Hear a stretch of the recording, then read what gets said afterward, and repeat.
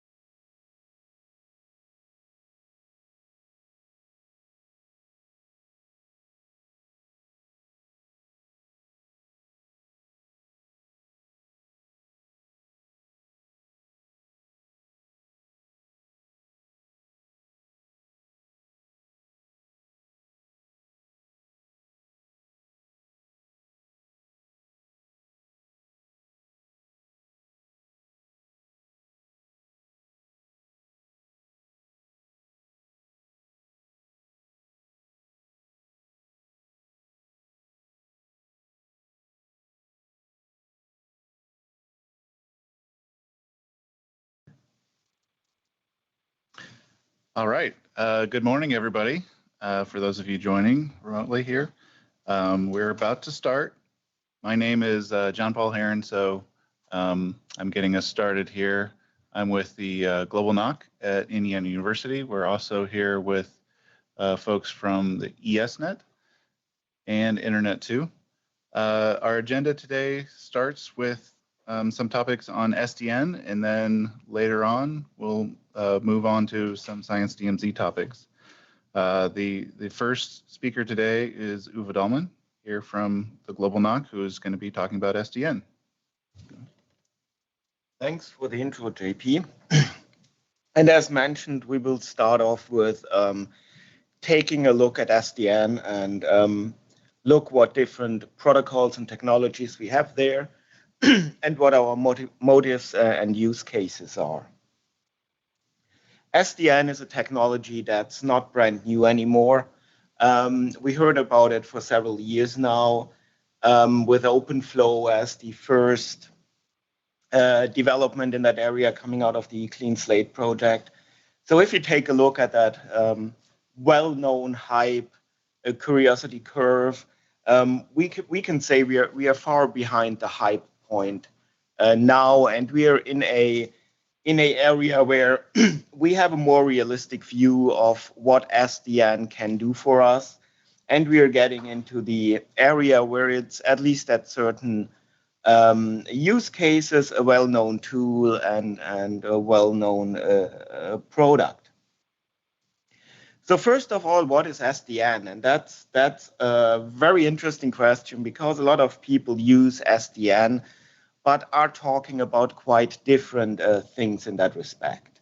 In the beginning, I remember SDN, which means software-defined networking, as understood by Stanford or the Open Networking Foundation, meant that software-defined the network means we have a centralized controller that defines how our network forwards the packets. So the software in that case was the controller, the applications running on the controller. Other companies understood it a little bit different and said software-defined networking, that means that I have software running on my clients that is now able to interact with the network. So the idea was something like you click on a YouTube stream and the YouTube app is able to communicate with a centralized controller and then get information about the network state, configure the network appropriately for that use case, and adapt itself to the information it gets from the controller, in contrast to the traditional way where a YouTube application would just try to probe the network and indirectly find out what can I get as a bandwidth or not. So yes, there were different flavors of how to understand SDN, and we are for now going in my view with the first definition, which means we are controlling the network with software, with applications running on a centralized controller. And the important part of the centralized controller is that it has a complete view of our network topology. In contrast, again, to traditional network devices, where the devices communicate over limited protocols with each other, but then like protocols like spanning tree, BGP, OSPF, but then every device makes its own decision on how the topology is and acts accordingly. And if that's not aligned, we know we have something like routing loops or other problems. So now we have a centralized controller that has a complete view of the topology and can make better decisions by that. And this also allows the centralized controller running on a standard Linux system or on a standard operating system, allows for easier integration with IT systems outside the network. So we are used to have our network devices talk to network devices, but now it's much easier to integrate business logic into the system, like external databases, authentication systems, and so on. Another very important part that we need to see here is that we decouple the control from the equipment. In an SDN network, the equipment gets the forwarding entries from the centralized controller. So the single equipment does not make a decision anymore on how to forward. It gets that from that centralized system and just implements that. We talked a little bit about routing already. I mentioned that. If you look at the different layers of abstraction we have in a SDN system or in systems generally, the lowest layer is the forwarding. That's like the base function we need. In the end, we need to know how to forward packets we receive. On top of that, there's routing normally implemented, which is a higher level function that allows us to get information about the whole network topology, and from that derive the forwarding entries. But the really interesting part is the business logic that we want to integrate better into our network systems, and that's where SDN comes in. So what are business concerns? We talked about business logic in the slide before. So what is it? Well, that depends on your organization. If we look at a university, a research institution, the first point is, what traffic do we prioritize? What do we do with Facebook traffic? What do we do with research traffic?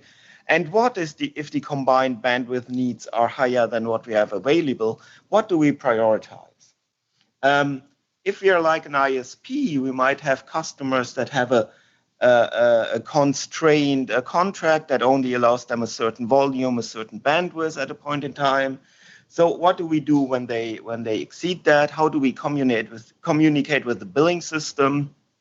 Can we implement something where if somebody exceeds the paid allotment, that he can buy more, like interactively put in credit card information, bam, you get 10 gigabyte more. And another point is coming from the security side, what do we do with known bad traffic? Again, that is a question that has different answers. If I'm an ISP, I might not be allowed to drop any traffic that goes to one of my customers because it's the customer's responsibility to act on what they get. Whereas when I'm the end user, I might decide to drop packets on my edge because I don't want to have it enter my domain. And for all of the things we talked about, we need external data to address we need to address external data to be able to answer our forwarding question. So that's again where everything comes together. I want to make smarter decisions on forwarding packets using all the intelligence in all the IT systems that I have. So yes, we talked about external data. And what are the data sources that I can use there?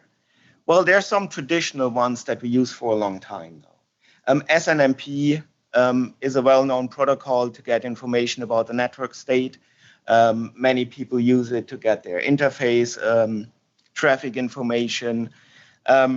Same area as flow, where we get host-to-host based traffic information, so more granular information about what's happening. We have device configs that we might gather regularly from the devices and analyze in a way to know what's happening. But there might also be more dynamic things like security information. We might have IDS systems that on the fly can generate alarms if bad traffic is seen on the network. And we want to get that as a live dynamic update to our forwarding decisions. And there might be SLAs, contracts, real business information that we might get from business databases, which also can sometimes be dynamic, like billing information. So if you're able to do all of that and get all of this external data into our network, what is the dreamy end state that we hope to reach?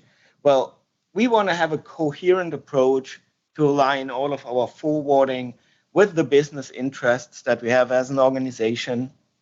and that across all devices, vendor agnostic. It would also be very good if the whole system has a robust design that is self-healing,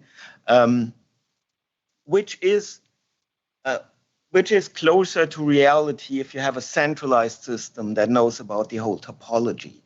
Just to make it clear, a centralized system does not mean one server. That might be a cluster of servers, a distributed system of servers over different data centers. We have one topology in there, but it is not a single point of failure. And besides the robustness, minimized human intervention.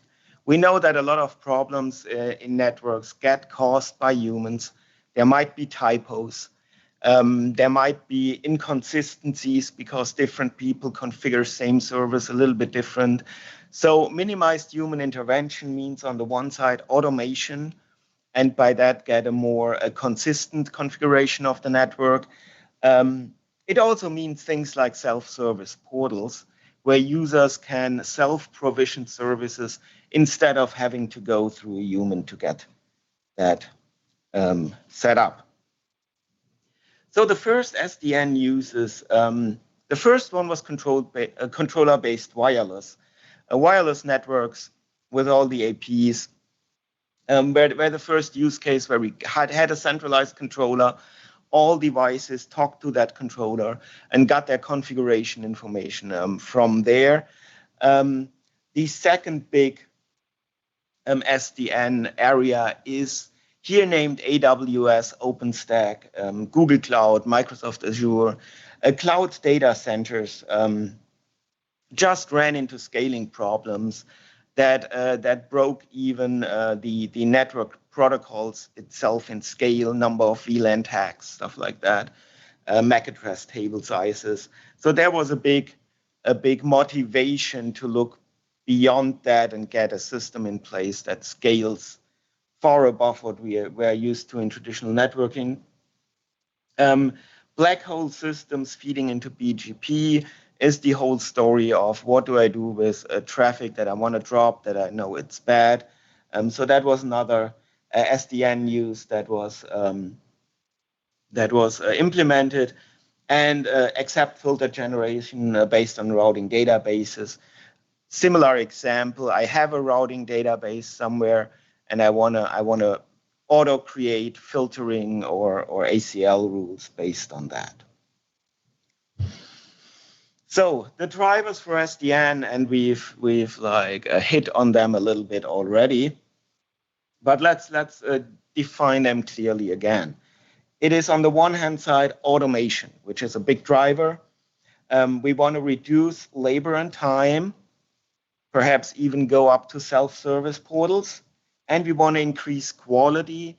Increase quality means that prevent typos, have a consistent configuration about our over the whole network.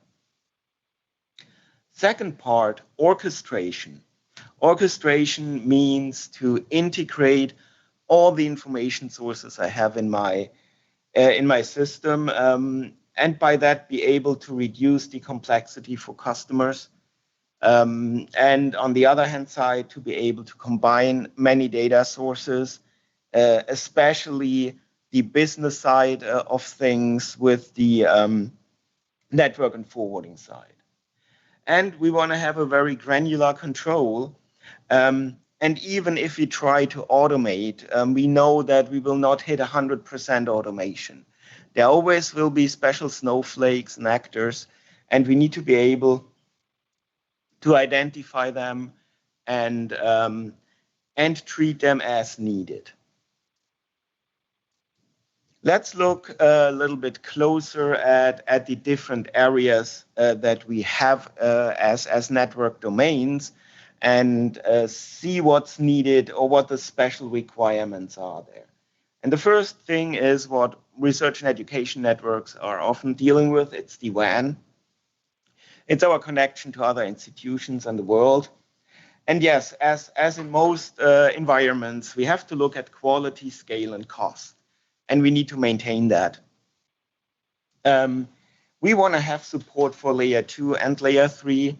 It's not just the worldwide routing access that is needed. We also want to create direct connections to partners to be able to have high-speed data transfers to them. We are looking for layer 2 orchestration, means setting up a circuit from institution A to institution B should be automated. So I do not need to touch every device on the path, especially across domains. That is a very slow process. So have something automated that creates me a layer 2 circuit, and there are systems out there who do that. OESS from Internet 2, or we have OSCARS as a protocol that allows cross-domain circuit creation. So integrate that. And yeah, besides that, the WAN is cheap, dumb, and fast. That's what we want there. And there's not a lot of deeper functionality needed as soon as we can get our data over without any problems to our target. And again, self-service for circuits is the goal there. So the end user can create a circuit without going through a network human person with all the delays involved. If you look at the campus side, it's a little bit different. On the campus side, we have different user classes. We have the domain science users, we have commodity, we have high performance computing. So we want to support all of these different groups of users with minimal amount of hardware. So that's one point. But out of the different user classes, there's coming the need for appropriate security, domain separation.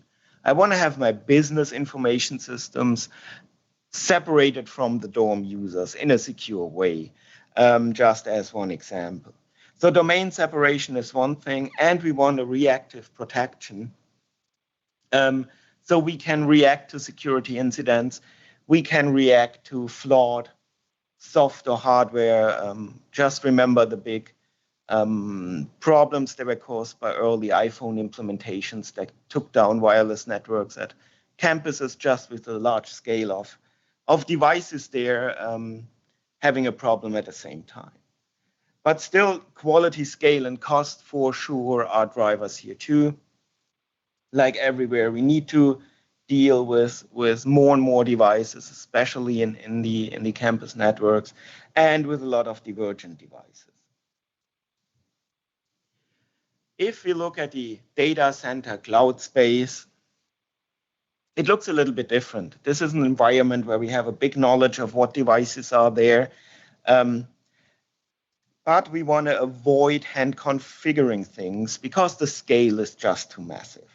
So when I create a virtual host on my hypervisor system, whatever it might be, or let's say a few hundred hosts on my hypervisor, I do not want to touch, I don't want to hand configure them, and I don't want to hand configure the network for them or the storage. So this is a perfect example of orchestration where I have one system like a hypervisor that then triggers other IT systems accordingly. For example, put in IP ACLs to make that vhost reachable on the hardware platform it's running, creating DNS entries, creating DHCP entries, and interact with the billing system to make sure that everything is controlled there.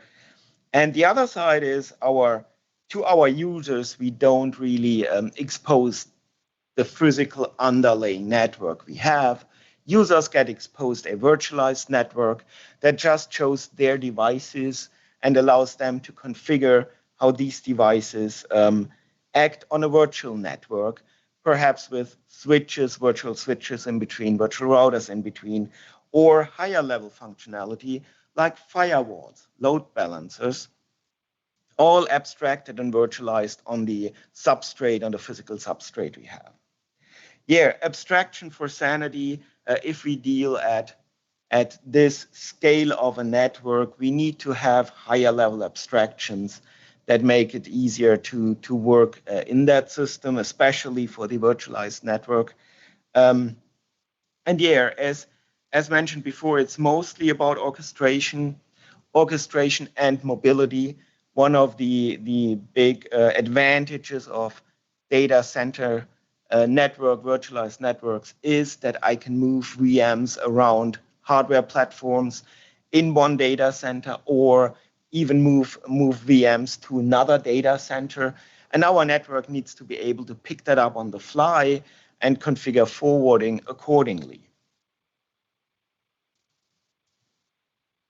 I mentioned load balancing, firewalls, and virtual network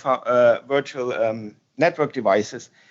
So NFV is a technology that is getting more and more support, and this means that we move network functions like routing, load balancing, firewalls into a virtual machine. Why are we doing that?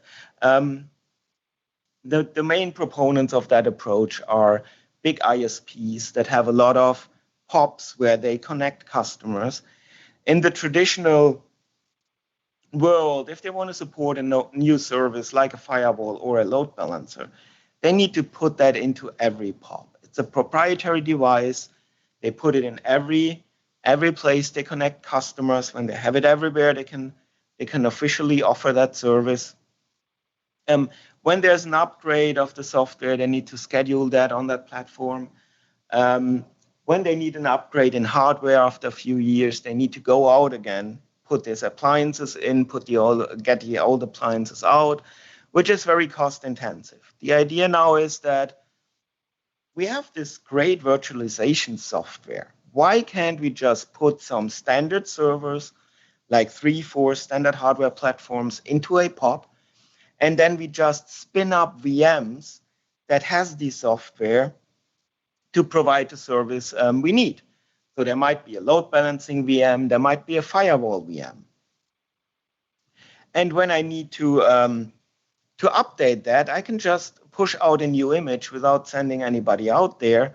And hardware upgrades would be standard too. You just would put a new standard server in there and automatically integrate into your delivery system, which allows to go to a massive scale too, because now you're able to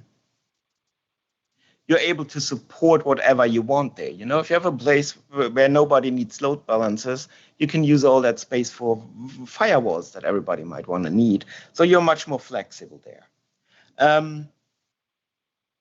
But if we do that, we need to be able to move the traffic accordingly.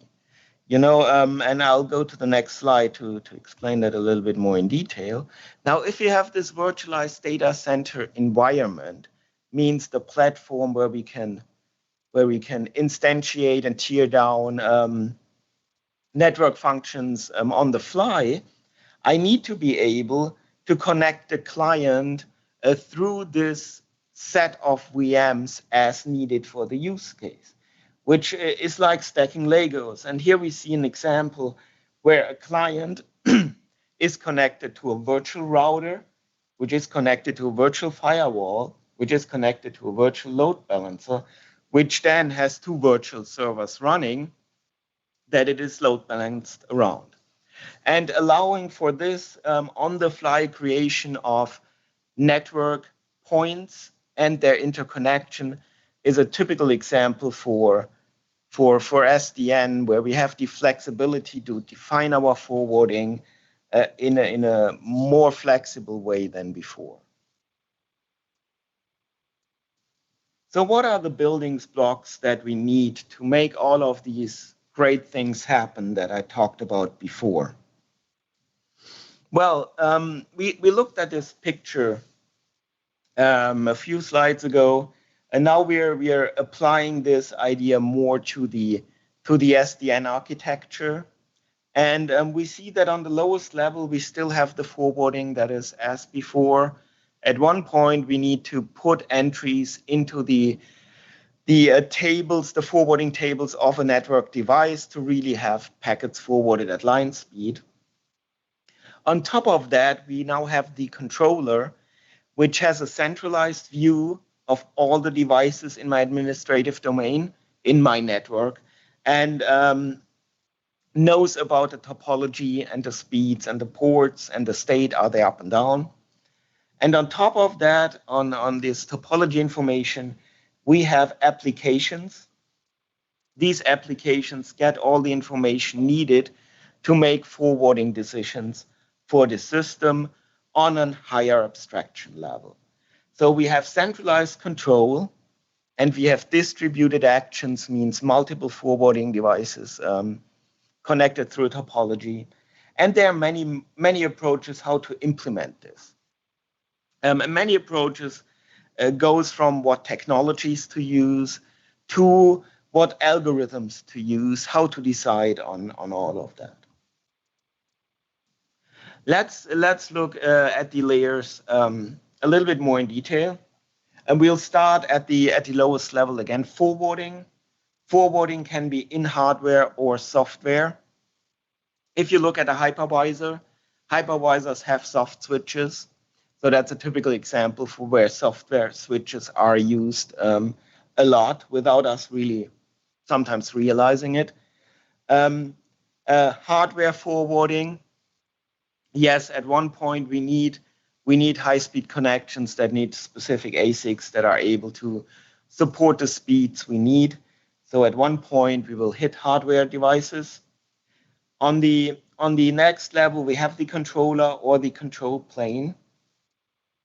It provides a central control point and then pushes out the information to the distributed forwarding devices we have. So that's one of the duties. And a controller provides abstraction layers.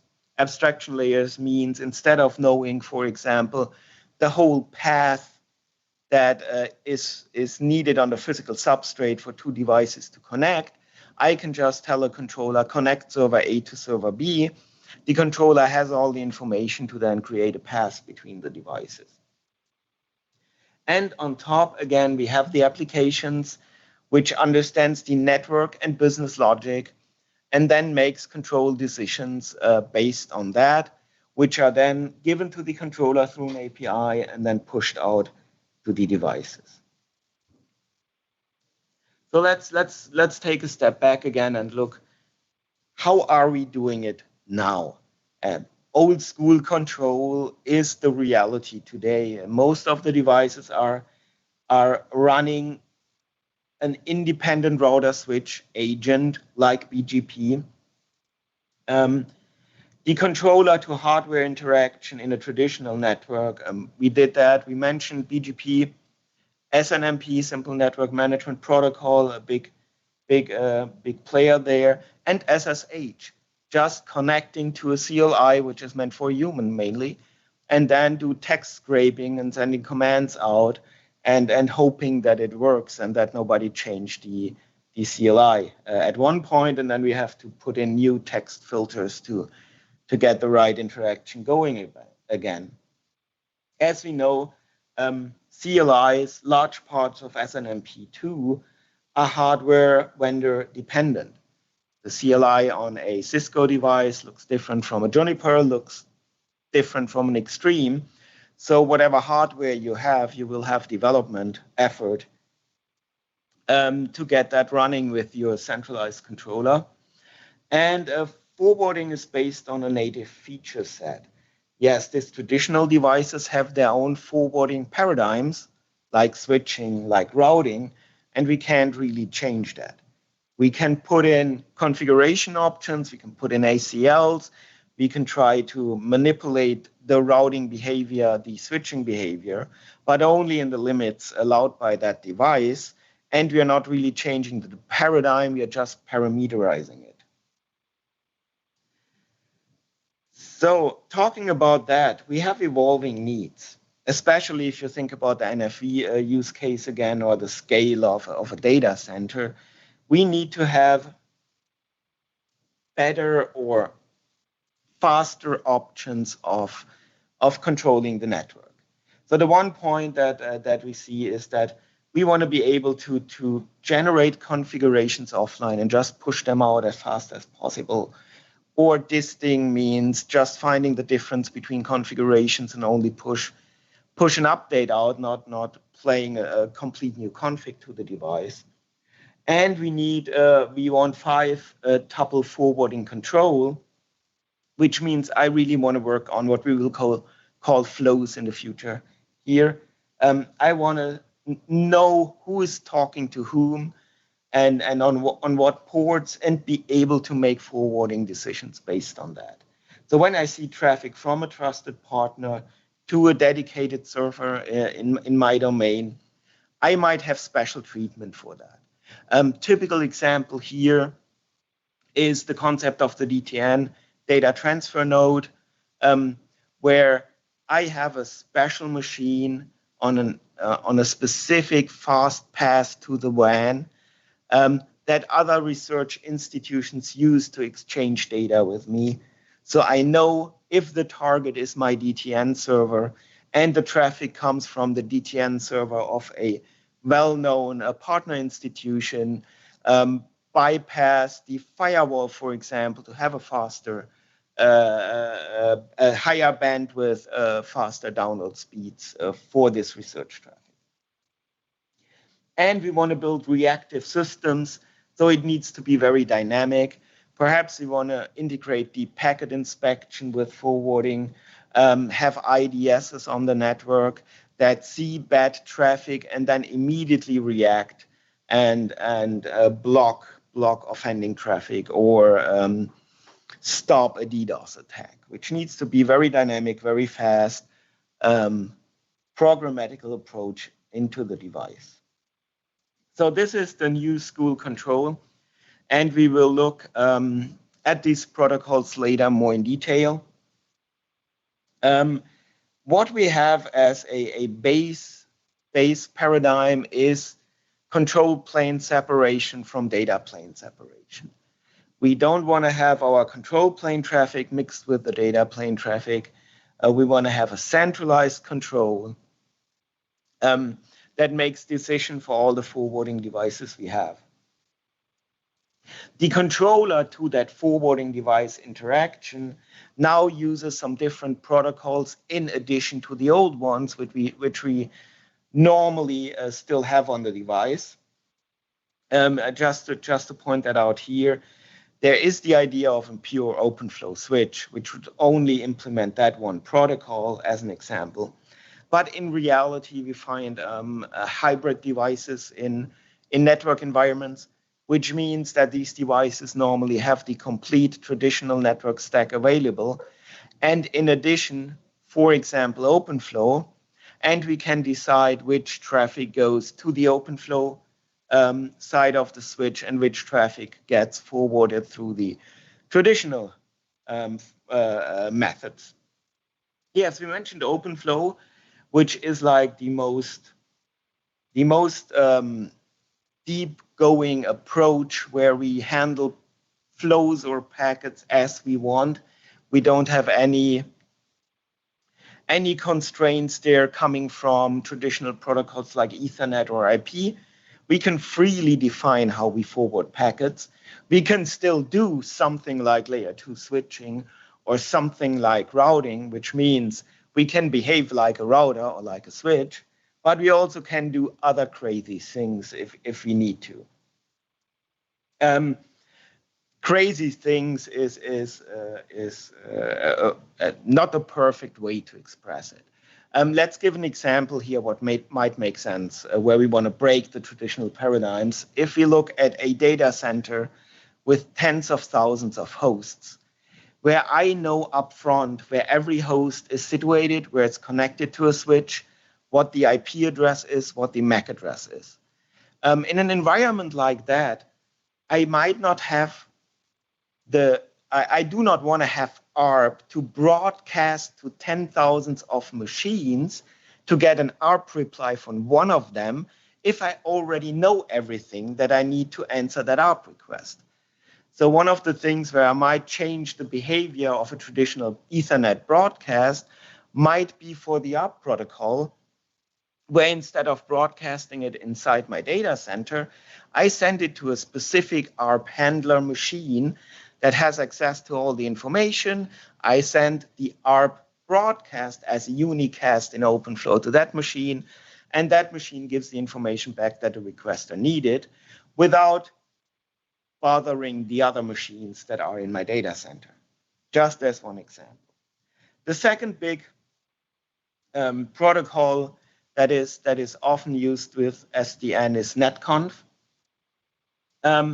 Netconf is a configuration protocol very similar to SNMP, which in contrast to OpenFlow doesn't change the underlying methods, paradigms, how packets are forwarded by that device, but it configures existing forwarding systems on the switch. Means I still have routing, I still have switching on my device, and netconf allows me to do the configuration on top of them. Yeah, we have BGP extensions, a BGP flow spec, for example, where the BGP protocol is used to transfer forwarding information, more granular than routing itself. And there are a lot of proprietary protocols or proprietary controllers.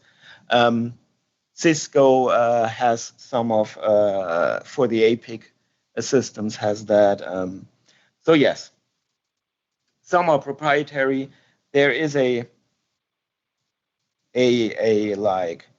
there is not black and white. Sometimes people just expose additional functionality that are not standardized across all vendors through a proprietary protocol. In the end, what we get from all of these technologies is enhanced forwarding control, means we have a better way to define how packets are flowing.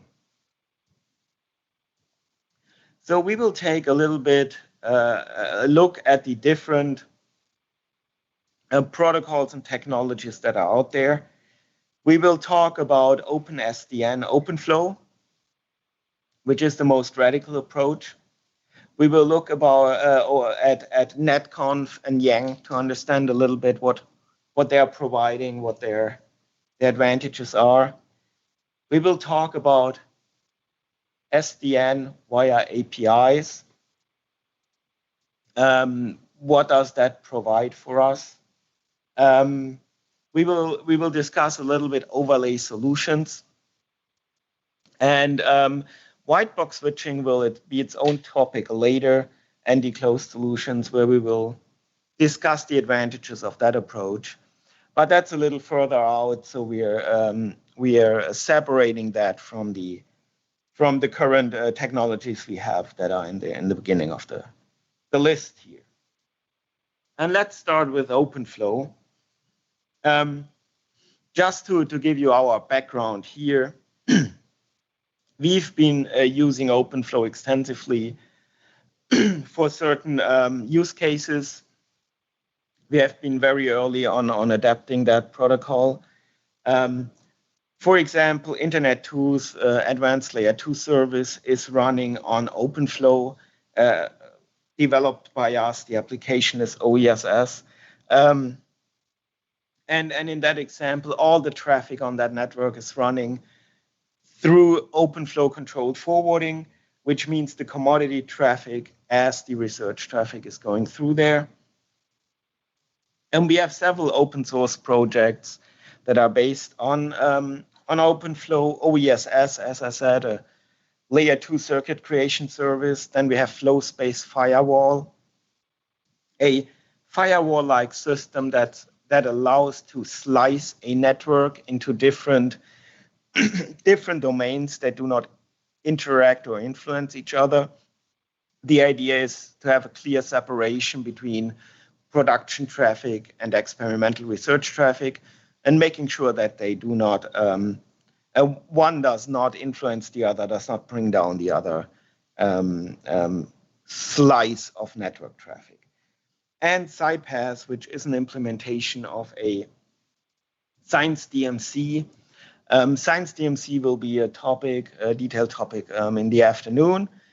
For now, it's a specific a system to allow science traffic to bypass slow middle boxes based on policies and other information gathered from IDSs and similar things.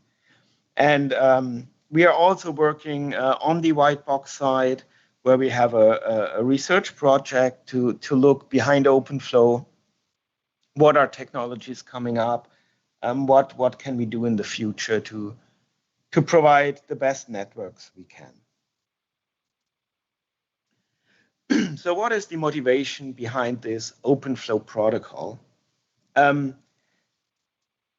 first thing was to create an open forwarding control interface. An open means that everybody has access to understand how that system works, and it is independent of proprietary closed vendor systems. So we have one protocol that works the same across different vendors, across different devices. So if we develop an application, if we work on a controller, we can change out the underlying hardware as we want to. We want to integrate, as we mentioned several times before, the control and the business logic. Open up the networking world to better understand what our needs are and to better align our forwarding with the concerns of the organization. And we want to improve scaling with central coordination, which might sound a little bit surprising if you think about it. You centralize, and by that you want to have a better scale. But you need to understand that in a complex network, the topology exponentially gets more and more complex, and each single device has to make decisions based on that topology. That does not scale well. Now, using a centralized controller, we, on the one hand side, have immediately the topology information about all the devices, but we also have a much more powerful system that can interpret the information we get and do higher level processing to let us know what's going on. A 32 core server with like 512 gig of RAM is a much more powerful base to understand the topology than the slower CPUs on switches, on routers with their limited memory. So what are we doing in the OpenFlow world? Well, the main approach is to separating the control plane from the forwarding and to have an open protocol that everybody can use and work with. That's the OpenFlow versions 1.0 and 1.3. Looking at OpenFlow versions, just to start that discussion here, you have to look at two worlds. The one is the soft switch world, which is much more flexible, much more dynamic. They can easily integrate new functionality, whereas hardware needs a longer time and a fixed target to implement a protocol version. So revision 1.0 and 1.3 are the hardware targets. That is versions that hardware vendors developed for. But we also have 1.1 and 1.2, which you will find supported on soft switches. Currently, we are at 1.5. 1.6 is planned to be the next target for hardware vendors of the OpenFlow protocol to develop against. It is TCP-based, means the control plane connection from the switch to the controller is a TCP connection. It is based on an abstract forwarding table model, which means let's start with OpenFlow 1.0. The switch itself might have different forwarding tables or TCAMs for switching, for routing with different functionality, but exposed as an OpenFlow table is one table. It is one list where I can put in matches, means defining which packets I want to process with that flow. And I can put in actions, means if a packet matches this information for that flow, what should happen to that packet? And and have the statistics needed for that too. And we will talk about that abstraction more when we look at 1.3 and multiple tables. And the other important part, apps do not run on the route engine. Apps do not run on the device that's doing the forwarding. The apps, and apps means OSPF, spanning tree, BGP, or whatever you want to implement, are running on the centralized controller. So if you look at the right side, we see the switch, which has an OpenFlow agent, which speaks to the controller, which we call the southbound, looking from the controller southbound, speaks OpenFlow, and then takes the information received via the OpenFlow protocol and puts it into the hardware tables that we have on the switch. And the moment that happens, we have line speed forwarding on that forwarding device. And on the other side, on the controller southbound, we have an OpenFlow event loop where we put our requests, our commands, our protocol messages in. We have built-in modules running on the controller itself, which provide the base functionality, as I mentioned. What ports are there? What's the port state? Gathering the topology, and all of that is exposed to the application via northbound APIs. And these northbound APIs, and also the way to build integrated modules in the controller, is controller specific. So if you write code for Open Daylight, it will not run with Beacon. So you need to make sure that you're choosing a platform that is the optimal for your problem from a controller perspective, and then you write your code on top of that. And I mentioned the abstract forwarding table. As I mentioned, in 1.0, OpenFlow 1.0, we had one flow table, and that is what we depict here.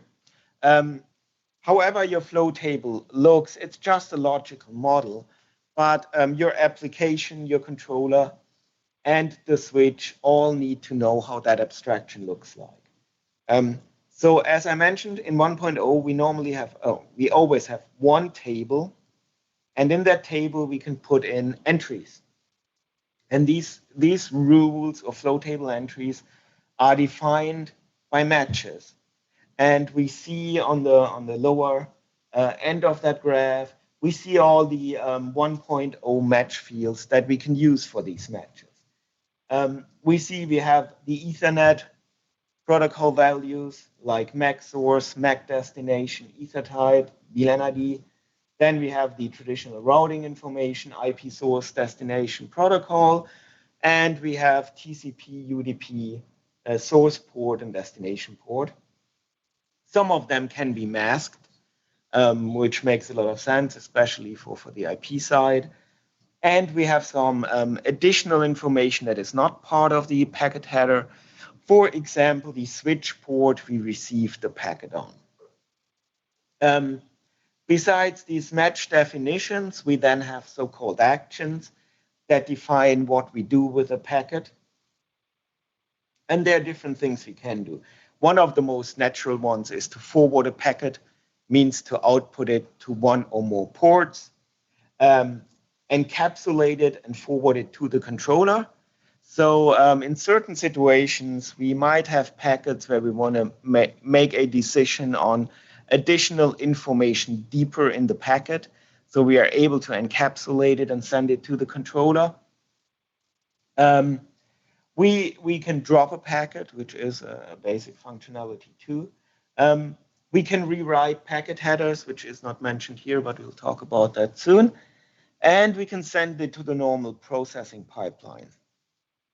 Means on a hybrid switch, if I have routing and switching configured, I'm able to take a packet on the OpenFlow side and say, just do as you normally do. The idea here is to leverage functionality on the switch and to leverage functionality that we have on the hardware on the switch, and on the other hand side, to have a good migration path. You could imagine that you start off with only want to use your OpenFlow SDN system for voice over IP traffic. So you could put in a rule that says, first of all, every packet goes to the normal pipeline. So I enable OpenFlow on my network, and I say everything goes to the normal pipeline, so nothing would be changed in the first way.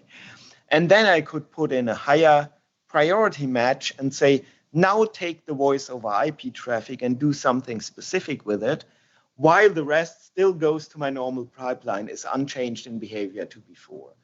And if I run into any problem in my migration, I can just remove all the OpenFlow rules and accept the one default to go to normal and be back at the state that is a well-known state before. So yeah, that about the forwarding table. Now, if you look at the switch, what does the switch do or has to provide in the OpenFlow abstraction model and that protocol? Well, the switch has, first of all, to pass topology events to the controller. That means information like I'm here, this is my name, I have these ports with that speed, these ports are up, these ports are down. Another thing is, well, we might need to add and remove ports. It could be a chassis-based switch. So somebody could put in a line card, so the switch needs to be able to say, hey, I had 24 ports, but now I have 48. And on the soft switch side, it's even more dynamic because ports are just created on the fly as needed, because we can do that in software. It needs to be able to understand controller flow modifications. That means the rules that we looked at before, the flows, they must be very dynamically created, removed, adapted to the situation. So all of that needs to work. We need to track usage, which means we now have forwarding rules and we want to track packet and byte counters on them. Sounds easy, is one of the harder things for a hardware platform to do. Accounting at line speed isn't easy, and normally traditional ASICs were not prepared to do that for arbitrary flow matches. They are able to do that per VLAN, they're able to do that per port, but now I say, well, everything in that IP address space with that TCP destination port, just count how many bytes and packets are going through there. Not trivial at all for hardware. And in the end, we need to forward packets. And yeah, how hard can this be? They're doing that for years now. Why should that not work in OpenFlow? Yes? Okay.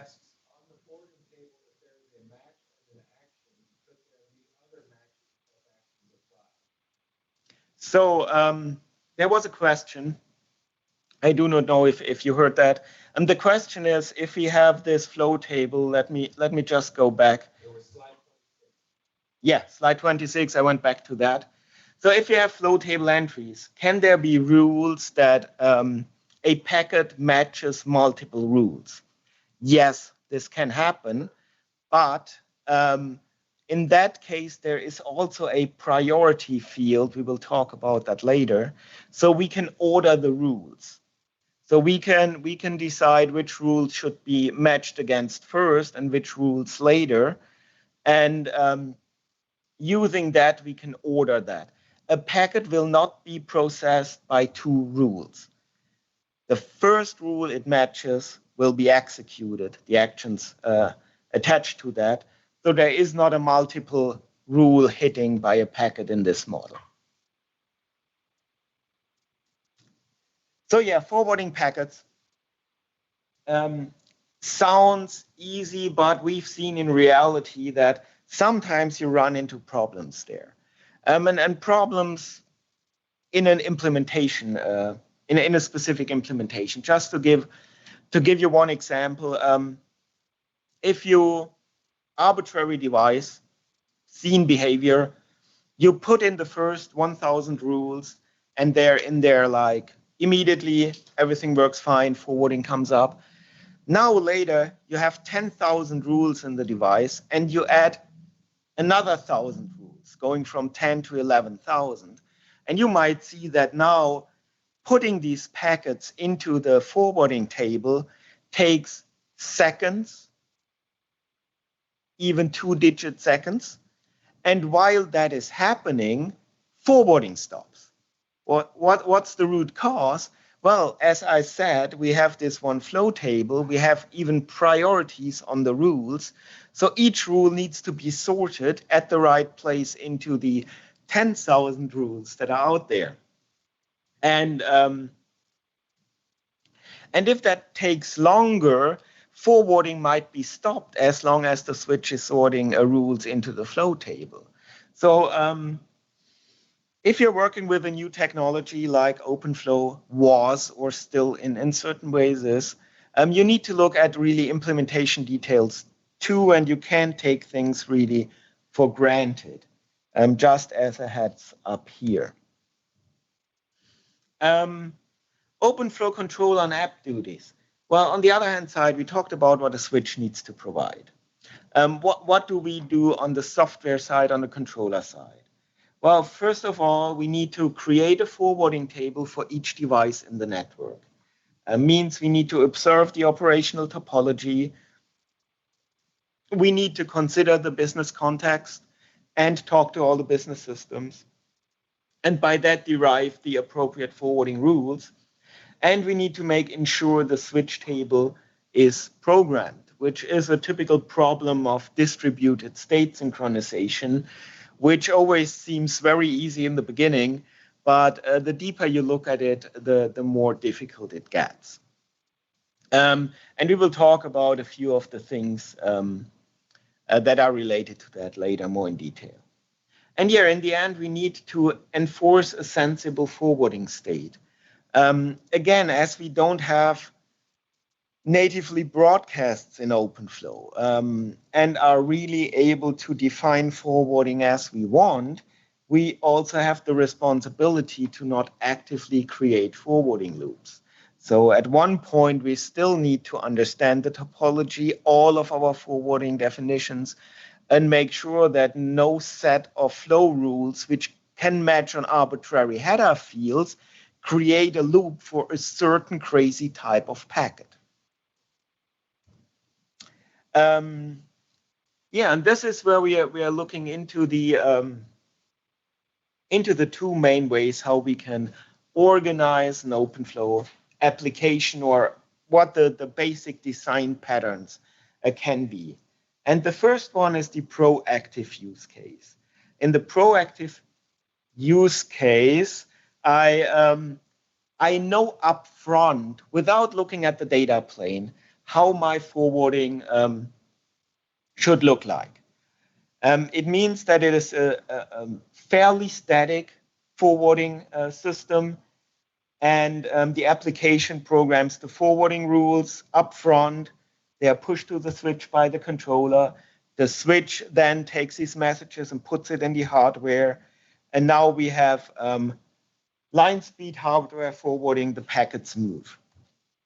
There's another basic paradigm we can use where we say it's the reactive use case. We get packets from the data plane, and we send them to the controller, and the controller looks at the data plane packet and then makes a decision based on the information there. So the packet arrives at our switch and is forwarded across the control channel to the controller. The application can take a look at the packet and programs now a specific rule for this type of packet down to the switch, and the forwarding then happens in hardware. And does this create a denial of service risk? Yes. We are putting data plane traffic on our control plane, on our management network, and there is a certain risk to that, and we need to have that in mind. Later protocol versions, by the way, allow to specify bandwidth constraints, number of event constraints, and even completely separate physical and logical connections to forward that data plane traffic to protect the main control plane from getting overflowed by data there. Management network, we talked a little bit about it. We have a data plane and we have a control plane, and the control plane runs on its own management network. and we need to be able to deal with additional delays, additional latency for this network. So we need to understand that the control plane connection has a little bit different properties than we are used to if we are working inside a router, especially on long latency links in the WAN for the control network. Reactive processing might be a little bit challenging, getting state synchronization in there and stuff like that. So we are past the first hour here, and we will take a short break, and then we will talk about SDN via netconf and Yang. Feel free, if you have questions regarding the OpenFlow intro we had, to post them in the chat, and we will start off after the break with answering them. Thank you.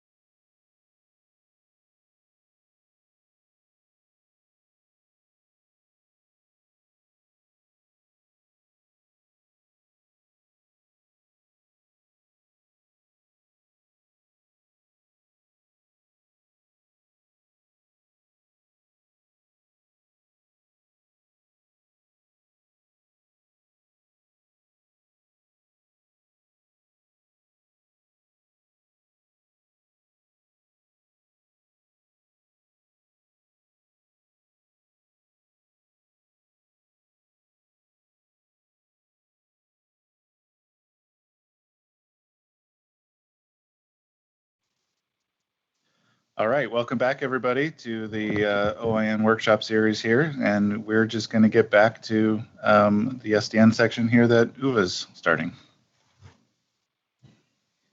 Yeah, we talked about OpenFlow in the beginning. First hour SDN overview, high level, and OpenFlow, and now we will look a little bit at other southbound protocols that we can use, or configuration methods, to interact with our forwarding devices from the centralized controller. And we will start out with netconf and Yang. I'm sure that you heard the two words mentioned before. Let's start with Yang. Yang started development around 2010 with the first RFC released. And it was developed for and is used by netconf, which is the transport protocol for the information contained in Yang. And that means Yang is a data modeling language, which is able to transport configuration data information, state data information, and events notification, which makes sense in a network world. We want to be able to configure our device, means define the state it's in, but then we also need to get state data back, means is the port going down, how much traffic went over that interface. So we need to get some statistics, some information back from the device, and we need event notification clearly to react to things. Port goes down, I need to know that so I can forward my packets another way. Underlying Yang is an XML tree format, so it's a well-known language to encode information. And all in all, what I talked about sounds a lot like SNMP.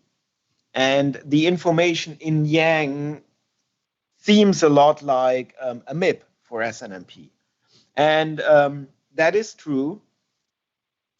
But in contrast to a MIP for SNMP, we now can download that data format from the switch itself. So now I do not need to go to the internet and search for a certain MIP for a certain device and hopefully find the right version. No, I can query the switch, give me your current Yang X model, and then know exactly what the switch can provide me. You still need to know what the data is that is encoded. So what the switch tells you is, for example, I have something called CRC error counter, which is a 64-bit value, and I will return that to you if you ask me for it. But I need to know on the controller side, what is a CRC error? How do I work on that? What do I do if I see it happening? So still you need to have the human understanding of the data, the information that you get, besides the pure data structure that the switch can provide you. Here's a little list of examples of Yang definitions that made it into RFCs. I just put that out here so you can see that there is a lot of work going on in the area of defining Yang models. Yang models are used in a lot of different ways nowadays. And there's also, as we have in the MIP world, we have standardized MIPs like the Bridge 2 MIP that we know we normally find on every device, besides a lot of proprietary stuff. We also have some work on getting standard Yang definitions out that are comparable to these MIPs. And for example, I pointed out that Yang is a lot like SNMP, and if you look at the last line, you even see there is a Yang data model for SNMP configuration. So there is a way back and forth between the two protocols, and you can derive a Yang data model from a MIP, for example. And to make that point a little bit clear, and then to better understand it, we have an example of some Yang configuration here. We see that we have a namespace. we have an organization, looks very much like the start of a MIP file. Contact information, a description. Here we have a netconf monitoring module. All elements are read-only. Revision. And if you look a little bit further down, we see that we have on the right side IF admin status as a leaf. That is the interface admin status, administrative status, which can be up, down, or testing. And the value config is true. That means that's a value I can set. I can bring an interface up, I can bring an interface down. If you look below that, we have the interface operational status, if oper status, which has different values. It has up, down, and testing, as we saw in the admin side. But then we have unknown, dormant, lower layer down. This is the state the interface is in. And this is a value that I cannot configure. That's a reality information I get from the switch. There's nothing I can change there. So that means that's why there's config false. So as we see, it's really similar to a MIP, and you can read it as a human and roughly understand what's going on there. Now, that was Yang. That was the data model. That was the way how information is encoded. But we also need to manage and install that information. Again, netconf itself has a longer history going back to 2006 with the first RFC. But you see 2011 was a big revision. It allows configurations on network devices to be installed, edited, and deleted, which is again similar to SNMP, but we will see that there are some important differences here, which is why it's named netconf.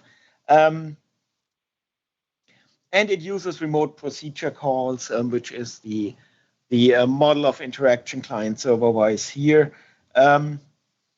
More interesting is looking at the different protocol layers we see. First of all, we have a secure transport layer, which is important to have encryption there to be sure I'm talking to the right device. On top of that, we have the RPC messages, the remote procedure calls. On top of this, we have operations.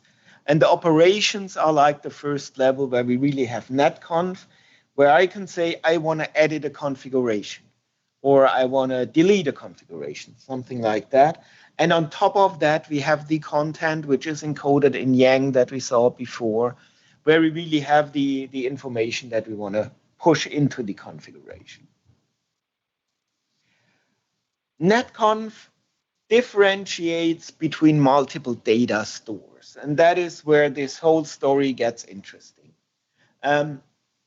If we look at SNMP, if I set a value, I set that value. There is no rollback in SNMP. If I send an interface down message via SNMP, the interface is down, which is okay on a single device. But if I have multiple devices in a network and I want to create a path across them, that's not the ideal way. I start configuring the path on the first device, on the second, it fails on the third, and it worked again on the fourth device. Now I have a network state that is broken, and I need to understand how to fix that again.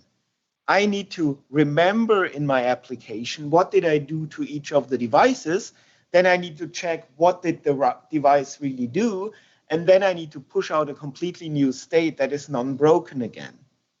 And this is where the multiple data stores on netconf are really helping, because now I can push a config into a candidate state on all of the 4 devices.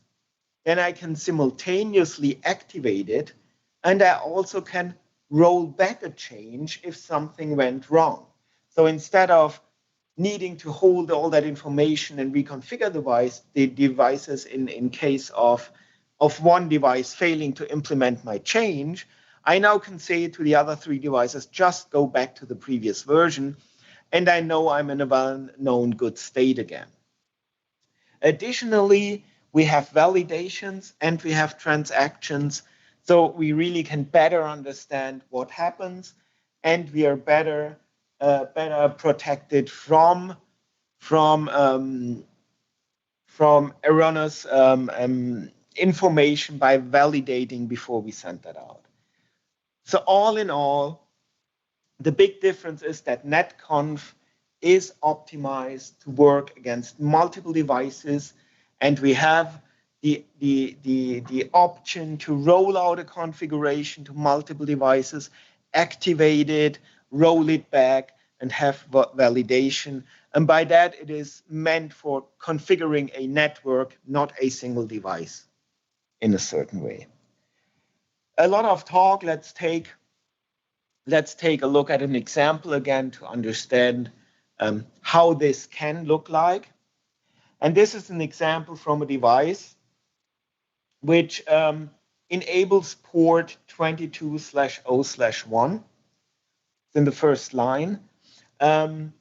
You see the RPC, the XML information, RPC information in the third line, and then we see edit config. So we want to edit a configuration here, and our target is the running configuration.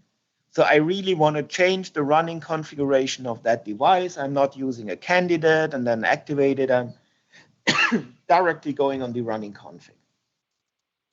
So what am I going to do? We see that I have an interface that is named 10 giga. I have an interface of type 10 gigabit Ethernet. The name is 22/0/1. And I have the command shutdown, but then the operation is delete. So this is the whole command from like a higher level understanding. I type in no shutdown for that interface 2201. And this is an example where the vendor of that device allowed you or aligned their netconf with their CLI. So they built a netconf Yang model that looks from a logical standpoint like their CLI. And if I delete the shutdown command from the configuration, it brings the interface up. This is one way to do it. It's not terribly bad, but it might be, there might be others out there who offer you higher level abstractions that are more optimized to be used programmatically than just to put the CLI in a Yang model. The CLI again is structured for humans, and there might be better ways of putting an abstraction layer in netconf on top of my device. So when you look at devices, take a look at the MIPS that are provided. We have seen that in a lot of cases, not all information available via SNMP is available via netconf. So when you see a device that says netconf is supported, you still need to make sure that every functionality you need, every statistic you need really is supported in netconf, and you're not forced to fall back to SNMP because certain things are not provided. When you talk to vendors, I don't know if that's still happening, but for a long time they said things like, well, we don't support OpenFlow, but we support netconf. So there's your SDN. And that is not a meaningful answer. Netconf and OpenFlow have nearly no overlapping functionality. Netconf is a device configuration and state, as I said, comparable to SNMP or CLI. It is configuring traditional forwarding schemes like MPLS, BGP, and it is initiated by the controller. Just as a little thing I might not have mentioned before, in the traditional OpenFlow world, the switch connects to the controller. So I configure the switch with a controller IP address, and then the switch reaches out to the controller and establishes a connection. If the controller allows for that. Whereas netconf is the other way around. The controller will reach out to the device and try to connect to the device. So in contrast, where we have netconf, which is a configuration of the existing functionality on the switch, OpenFlow is defining the forwarding behavior of a device in a very dynamic way, which can be freely defined. We are not restricted by any Ethernet rules that all Fs is a broadcaster, stuff like that. And as mentioned, initiated by the switch. So these protocols are complementing each other, but one cannot be functionally replaced by the other. There are little areas of overlap. Like I can bring down and bring up a port in netconf. There's also on the OpenFlow side the possibility to do that. Or if I look at the other thing, I can create an ACL via netconf to drop packets, which I also can do via an OpenFlow, a drop rule. But that is really just a little bit of overlap. And as stated here, they cannot functionally be replaced by the other. So there are a lot of things in netconf that I can't do with OpenFlow, and the other way around. There are a lot of things in OpenFlow that I can't do with netconf. So best is to have both of them.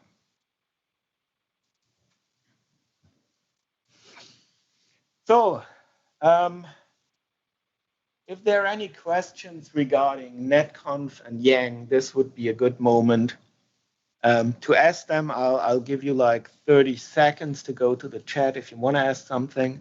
And then we will continue with looking at APIs.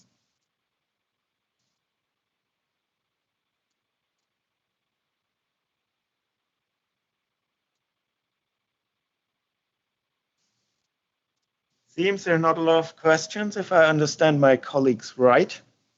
So we can go on. SDN via API. This is a movement that was long overdue and is finally picking up.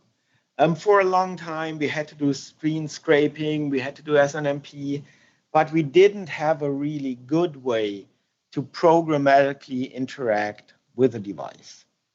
And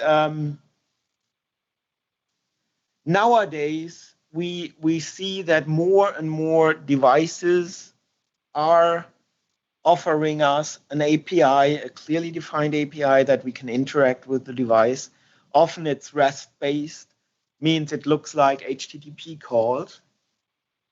And these APIs are provided on different layers of our IT system. So on the applications side, it is not surprising. The application is a standard software developed by developers on a controller. And from the beginning, they often implemented open APIs to interact with that application. For example, let's assume we talked a little bit about that. You have something like SciPass, which is a way to prioritize research traffic on your edge. From the beginning on, it was clear that other code running in our system might want to white or blacklist traffic. Means there might be an IDS running and the IDS detects bad traffic. It wants to be able to tell that to that application SciPass that is really controlling the network and tell SciPass to drop a certain kind of traffic. So this is application level APIs, which are often on a higher abstraction level or policy based, as we call it.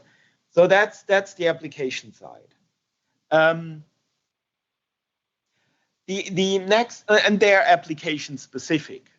Proprietary is like a harsh word here. If I have a specific application, it has specific APIs that it exposes. We only can expect standardized APIs on an application if that application is a standard application that multiple vendors provide in the same way. Second level is the controller. We already talked about the controller and mentioned that a controller has very specific duties in the network, like having the topology or detecting the topology, providing it, and controlling the forwarding devices, stuff like that. So we often have an open northbound API, open northbound and open internal, I want to say. So the controllers allow you to do calls via a remote API, which is a REST API, for example, to get the topology from another system. On the other hand side, they also have an internal API where I can use this API to write a module for that controller. It is clearly that if a controller, for example, follows the reactive paradigm and really my application follows a reactive paradigm, and then I need to be tightly integrated in the controller's event loops to get all the packets. And that's nothing I want to do remote.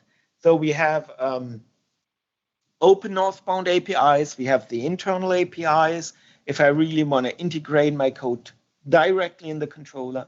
And then we have southbound APIs, which might be proprietary or might be open. Examples are OpenFlow, NetConf, and so on, what we talked about. We can see these protocols as an API too in this world of SDN, because they're behaving very, very similar. And then we have on the lowest level device APIs. Examples here, 1PK, REST again. We will find REST at all the things. The big difference here is I can now programmatically change the state of the device, means configure it, change forwarding behavior, do whatever, but very much superior to SNMP and CLI, as I get a direct response from my API, understanding what happened. So if something goes wrong, I get an immediate error message explaining more in detail that something went wrong and perhaps even what went wrong. So I have a much better integration there and better standardized messages compared to a CLI, where we all know we did that screen scraping, and then in a version, the return values of a command were reordered, or an additional word was entered, an additional line, and now all my parsing of that return string fails, and I need to adapt it and adapt it and adapt it across versions, across vendors. And clearly, the three main areas of APIs are not mutually exclusive. While I have an API to a application, I in parallel might have one or multiple into a controller and one or multiple into a device. A little closer look at the controller level. Controller APIs, as I mentioned, give applications the way to talk to the controller in order to modify or control the network state. The controller API is open, it's published, but still specific to the controller and often to the devices themselves. Means a controller might expose certain actions to my OpenFlow application, but given the device type, the device might implement only a fraction of these possible actions. So even though the API is like covering the whole possible space, given a certain device, the controller might tell me, well, rewriting packet headers is not working here. Again, so the controller APIs are open, published, but still, if you write for one controller, it will be specific to that controller. The southbounds can be open or proprietary, and there can be a lot of them. if you go to the current Open Daylight, which is a very well-known controller with a broad number of protocols supported. If you look at that, you'll see a huge number of possible southbound protocols that you can use. And Open Daylight is an open source project, but you will find also vendor applications of that. Means vendors optimize that code, vet the code, and then publish it as a vendor-specific solution. We see that with Cisco, their OpenSDN controller, or Brocade's SDN controller, which have a base in Open Daylight. Another example is Open Contrail here. Policy level APIs, a higher abstraction level. Again, specific to the controller and the application. Southbound protocols can be open or proprietary. Examples we have here, Cisco APIC-EM or APIC-DC, the enterprise version or the data center version of the Cisco application specific controllers. It's always, it sounds very abstract. What does higher level abstraction mean? What's in policy API? As an example, imagine that you allow certain interactions with certain network services only if a user is logged into his desktop. That would be a typical example where I have a higher level abstraction. I say if user X is logged into his desktop Y, he's allowed to access server A. That's the higher level abstraction. And then the controller and the application needs to go and check, is desktop Y on the network? You go to Kerberos or LDAP and check that user X is really logged into that machine. And then you provision the network for a path from that machine to server A.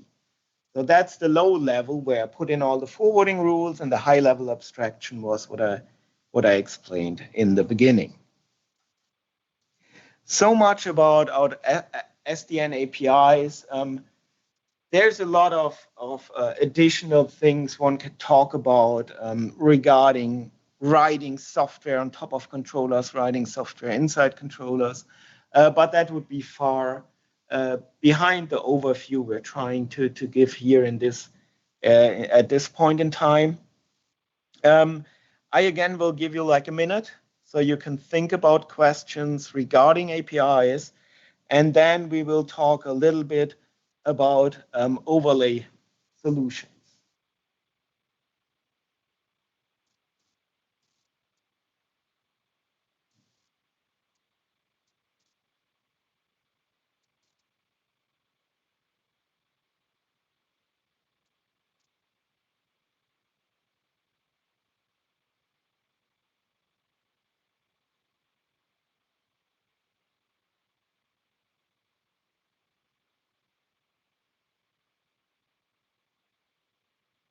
Okay, seems there are not a lot of questions at this point in time, so we'll go on. Overlay solutions. Overlay solutions were the first big success in the SDN data center world. What does overlay solution mean? This diagram is trying to show that. We have on the right side top 3 physical servers, which is our OpenStack cluster, our VMware cluster, whatever. And there are different virtual machines running on these physical servers. We have 3 physical servers with 3 virtual machines. And they have different colors depending on what network they belong to, what administrative domain. And we see that they're running on the hypervisor. And the hypervisor itself has a soft switch. And that soft switch is building the overlay network. Now let's take a step back. and look at the data centers when they started to pop up, they very fast ran into scaling problems. 4,000 VLAN IDs sound a lot for an enterprise network. But if you provide a cloud system for thousands of users, 4,000 VLAN IDs are a surprisingly low number. And you can't reuse them in your administrative domain. Additionally, MAC address tables seem to be sufficient for enterprise. The size of MAC address tables is sufficient for enterprise networks where we segregate, if needed, into routing domains to lower the number of devices in the layer 2 domain. In these cloud networks, my users expect to be able to have a layer 2 connection to each of their servers. They don't want to have me to arbitrarily put in routing domains just to be able to contain the MAC address tables. So that was the second point where data centers really ran into a problem: the number of MAC address entries needed in every device and the limited number of VLAN tags available. So what was the solution? The idea was that I have all these soft switches running in the hypervisors, and instead of the traffic being directly exposed to my physical network, I built tunnels between my hypervisor switches. Now I only need enough VLAN tags for my tunnels if I want to VLAN separate them. And on the MAC address side too, I only need the tunnel endpoints in my physical hardware, but I do not need to have the MAC address of every single virtual machine running in my physical hardware. So this overlay networks, creating tunnels directly between the soft switches, helped with the limitations of the hardware devices that I had in my data center. The second big point was that I could do that without talking to the network guys. It was totally transparent to the networking side of the world. I just built my tunnel. I have my own IP addresses there as a server administrator, and I did not need to talk to these network guys and wait till I finally get my link configured or stuff like that. This is a great approach. And as I said, it made implementation very easy by being transparent, but it ran into several problems too. The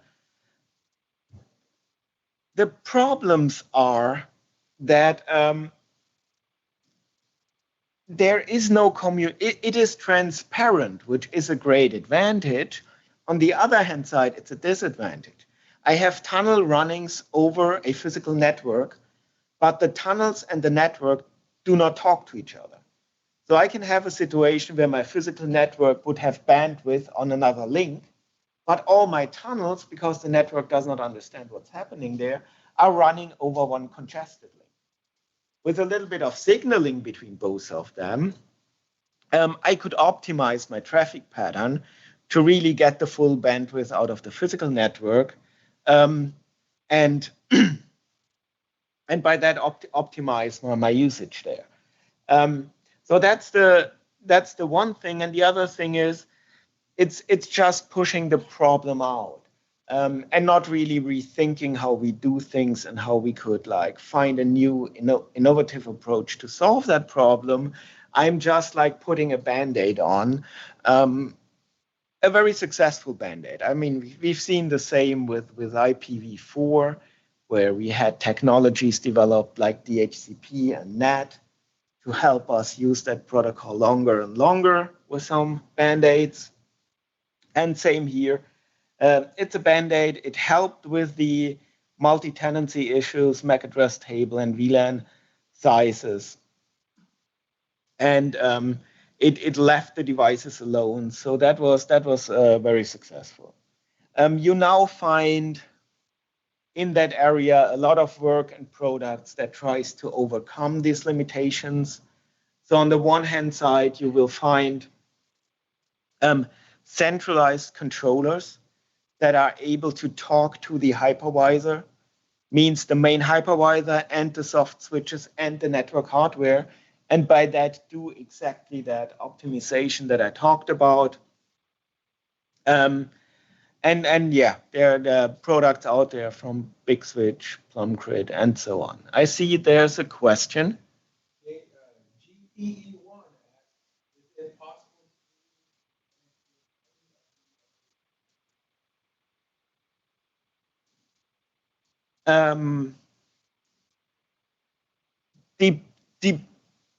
Depends on what you're asking for here.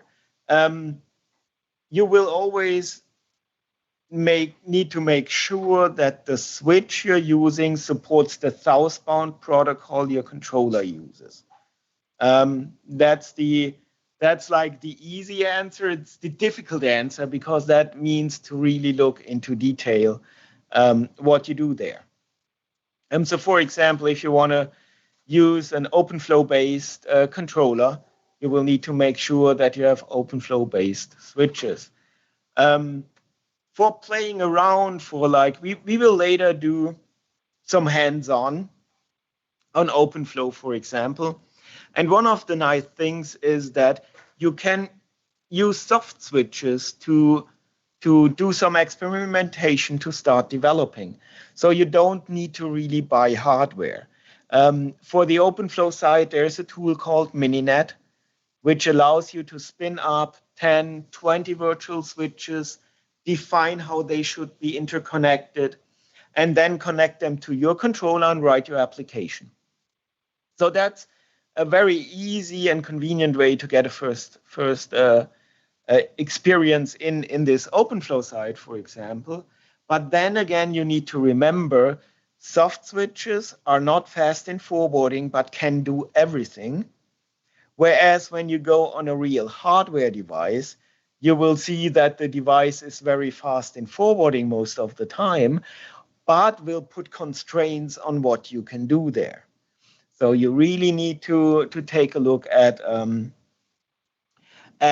what is available on a hardware platform and do that before you decide on an algorithm or a strategy to solve your use case.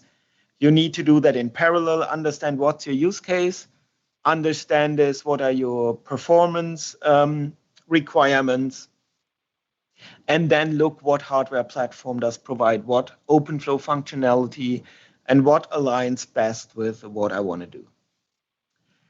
Okay, one last slide here. I just want to mention this at this point. We talked about soft switches for SDN that fit well in the question before. So one very famous soft switch is the OpenV switch, which is now part of standard Linux distributions. OpenV switch came out of a company, or came out of the Stanford Clean Slate project, which worked on OpenFlow. They developed as research projects controllers, switches, and open sourced them, published them. Later, the controller side was spun off in a company named Big Switch. You might have heard about them at one point. And the soft switch, the OpenFlow soft switch, OVS, was spun off in a company named Nicira. Nicira later was bought by VMware for over $1 billion and now is the backbone of the VMware networking stack. So if you hear about VMware NSX, that's rooted in here. And depending on how much they optimized it, you could say it's still an OpenFlow switch in there. And this implementation, as I said, OVS is also part of a standard Linux distributions. So you can create a Linux bridge and you can say, run OVS as the bridge module there, and then connect that OpenV switch in your Linux to a controller and control the forwarding behavior. And this switch uses OVSDB as a way to configure that switch. configuration of that switch means OpenFlow, I can put in flows, but I can't create new ports or create tunnels through the OpenFlow protocol directly. So that is the part where you need another configuration method to define what is part of the OpenFlow switch, what not, which is a problem we have on all the hybrid switches. If I have a switch that that implements an OpenFlow control plane and at the same time has a traditional forwarding that I can use, I need to somehow tell that switch in the base configuration what packets to send where, which can be port-based. I say the first 10 Ethernet ports are OpenFlow, all the others are hitting the normal forwarding pipeline. It can be VLAN-based, it can be something else. But yeah, that is configuration outside the OpenFlow protocol. And in the example of OVSDB, Open vSwitch, we use OVSDB as the database. So this ends the theoretical overview regarding our SDN technologies here. And we are now getting ready for starting hands-on. We'll have a break here of about 15 minutes. Then we will talk more in detail about the OpenFlow protocol, leading up to really seeing how a controller, how an application works in our hands-on demos that we do. Thank you. Oh yeah, and if you have any questions, feel free to ask them anytime. I see there's one. So,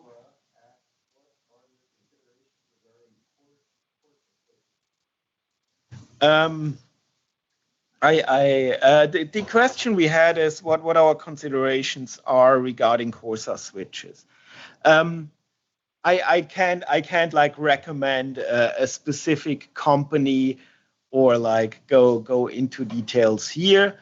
What I want to say is that Corsa is a well-known company that developed the switch specifically for OpenFlow use cases.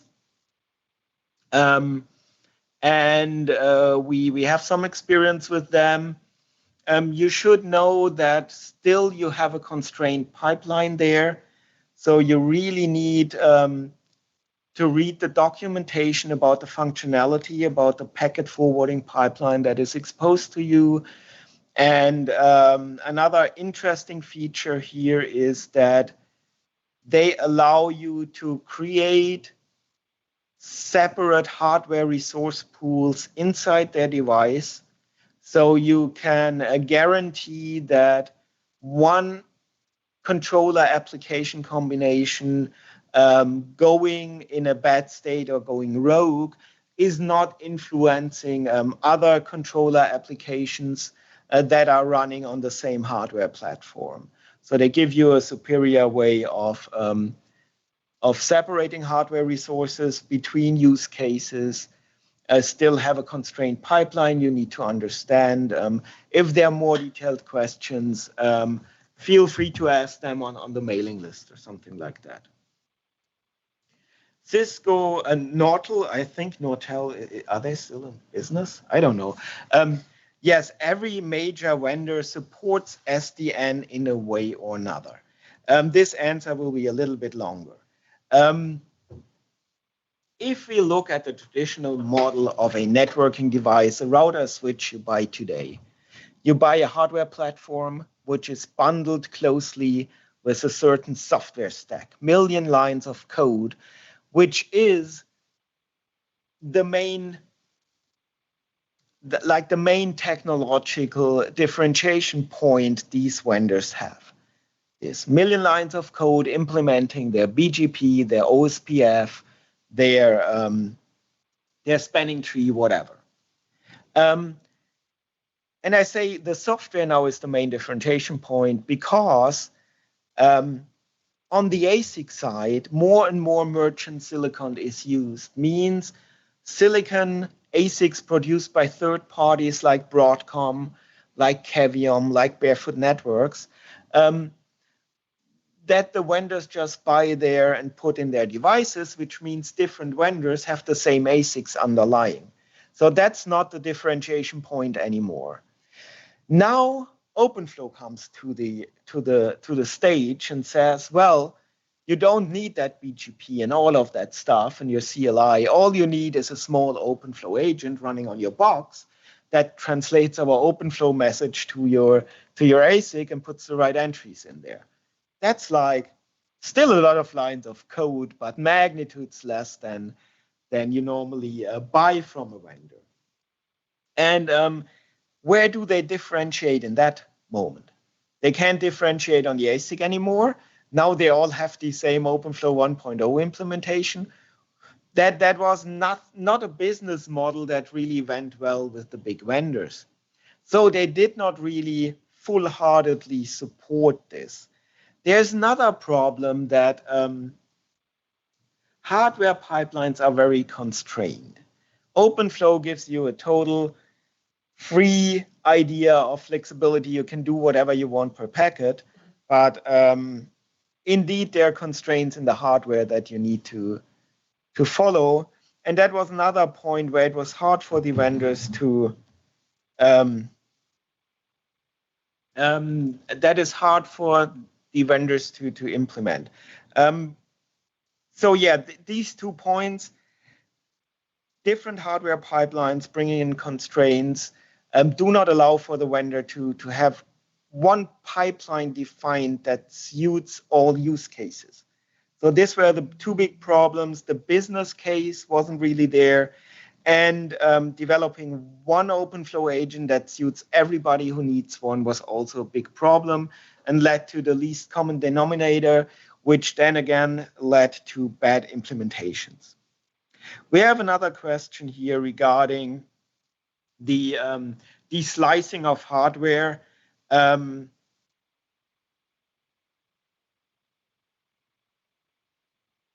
There are other vendors that support slicing hardware.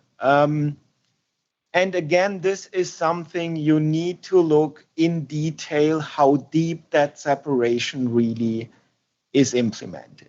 We had in a way slicing of resources very early on the first HP implementations, where you could create, I think, up to 4 OpenFlow virtual switches and assign ports to them.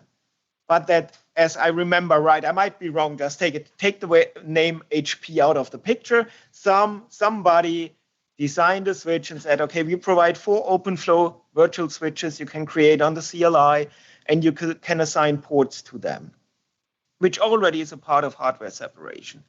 But does it mean the CPU cycles used by each of these 4 virtual switches are monitored and capped?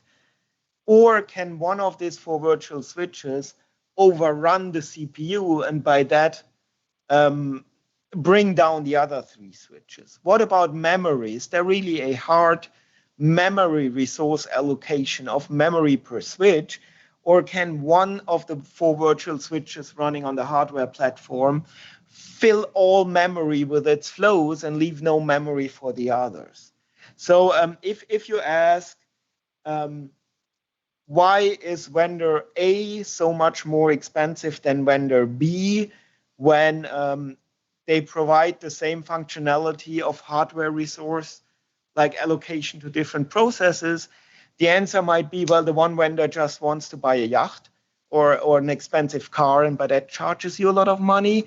Or there could be really technological differences in how they guarantee that on another level of perfection.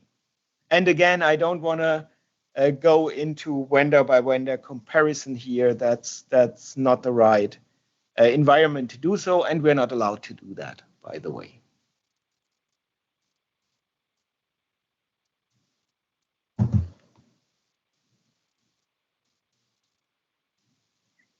Okay, it seems we have no more questions.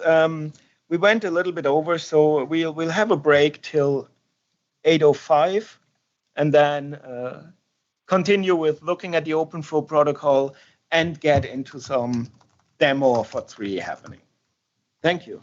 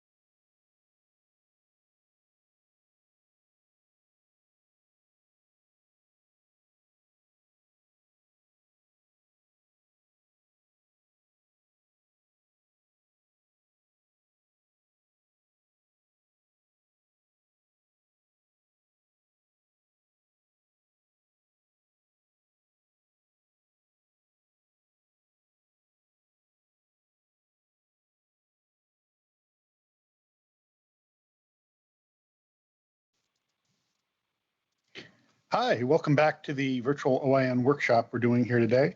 Next up, we're going to try to do some hands-on stuff related to OpenFlow. So I think Uwe is going to start out with a little bit of OpenFlow specifics, and then we're going to try to do some demos. We'll see how it works. Yes, welcome back.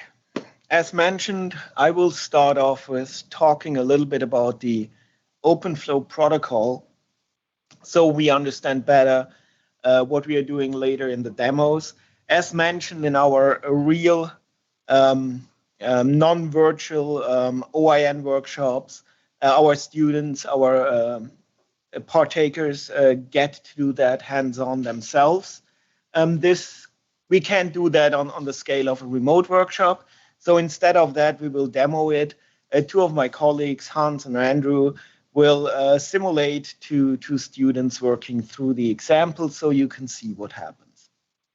And this tutorial goes back to a lot of contributors that are listed here on the slide. We're running this for 4 years now, 3 to 4 years now. So there was a lot of development in different phases going in here.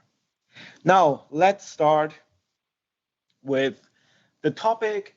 And the first thing I want to point out is we are now looking at OpenFlow, which is like the most, or a very radical approach to SDN and controlling the network, a very low level, very fine granular control, but that is only a part of SDN. SDN itself, as we've seen before, covers a lot more southbound protocols, a lot more approaches to implementing programmatic control of a network. And yeah, we need to be aware of that. It is clear that in a production network nowadays, we can't just rip out all the traditional forwarding, all the traditional devices and replace them with OpenFlow devices in like an over the night, a lift up, things like that are not feasible. So in a real world scenario, you will have a mix of different SDN approaches. And we want to show you like the end state, one of the like most advanced ways to do that by looking at OpenFlow. So yeah, we are going to talk exclusively about OpenFlow from here on in our tutorial section. OpenFlow version 1.0 is implemented on most of the devices. We have newer versions. 1.3 is another version that you now find supported on more and more platforms. 1.4, 1.5, you will find them on soft switches. And 1.6, which is not released yet, is planned to be another major release that will be implemented in hardware too. So let's take a look again at SDN, now looking at OpenFlow specifically. And as mentioned many times before, the features, the value add, the real applications are running centralized on a controller in this model. And all the switches connect to the controller and then get their forwarding information pushed down. What were the goals of OpenFlow? What made the attraction of it?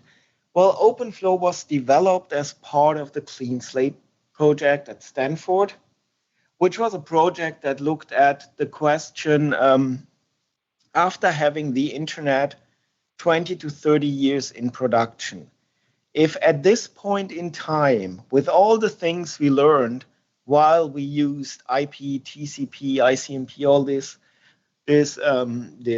protocols, if we would start out today again, and we would not need to be backward compatible, how would we design a new paradigm to run networks?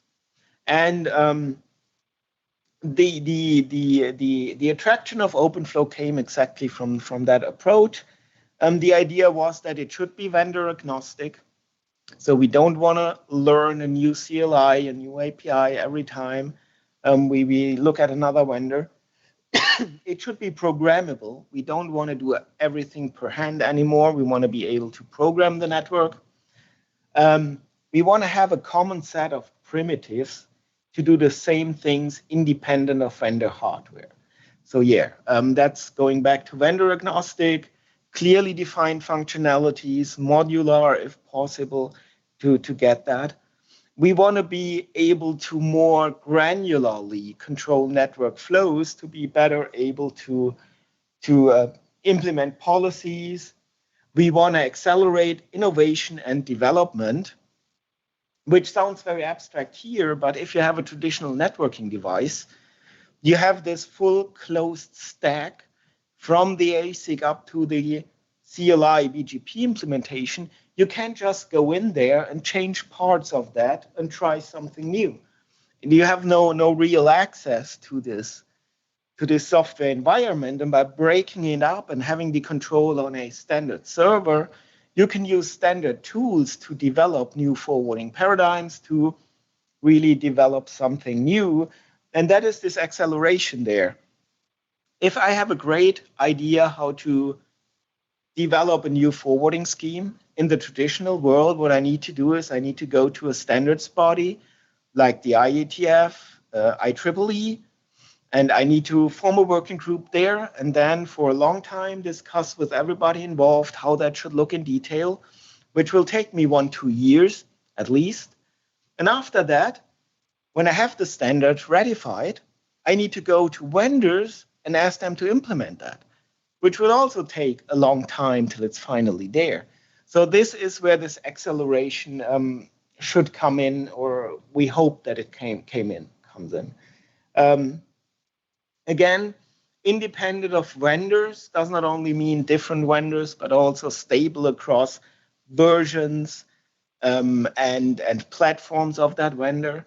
And yeah, respond in machine time, not human time. That's the dynamic part of it.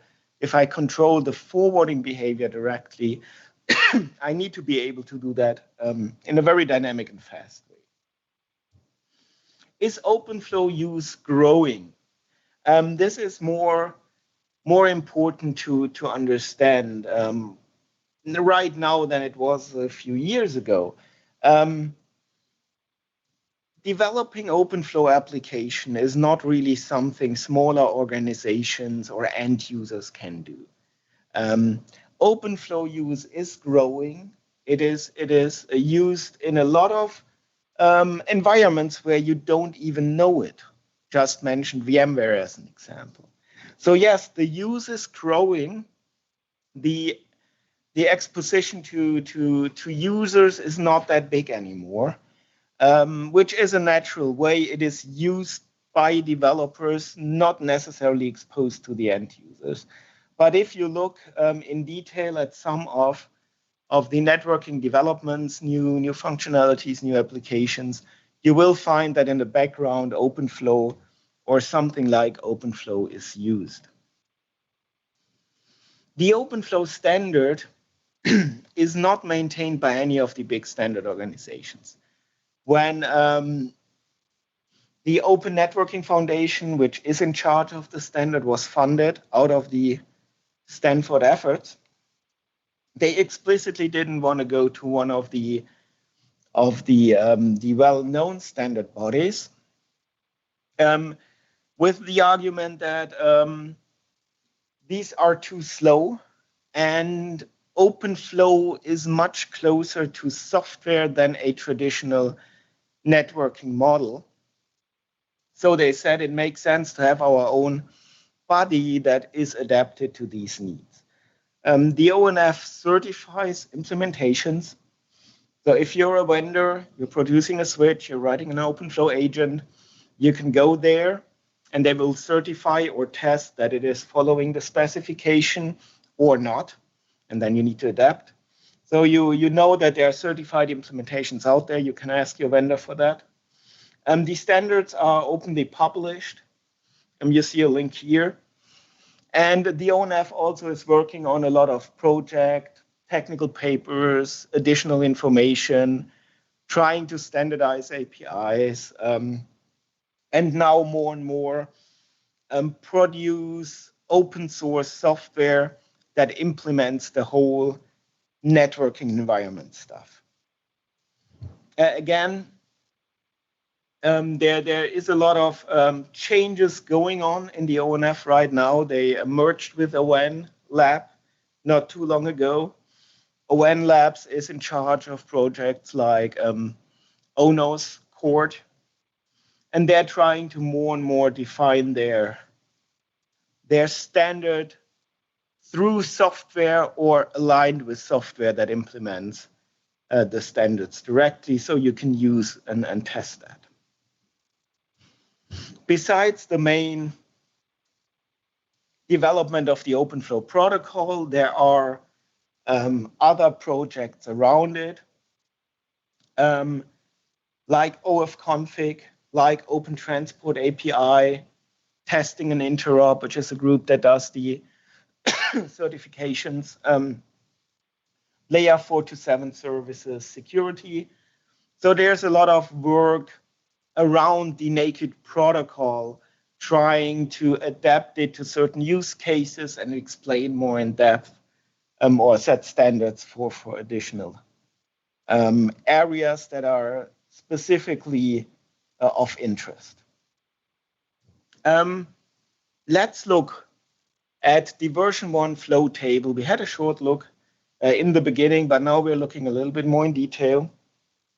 Again, we have the header fields derived from the packet, which are on the left side here, including metadata like the ingress port, which is not really in the packet header, but we need to know that too. Then we have the counters, which are per flow. I mentioned a little bit that might be challenging. Then we have a certain set of actions, which is forwarding, and forwarding can happen to a lot of targets. We have some special named forwarding targets listed here. All means output at all ports except the port it was received on. If I want to put a packet back out the port I received it on, I can do that by explicitly forwarding to in port. I can forward to one or multiple port numbers directly. So I can say if you receive a packet on port 2, output it on port 7, 12, and 13. I can output to the table itself, which makes more sense later. But yeah, I could rewrite parts of the header in my actions and then resubmit it to the table to again look what does it match now and then process it.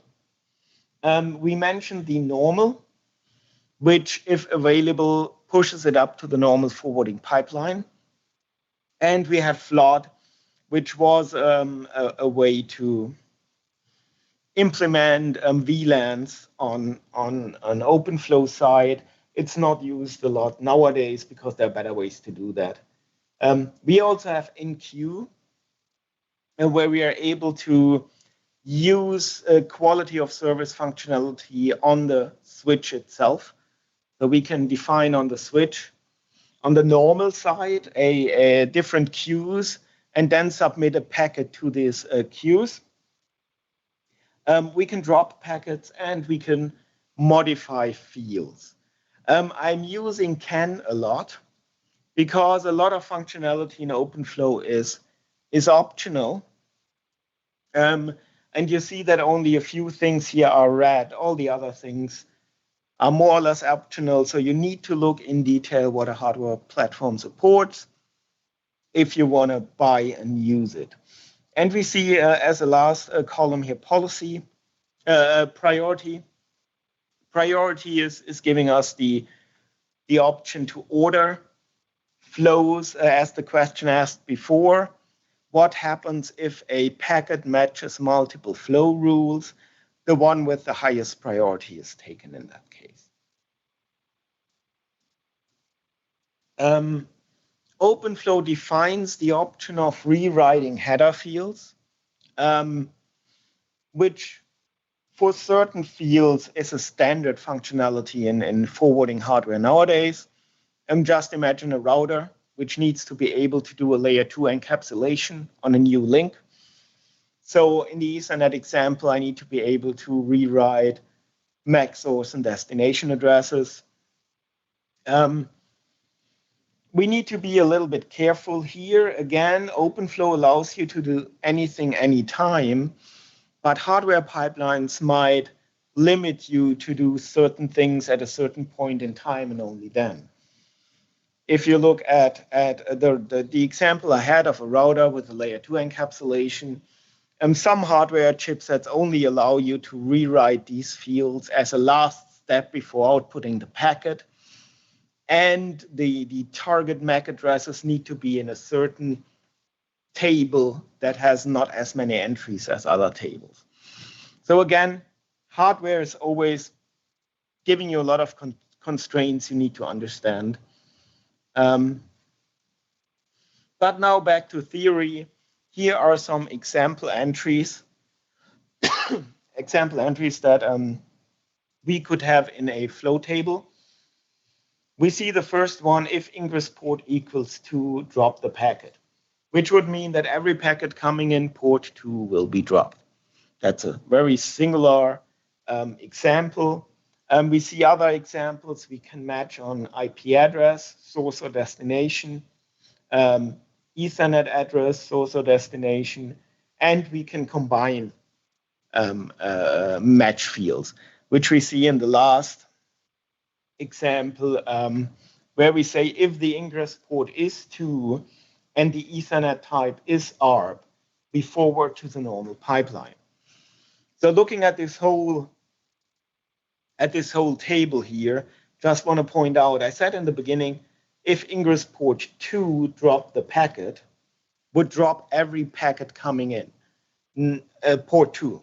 If we look at the whole table, we see that the last line has a higher priority. It's 40,000 instead of 32,000. So this would be a priority rule that would be applied to a packet coming in. So my first statement wasn't fully correct. Indeed, if the ingress port is 2 and it's an ARP packet, it will be forwarded to the normal pipeline in this example. I mentioned before that besides physical ports, we have some special logical ports that we can push packets to. Again, import all. Import is the port the packet was received. All means all ports except that one. Any is not an output action, but it's a receive thing. It means that no matter what port it came in, I will match. Controller means encapsulating the packet and send it up to the controller. Normal, we mentioned it a lot, is pushing it up to the standard forwarding paradigm. Local is interesting. I said before that most of the OpenFlow networks are running with a management network that is separate from the data plane. If for some reason I need to put my control plane traffic on the data plane, I can output to the local port on a device, which means the local networking stack, which means the OpenFlow agent. So that allows me to integrate my control plane into the data plane if I need to do that. Yeah, we talked about float and table before. Other important part is that we have timeouts on flows. There are 2 types of timeouts. The one is a hard timeout on a flow, which means that I can say after 5 minutes, no matter what happens, this flow will be removed. And I have an idle timeout, which allows me to say if this flow doesn't match any packet for like 10 seconds, remove it. The switch can also, if needed, signal this back so the controller knows when a flow gets removed on the flow table. How do we populate the flow table? We talked about that before. Just to bring it back into memory, we have proactive, where we do not need to look at data plane traffic, but know from external resources what to do. And we have reactive, where we react to packets on the data plane, which means if there is no flow entry on the switch that matches a packet, we encapsulate it and send it to the controller. We call that packet in. The controller can also do the reverse. I can create a packet on my controller and tell a switch to send it out one of its ports. And this is called a packet out. Controller and switch communication is TCP/IP. TLS might be available. It's interesting that the first OpenFlow specification 1.0 required TLS security, but nobody implemented it. So in 1.3, it was marked as optional. And that's why we have this situation that it might be available, it might not be available. And we can't blame the vendors here too much. The OpenFlow specification only said use TLS. They never defined in detail how that should be implemented. What TLS version, how do we exchange the certificates, how do we authenticate? All of that was open, so nobody really knew how to do it in reality. Topology discovery is one of the duties of a controller, and I'm just going to explain on that slide how this is working. As we know, all the switches connect to a central controller. All the switches tell the central controller what ports they have and what ports are up and what ports are down. Based on that information, the controller doesn't know how the interconnection between the switches is really done. Let me just go one slide further. So the bootstrapping of a new switch, just to say that at this point, the switch configuration is minimal. All I need to tell the switch is the own IP address on the management network and where the controller is. Given that information and a default gateway, the switch will connect to the controller. The controller gets all of the switch information, port stuff like that, and then goes on with the topology detection. And to do this, the controller places a rule in every switch that matches on a certain discovery packet. The first implementation of a discovery packet was using the Ether-type LLDP, and everybody copied that later on and also used a frame that has Ether-type LLDP, but not necessarily an LLDP packet in there. You know, it just says type LLDP, not necessarily really the LLDP protocol definition and fields in there. And everybody copied that later. The bad thing is some hardware devices have hardware processing of this packet type because it's a very special packet type. You, on a traditional device, never forward that. It's only on the local link. So that gave some problems in certain chipsets that these special type of discovery packet didn't work as expected. But let's forget about that. We put in a rule that says Ether-type LLDP sent to the controller on all the switches. Then I create a probe packet on my controller, and I take the first switch and the first port that's up and send that packet out. Now, hopefully, if the topology is like here, this packet will hit another one of my OpenFlow switches where I have a rule to take this packet type and send it to the controller. And now the controller knows I've sent it out port 5 on switch 1.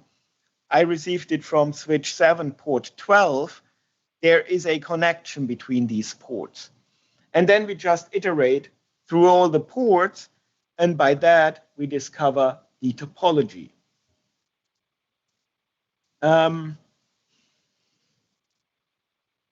OpenFlow evolved a lot over the different versions.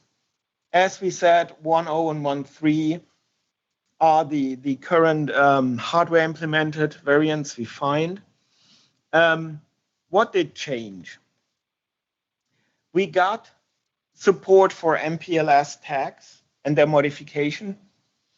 We got Q&Q. We got virtual ports.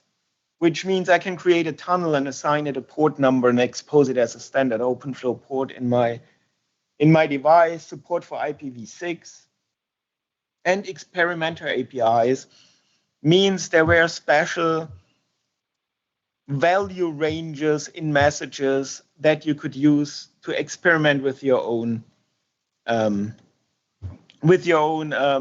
ideas without changing the protocol itself, because you already had space to create your new messages in.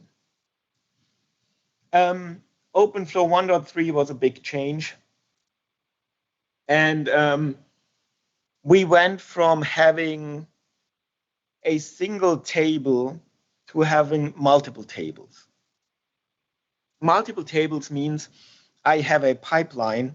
The idea was a little bit, well, we have a TCAM for layer 2 entries. And we have a special routing table where I can do a longest prefix match in one lookup. Wouldn't it be great if I could expose that functionality as an additional table to my OpenFlow environment? But if you have multiple tables that you jump from one to another, things get a lot more complicated. Let's take a look at this here. And I'm going to try to explain a little bit what's happening here. This is Broadcom's OFDPA, the OpenFlow data plane implementation. And if we see that we have a first table that works on the ingress port, then we have a table that is able to work on VLANs, match on VLANs. And if the packet is untagged or has a VLAN tag, we can jump to a bridging flow table, which then does the bridging, the layer 2 forwarding. If we see this is not a local packet, we also have a routing table and a multicast table, followed by an ACL table, which is like the most flexible table you can have. As an ACL, you can match on more fields than in the others. Then you have a certain number of actions that you can now apply, and then you output that packet. Now, we learned in 1.0 that we match and we do an action, but we can't do that here, because even if we match in one table, the actions can't be implemented immediately. They might be implemented later. If you see here, we're going into the bridging flow table. This will define where to output a packet for a layer 2 domain, but we don't want to output here because we still need to go through the ACL table and then egress the packet. So what we need now is not implement actions immediately, but while a packet is flowing through this list of tables, we want to like attach actions to that packet, which we then later execute. And this is the new thing called instructions in 1.3. I can put actions on a packet, I can clear them, I can execute them, and I can let them move through the pipeline and the packet acquire more and more actions to then later be executed. And this is also a nice example showing us how restricted a hardware pipeline is compared to the flexible OpenFlow model. We have a lot of more match fields. Not going into details here. The important part to understand is that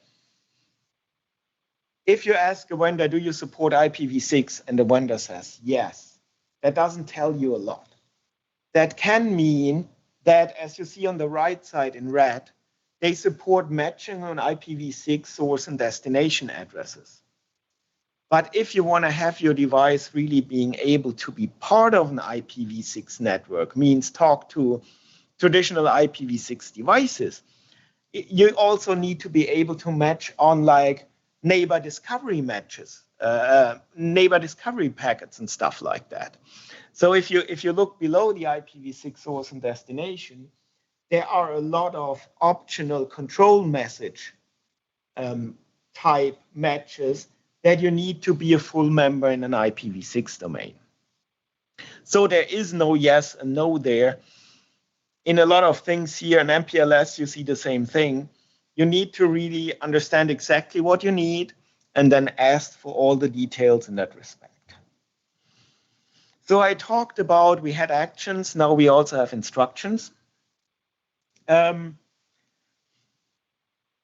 These are the instruction types that you have. You can go to a specific table, so you can jump over tables too, but you never can go backwards.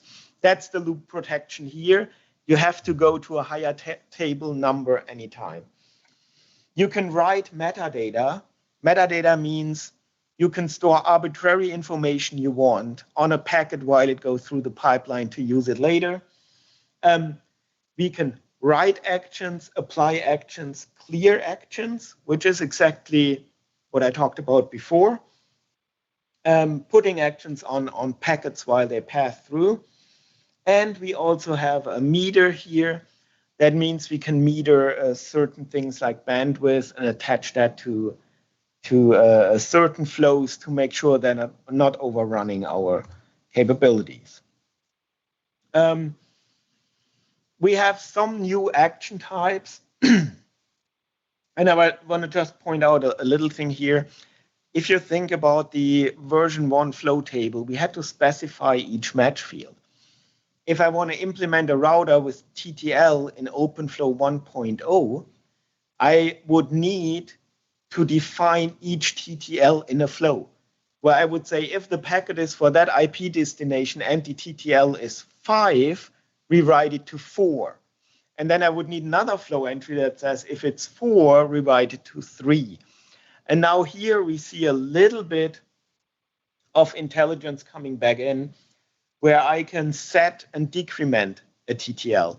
That means I can say something like, whatever TTL it comes in with, reduce it by 1. And now I need only 1 flow entry instead of 64 or 256.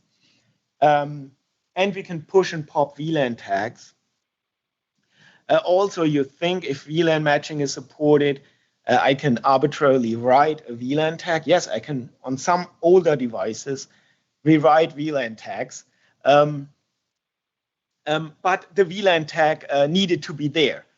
The packet needed to be already be of type 802.1q, and you couldn't just say, I have an untagged packet, put a VLAN tag on it, and the switch would automatically do the encapsulation. Little details we run into there. Again, we have statistics based on flows, tables, port stats, or group and queue stats. So if we put all of that together, we have a system like we see here, where we have a new data structure in a pipeline. We have our match fields, priority counters in the flow entries in the different tables. Another thing we have that I'm not going in too much detail here, but we have groups. That means we can group actions, and we can group these actions in a group ID into different buckets to allow us to create something like a lag or something like a round robin load balancing system or automatic failover if one of the ports gets unresponsive. So just to give you one action, if we have a liveliness group, and I would put in that group 2 buckets, and the first bucket says forward output port 1, and the second bucket says output port 5. In that case, the switch would, as long as both ports are up, always use the first entry and say bucket 1, output port 1. When that gets unresponsive or the link goes down, the switch immediately would use the other bucket, which I think I set port 5. I hope you remember that right, without needing to ask the controller at that point. And similar, these buckets are used for other low-level load balancing or similar functionality. Yeah, so in 1.0, we had a packet match and immediately do an action and we were done, which is different on 1.1 plus, especially 1.3 to be mentioned here. We talked about that these instructions can be applied immediately or later. We have control to even clear it. Just again, as the forwarding, the example we had on OFDPA before, the switching table might say, oh yeah, we should output this packet at port 3, but the the ACL table says this packet never gets forwarded and clears the action and drops the packet. So we talked about the multiple tables here. These are the group table types. I mentioned that in regards to implementing fast failover, stuff like that. If anybody is interested in details on the protocol and on this functionality, feel free to ask me anytime. But for now, that's that would go too deep. We talked about the ingress and egress processing through multiple tables. Remember, always go up in the table number. And this is just an example how it looks on a abstracted idea. We have like 3 tables here, a access control, a netting table, and a routing table. You see that we have default rules at the end of each of these, or at least at the first 2 tables, where we say if you don't match any specific entry, on the ACL table, we drop it. On the net table, we go to the routing table if we don't match one of the networks that needs netting. You can look at that. The slides are online, so you can later look at it and try to really understand it. This is like the high-level view. And this is the detailed view, how we really get it from an OpenFlow switch back if we ask for the table and how it looks like. And you can later compare these rules match exactly the previous slide and what we wrote down here. Table miss is very important. It defines what happens if there's no entry. Typically, we drop packets in that case to prevent the control plane from being overrun by packet in messages, and then gradually allow for packets to get forwarded to the controller. And here we see like a diagram that shows us how we really flow through each single table, see if we match, apply actions, or do something else with actions, and go to the next table. Quality of service can be implemented in 2 ways in OpenFlow. Again, I'm gonna be a little bit short here, but you can either use queues existing on the hardware, or you can use inside OpenFlow a meter table where you can define rates and behavior for each single flow. And I'm skipping over this. We talked about IPv6, which was supported beginning 1.3. Again, look in detail what's there.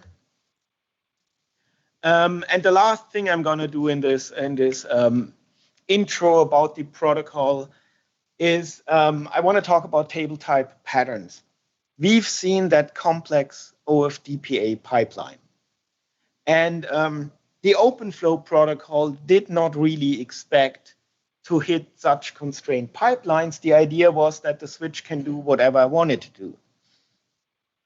So the ONF realized that we don't even have a language to describe the constraints of a hardware platform in detail. So they developed a language to define this. It doesn't solve the problems that there are constrained hardware pipelines out there, but at least I could now talk about it and clearly define how they look like. So that's published. It's an interesting read. Just to give you an idea, I think the OpenFlow spec has around 50 pages. And the OFDPA definition is around 300 pages. So you see that the complexity of that pipeline needs much more paper and information transfer than the whole protocol specification itself. Interesting result. And with this, we are going to start and really do something with OpenFlow. And this is where my colleague Hans comes in and takes over. Well, good morning. Excuse me. We're going to try to do a live demo here of some OpenFlow commands using an Open Daylight controller. However, just take me a minute here to get set up.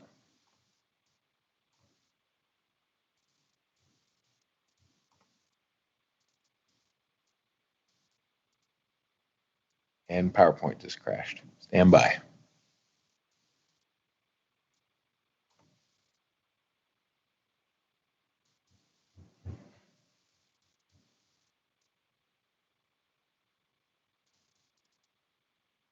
There we go. So I'm just going to kind of walk through this for now. This is not anything we can do right now, but you can look through these later and possibly play with it on your own with a different set of demo utilities we'll show later.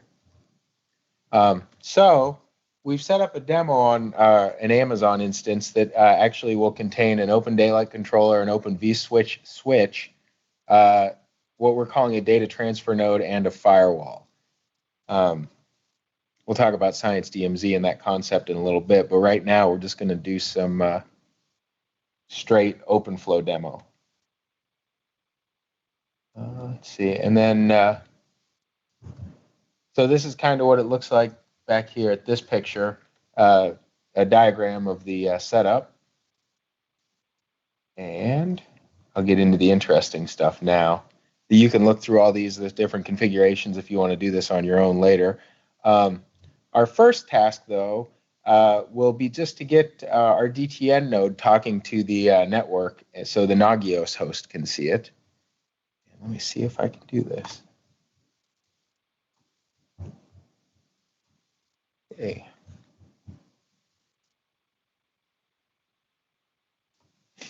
And Andrew is going to be controlling a second pod. I believe you're setting that up now, Andrew. We'll look here at Nagios, and you'll see that our DTNs are all down. And I'm going to go here into the Open Daylight controller, which is a server controlling our OpenFlow switch.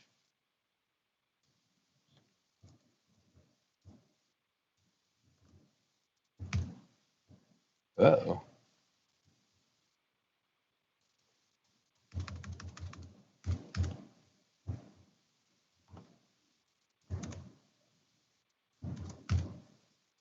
There we are. So this is the, can everyone see that okay? Maybe I should make that. Yes.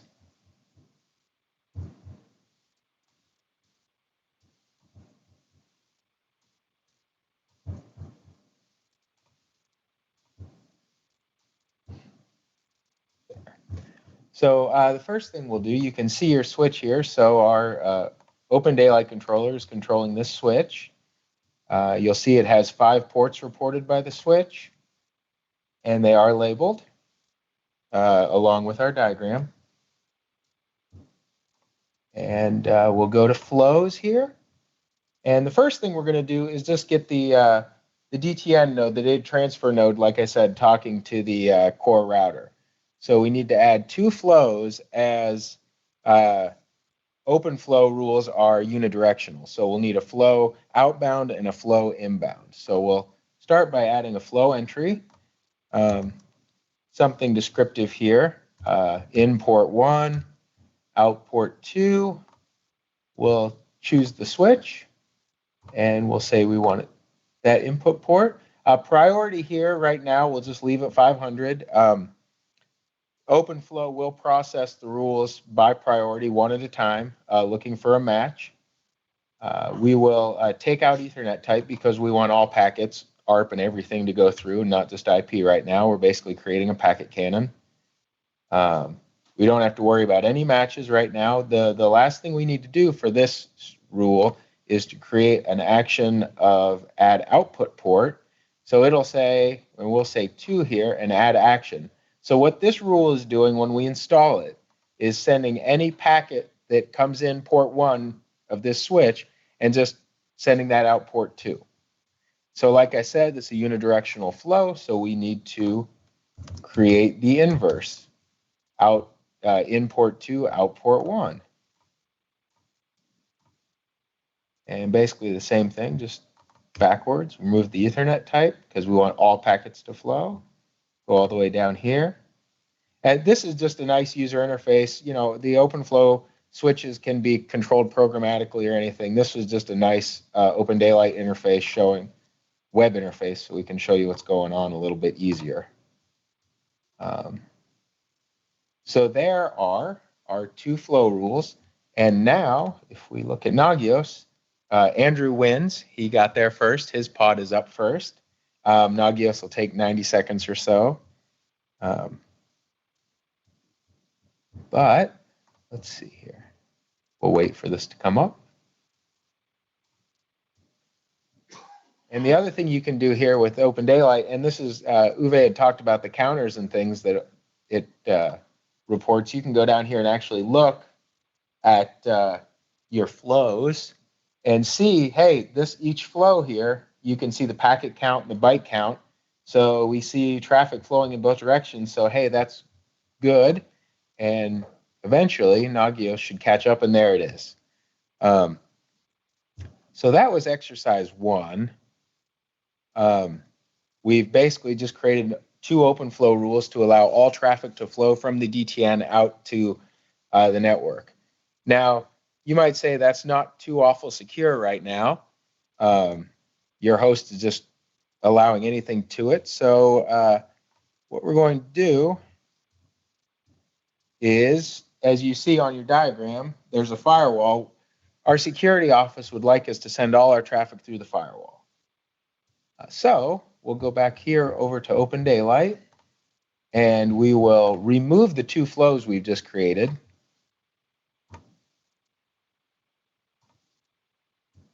And that will delete them from the switch right away. And now we're going to create 4 flows. And actually, I'm going to run over here and get my cheat sheet.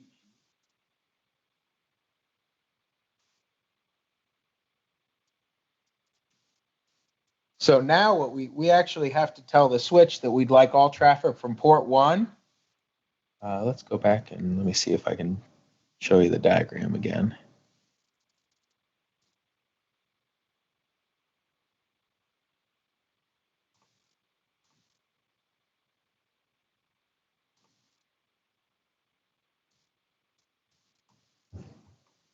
So real quick again, here's the diagram. So we need to send all traffic over to the firewall.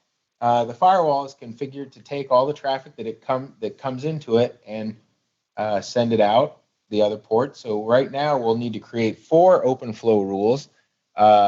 We need to have one from port 1 to port 4, port 3 to port 2, and that'll basically send our traffic outbound. And then we need to do the inverse and have the traffic come in from port 2 to port 3, and then port 4 to port 1. So let me go ahead and do that real quick. So, and like I said, naming these really kind of helps, making it something you know or other people can look at and kind of see what it's doing. Go ahead and always remember to remove that Ethernet type until later.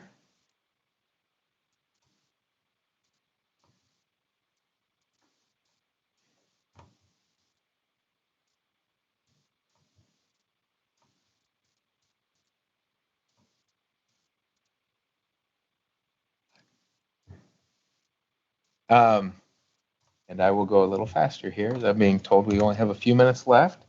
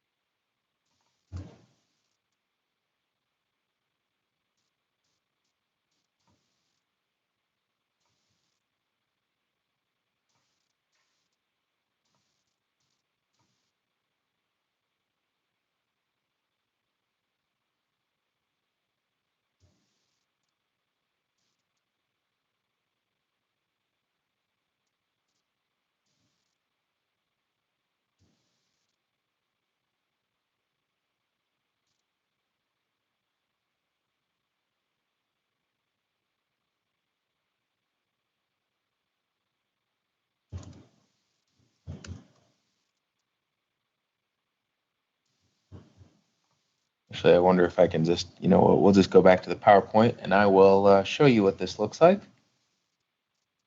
and run through the second exercise and the third exercise this way. So like I said, what we'll be doing is, let me bring this up fully.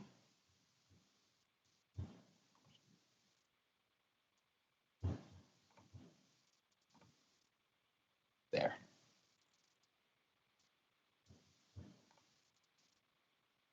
So we'll create two directions, make all our traffic through the firewall coming and going. Nagios will report the pod being up. You will have 4 flows, and you'll notice here we actually have the firewall adding some latency. So if you were doing this on your own, you would see that the latency would go up. And that would be the second exercise. The third exercise, I'll go through this a little faster.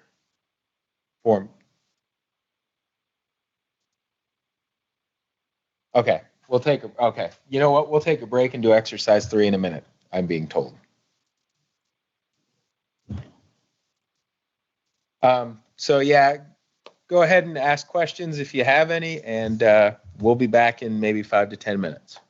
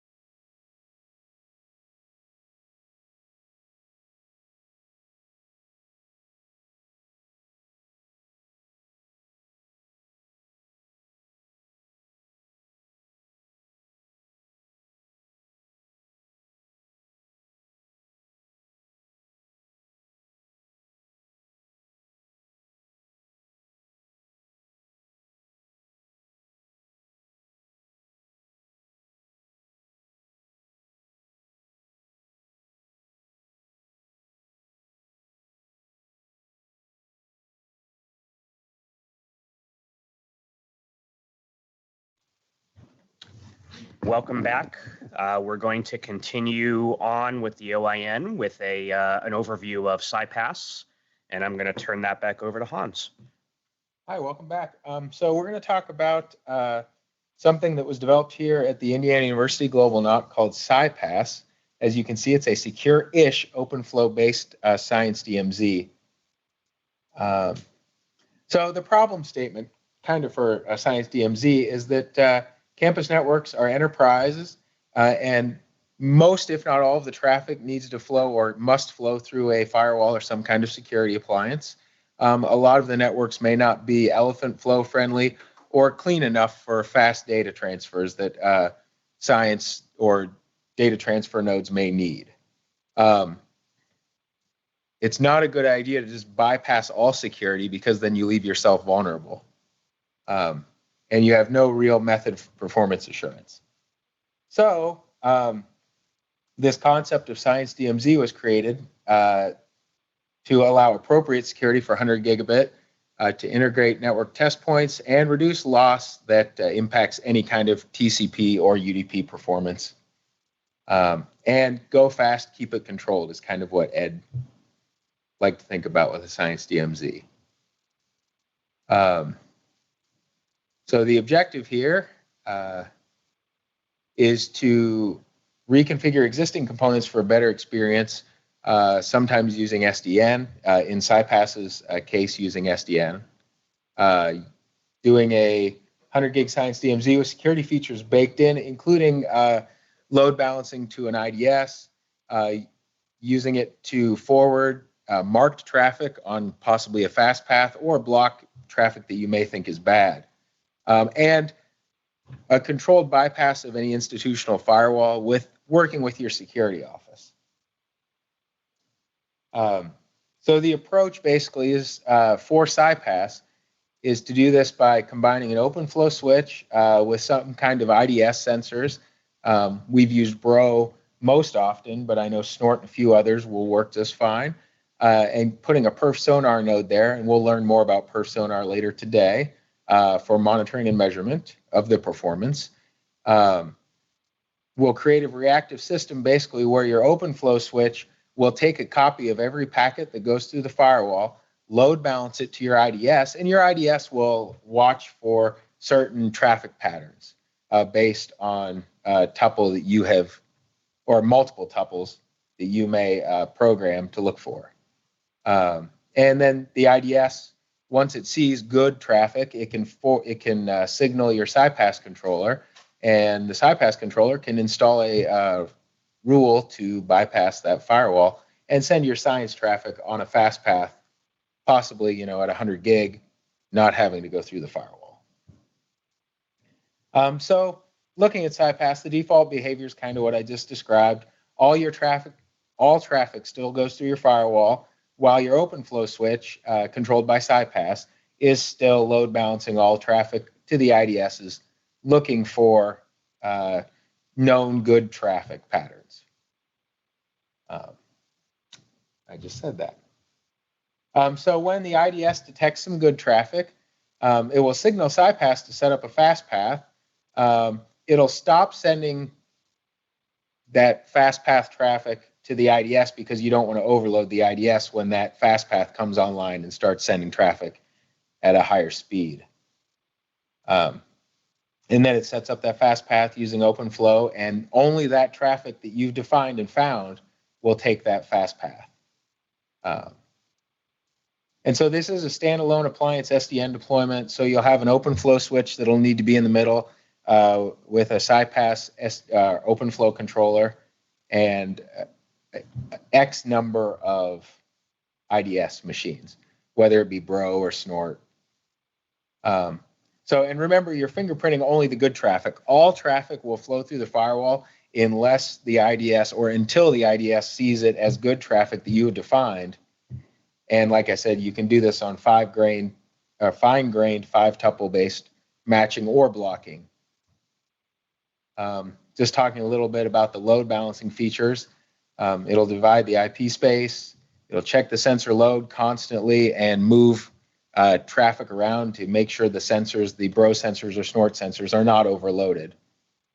And it'll do that periodically, looking for problems or load balancing traffic better.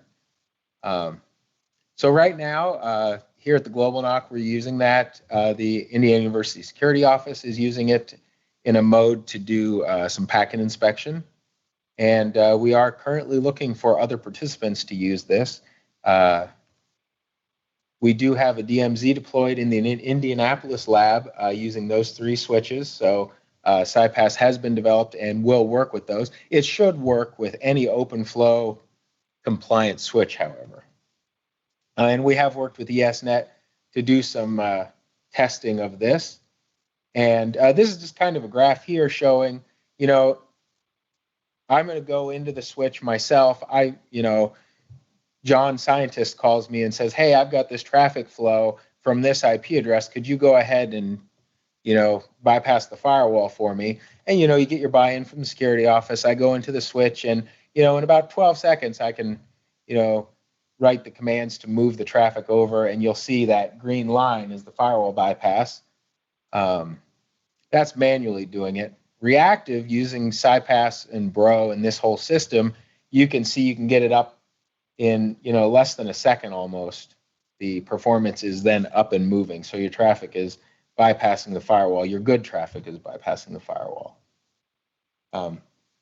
Just real quick, looking at the campus trial, there are actually 8 different sensor groups, 16 servers as part of the IDS being load balanced, and about 10 to 20 gigabits of traffic being passed through SciPass. This is where AJ and the guys that developed this tested the effectiveness of the balancing, and you can see it did pretty good. Did not overload any of the servers. So here's kind of the status. These have been deployed at IU and a couple different places. We've tested with ESNet. We're looking for some more people to use this. Looking at using this for a couple of different projects right now. If you're interested, though, please check out this product page, the code repository. It is open source, so go ahead, download it, give it a try. And if you have any problems or questions, go ahead and email AJ at his email address. Send a note to the OIN workshop list if you're interested. We can help you there as well. So I'm going to go back a little bit here. I can quickly move over to the slides we were looking at before. I just kind of wanted to walk through. Oh, sorry. I'm being told not to. Question, sorry.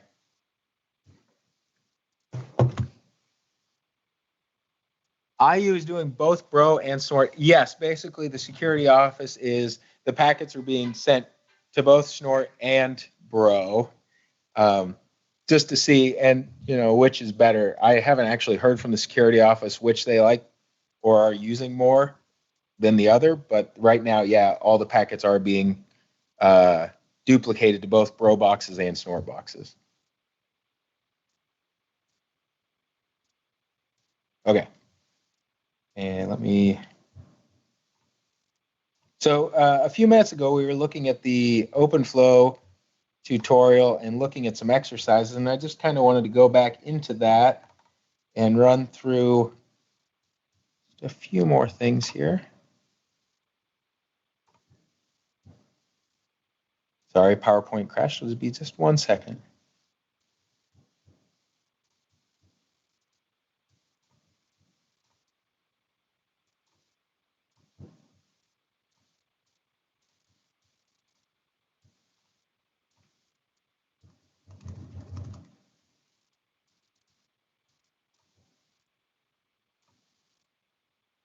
So we, with our last 2 exercises before the break, I showed that with OpenFlow, we can set up traffic to go, from our DTN, our data transfer node, out to the internet.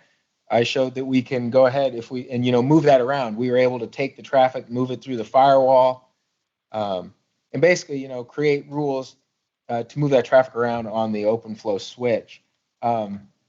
So right now, you've got your DTN in a not very optimal situation. You've got all of your science traffic flowing through the firewall. And, let's say that you've worked with your security office to say, hey, this traffic from this DTN is special and we'd really like to bypass the firewall. You've talked about appropriate security you're taking on that DTN and the switch in front of it. to ACLs and things like that aren't firewalls. And they said, okay, you can go ahead and do that. You can move just your traffic out from behind the firewall for that host. Well, with OpenFlow, we can do that fairly easily. We can leave those rules we created where all traffic is going through the firewall and out to the internet. And then we go ahead and fast forward here.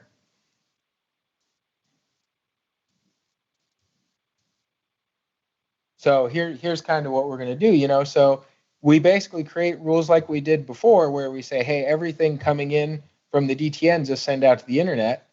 But we're also going to set the priority on that, so it's checked before the other rules we've created. It's checked before the packet cannon rule that sends everything through the firewall. We will set it as an IP Ethernet type this time, and we'll actually set a source IP and destination IP address. So what you're doing there is saying, hey, if you see this certain IP address pair and you see it before all the other traffic, go ahead and take that out the fast path bypassing the firewall. So you can do that with OpenFlow pretty easily. Imagine, though, that you have 1,000 or even 10 or 15 or 20 different IP addresses, sources, or destinations, right? Your DTN is very important to scientists out around the world. Maybe you have 500 or 600 scientists that want to talk to this. Going into your OpenFlow controller and doing all of this manually, creating 500 or 600 rules is probably not what you want to do. So that's kind of what SciPass that I just talked about was developed to do. It can do that automatically, like it shows here, and I just talked about. So the rest of these slides kind of talk about running through SciPass and using SciPass. I'll leave you to look at that. A few things I wanted to show, though, was that the different components of SciPass are there. You do have all of these different APIs that you can call and build all these things programmatically. SciPass does come with 3 modes. Your Science DMZ mode, like I talked about. The inline mode, just in case maybe you don't want a Science DMZ, but right now you just want to look at some packets. Our security office is using that one currently. Or just passive, where maybe you have another switch that is forwarding all your traffic over to your OpenFlow switch. Maybe you just kind of want to play with the OpenFlow switch in the lab for now before putting it into your live network. You can use it in passive mode, where some other real hardware-based switch is passing traffic over to your OpenFlow switch, and then the SciPass is passively passing that traffic to the IDS without actually doing anything with live data. So configuring SciPass is really fairly simple using an XML file, and we'll show that in a couple slides here. And we do use the underlying controller for SciPass is Ryu. So there are 4 ports in SciPass that you really need to configure: your LAN side port, your WAN side port, and then the 2 ports leading to your firewall. You'll also need to configure your IDS sensors as well, and you'll need to tell it what your IP addresses are behind the firewall, and then later you will write programs to look for the good science traffic, however you wish to do that. And there's some load balancing configuration, pretty fine-grained things you can look at in that configuration. So I say right now we're going to do this hands-on, but I'll just kind of walk through for right now this exercise. So this is what the configuration looks like in that XML file. There's the DPID of your switch. It's kind of like the unique identifier for every switch. You can see where you'll switch the mode, whatever mode you'd like, and set different kind of load balancing things here. Here is where you'll set your LAN port configuration and set your prefix types. You can do a lot more than just a /24. You can have multiple prefixes in there with no problem. And that port ID is the port ID of your OpenFlow switch. And the WAN port, pretty simple there. You just, what side's facing the internet. Your firewall ports, you'll have to describe the interior firewall and the exterior firewall ports there. And then this is where you kind of set up your different sensor groups. And you can see, we actually have You can set bro and snort, and that is just one group. You can have multiple groups and multiple sensors per group, and you tell it how much bandwidth per group as well. So once you start SciPass, I wanted to mention that there is a nice CLI. Not only can you grab all this stuff programmatically via REST, things like that, there is also a Perl command line interface that you can use to look at your switches, look at rules that are in there and things like that. Some of the commands you can use. And so this is just kind of showing if we hands-on this, you could set a whitelist, and here's how you would do it. We just kind of, in the demo, show you with curl, but you could do that with any kind of REST API. And then once that rule is in, it'd be just kind of like what I showed before. Your traffic will bypass the firewall, but only the traffic that you have called out there specifically. And then you can look at the flow table, of course, at any time via REST or via the CLI to see what's going on. And then also the last thing you can do, say there's flows you don't want going, you can go ahead and blacklist that flow. You can blacklist traffic based on the same 5-tuple. And then, of course, use the CLI or whatever to look at that.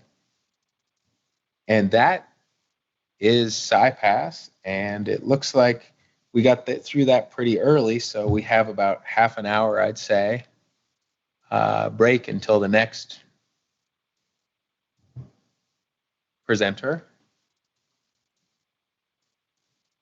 Are there any questions about SciPass? I know I kind of briefly brushed over Science DMZ. However, Jason and Kate will do a real deep dive on Science DMZ later this afternoon, so I hope you guys all stick around for that.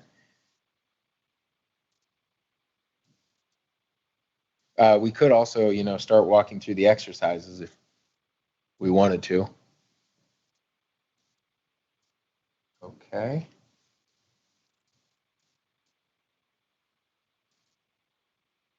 No questions? Okay.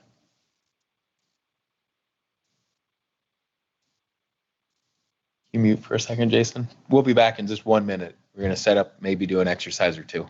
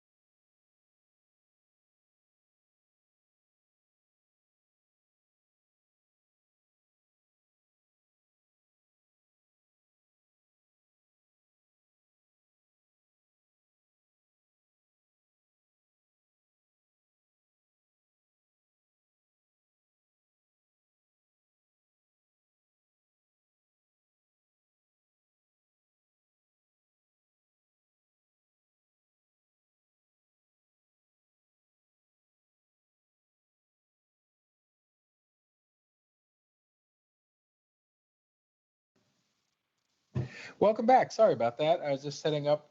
We decided since we got through the SciPass there, the SciPass presentation, I would go ahead and actually do live this using SciPass demonstration. We'll see if we can make that work. So right now I'm actually on the server. You should be able to see, yeah. The server that has the open daylight controller that controls the switch, the OpenFlow controller. And I'm actually going to shut that down right now. And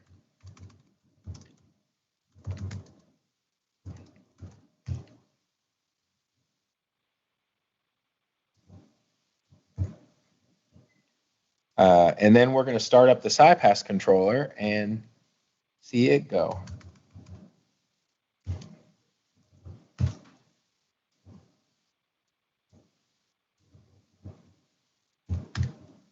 There we go.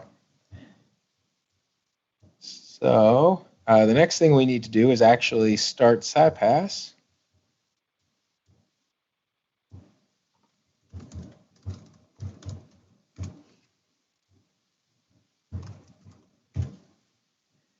And it says it started. Let's go ahead and take a look at that CLI I was talking about and see if it is running and what it sees.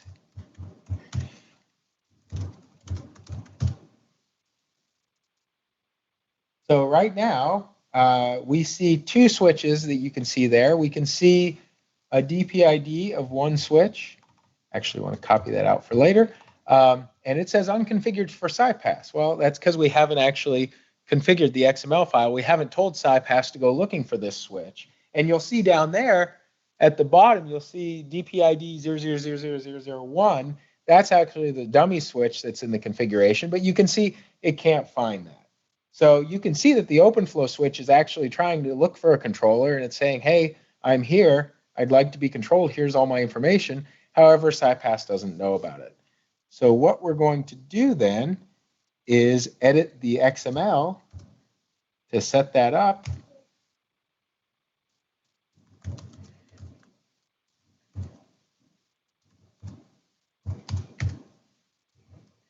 So basically, here's the file we're looking at that I talked about earlier. We're going to go ahead and put in that DPID, and I'm going to tell it what my demo pod's prefix is. And you'll see through here, everything else is already configured for us. Our LAN port, our WAN port, the firewall ports, the sensor ports. It is pretty well documented and pretty easy to take a look at. You just need to check it out. We'll go ahead and write that file, which I should have done as root because I wasn't able to do that. So stand by. I'll do this one more time. Maybe.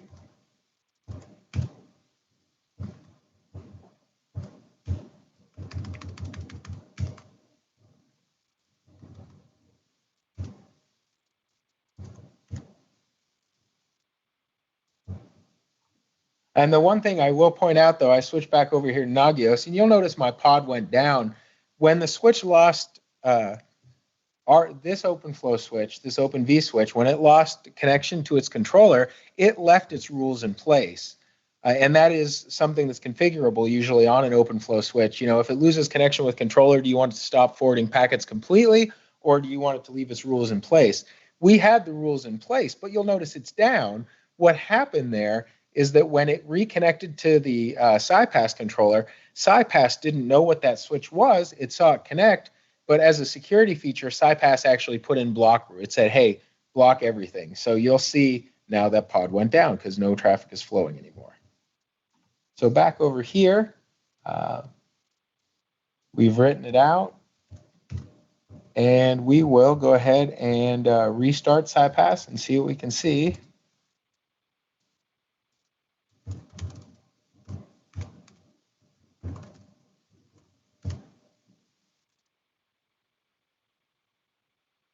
Hey, success. So let's go ahead and take a look at that CLI again. Do a show switches. And hey, we only see one switch now. It's the switch that we wanted. It says connected. It's reporting its ports. Good news. So Then you can go ahead from the CLI, or you can do this all programmatically as well via REST. However, just for demonstration purposes, it's probably easiest to do this.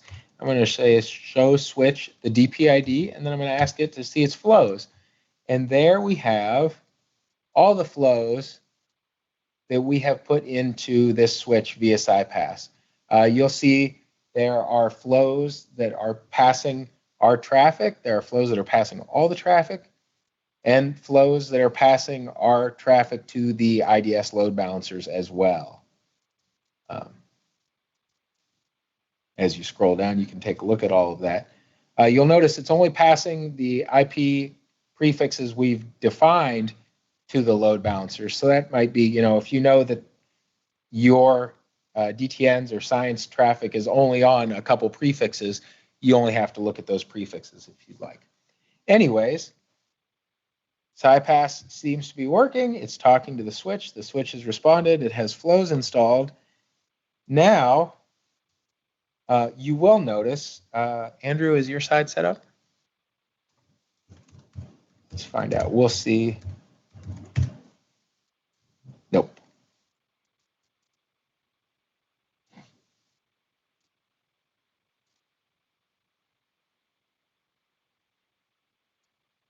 For now, we'll go ahead and I'll just walk through this like we're going to. I will go ahead and via curl, kind of like a REST API here, I will, as soon as I find.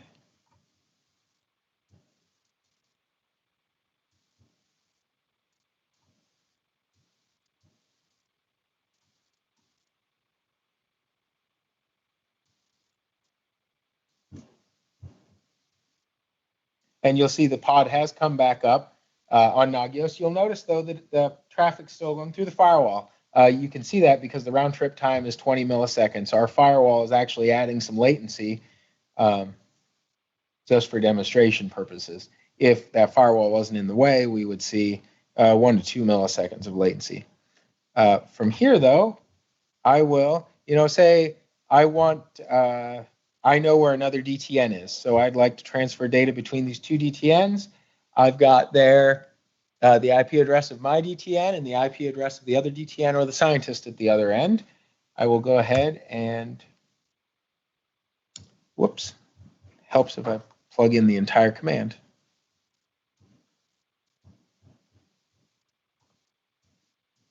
Do something like that, and SciPass reports success. So now we have a good flow, and we can go back to the SciPass CLI and do a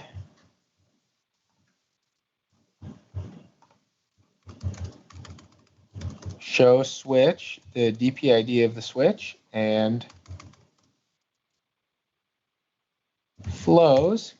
We'll see those flows again. And there at the bottom, what you'll see is the fast path flows. The flows for that IP address that we've defined, source and destination, you'll see it that it's now bypassing the firewall and going directly out to the internet. But only traffic coming and going will be allowed. Coming and going to that /32 will be allowed.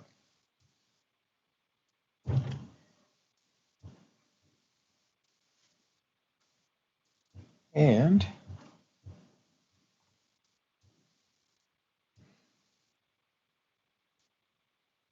you can also see that via the REST API, so that if you write a program, you know to watch this. Let's see.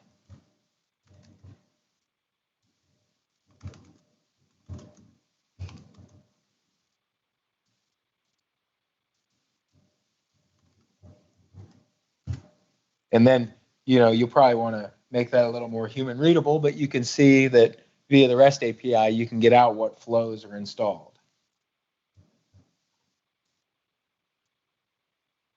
And then, of course, like I said, you can also blacklist that traffic. Instead of using the good flow command, you would go ahead and use the bad flow command. And it would look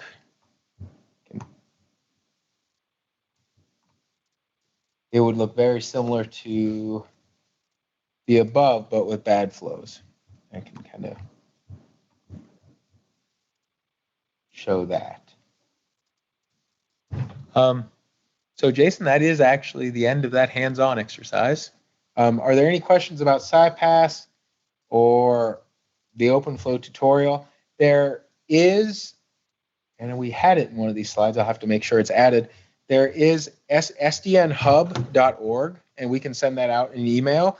You can actually, sdnhub.org will give you a small lab, much like the one we've created ourselves here, that you can do all of these exercises yourself on.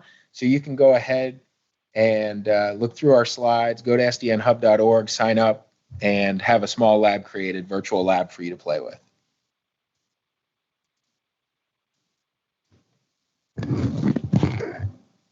We'll stick around for another minute or two if there are any questions, but if there aren't, we will pick up again at the top of the hour. So we'll wait around, and if anybody has questions, please type them into the QA or into the chat.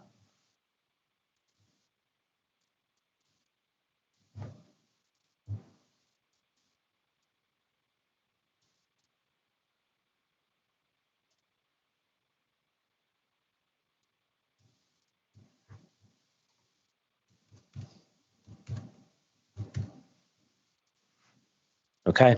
If anybody does have questions that they think of, the chat and the QA will remain active. We're going to mute on this side and take about a 20-minute break, and we will pick up again at 10 a.m. Eastern and whatever time zone that converts to wherever you are, and we'll talk to everybody very soon.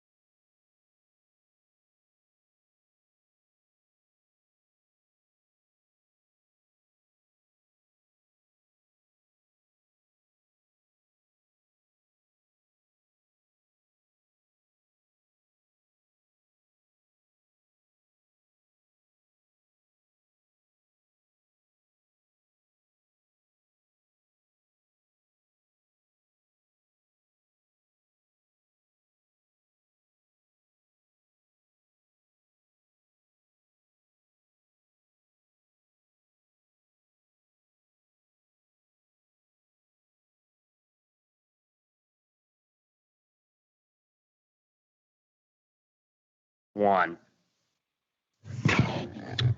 So welcome back, everybody.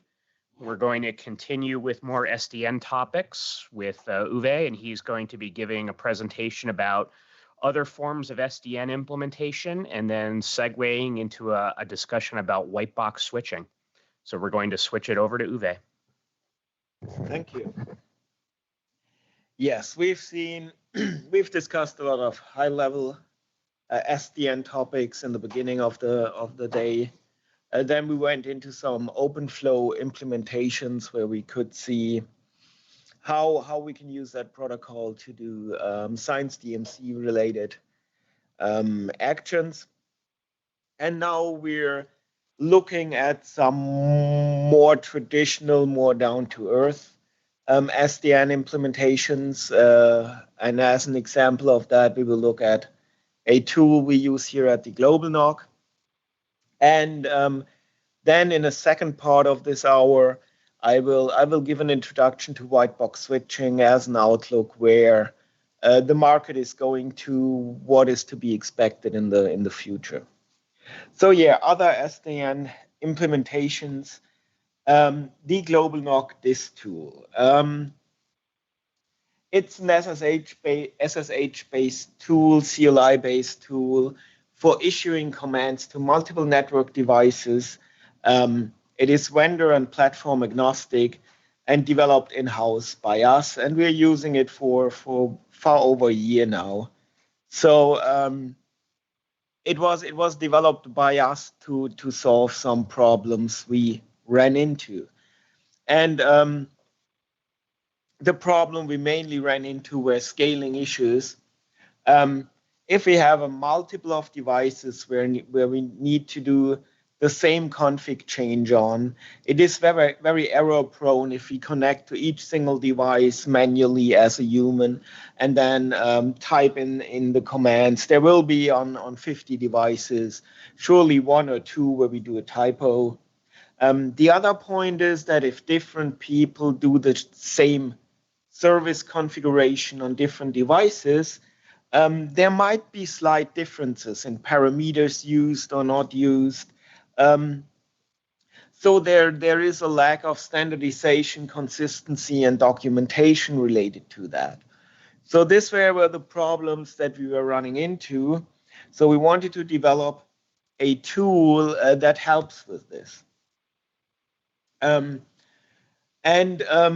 Helping with all of these problems for us also meant that we integrate with the information we already have as managers of networks. So we have a centralized database where our devices are stored in, where a lot of information is already available. So we wanted to be able to expose this to our tool so we can take advantage of all of that information. We also want to be able to define templates, and templates are command sets for certain operations on the devices, for certain service definitions or whatever needs to be done. By having templates that everybody can access, we can make sure that if we initiate a service or something like that, everybody uses exactly the same set of commands. So we are achieving this streamlining, consistency across devices and across administrators. And also we wanted to have an audit trail so that we later can exactly see what happened on the device, how did the device respond, did everything work as we expected it. Oh, sorry, went in the wrong direction there. So yes, I mentioned the template, and for this template, for the set of commands that we're issuing, we're using JSON as the language to encode that information. And this is where we describe what parameters we need, what actions we want to execute on the device. And this is also where platform specifics are detailed. So this is where we can differentiate the commands between for example, Brocade or a Juniper device. this is an example of how this is encoded. You see that we have a description on top, dump the current hardware information for Brocades and Junipers. That's just for people using this template to understand what it does. Then we have variables non-defined here. We don't need any variables for this command. And then we have node device type vendor Brocade. And if you look further down, we also have node device type vendor Juniper. This is where we connect to the database when this tool is run against different hosts. We connect to the database and gather the information from the database, what type of device is that, and then we issue the correct commands for that device type. So we see that on the Brocade example, it would do a show module, whereas on the Juniper devices, it would do a show chassis routing engine. It is clear that sometimes there is not a one-to-one match between commands on vendor A and commands on vendor B. Sometimes you might need 2 or 3 commands on the one device to get all the information that you might get from one command on the other device. So this is where you need to know how to encode it in the correct way for that hardware. So this is what we do on the devices. What devices are we running against? And this is where we are able to again use the database and use a lot of different match criteria to define what are we running against. It's again a match and action system, like a little bit we had in the OpenFlow world. These are the matches. The first example is just matching on a predefined name, a full qualified domain name. We can put multiple of these matches into one command. So if I have 5 arbitrary devices I want to do something on, I could just list them one after another. Second example is node network ID, which is another way I could say for a whole network that I have defined in my database, do it on all devices. And you can do a lot of other things depending on the use case. We can match on ASN numbers or peers configured on a device. We can match on with wildcards or regex-like, and we'll show that later. I hope I can do a short demo so you really see the tool running, which will help a lot understanding what's going on there. Step 3, when we have a template, we have a match, then we can put that all together and call our dist tool and run it. There are 2 additional things to know. The one is we can define variables that we push into a command. We see here an example where we define a variable called IP address, and it also has a pattern, so we can verify that passed into the tool, it is really an IPv4 address. And we see that we define the variable IP address and the variable interface or interface name, which gets a string. And if you look at the last line, you see that in this example, I would call a template set IP. I define a node name that I run it on, and then I pass in the variable interface as GE-1/0.5, and I pass in the variable IP address 192.168.5.10, and this would be the values that get set on the device. Now,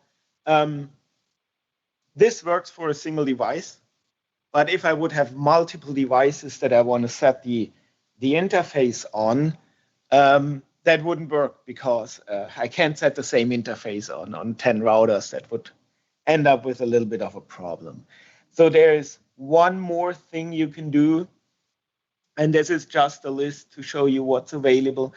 We can also say for that device that you're now processing for the first of like 10 routers, go to the database and get the management IP address and get some other information and use this device-specific information for this node.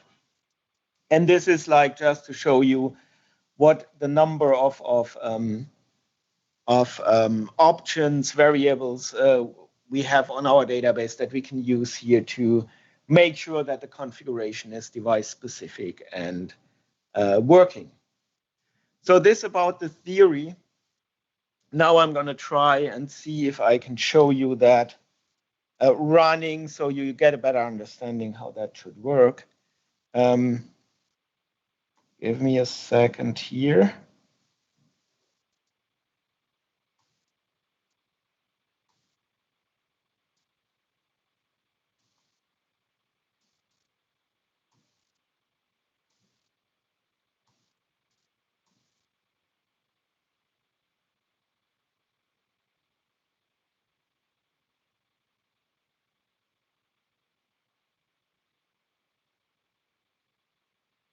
I hope you can see that window.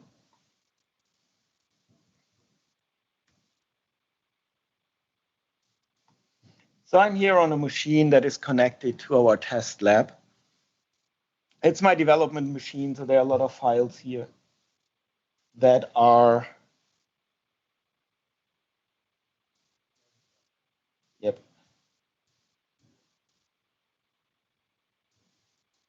Better? Is that big enough?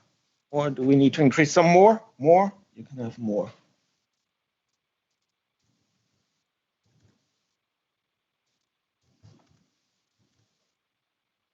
That's good. That's good. Now we have a size we can read. That's fine. So yes, as you can see, I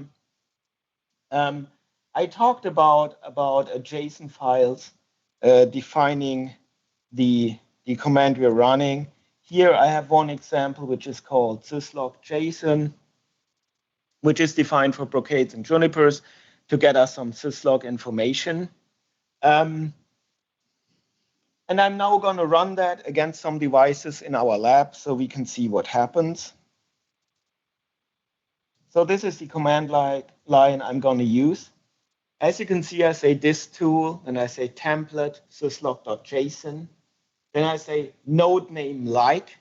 Now I'm not putting in a full qualified domain name, but a range of names, and I'm matching on all devices that start with mx240-r, and then the numbers 1, 2, 3 at testlab.giannoc.io.edu.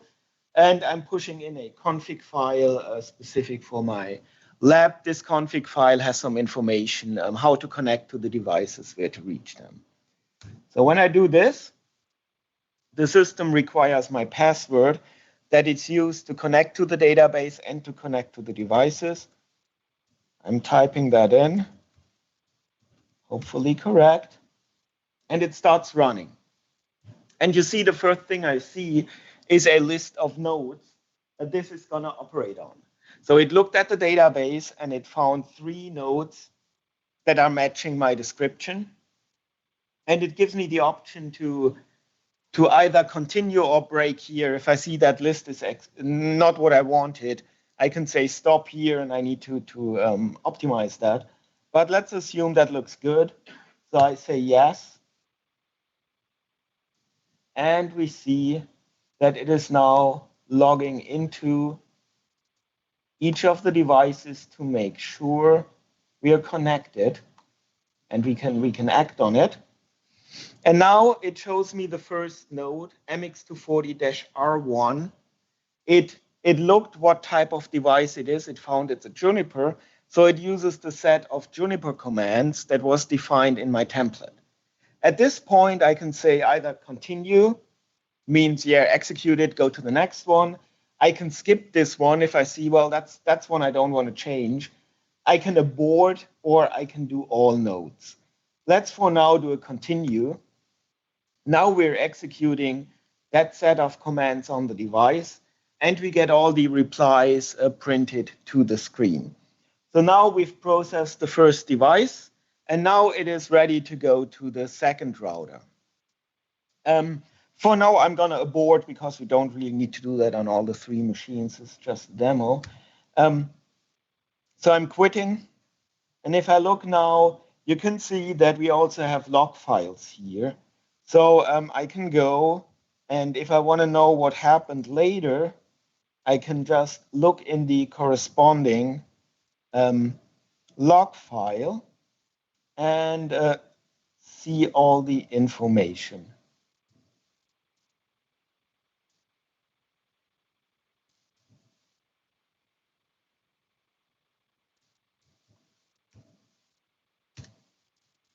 So here we see what we've seen printed on the screen before, now in a log file. I can also go and use another tool to grab information out of my log files, and by that verify that things happen. Yes, that is something very down to earth. It's something that we could do for a long time now.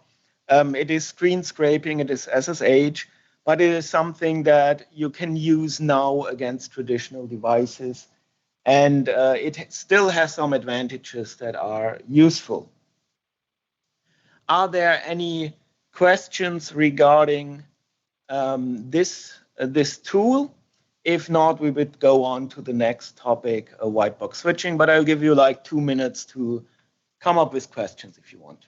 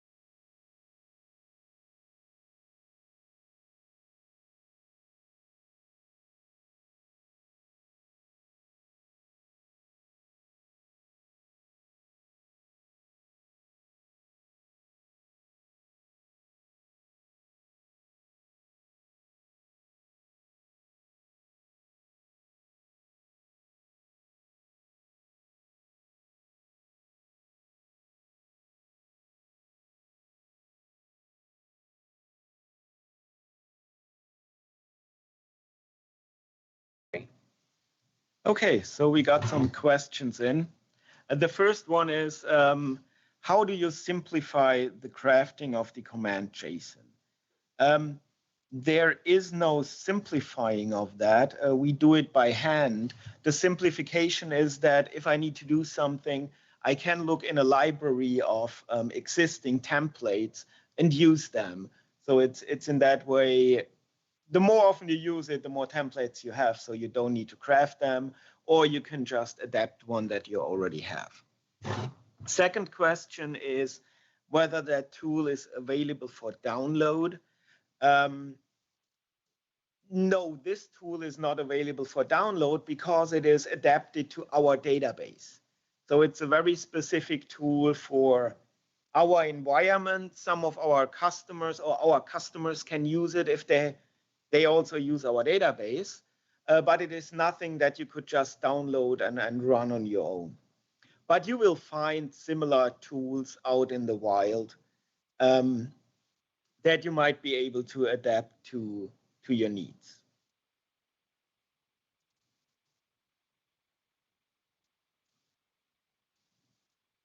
Okay, it seems there are no more questions regarding this. Now we went really down to earth, something useful on traditional devices, and now we take a look at the white box space and what's happening there. So yeah, white box switching and overview.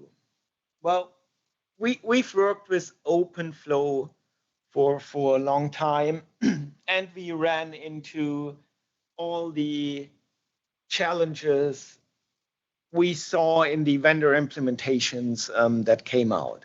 And we had to do a lot of testing and work to adapt to that environment and the shortcomings. But nevertheless, we were able to run over the last 5 years, a nationwide OpenFlow-based network quite successful.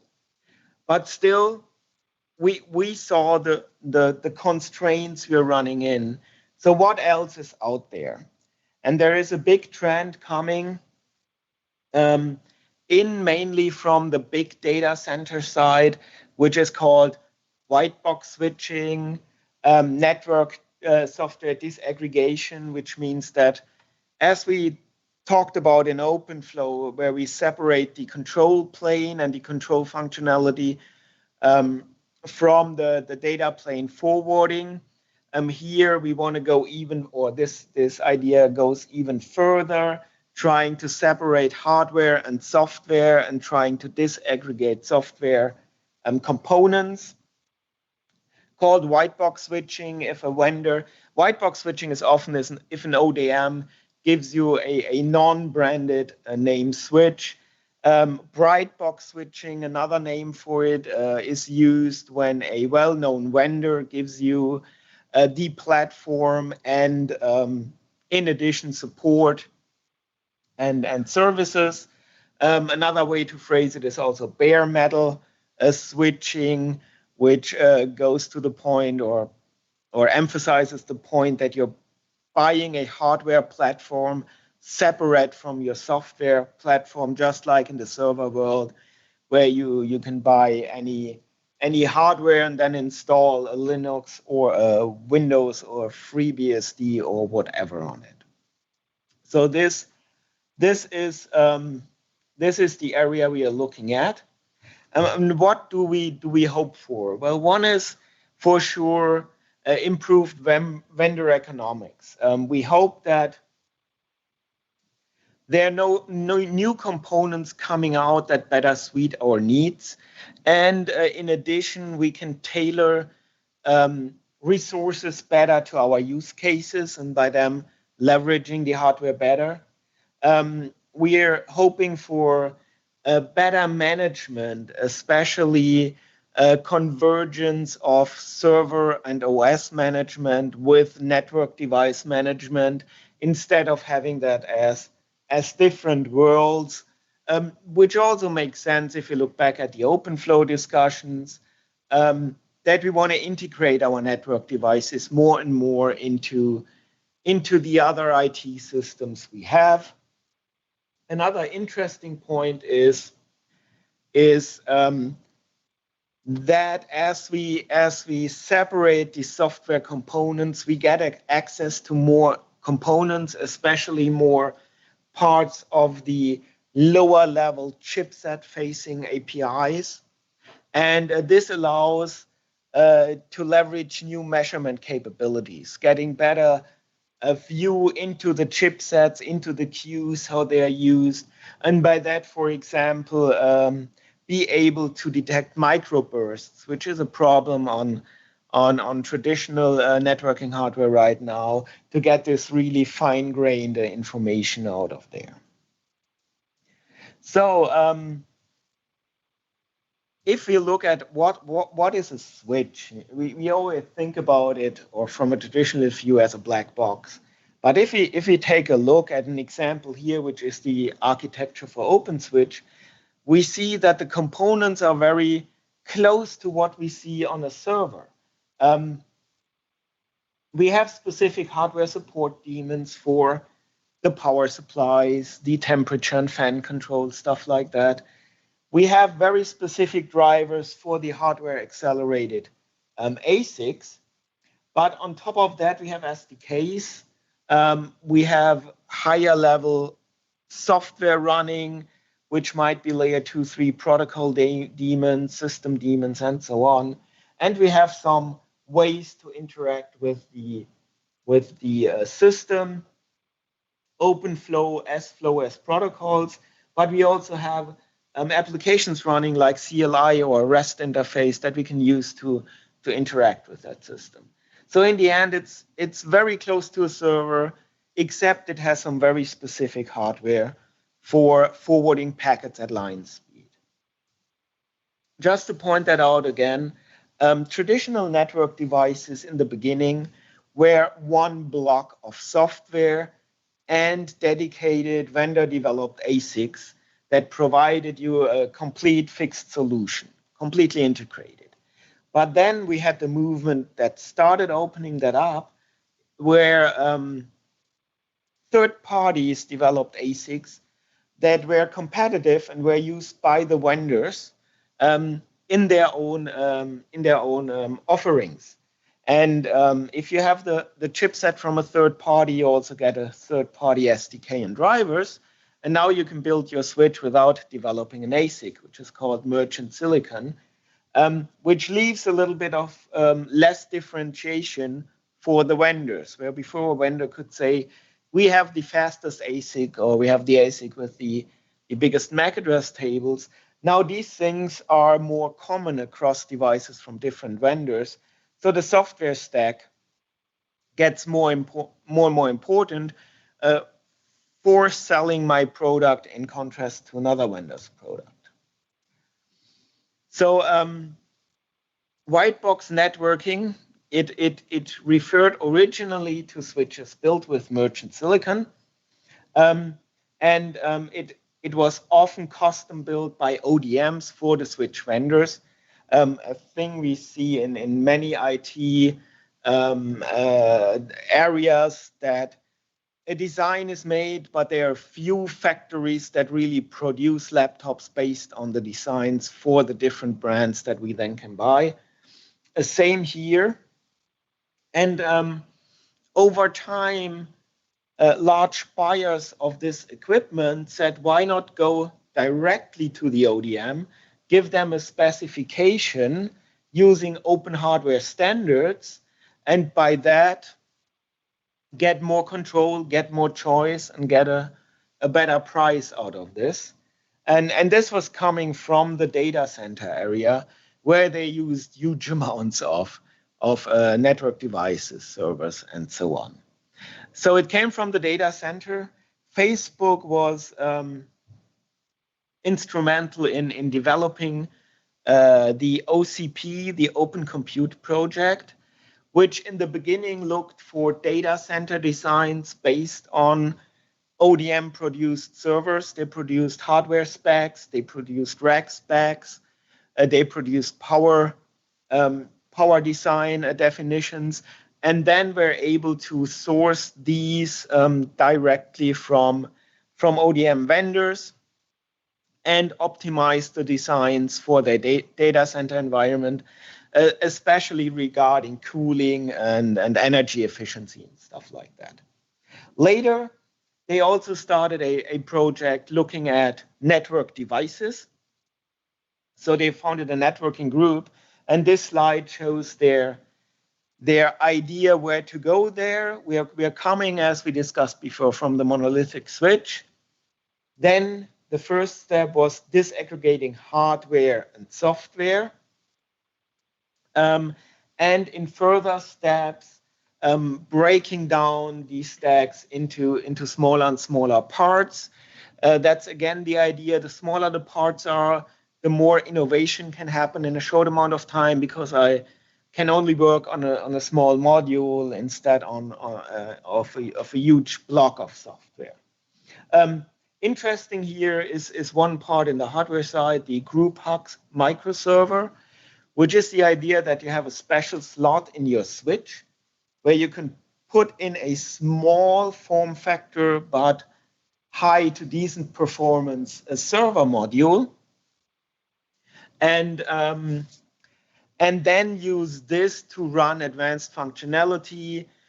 We talked about network function virtualization, an ideal place to spin up VMs that do some advanced network functions without impeding the performance of the main system here. Another part to mention at that point is that normally a switch or router is designed to run a clearly defined OS with clearly defined functionality. So these traditional devices often are optimized on the switch CPU just be a little bit more powerful than what will be needed for running that specific stack of software. Here, it's much more open. I can install different operating systems and different applications on my switch.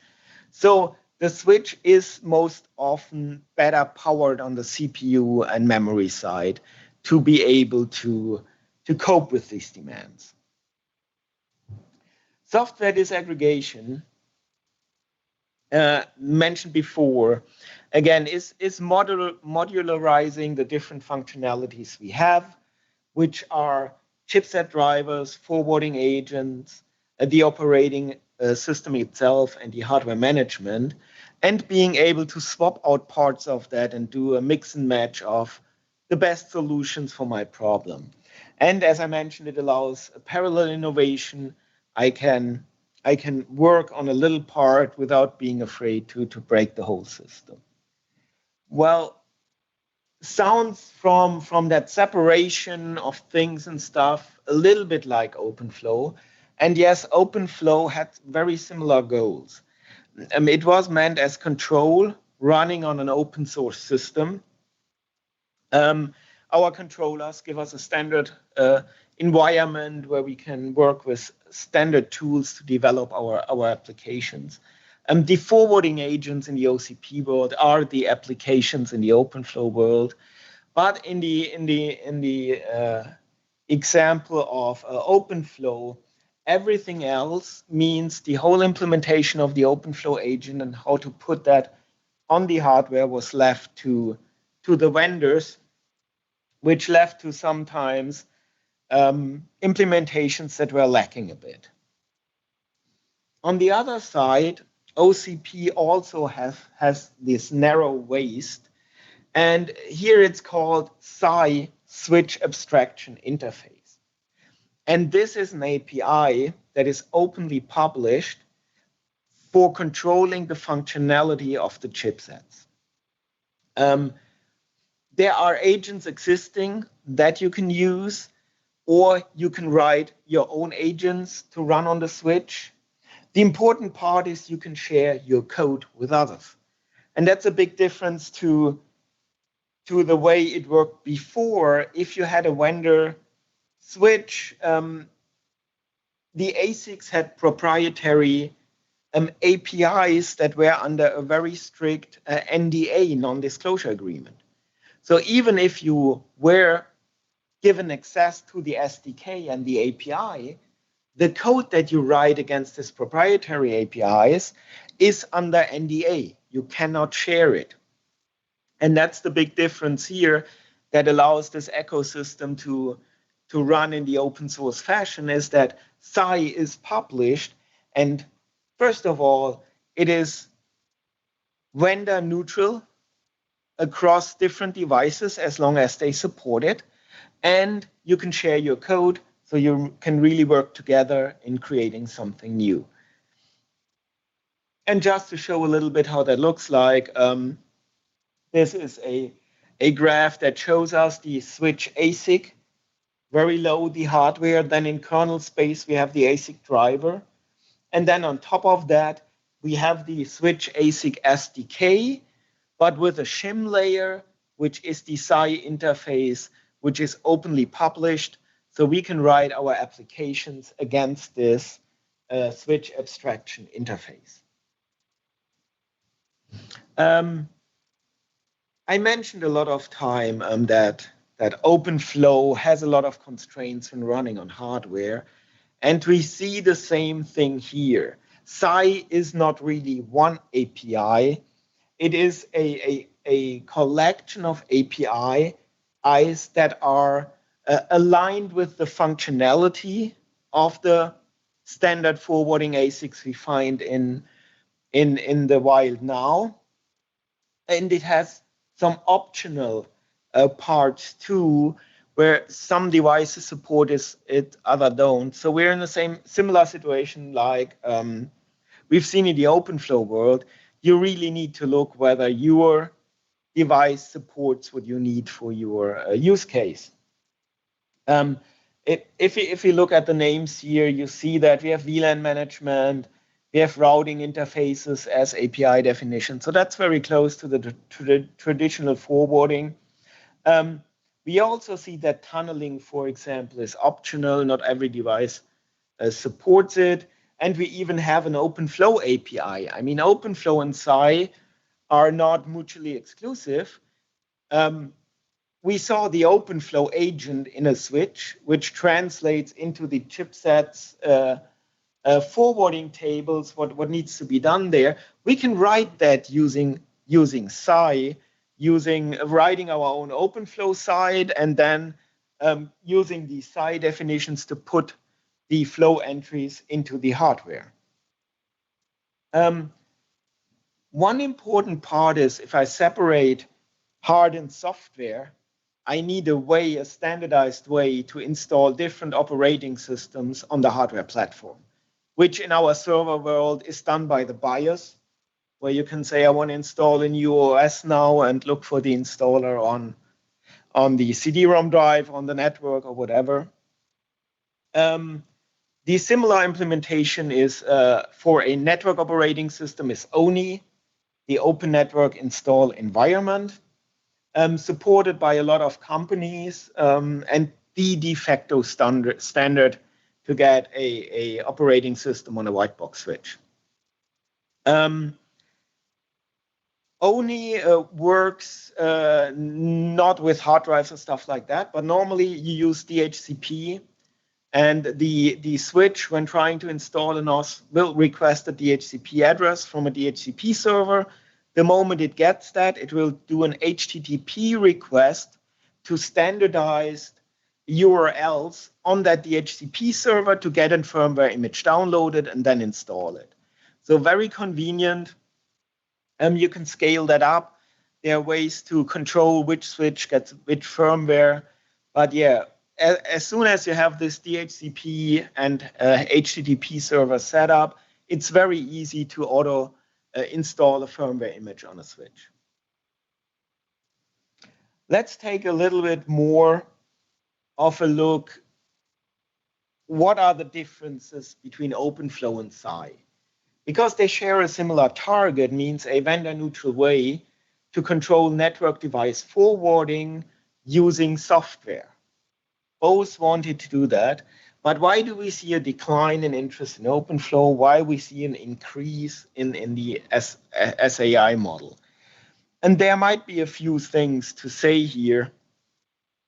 But one of the basic paradigms was that OpenFlow, as coming out of that clean slate project that said we are not looking at how we did it, but we're just looking in the future how we would do it today, ignored limitations of existing hardware.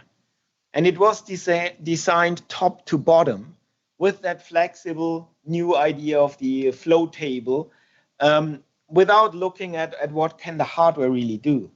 Additionally, the early research was done on soft switches, on PCs running forwarding on their CPU, which works really well as long as you don't need real performance on your network. So the early research didn't really run into the problems of how do the ASICs really look like, but when they did, it got rather difficult to adapt to that. And just as a reminder again, a look at this OFDPA pipeline, where we see that this is not a flexible OpenFlow pipeline where I can instantiate a pipeline following my idea of how to do forwarding, what I would do on a soft switch, but this is more or less a traditional forwarding pipeline where I can just push in the MAC address table or the routing table. On the other hand side, SCI started with a real problem. This was not academic. It were people running data centers, running into scaling issues, and really wanted to solve them. So they for sure did not ignore current chipset constraints, but they actively talked to the chipset vendors and said, this is our problem space we're working in. What functions can you provide us to help solve that? And it was a bottom to top approach in that way, really making sure the infrastructure the network runs on can support what my idea is for this programmability in the network. There also was a real market. data centers buy a lot of network equipment. So there's just an economic difference here. If I want to sell to the data centers, then I need to fulfill their needs, and it's a big market, so it justifies investment into this area. On the other hand side, OpenFlow often was seen as a solution in search of a problem, means that most of our network forwarding works very well with switching and routing. There are only some edge areas where the full flexibility of OpenFlow really would have been needed. Now, if I'm a vendor and 98% of my market does not, or my customers does not need this full flexible OpenFlow, but I implement it and it makes the switch $100 more expensive, that might be a business problem for me. So there was also this side that made it a little bit harder for OpenFlow to get really out in the wild in a meaningful implementation. And again, SCI is for at-scale design using common tool sets and known IT tools. And that all together, people with a real problem, with a real market, being pragmatic in their requests, what to do from the chip, what to expect from the chipsets. This went to a very fast development of production-grade implementations. Again, as I mentioned, on the OpenFlow side, few problems really justified the expense. And doing flexible OpenFlow is hard and expensive to do, whereas SCI has a more pragmatic approach and leveraging the whole IT ecosystem. And as an example, I want to show you a diagram of one application that is based on SCI, which is Sonic, which is the Microsoft Cloud networking stack for their Azure data centers. And if we look at this, it's a very modern approach how to design a router switch networking device, however you want to call it. We see that every application is running in its own Docker container, separated from the others. That might be BGP, that might be LLDP, that might be a CLI, whatever. It is running in Docker containers, so I can bring down BGP and just replace it with another container that might contain a different BGP implementation. As long as it is using the right interface to the database, I will not realize any difference here. Redis is a database backend here, which stores all the information. And you can see it like you have a southbound side where the applications write in what they want to have happen or get the information they need. And then on the northbound side, in direction to the ASIC, we have the SciDB, where an orchestration agent translates from the application request to the API calls that need to go into the hardware and the other way around. And then there's a syncer daemon that reads this SCI database information, so the low-level information for the chipset, and then pushes it through that API into the ASIC and into the data plane. So very interesting design, and it shows how different approaches can get if you open up the environment for new ideas, if you can develop freely on a hardware platform.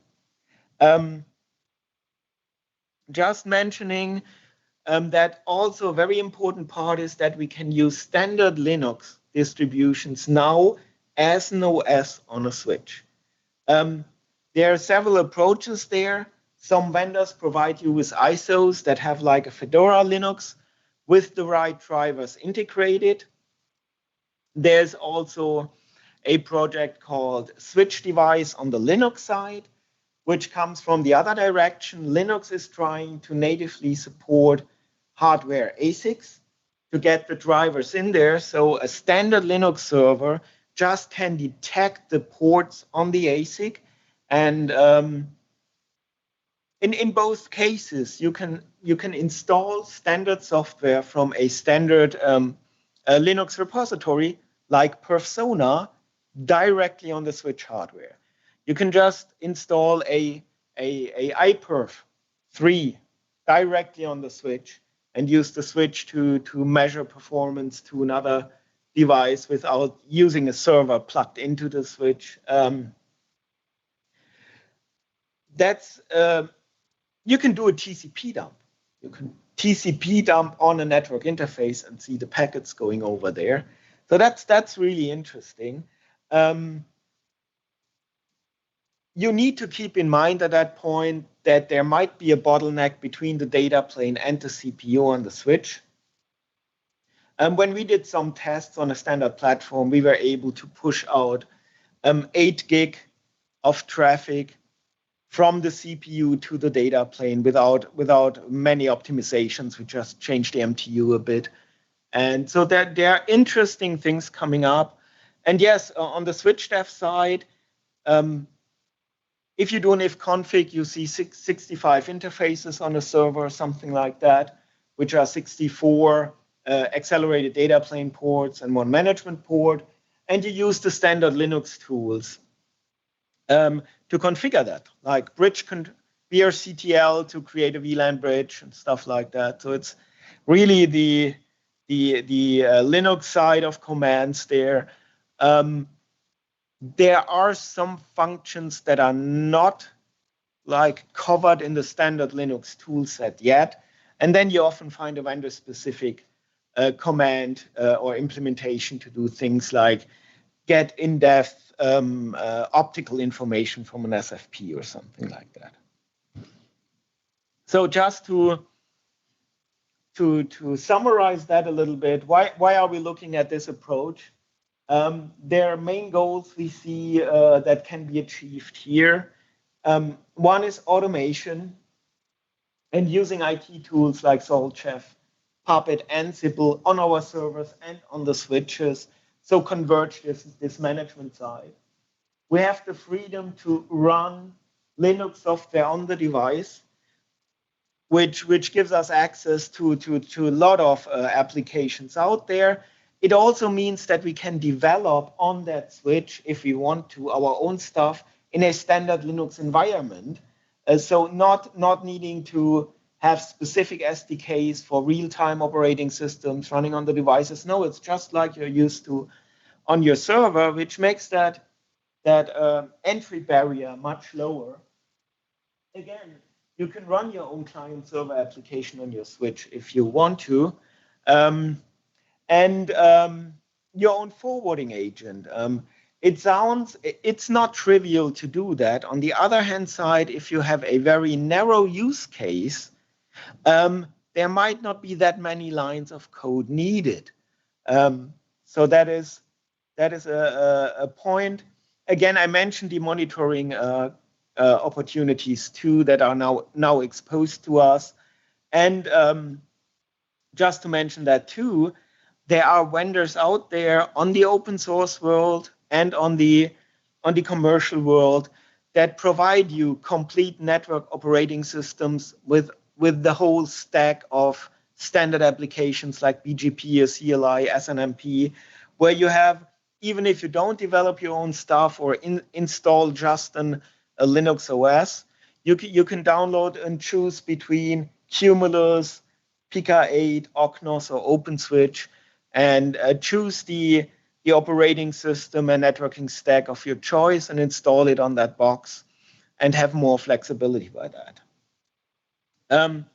If you're looking for more information, I would like to point you to our project page where you will find demos, examples, and more in-depth review of the whole space and some further a discussion like flexible chipsets, P4 language, things like that. So yeah, if you have you want more in-depth information, you can use this. Okay, and that ends this session and opens it up for questions.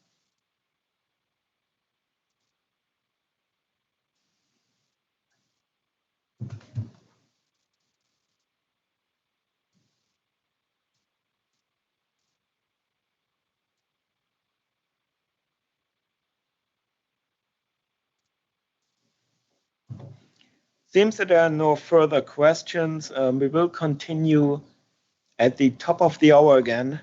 And if you come up with a question, you can anytime go in the chat and ask it. And yeah, thank you. All right, everyone, we're going to mute this end, and then we're going to set up for the next talk at the top of the hour. We will start promptly again at the top of the hour.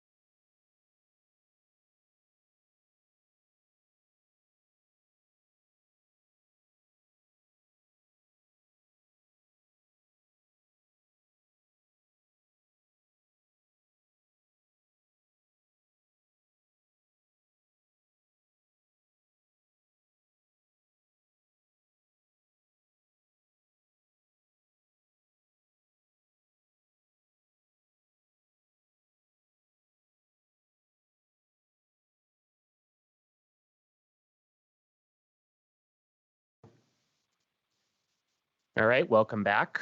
We're going to get started with our last SDN topic for today. It's going to be connecting to the Advanced Layer 2 service and network virtualization, and Matt Sikoskis from Internet 2 is going to be presenting. All right, thanks. So we've heard a lot about SDN and some concrete examples. I'm going to give you another concrete example and tell you what we've done and learned so far and what we're going to be doing. So our Advanced Layer 2 service, which has been mentioned a couple of times, just I think as the Advanced Layer 2 service, is building pseudo wires across our network. So it also has some interdomain capabilities, so we can actually go beyond our network. What we're doing right now is actually switching it from an OpenFlow base to a netconf base, and so we can use MPLS instead of OpenFlow, and it's largely driven by the equipment that we have and what we can support and how we want to support things in the future. But we will have a way to continue on with OpenFlow and SDN on the network. So there's a pointer there, but the goal of the Advanced Layer 2 service is to be able to dynamically create these circuits and to support our users. Okay, so what can you do with AL2S today? So you can create static or dynamic circuits, and by dynamic, it's mostly people putting up static circuits and then taking them down. They can be point-to-point. They can be multi-point. It can be within just the Internet 2 network itself, or it can connect to outside. Principally, it goes to Europe and the Energy Sciences Network here in the US. And these circuits can be self-provisioned, so you can do it via a web API, or a web interface, a REST API. Either there's a native one, and there's also one for the Genie. There's also one for Genie, so that the computer scientists can connect up their Genie racks generally. And you can also do it via some interdomain signaling, so something coming in. And so it's been used to connect up other SDN islands. So part of that is a Genie to Genie thing. You can create a separate discipline network with circuits that sort of overlay our network, and or you can just create your own private network. People have used it for disaster recovery, so connect up data centers between two cooperating schools so that they can back each other up. And it's also been used for additional connections into our Advanced Layer 3 service, so the IP part of our network. Everyone needs a baby picture, so here's our the network and where the nodes are today. And at any one of these points, if you come in, you can create a circuit to any one of the other points. This shows just all the different ways that people connect in today. Typically, people connect to the Internet 2 network through regional networks. So this shows that, for example, Learn, which is the regional network in Texas, can connect in Houston and Dallas.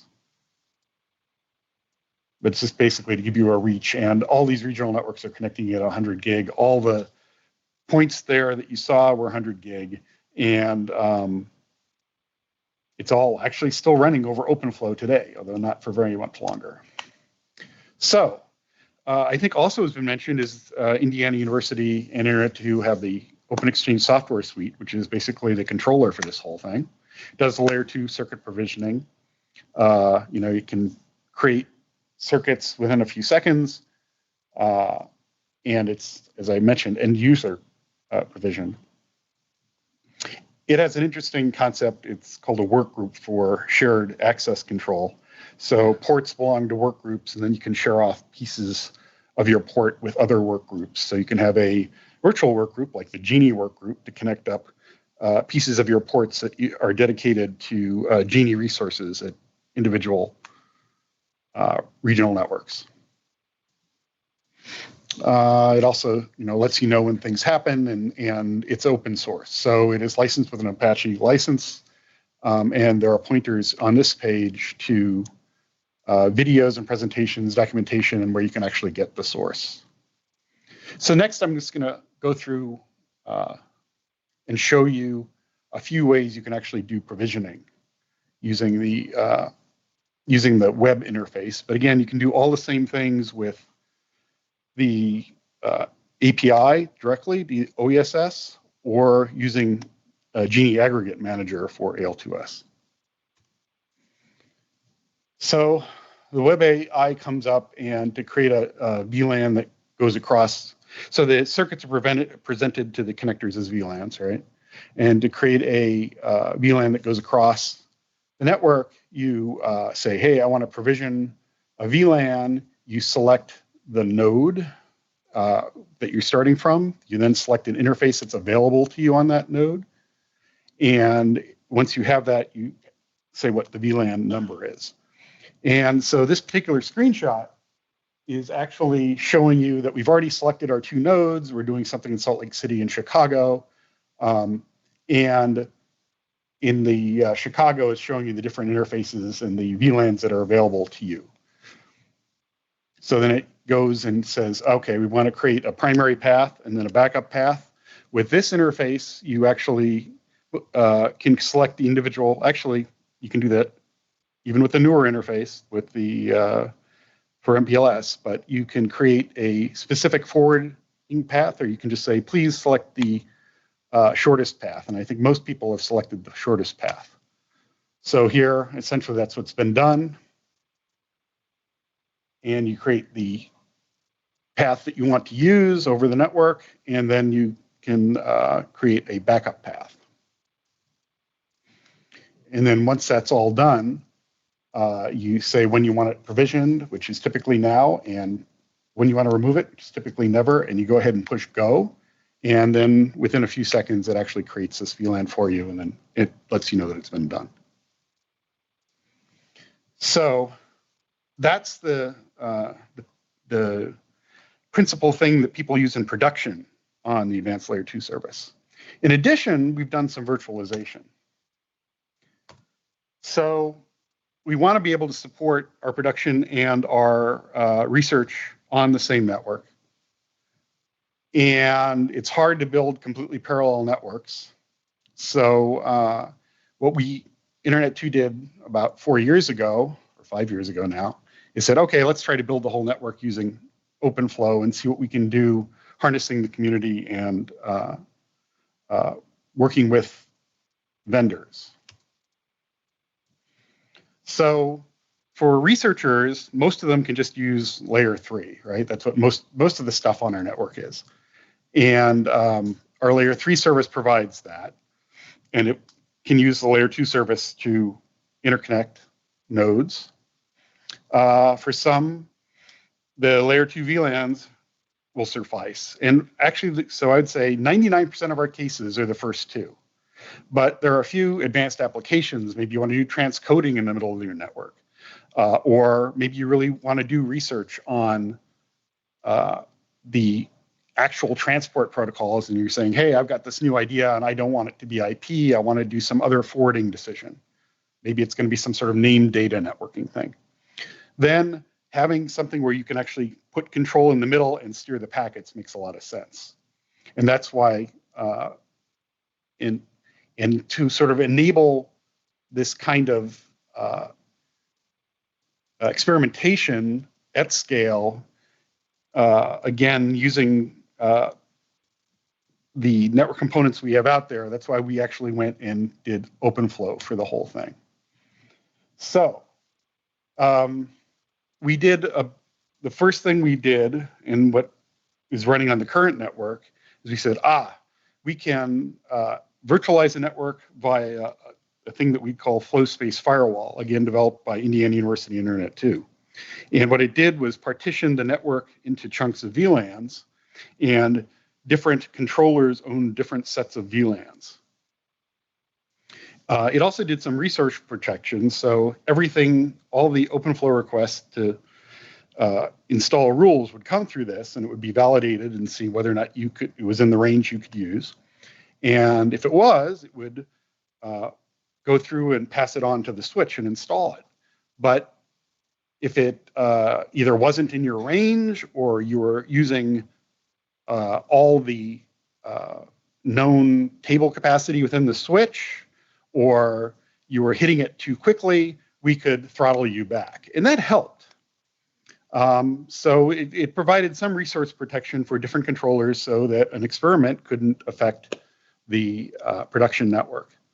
But even when doing that, there are common resources within the switch. So there is the table, there is the control path, and you could do things which might actually cause some problems. So we'll talk about that in a little bit. But the way it got set up was this way. So we had our layer 1 circuits at the bottom. So we have 100 gig circuits that go across the country. Then this was pushed into this virtualized Ethernet switching environment. So that would allow us to have AL2S running with our OESS controller talking to it. And we've run other things. We've run just a generic learning switch. We've run ONOS, which has been mentioned, which is a separate controller on the network. So we had and we've run a couple of experimental controllers as well. So that allows us to run multiple controllers. But then, the rest of it runs on AL2S. And like I said, most of our traffic is that way. So just VLANs for ourselves, for layer 3, RNE, or to Genie for connecting Genie racks together, or other Genie experiments, actually. It doesn't have to be Genie racks. And Exceed is basically a domain backbone. So it's something running specifically to connect up some of the supercomputing centers. Also runs on the same hardware in the same network paths. So that's how we structured things. And the way OESS worked is, well, it's actually another view of this, is that, so you have your switches, you control the switches with OpenFlow. There's flow space firewall to partition it. Then we've been able to OESS on the right, which is our generic one. So it's got a controller, it's got the UI, it has the API, it has a little piece called Oscars, which comes from the Energy Sciences Network as well, and this interdomain control protocol on it. It also has a box not shown here called NSI we're looking at to replace the Oscars for interdomain traffic. So all those things can control the chunks of the switches. We had ONOS on there. We've had a Genie learning switch on there. And this multi-domain OESS thing is basically where you have multiple, a controller that controls a piece of your network and then pieces of other networks. And it's one way you can think of to have a domain-specific controller that's controlling how do you make multiple networks work together as one experiment to try to make that work out. So our current status, right? So we have this OpenFlow 1.0 in production. The controller does support OpenFlow 1.3, but that's not in production. And we have the Genie aggregate manager in production to allow for Genie to create circuits on AL2S. So I'll talk about the transition in a minute, but let's talk about what we learned trying to put experimental controllers on this network. So it's absolutely possible to do.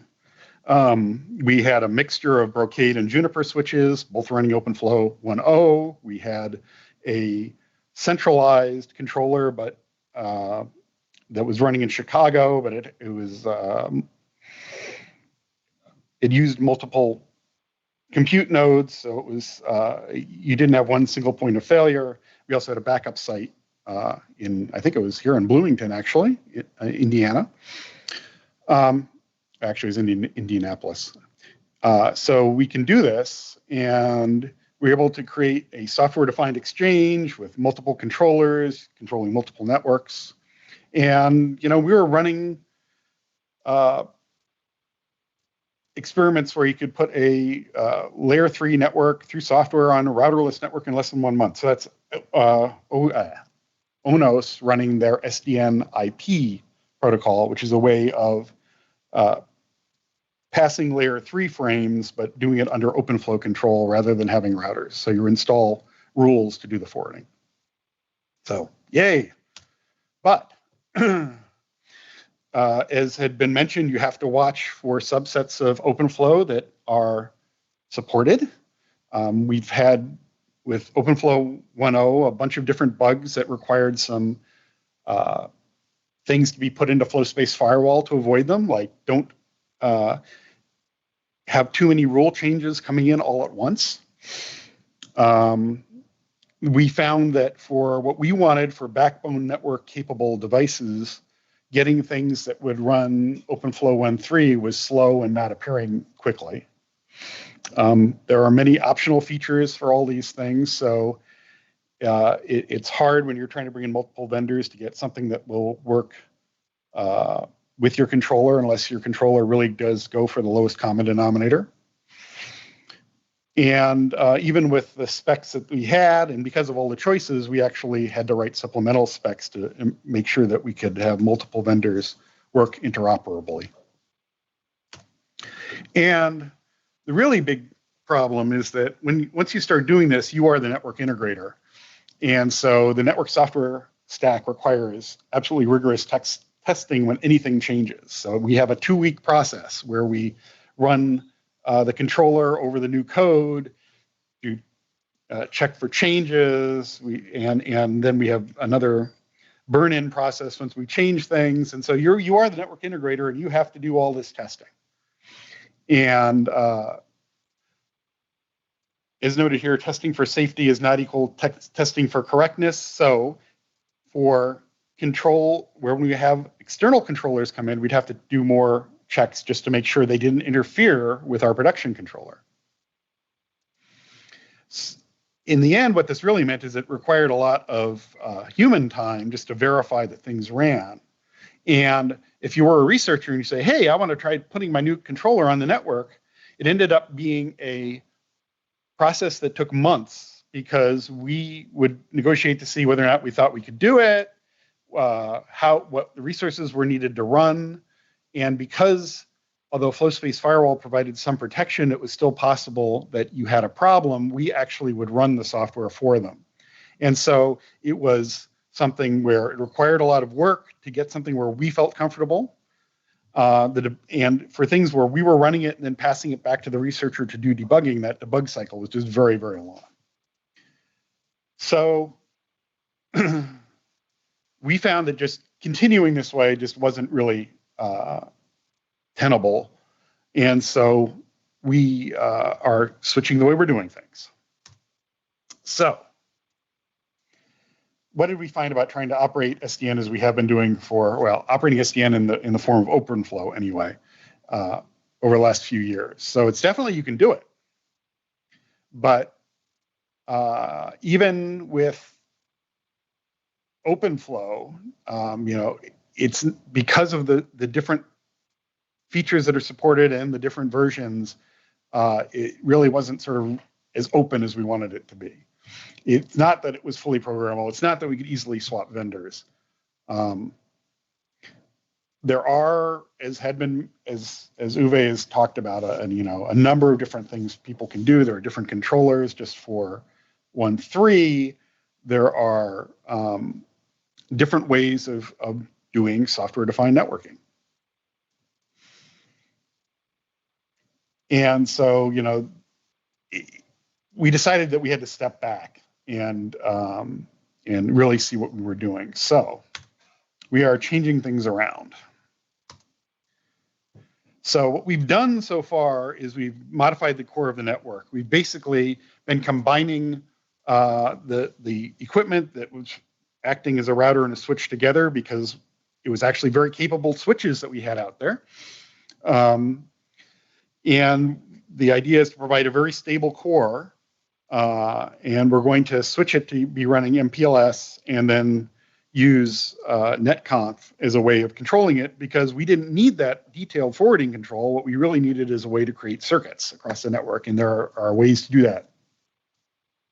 From a user interface point of view and a UI point of view, you basically, for anything AL2S production, it's the goal is feature parity and it looks the same. So we'll have the same kind of user interface. And you'll be able to look at what's there, and you'll be able to look at the same kinds of screenshots I just showed you. Well, you'll look at the screen, not the screenshots, and be able to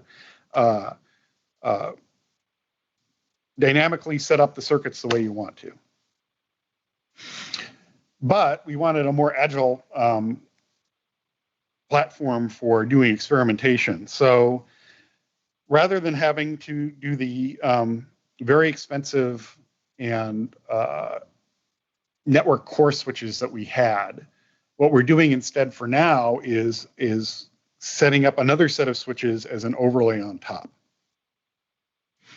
So the overlay that we're setting up, I think we're going to call it the Advanced Experimental Platform now, because we have to have advanced in every name. But that will support OpenFlow 1.3, which is what our researchers have been asking for instead of 1.0, and it'll allow us to do some network function virtualization testing and other things. So the goal is to really separate these so we can simplify the architecture and position us to be able to be more responsive, because now with the smaller set of equipment, we can change it out more quickly, and there are more things that we can do. And meanwhile, that's sort of our short-term thing, and then long-term, there's a discussion with our community about what the network should look like. So this is just saying in a picture what I basically just said. Before, we had the backbone pieces that were connected into the switch, which then had the layer 3 stuff on top of it. Now we have combined layer 2 AL3S switches, or sorry, router switches, where the backbone links connect into, and then for SDN experimentation, that's a overlay on top of that.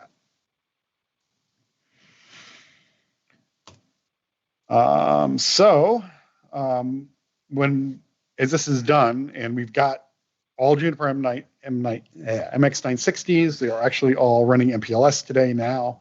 However, they're also running OpenFlow. So OpenFlow still controls AL2S. OESS will still be there. The API and the Genie API will continue. That just switches from using OpenFlow rules to using netconf to do the configuration. And that's just about where we are, and it should happen by the end of the summer. OES today is now dual stack, so it can do both OpenFlow and netconf things to create rules depending on what the switches are. And we did a bunch of other changes to OESS just to make it more robust and work in the new environment. So there are, the internal bus got changed. To do MPLS, you had to add a new stats collection because we couldn't use OpenFlow flow collection anymore. And just, there were a bunch of sort of, again, changes for robustness and just to make it work with MPLS and netconf. And we're basically complete. We had wanted to be more complete sort of by the end of last year, but really, because it was a major revision, we've been doing lots and lots of testing and just taking our time, making sure it's right. And then that allowed us to plan to finish the changes over the summer. So this is just a picture of what the OESS is now. And so it has an OpenFlow component. It's got the netconf components. It's got SNMP and syslog to pull out the events instead of everything through the OpenFlow interface. The provisioning, measurement, and administration is sort of the same. And in the UI and the interdomain protocols are the same. We have flipped on NSI, and we're looking to deprecate the IDCP, which was the old way of doing it. NSI is something that was developed in the grid forum and is now what people are using to do interdomain provisioning. So to dig in a little bit more into the what we're doing to support researchers is we are having switches. They will support OpenFlow 1.3. There'll be a little bit of hardware synchronization on these switches. so that, or sorry, not synchronization, hardware virtualization on the switches, so that we have a harder barrier even between researchers. The goal here is really to allow researchers to spin up their own controllers quickly and do their own debugging, or at least not having us to worry about how it affects our production infrastructure or other experimenters. And you'll be able to run your controller back at your campus if you want, or you can run it on PCs that are close to the switches. And you see if there's anything else in here that is important to mention. And the PCs themselves will do NFV. And in my typical way, I believe I am working way ahead of myself, so this will show up. And then, yeah, and then looking forward, we're, again, having a community conversation about what we should be doing longer term.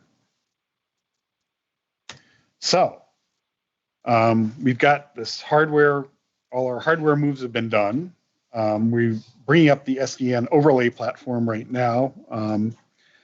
We've had a few nodes. We've done a demonstration showing that a generic Ryu controller can work on the nodes. Part of this has gone slowly because we've been pushing to finish all the OESS changes and updates to make sure that all works fine. Yeah, and as I mentioned earlier, the move to OpenFlow, or the move away from OpenFlow, will probably happen within the next couple of months. So by the end of the summer and the start of the school year here in the US is the goal.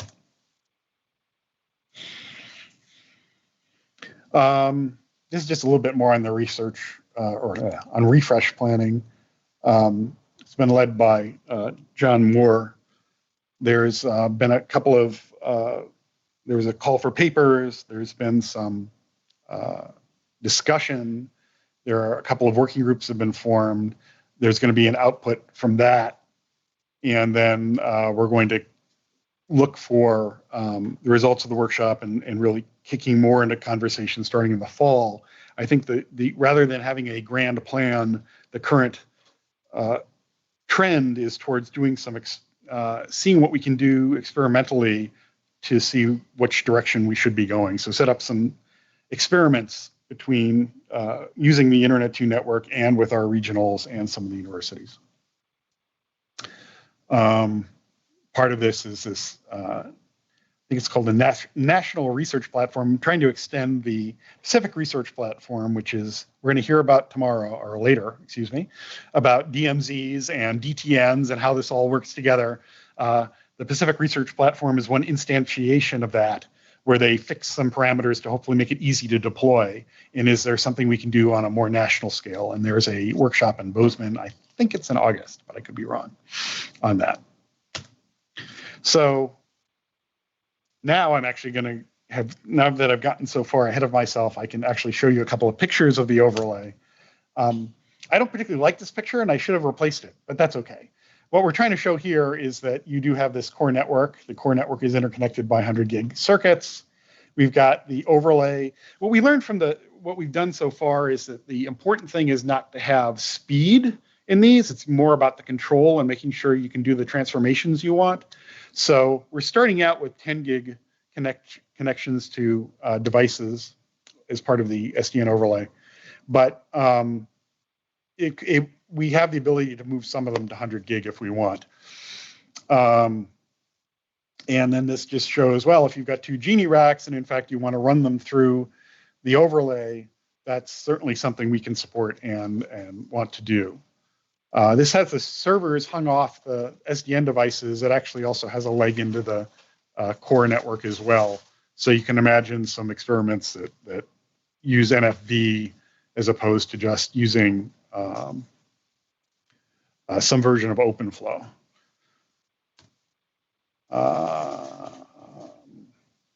So again, what we're trying to do is we're trying to create an area where researchers can get in there quickly, don't really have to worry about affecting other researchers, have the ability to bring on production traffic, or that is traffic from other universities or other researchers to put it on the network. And what we're doing to do that is co-locating these switches and compute in the same location. We got some support from the Genie project office to provide switches. And so what we've done for them, and the way this is going, is that we're actually installing Corsa devices. So at 8 sites, we've got a Dell server, a Corsa switch, and multiple 10 gig interconnects. It also has connections into AL2S to get on and off, or being able to get experimental traffic on and off. As I said, this is all 10 gig for now. We have the ability to go to 100 at least half the sites if we want to. And of course, you can always consider replacing equipment, because that's what the way this design works. It's much easier to switch out equipment than it is with the backbone with the production traffic on it.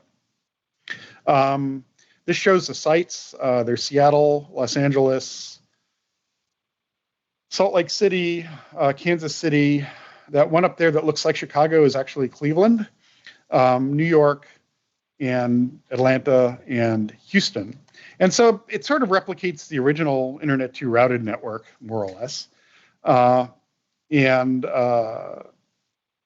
The links between the nodes are meant to follow the topology of the actual network. So it gives you a feel, if you're doing an experiment, what it really is like to run it on a national scale. The picture on the right says a little bit more sort of about what we're trying to do. We've got the WAN connections coming into our core device, which is running MPLS, or will be running MPLS real soon now. And then it has the links up to the Genie switch and to the PC located next to it. All this stuff is connected to an internal management network. That's also an overlay. And so the easy way, the easy/safe way to provide control of these is basically to create a VPN to control the switches. And so when you get a slice, you get a little virtual switch interface or virtual switch instance on the Corsa switches. You can get a VM on the PC if it's necessary, plus you'll get a VPN that connects all those together.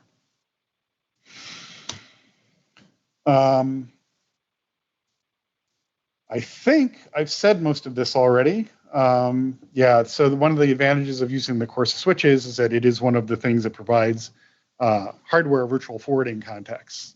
So it has hard limits on the resources you can consume, so individual switch instances cannot affect each other.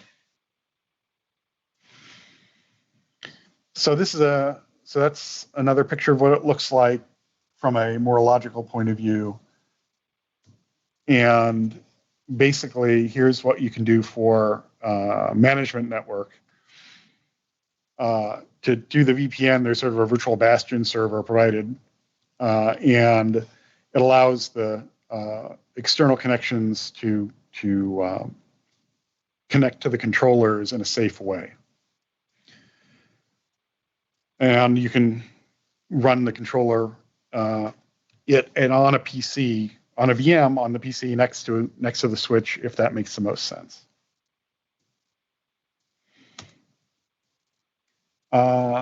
There is one physical interface for each connection, so that way you can mimic each direction, so that way we can mimic the topology of the actual node. And as I mentioned, those were connected basically in the same way that the underlying topology connects. So Cleveland to New York will pass the same way that routing and the way the circuit would go direct from Cleveland to New York. It's not going to go down and around.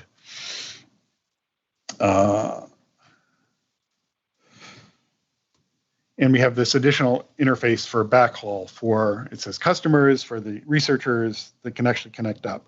So this could be a VLAN that connects to something, a Genie rack at a particular campus. It could be a VLAN that is then connected to a router, and you actually route into this network. But that's basically what it is. There's a separate connection that is used to get on and off the network.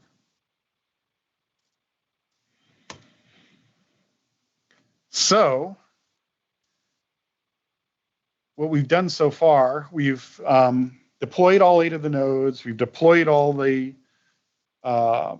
switches, or we've followed the switches. We deployed all the PCs.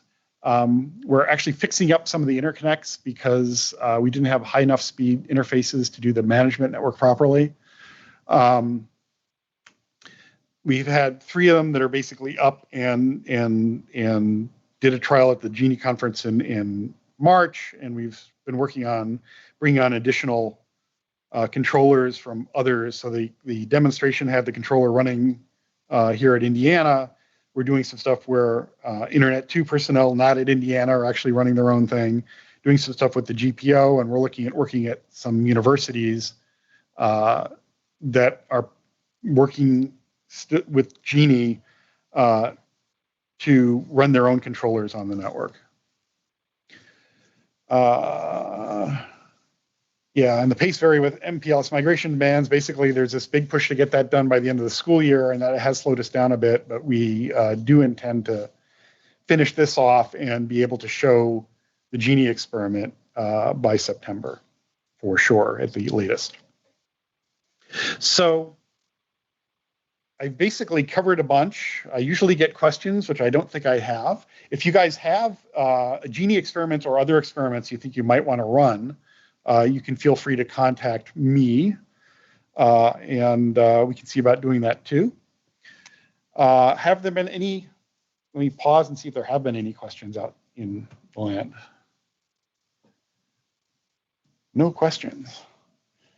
Well, then I once again finished way early. I think what we will do then is take a longer break. Actually, I'll still wait a couple of minutes here just in case some people come up, but we'll take a longer break. We'll be starting off at noon on the more Science DMZ engagement part of the program.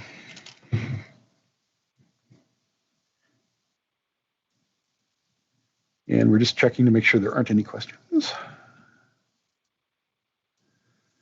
Well, thank you all virtually for listening to me. There seem to be a lot of participants out there. So thanks. If you have more questions or you come up with any after, feel free to contact me.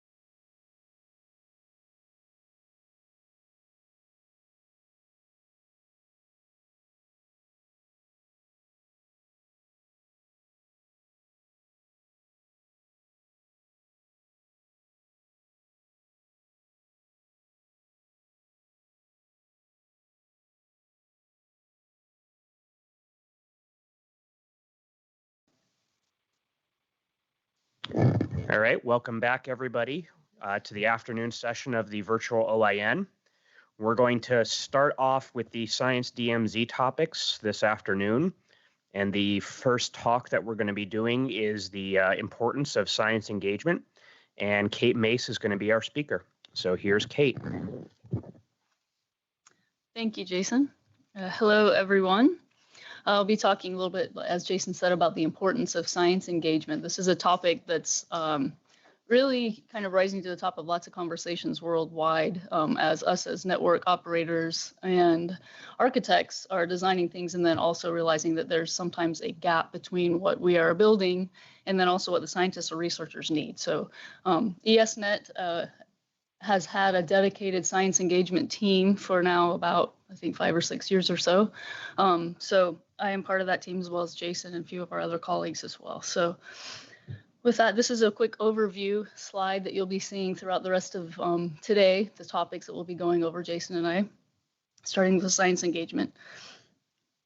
Whoop. Just a second. Okay. All right. What is going on with this laptop? Okay. All right. So back to regular scheduled programming. So here you see the network as infrastructure, but it's actually, obviously that is the case, but we view that more as an instrument. So the Energy Sciences Network, or ESNet, you see our vision statement there at the bottom of the screen. Scientific progress will be completely unconstrained by the physical location of instruments, people, computational resources, or data. That's kind of the mantra that we go at, with ESNet. You'll see there around the sides of the slide different instruments, scientific instruments that the Department of Energy Sciences Network connects. But we also appear with lots of different research and education networks around the world. And as you see, the network is actually an instrument, a scientific instrument as well, to connect all of these people and locations and instruments together. So you'll see this screen throughout the rest of this afternoon as well, starting here in the top left corner with the engagement, the resources and knowledge base. Many of you may be familiar with the fasterdata.es.net resource, as well as the partnerships that all of us in the community work together on, and then the education and consulting that the engagement team works on. So this is kind of an infographic that some of you may have seen. This is from last year, obviously, but a snapshot of what happens on the internet in a minute. This is big data as the general public or most people think about. And you can go through and read all those things, but just to pull one of these examples out is for a Snapchat photo. Again, this is about a year old, so obviously the data rates have increased since then. But a Snapchat photo is about 50 KB. It says 100 million users worldwide upload over 527,000 photos a minute. That equates to, as you can see there, a total of 38 terabytes of data a day just for Snapchat. Again, this has increased since then, since this is last year. So something to kind of stick in the back of your mind. But this is something, as we know, that most of our daily lives commodity network travels, but most of you that operate campus networks or even lab networks, your network has to support this data as well as the scientific traffic. So it's something that you have to separate in order for both to be optimized. And we'll dig a little bit more into that as we go through this topic. So the motivation for the science engagement, right? So the science and researchers are everywhere. The size of your institution or the endowment doesn't really matter.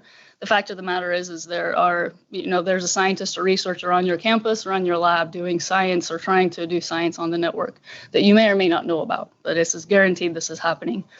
And clearly, as we know, and it's becoming more and more evident that the networks are an essential part of data-intensive science. Again, it's part of one of the instruments to connect all of these things together, not only connecting the data sources to the analysis, but also the collaborators and the data portals that people need to interface with their data and then share it with all their collaborators. And obviously the performance here is critical. The data rates are only increasing. This is a fact that we're all well aware of, especially if we're operating networks today. And there are also constant human factors, timelines for analysis, remote users, whether they're working against a grant deadline or whatever the case may be. These are all things that we have to take into effect when we're trying to design these networks and engage with our scientists and researchers.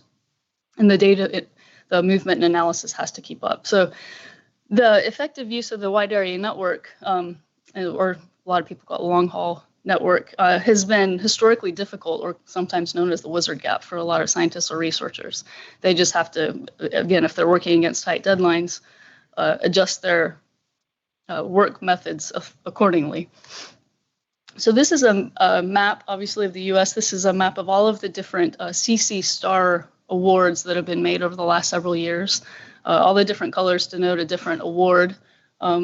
The blue, sorry for any of you who may be colorblind that are watching, but as some of those, they denote the multi awards in a particular institution or organization. So this just goes to show that this represents thousands and thousands of researchers and scientists, but also the IT and network engineers that are supporting these efforts through this NSF program, National Science Foundation CC Star program. So to set the context here for why science engagement is so important and why this workshop exists, funded by the NSF in partnership between ESNet and Indiana University and Internet 2, is that the DOE and NSF and other agencies as well have invested billions of dollars in state-of-the-art cyber infrastructure to support data-intensive science. And the researchers often do not understand the value of these services or what we're putting into place and what this funding is really capable of doing for them to improve their science and their methods in order to make them more effective. And so a proactive effort is needed to drive the adoption and accelerate the science output. It takes all parties in order to do this. So this is familiar, obviously, to most of you, I would imagine. Traditional big science, that's a picture of the Large Hadron Collider in CERN in Switzerland, inside and outside. But now big science is actually coming in much smaller packages. These pictures here denote the one that's standing in the palm of the hand. That's a genome sequencer. The bigger picture to the right is actually a tabletop accelerator. And then the gentleman standing in front of that big machine, that's actually one of the scientists at the Advanced Light Source at Lawrence Berkeley National Lab. So the fact of the matter is these instruments in some form or fashion may not be on your campus, but some of the researchers in your organization may be working with people who are working with these same data sets. So that's the idea here, is active engagement to understand what they're doing so that we can fit their needs. Here's an aerial view of the Advanced Light Source. This is located at Lawrence Berkeley National Lab in Berkeley, California. Here are some pictures of the inside of this light source. So here is a representation of all of the different beam lines that make up the ALS, or Advanced Light Source. So you don't have to recognize all of those, but just keep in mind that those are all separate light beams that scientists request an allocation on. So a quick snap view of what the user stats at any given time at the ALS is that there's anywhere from 50 to 100 users on site at a time. They're there for an hour to 10 days. They submit a proposal to get an allocation on one of those beam lines for any amount of time based on what their research is doing. As you can see from the graphs here, the users, their funding streams are coming from many different places in many different countries as well, in many, many different areas of science that are happening at any given time at the ALS. It operates generally 24/7. They will come with a team of researchers, like it says, anywhere from 50, maybe from probably 2 people up to maybe 10 or 15 people, or it varies depending on what they're doing. And they may work in shifts to basically get their work done so that they can get it done in their amount of time that they've been allocated. So here's an example here, is that the application, they're capturing all of these results to make a model of what their research is on. This is actually an example of, I believe they were studying brittle bone disease. So essentially they put their sample, whatever it may happen to be, in this case brittle bone sample, in front of the beam line and then take a series of photos, or they basically photograph it and do many, many different photos to build this model. So hundreds of thousands of images created in a few hours, range in size depending on what the sample size is and the type of beam line that they're using. And then they process this in order of magnitude, can't be done locally. So they need to send it over, obviously, a network to a much larger computational resource. In this case, it's often sent over to the local resource at NERSC, also in Berkeley down the hill. So this is an example, since we all are network people, we like graphs. The top graph represents the total traffic leaving NERSC and coming into NERSC. And the one down on the bottom, that's just one particular beam line. As you can see, it tripled the network use just for one particular science experiment on the beam line. So again, going back to that infographic that I talked about, the internet in a minute, what happens, just to kind of get some more context setting here, Snapchat photo, photos 1 minute, millions of people, adds up to about 38 terabytes of data, as opposed to one experiment on one of those beamlines at the ALS. Team of 9 scientists created 114 terabytes of data. So again, we're all supporting networks that have to support both of these types of traffic. And as I said, we're going to dig deeper into this as to why the segmentation of that traffic is important for both use cases. So this is a representation to understand the different data trends. This is something that's come about throughout the science engagement group over time, working with different collaborations. This is not meant to represent any particular collaboration. It's just a generalized understanding of what we've come to work with. So as you see over on the left-hand side of the green arrow, the small collaboration scale, maybe these are the groups of scientists I was just describing, maybe at the light sources, et cetera, or neutron sources. As you can see, they're still dealing with large amounts of data, lots of different collaborations represented by the smaller triangles there, and distributed areas working kind of on their own thing. These groups are usually not as sophisticated in their use of data transferring from different sites and rely a lot on the local IT support of wherever they happen to be doing their science, or maybe some grad students or such, in order to get their data transferred back and forth. As we move over to the right side, in the middle, we have the medium collaboration scale. For example, those may be working on HPC codes or HPC centers. As you can see, the collaboration scale may be larger collaborations, but fewer of them. But again, the data rates are increasing. They also rely heavily on the local IT department or network support to get their data transferred back and forth between all of their collaborators, but a little bit more sophisticated. These two groups that I've just talked about really benefit highly from science DMZ implementation and also data transfer nodes, which we'll be covering in more detail later. If they're deployed at the site in a way that they're able to access them, they benefit greatly from that as far as getting their data transferred. Then over on the right-hand side, we have the large collaboration scale, or for example, they're the LHC group. Obviously, these are coming from fewer instruments around the world, very high data rate, but basically they're all working on the same data sets and sharing them quite well, effectively throughout the world, actually. As we know, the LHC, they're very sophisticated in their use of the networks a lot. In fact, they have their own network. It's an overlay over some of the RE networks that some of us operate. Very sophisticated and are pretty far along in this process. So again, part of the motivation between the science engagement and this workshop overall is time to raise the network expectations. Now, I know that we have people tuning in from all over the world, so everybody's networks and their regional networks or whatever the case may be can vary widely, but that's just kind of all of those bullet points there. The time to copy 1 terabyte across the network. If you have a 10 megabit network, it can take about 300 hours, all the way down to a 10 gigabit network. It takes about 20 minutes, but then you have to start considering things like fast disks and file systems in order to process that. And again, these figures assume some headroom left for other users. So, and then we're probably all familiar as well with the scientists or researchers who are actually using these photos that you have here, whether they're FedEx or whatever the case may be. In some cases, they're actually driving it in their car across the state or across the country because it gets there faster than their network is able to do it.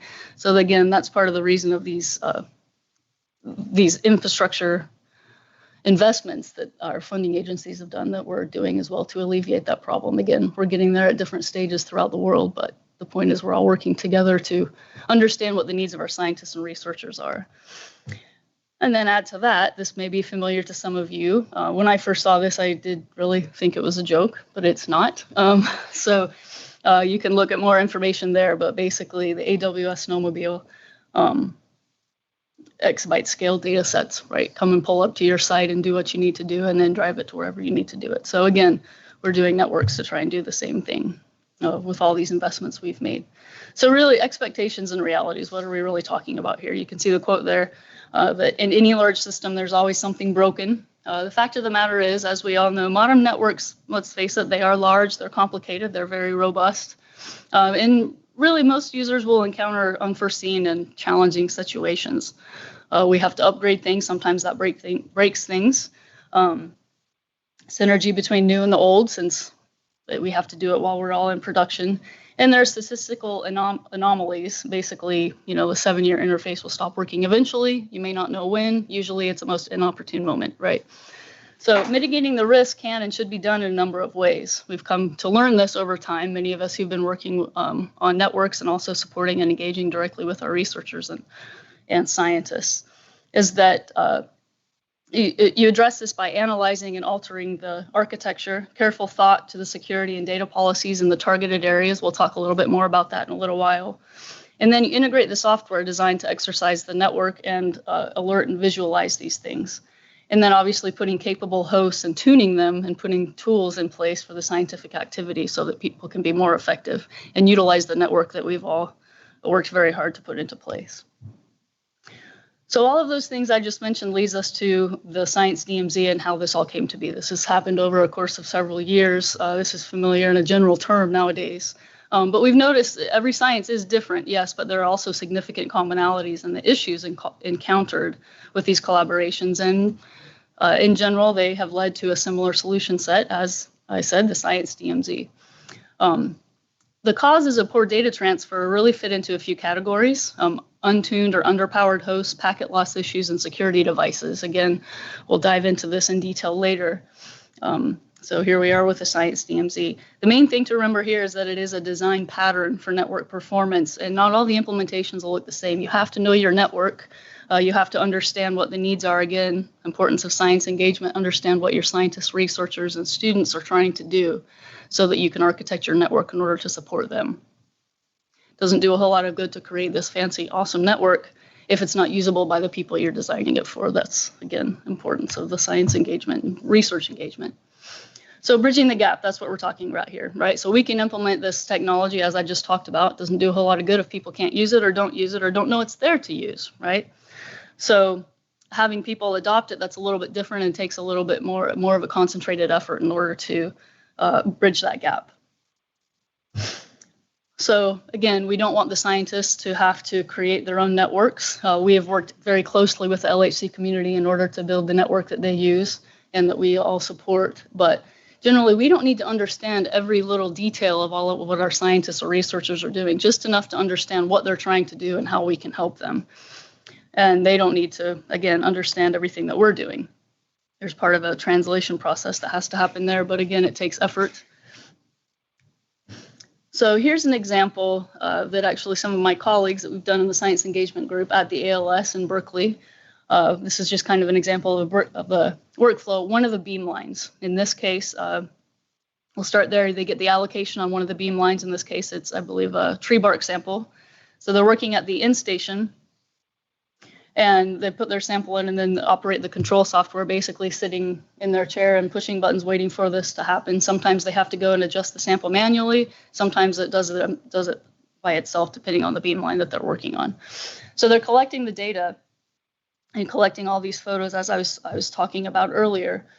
And the data transfer and management happens on site. And then they start doing the data processing. Again, this is when some of my colleagues sat down with the researchers to try to just watch and see what they were trying to do. At that time, the data processing was happening on site in local workstations. And then they do the data analysis as well, visualization, simulation, some of it done there, or sometimes they're actually taking it on a hard drive with them to their home institution and, analyzing it there. That may or may not have worked. So they may have to go back and do it again later, but then they ended up writing and editing and then ultimately going to the publication. So this is a representation of what the network or their workflow looked like from a network engineering perspective at that point in time when they first sat down and did this analysis with the researchers. So starting with the detector, there's a camera linked to the acquisition computer. It's a general purpose network. Windows shares on an old computer with basically not enough storage. You can see there's the 1 gig links between the workstations and the Windows file server. The data acquisition uses a program called LabVIEW. It's written to a shared drive on a firewalled Windows server. And analysis is, like I said, was done on the workstations. They're high-powered Windows hosts with a mix of proprietary and open source tools. And the scientists can be physically present, or they may be using remote desktop if they have collaborators that may not be physically there. Then basically the data export or post-analysis, physical transport of the portable media onto usually USB drives, take it home and do the analysis there, as I mentioned a moment ago. So improved workflow infrastructure. This is after meeting with these scientists and then trying to work it out with the local area network support folks as well. So as most things, it helps to put money into a problem like such as this. So putting new software and new links and such does go a long way. But again, doing it in a way that after a careful analysis of what the actual workflow was, that's the important thing to remember here. So as you can see that the links were upgraded on the acquisition computer, and then link DTN with the Globus online with 40 terabyte disk storage. And then there's a data share between the workstation. Again, as you can see just from the diagram, the links have been upgraded, but then also the access and then the use of Globus as well, so that they can ship it real time to NERSC. And it flows out to the world. There's, or their collaborators. There's actually a scientist at LBL that came up with a program called Spot Suite that allows the processing to happen, be transferred over to NERSC over this network that you see here. They actually are getting the results back and then the analysis back real time, so their collaborators around the world can actually access it, so that if they need to make a change while they have the same allocation, that makes it possible. Again, in the old format, that wasn't possible, and they had to come back and do it again, maybe traveled great distances in order to do so. So I kind of whipped through that pretty quickly, actually, but again, this was just kind of the overview of the workshop and why we're doing the science engagement. Many of you are probably aware, in fact, Matt was talking about the National Research Platform and the Pacific Research Platform. This topic of science engagement or research engagement is, as I said, coming up again and again, and lots of different efforts working together to try and address this in order to make both groups most effective. So for now, we'll take some, I don't know if there are any questions. I'll look to my colleagues for that. If not, then we'll probably take a short break before we dive into the Science DMZ architecture section that Jason will be covering. And I don't think there are any questions. So we'll take a break. We're going to mute on this side. We'll be back. You want to start top of the hour? We're going to start at 12:30. So at 12:30. So probably about a little under 10 minutes. We'll be back at 12:30 Eastern time. In the meantime, if you have any questions, feel free to post them and we'll address them then. Thank you.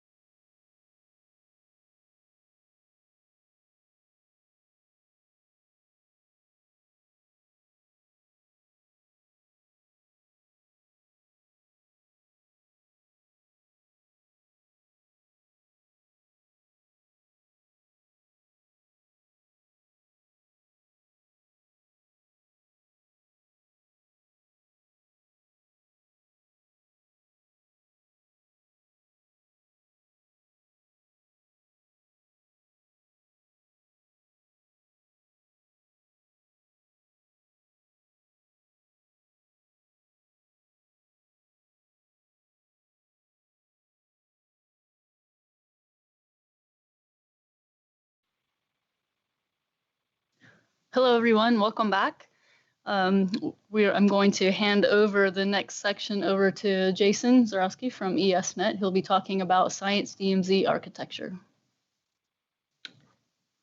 All right, thank you, Kate, and good afternoon, everybody. So we're going to be discussing a couple of different things in this particular talk. I always like to start with a summary slide before we get into the real meat of it. And the Science DMZ paradigm is really just a couple of key components that, when put together, give you the sort of the complete solution. First and foremost, and the thing that we'll spend most of the time in this talk talking about, will be the friction-free network path. And we mean a couple of things by this. We want to have highly capable network devices, which basically means we want to be at wire speed. We want to have deep buffers. We also want to have the ability to do either SDN or virtual circuit connectivity, but that's not a deal breaker if you don't have it. Most importantly, and what we'll talk about after this talk, is the security policy and enforcement is going to be specific to the science of the workflow itself. And then lastly, we want this to be located at or near the site perimeter so that we don't need to worry about perturbing other traffic or having other traffic perturb us. Later today, we're going to go over the last two components, which is the dedicated high-performance data transfer nodes, the software that they use, as well as performance testing and measurement infrastructure provided by PerfSonar. And we've already went over the last item there, which is engagement. All of this is available on the ESNet Faster Data website. So to quote a colleague of ours, Michael Sinatra, the Science DMZ really has two main purposes. And these sort of things are what we're going to be trying to think about as we go into the rest of this talk. This really is a security architecture. It's an architecture that allows for better segmentation of these various forms of risk and allows you to have a more granular application of controls to these risks. Basically, the Science DMZ is there to limit these different risk profiles to that of the dedicated data transfer host. By having all of this, all of the task of data movement be on a specific host that is designed for this purpose, we can really segment out the security as much as possible and make this a lot more secure than other methods that may rely on just hoping that it's going to catch something that it doesn't know about. Lastly, it's also an attempt to streamline tuning and troubleshooting by removing degrees of freedom. Basically, what we're doing is by saying that the data transfer activity is going to be occurring on a single host, and by having a certain number of paths that are available to that host to communicate to the outside world, we have the ability to really know how well it's performing and also be able to fix any problems that may come up. So these two principles are really what we're trying to do when we implement this architecture. And we can summarize this in one picture instead of using all these words. We can design something to a very, very fine degree as an engineers, but we absolutely need to be worried about user experience too. And we want to avoid this situation where we're having users going around all of this nice technology that we've implemented. We want to make sure that it fits them. We want to make sure that the engagement is there such that we can talk to them and make sure that these things are working adequately for their needs. So just a couple of background items here. Most performance problems and data mobility problems can fall into these 5 basic categories. And we've seen these on most of the exercises that we've helped users, both engineering users and scientific users. And these are out there today, and they're rather easy to fix once we know about them, but it's a matter of knowing that they exist. First and foremost is default host configurations. Most default operating system configurations are just not adequate for data-intensive science. And there's a couple of very easy and free things that you can do to get these tuned up properly so that you can support the data-intensive science needs. Second thing is that converged network architectures, which basically means networks that are meant to be one size fits all, often serve no user very well. So we want to move away from a converged network architecture. We want to have a specially designed network architecture that fits the profile of science traffic, and this is a lot different than the profile of commodity traffic. We have conventional security tools and policies that are widespread and adopted by many people, but because they're conventional and because these are also one size fits all, they are a very poor fit for what we're doing with data-intensive science. We still see a lot of use of legacy data transfer tools, including SCP, and these tools are just not designed for what we need to do in terms of moving terabytes, petabytes, and exabytes of data. And lastly, we still suffer from a wait for trouble ticket operational model for network performance. Instead of doing active testing over networks, we're sort of left to do passive observation and allowing people to report problems to us instead of going out and finding these problems and fixing them. So what does this mean? This means that we're going to look at this Science DMZ model from the point of view of trying to have dedicated infrastructure for wide area transfer. And that involves all the things that we talked about just a little bit ago in terms of data transfer hosts, modern tools, performance measurement, and highly capable network devices. And we want to move to a more proactive operational model. We want to find the problems before the users do so that they don't have a chance to complain and that their work will just work very well. So what we're really talking about here is supporting TCP, and TCP is ubiquitous and fragile. TCP is very good from an application perspective because it really uses networks to their fullest extent. And as a developer or as a user, we don't have to think too much about what's going on. From the host perspective and from the application's perspective, the other side is just another socket on the other end. We take data, we shove it into the socket, it appears. We don't have to worry about reliability. We don't need to worry about maintaining any state. The algorithms that are built into the protocol itself really handle this. But because of this, it's also a very fragile workhorse. For very good reason, it's designed to interpret any form of data loss or packet loss as being congestion. And this was done after some of the congestion collapses that we saw on the internet in the early part of the 80s and the 90s. What we need to do, though, is we need to make sure that we can eliminate packet loss from outside sources as much as we possibly can, because that packet loss in conjunction with latency is really what is a performance killer for us. Like it or not, this is really what a lot of high-performance applications use. TCP is used for conservative estimates, 95% of the traffic that's on ESNet. It's probably even a little bit higher than that. So what are we talking about when I say packet and data loss? To be clear about that, it is a reliable protocol. We're not losing it forever, but it is dropped somewhere along the path. And the complexity that we run into in this case is that we don't exactly know where in the path it's dropped. And because we don't know where, it becomes more of a random walk for us to discover where in the path we're seeing this issue. It could be because we don't have enough buffer space on a device. It could be because data is corrupted along some part of the path and is passed on without being corrected. It could be because we have some form of physical abnormality that's causing loss on one of the lines. Whatever it is, it's causing a problem. As an end-to-end user, I don't exactly see where that problem is going to be, and the protocol just reacts by making things seem slow. So we're trying to defeat this. We don't want to have this packet and data loss because that's the only sort of feedback we get about what's going on. TCP can reliably and transparently recover, which is a good thing, but because it is transparent, we don't see where it's going to be going on. So that's what we're going to spend our time doing, trying to eliminate the causes of packet loss. So what does this really look like in terms of a graphical representation?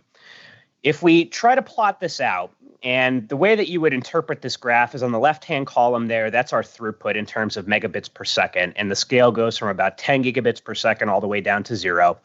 On the very bottom, that's our round trip time in milliseconds.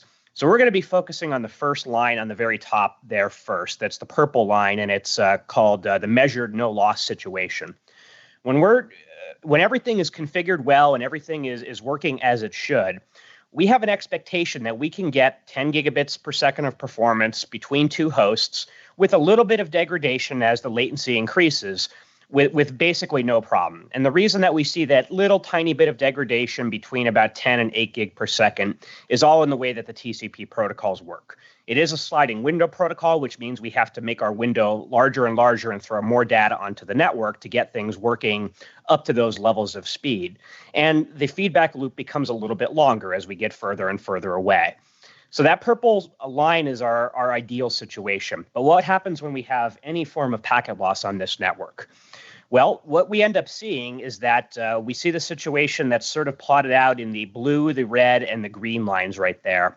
I'm going to focus in on the blue and the red in particular.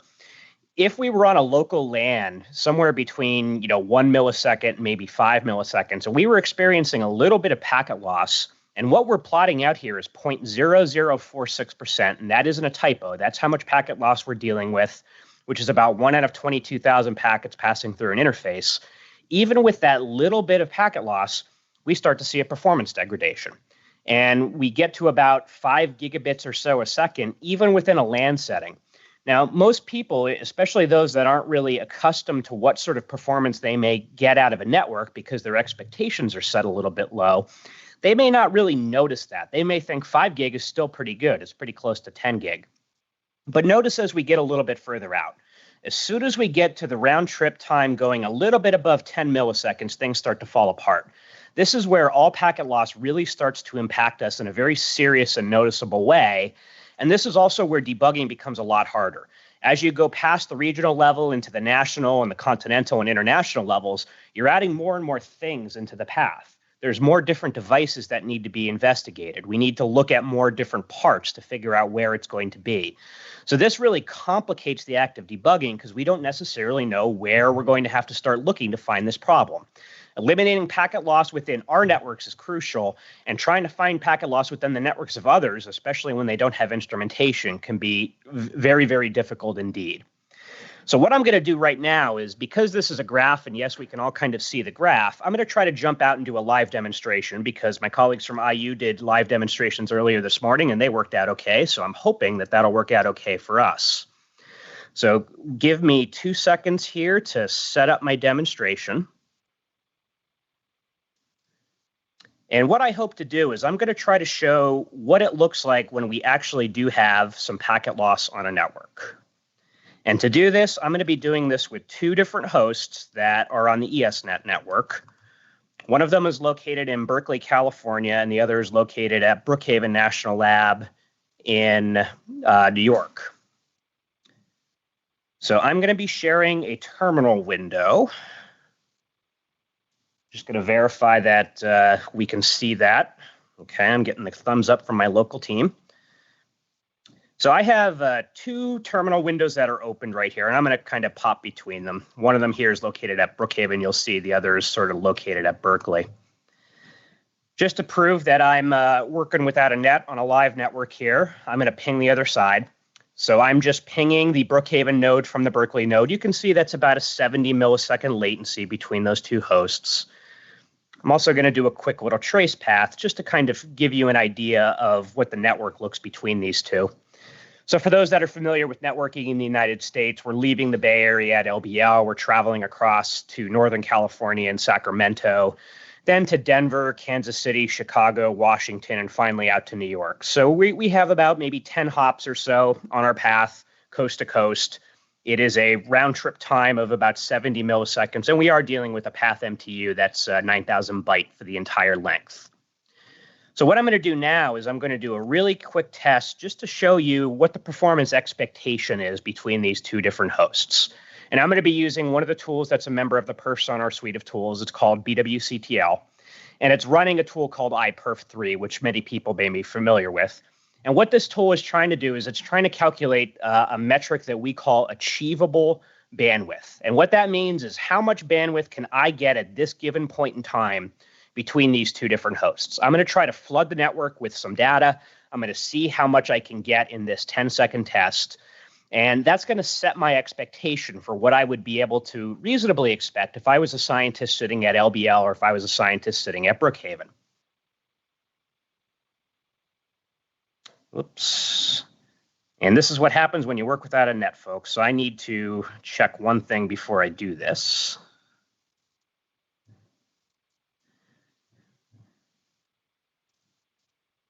So we're going to try that one more time because that didn't look correct to me.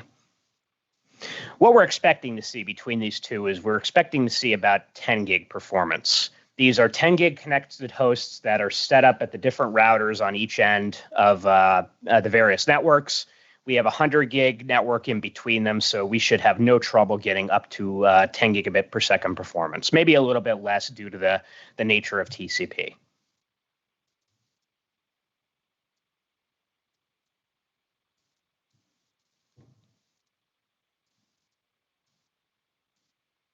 And then once this data comes back, we'll take a look at it and see what it actually looks like. Now, the command that I've given here is looking at the performance on an interval of 1 second. So now I have the results I'm looking for. Let's just take a look at this really quickly, and I'll explain what's going on. The beginning part of our experiment here shows what's called TCP slow start. TCP tries to establish how large the window can be across this network, and then it slowly starts to ramp itself up. So sort of between the 0 and 5 second mark in this data, we're slowly ramping ourselves up. And we go from having a congestion window that starts in the kilobits, it slowly grows into the megabytes, and then finally it taps out at about 85 megabytes. So the important thing to note here is that if you're thinking about this in terms of buffer space, we need to have 85 megabytes of buffer available at every single segment along this path. That starts at the host, it's every single intermediate switch in between, and it goes to the other host as well. So we are capable of getting up into the 9.7, 9.8 megabit per second range. So that's what our expectation is going to be for this little experiment right here. Now I'm going to play with the network a little bit. I'm going to put some loss onto this network so that we can actually see what's going on when there is real and persistent loss that's being caused. So I'm using a cheater tool here. It's called NetM. And what NetM does is it tries to put some TCP loss onto the network. I'm going to be putting a significant amount on because I want to see something in my demonstration. I'm going to be putting 0.1% loss, which is a lot more than what we saw in that graph that I was showing a little bit earlier. But we do want to get some results out of this. So I'm going to run that same exact test again. We're running a 10-second TCP test between Brookhaven and LBL. And what we hope to see this time is that instead of that nice high performance, we're going to be seeing a little bit lower. And this lower performance is going to be caused by the impact of this TCP loss that we're putting onto the network. And normally when we do this live, I usually ask the audience how low they think it'll be. But if you think back to that graph, it's going to be lower than that. It's going to be about that level of lowness, if not a little bit more, since we're putting more loss onto the network. And once these results come back, we'll take a look and we'll see what's actually going on. And looks like I got the result I was looking for, which isn't good, but it's good for us to see how it actually behaves. So we start off almost exactly the same way in that 0 to 2 second interval right there. We go from having a congestion window in the kilobits, and it quickly grows this time up to about 80 megabits or so. But then we take a significant hit of loss. We take several packets lost in a row. We're looking at that retransmission column. In this case, it's upwards of 35. That knocks down our congestion window significantly. We go from it being close to 80 down to 4, and then we take another couple of hits of loss, and we go to 2, 1, and even into the kilobits there. This is what a user who is attempting to use the network is going to see. They're not going to see the retransmissions. They're not going to see the congestion window. Really, the only experience that they get is sort of what it looks like if they were trying to transmit this data. It would be that instantaneous throughput number. So instead of us getting 10 gigabits per second, we're getting 50 megabits per second. And that could be frustrating. This is what happens when we see that there's packet loss that's occurring on the network. So now I'm going to switch it up and do a slightly different demonstration to show another use case. The use case that I want to show this time is packet reordering. Now, packet reordering is a slightly different behavior than packet loss. Typically, what we want to see in a TCP flow is packets are being sent in order and they're arriving in order. And that helps whatever on the other end is trying to reassemble that stream, keep the throughput very, very high. What I'm doing here is I'm simulating a situation where 95% of the packets are going to arrive in order and on time. But 5% of those packets are going to have a random bit of delay attached to them, an extra little 1 millisecond. Now, remember that we're on a 70 millisecond path. So one little tiny millisecond of delay is going to force different packets to be inserted out of order. When packets are inserted out of order, it causes the window to have to stall, and it causes our throughput to be reduced. So once we get the data here, we can see what this looks like, and it's going to be a slightly different bit of information than what we saw with the loss scenario. In the loss scenario, we lost packets outright, and the window kind of stalled, and we were able to recover from it to a certain extent. If you look at the data that we just got back here, it's slightly different. We start off very similar, where we have one little hit in the beginning, but then our window grows up to about 6 or so megabytes. And then we start to see a large number of retransmits. What's happening here is that because those packets are being delayed and they're arriving out of order, the window has to stall. And if the window stalls long enough, there's a timer within the TCP algorithm that will dictate to the rest of the algorithm, all right, I think that we've lost the window here. We don't know where we are in our transmission. We're going to have to resend everything over again. And that'll help us resync. This is normally an operation that's meant to try to help resync the TCP stream so that it can try to regain a high bit of performance again. But you'll note here that once a little bit of reordering happens, we never really fully recover from it. So we're not as low as we were in the previous situation, but we're still low. We're below that 1 gigabit per second mark because we're having to deal with all of these out of order packets. We typically see out of order behavior like this going through firewall devices that are trying to split up the load of handling a large stream of TCP. So we're going to look at one last scenario, and the scenario that we're going to look at is an underbuffering situation. But first thing I need to do is I need to remove the rules that I've just inserted here. So I'm taking out the TCP loss, and I'm taking out the other portions of that. And now I'm going to reduce the buffer sizes on my hosts.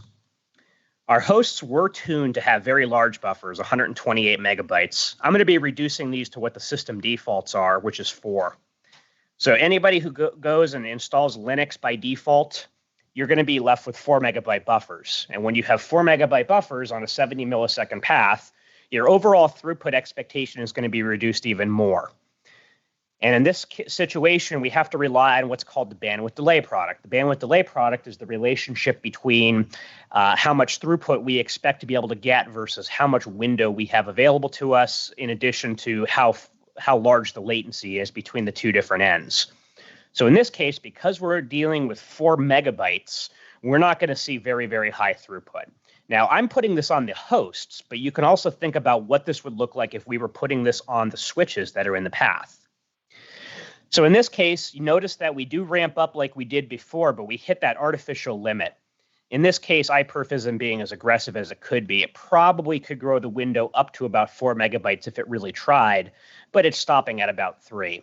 And with a 3 megabyte window and a 70 millisecond path, we're reduced to having about 300 megabits per second of performance, and it will never get better than that. So think about this critically. If you had any small switches in the path, let's say data center switches or others that don't have tunable buffers and they're very, very small, this is what the throughput will always look like no matter what you try. And this is what we want to avoid in our networks. We want to have fast networks, and the only way to have fast networks is to make sure that they have enough buffering to really support the things that they need to do. So I'm going to put the things back to the way that they are, and I'm going to swap back into the slides. But I hope everybody was able to get a basic understanding of how TCP performs under these situations.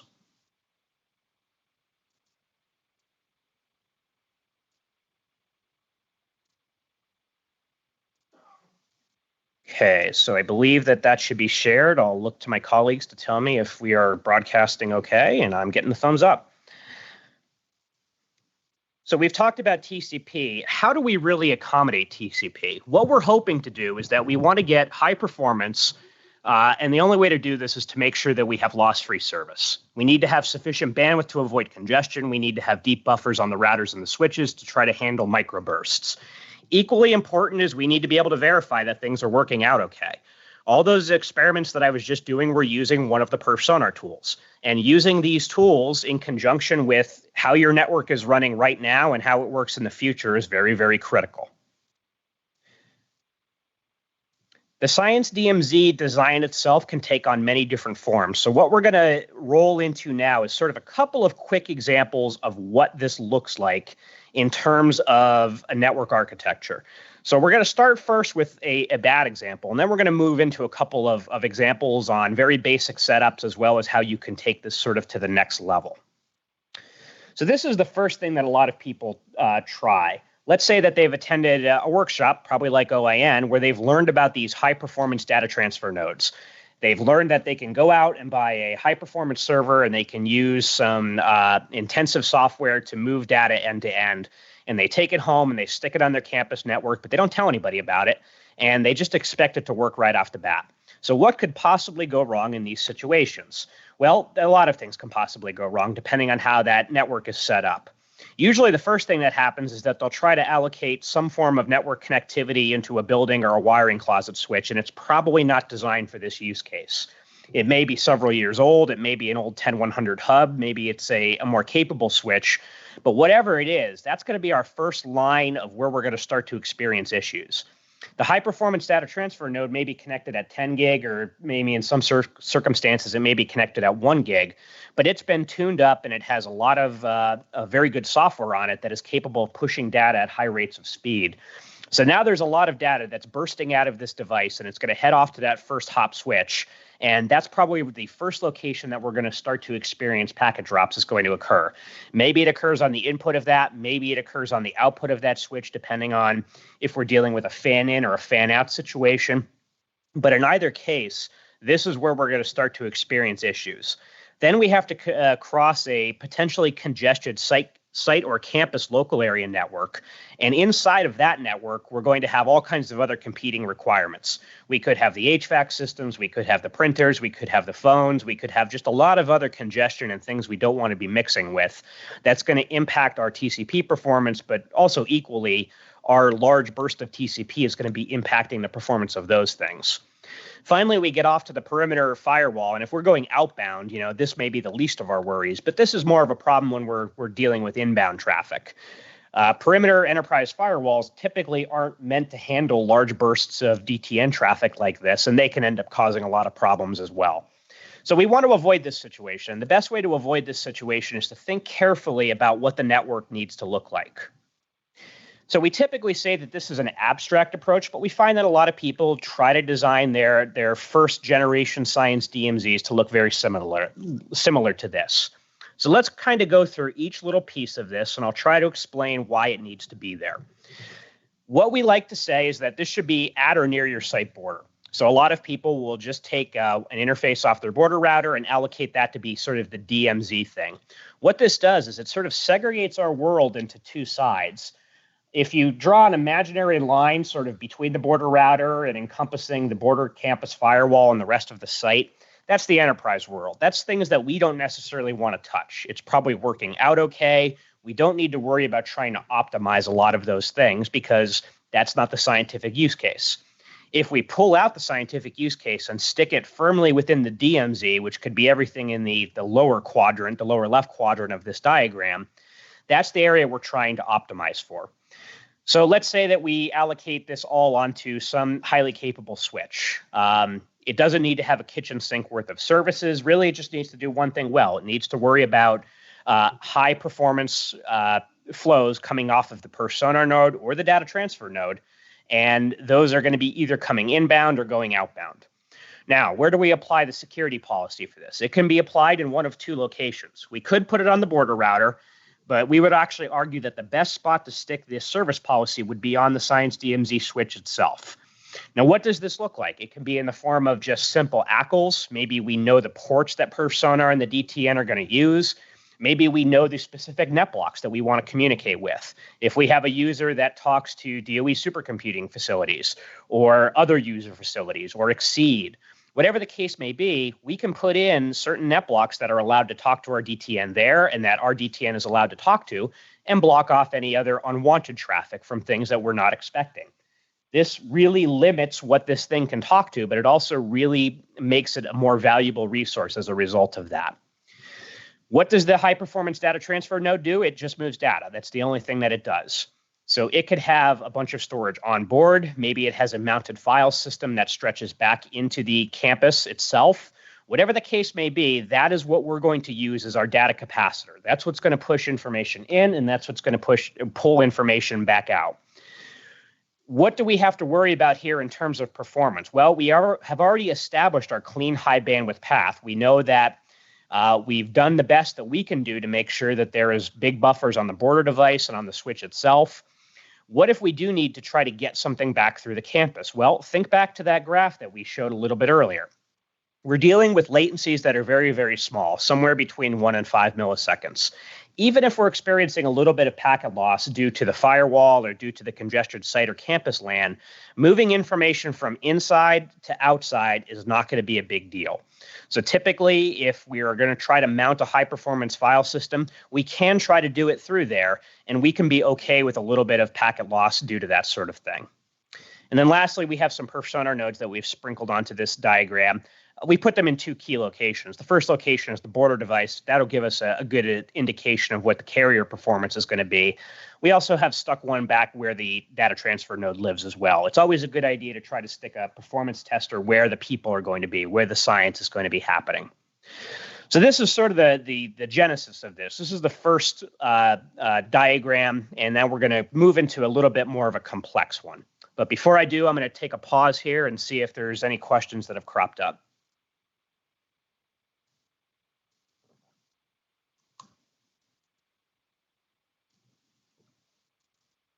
Okay, I'm getting the go-ahead signal, so we're going to advance to the next diagram. So let's say that we wanted to have multiple projects. We've done our pilot example, and now we're going to be trying to get other people involved. And this is typically what happens. Once you improve the science outcomes for one group, other groups are going to want to be involved in this as well. So how do we make this fit into a multiple project scenario? Well, there's a couple of different ways we can go. I think probably the most straightforward way to do this is just adding additional DTNs into our Science DMZ that we've already established. There's a couple of questions that this raises if we were to try to do it. I think that the first thing that it raises is who is going to be operating all these DTNs? If the campus IT is going to be offering this as a service, that may mean that the IT organization is going to be having to work with different end users to stand up separate DTNs. Maybe these are attached to a virtual chassis, and these are virtual machine images or Docker images. Maybe they're independent nodes. The alternative is these can be operated independently by each of the science groups. You run some risks doing it either way. The science groups want flexibility. They want control over their machine. They want to be able to install the software that they want and manage the data in their way. But you have to be okay with them maintaining these resources and making sure that they're secure on your campus network. So whichever one works best for your particular scenario is the one that you should try to adopt. But either way, we've segregated out different scientific requirements, potentially different application sets that can be run on each of these individual machines. And we're just using this DMZ network as tenants, really. It's a service, and these machines are using it to do what they need to do. So what does this look like in a slightly more complex environment? Let's say that we are running a larger sort of supercomputing environment where we have different file systems, we have many different data transfer nodes, we have users coming and going. What does that look like? Well, we can treat it sort of like this scenario right here. Now, there's a couple of things going on in this diagram, so I'll try to explain each of them. The top half looks a little bit like we would see in any Science DMZ. We've segregated off our office environment, and we've carved off the DMZ on the lower side of the screen there. Now, what are the things that a user is going to want to get access to? If they're a supercomputing user, they probably want to get access to the cluster nodes or the front end of that supercomputer itself. So there's going to be a control channel path that sort of goes through the wide area network, comes in the border, goes through the Science DMZ core switch, and then it's probably sitting in front of the supercomputer. That front end switch may look a little bit like a firewall. That's okay. Our data path is the one that we're trying to optimize for. And the data path is sort of depicted in those two different lines that's coming through, the green line and the blue line. The first is if we were using a virtual circuit or SDN tricks to try to get the data there. The green line is a more traditional layer 3 path. I'm being told we have a question, so I'm going to pause for a minute.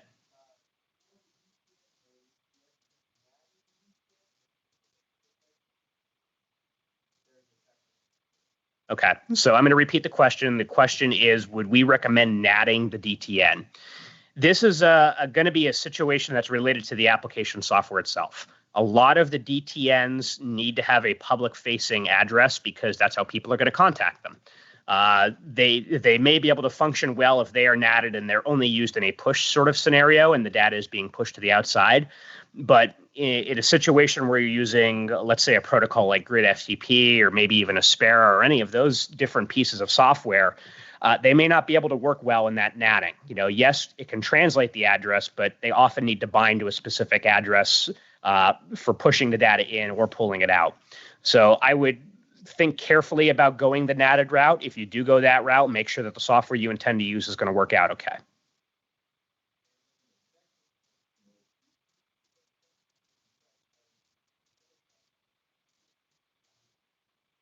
The question, again, let me repeat that, is do we see issues where per-sonar nodes are flooding the network with test traffic and impacting production use cases? Per-sonar, by default, is designed to use TCP tests, and normally they're very, very quick TCP tests.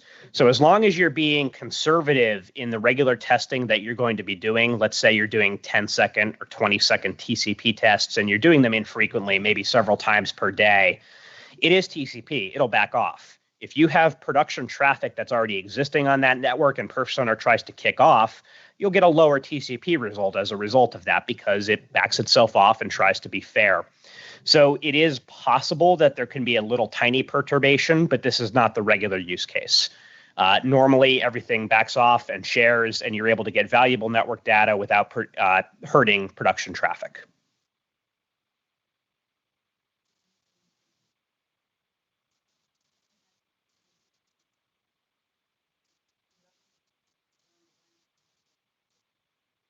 So the question was, does it ever make sense to get around a local area firewall if you're trying to do a connection between your DTN and the WAN? That's a very good question, and I think I'm going to stall on answering that one because I have some more material in a little bit that's going to try to answer that a little bit better. So let's just say this. There are ways that you can do that where it does go through the firewall, and that is often the most secure thing that you can do. But if you want to avoid doing that, there are some other options that you have. So I'll try to answer that question as I go a little bit further. Okay, I'm still going to answer that one a little bit later, though. Any other questions right now? Okay, I'm going to continue. Keep the questions coming, though. So this is sort of what the situation looks like right now. We have our data transfer nodes, and these can even be configured in the form of a pool. All of these can be addressed into one sort of endpoint if we're using the language of the data transfer tools, and the load can be balanced between them. Now, each of these DTNs sort of has 2 feet. 1 foot is facing outwards towards the wide area network, and 1 foot is facing inwards towards the parallel file system in this case. The DTNs themselves may not have any local storage. They have enough local storage to maintain the disk or to maintain the operating system on the disk, but it's not going to be used for storing information at all. Really, what these function like is just like a capacitor in engineering. We're going to have all the data be mounted on this parallel file system. It could be GPFS, it could be Lustre, it could be NFS, whatever the case may be.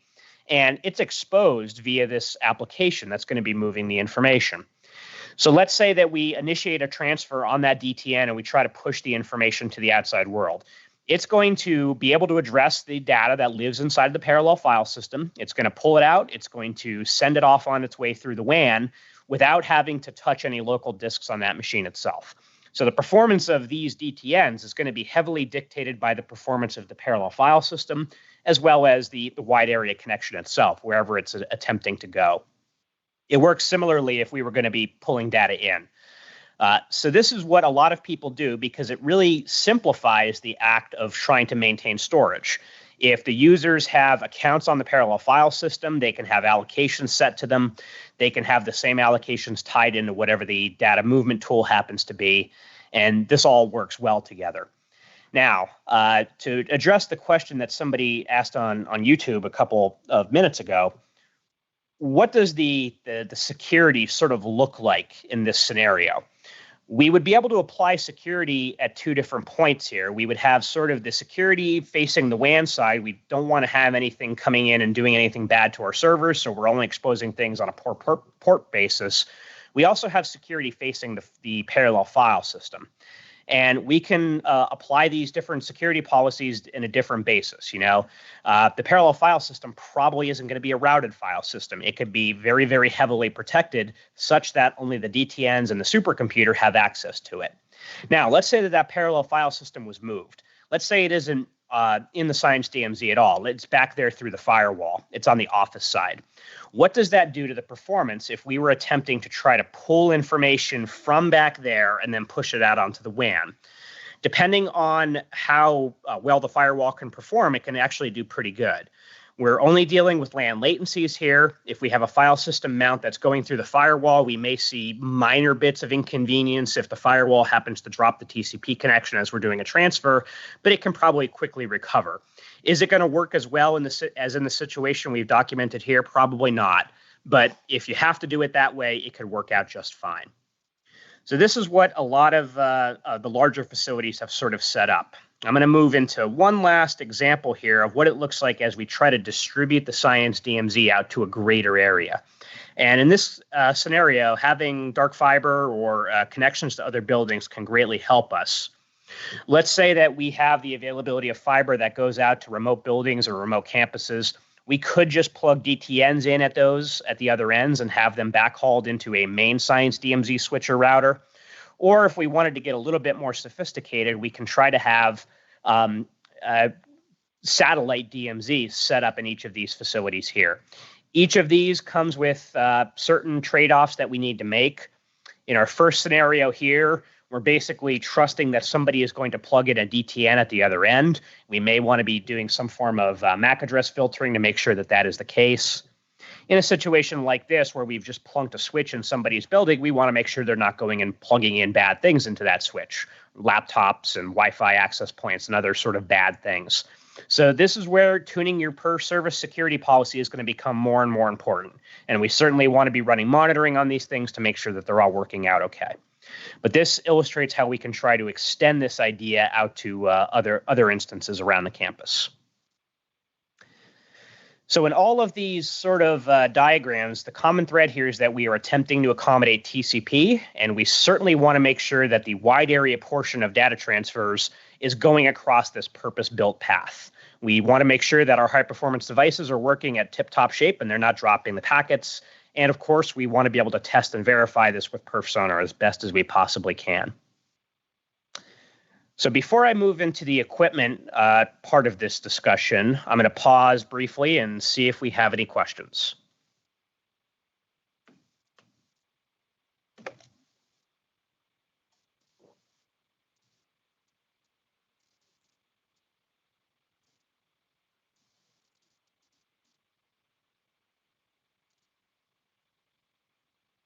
Okay, I'm not seeing any questions, so I'll continue on with the next portion of this talk, which will be talking about the routers and switches.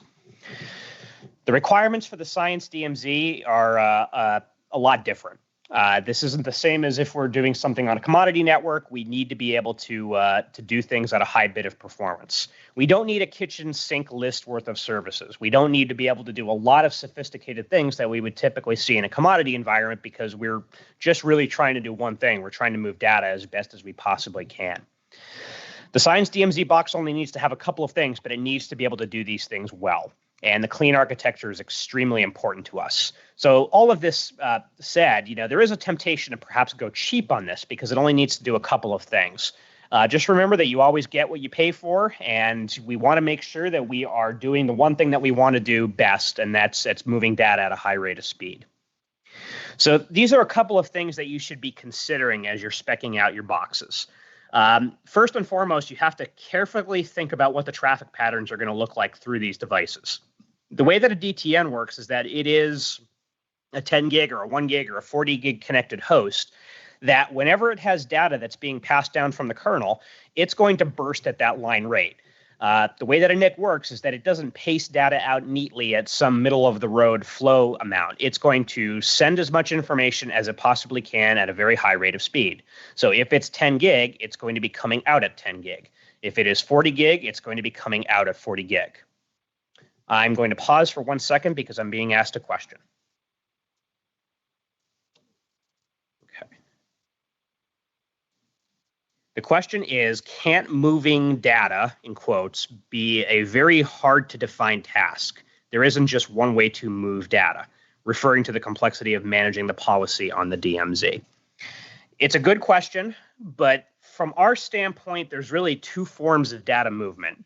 There's bulk data movement where we're going to establish an end-to-end connection and send it between applications. And then there's sort of streaming.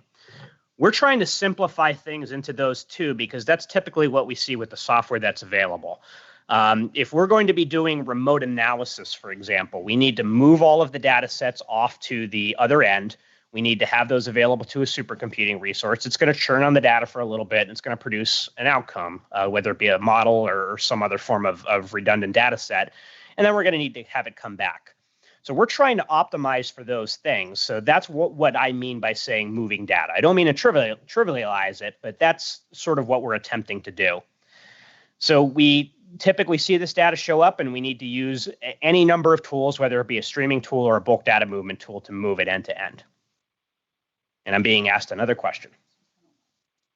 And it is a long question, so I'm going to restate it here. For a DTN that is sending, receiving data to and from multiple sites with varying latencies, 500, for example, how do you size the buffers properly so that you have big enough buffers for the longer latency destinations but don't suffer from buffer bloat on the shorter destinations? Or is this not a concern if the links aren't congested? So you bring up a very good point. Everybody may be familiar with the term buffer bloat. Buffer bloat is something that we typically do not need to worry about in research and education networking. Buffer bloat is when we're mostly dealing with a situation where we have a bunch of smaller connections that are uplinking to a larger connection, like we see in home telecom for cable modems and DSL lines and things like that. They are typically over-buffered to worry about the busiest possible scenario because they're oversubscribed by thousands of times. In the R&E network, we typically have a very, very close relationship between what the feeder lines are and what the long haul lines are. Most things are connected at 10 gig. Most long haul networks are multiples of 100 gig at this point. We're not orders of magnitude separated. Because of this, buffer is never going to be your enemy. Buffer is always going to be your friend. As much buffer as you possibly can to support whatever your use case, you will not really see much impact on what's going to be occurring after that. Now, there are a couple of caveats to that. If you're running a mixed use network where you're doing a lot of video conferencing at the same time that you're doing bulk data movement, adding that extra little bit of buffer in there may become noticeable. But typically, the Science DMZ networks aren't going to be supporting something like video conferencing at the same time as they're going to be doing bulk data movement. So we would always err on the side of have as much buffer as you possibly can. Okay, I'm being told that I've answered those questions for right now, so I'm going to jump back into the slides. So I was talking about a common circumstance, which is dealing with bursts of traffic. So in this little situation right here, we have our DTN. It's let's say it's connected at 10 gig, and we're trying to move a data set that's several petabytes in size. There's always going to be data available. It's always going to be blurting 10 gig of data into that switch right there. Wire speed bursts. Let's say on the other side of that switch, there's a little used cluster, but it starts to start up, and then we have competing background traffic that's doing the exact same thing. Those 10 gig bursts of traffic coming into that switch are going to sort of collide as they hit the output queue buffer for that 10 gig uplink. So this is where we start to see drops start to occur. And having a switch that is capable of handling these wire speed bursts is very, very important. We always need to make sure that we can support these different use cases, and that's where the buffer is really going to come into play. So where would the output queue drops happen? It can happen pretty much anywhere on your campus, but the most common locations are going to be whenever you're stepping down between performance. Let's say you have a 10 gig line and you step down to a 1. Let's say you have a heavily congested switch that has a lot of fan in. All these different locations can contribute to the dropping of TCP packets and the reduction of throughput. So we like to really look carefully at what the router and switch output queues are going to be doing here. You know, this is the buffer, and normally the buffer is a function of cost. If you're dealing with an inexpensive fixed config LAN switch, usually it's labeled data center or it's top of rack, something along those lines. You know, these different things, these different things are what we really need to worry about. If you're dealing with a cut through or a low latency switch, these don't have a lot of buffer in them as well. And these two things put together are really what contributes to a lot of different problems within the environment, where we're dealing with lack of buffering and low throughput as a result. Typically, you have to go and get the more expensive chassis-based devices because those are the ones that have the deep enough queues. This can make the Science DMZ itself a little bit more expensive, but it's the sort of investment that'll ensure that you do have enough memory to support the high throughput activities that you need to do. So things that we think are important is that the deep interface queues do matter, and you have to be careful about how the way that the specifications are written. And in a couple of slides, we'll go through a specification to see what the words that they use are, so that we can understand what the performance is going to be looking like. Output queue or VO queue typically doesn't matter. We need to know what TCP sees, and the only thing that really tells us what TCP sees is our testing tools. We need to use Perf-Sonar. We need to use hardware-based testers like Spirent and Ixia. And all of these things contribute together to help us learn what the thing is going to do when we have it in our network. And like I just answered in that previous question, this isn't buffer bloat. We need as much buffer as we possibly can, and probably a lot more than that. We want to have good counters. We want to be able to reliably count everything that goes in and everything that comes out. And if for some reason I'm missing something on the other side, there better be a counter indicating somewhere in that box that tells me where that packet was dropped and why it was dropped. Otherwise, I can't trust that device. I don't know how it's performing. I don't know why it's performing the way that it is, and it isn't reliable for the job that it needs to be doing. So we're going to go through this a little bit in more detail here, but I'll restate it again, and I'll state it as many times as I need to. Underbuffered devices are really the single greatest threat to data-intensive science. You can make the host, the operating systems, the applications work better, mostly for free, but it will take you a lot of money to fix something that is not designed to be a well-performing switch on your network. You will be steered towards some of these non-optimal choices. You know simple math, and pretty soon they're going to learn it too. Buffers are important, and sometimes you're going to have to pay for them. The 1U, 2U data center rack LAN devices should never be in the path of any data-intensive network use case.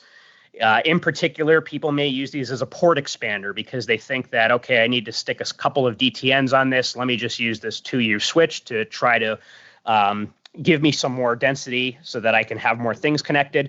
Just remember, your traffic has to pass through every single device on the network. And let's say it's trying to do that 10 gig of performance on a 70 millisecond path like I did earlier today. There better be 85 megabytes or more of buffer available on every single thing in the path. If that is not there, game over. Non-passive and stateful security devices are the same for buffering. They're actually worse due to the processing overhead. This is the situation that we saw when I was doing the out-of-order packets. If we happen to out-of-order things or delay them long enough, TCP is going to react poorly. And lastly, anytime that you do any investigation of the OSI stack jumping around, you're going to be adding friction. So be careful about that. Sometimes you don't need to route. You can get away with switching. So let's look at the inside of a switch buffer and or inside of a switch, in particular, what the buffers look like and how they function. But before I do that, I'll pause for questions in case any have come in.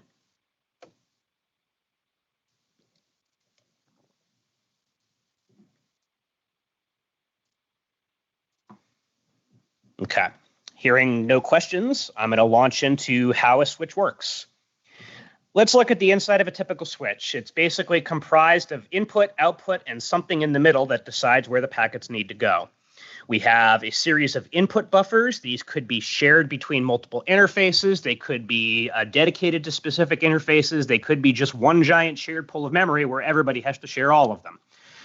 After the input buffers, we're going to have a function that selects the packets. It puts it through a routing function to figure out where they need to go. It's going to then put them onto an output queue where there are more buffers, and then it's going to leave the switch and go on its way. So if we look at that, data can be arriving from multiple sources. The buffers do have that finite amount of memory, and the processing engine will select everybody in a fair basis and try to push them onto their way. There is additional delay possible depending on how deep these buffers are, but it's going to be negligible for our data-intensive science use case. We can think about this another way. There's a couple of different delays that are coming through this device. Usually the act of processing and queuing and serialization is going to add delay. This is not really what we're most concerned with, though. What we are most concerned with is making sure that we do have enough data. And the way that we do that is we need to do a little bit of math, and this is hopefully the only math that I'll have in my slides today, but this is called the bandwidth delay product. This is the amount of in-flight data that we can have for a TCP connection. And it's pretty simple. It's the bandwidth times the round trip time. So I did the example earlier that was very similar to this. If I'm expecting to get 10 gigabits per second performance and I have a 100 millisecond path, convert everything into bits and bytes, and we're left with a number that's 125 megabytes. So I need to have 125 megabytes of buffer at every single hop along the way if I'm expecting to get 10 gigabits per second on a 100 millisecond path. The first item in the path that does not have that much buffer is going to be our bottleneck, and that's what's going to reduce our performance for the entire duration of our transfer. This can be caused by lack of buffer. It could be congestion. It could be any number of things. We need to have 125 or it's not going to happen. Buffering is not important when we talk about LAN devices, and this is often where people get a little bit confused. Let's say that we're on that 1 millisecond path and we want to do 10 gigabits per second of data. Divide everything by 100, we're left with 1.25 megabytes. This is typically what you're going to see in your typical cut-through low latency switch, and this is why these devices are not good for wide area data transfers. Buffering matters for the WAN, so whenever we see a reduction, we're not going to see the performance. So let's look at what this actually does to a performance tool. In the example below, it looks very similar to the BWCTL example I was doing live. But whenever we have a constrained buffer, the tools can clearly tell us when this happens. We start our transfer again very calmly. We get up to about 5 megabytes, and then we have that sudden and unpredictable burst of retransmissions. It looks like we hit a buffer limitation of about 6 megabytes at that point in time. TCP backs itself off, it slows down, and then it grows again. And then it gets up to about 16 megabytes. So in this situation, it's a very busy network. It's a network that does have buffering available, at least 16 megabytes of buffering available. But in that first little bit, there was probably some momentary congestion, maybe due to a microburst. It's really hard to say, that limited us. And we see this sort of pattern happen all the time whenever we run out of buffer. TCP is forced to back off, and it takes a little bit of time for it to ramp up again. I could show this graphically. This is an example that some colleagues at LBLNet, specifically Michael Smetassian, worked on a couple of years ago. And this is a graph that shows performance over time and what this really does to throughput whenever we have a lack of buffer. And all those little black bars indicate when we saw TCP retransmissions, which would indicate a full buffer. And the sort of green line over time is what our expected or our actual throughput happened to be. So we get into this sort of sawtooth pattern whenever we run out of buffer, and this can easily be avoided if we just made sure that our devices had enough. How do we tell what the devices have? Well, this is a very tricky ordeal, and I pulled a couple of quotes out here. First, from a report from the Measurement Lab project. The first quote there saying that the buffering behaviors of switches are usually proprietary and not well documented. And then a quote from our good friend Jim Warner at University of California, Santa Cruz. Even if you know how much packet buffer is in the switch, how it's deployed and backed up, or can only be backed up by testing. So it really is our job to figure out where these bottlenecks are, but also sort of to move them around. Let's think about this a little bit carefully, and let's go through an investigation. We're going to look at a typical specification that you may see if you were going and buying a switch out on the market today. Let's say that the spec sheet says this. It says VOQ 72 megabytes per module. What does that mean? We have to think carefully about a couple of words there. All of them are very confusing. You know, buffer, module, VOQ. What does this mean for what our performance is going to look like? Typically, something like this may be the amount of memory that's deployed for the entire switch. If it's a single unit, or it could be a blade if it's a chassis. But how is this memory allocated? So think about sort of the three primary ways that we can see this allocated within the device. It could be shared between all of the ports. It could be dedicated on a smaller amount on a per port basis. It could be shared between interfaces that are communicating through a common ASIC. So let's pull out a block diagram of what the inside of this particular switch would look like. In this case, it was a 48-port switch. We know from looking at this diagram that it has 12 ASICs, and every single port it is going to be joined together. There's going to be 4 ports per ASIC. So let's take our 72 megabytes of complete memory and let's divide that up. That basically means we're left with 6 megabytes per ASIC. Now, the other tricky thing to worry about is that depending on what's plugged into each of these ports, it may try to allocate the buffer even in different ways there as well. So let's say that we only had one port plugged in for each of these ASICs. We only had 12 things on this entire switch.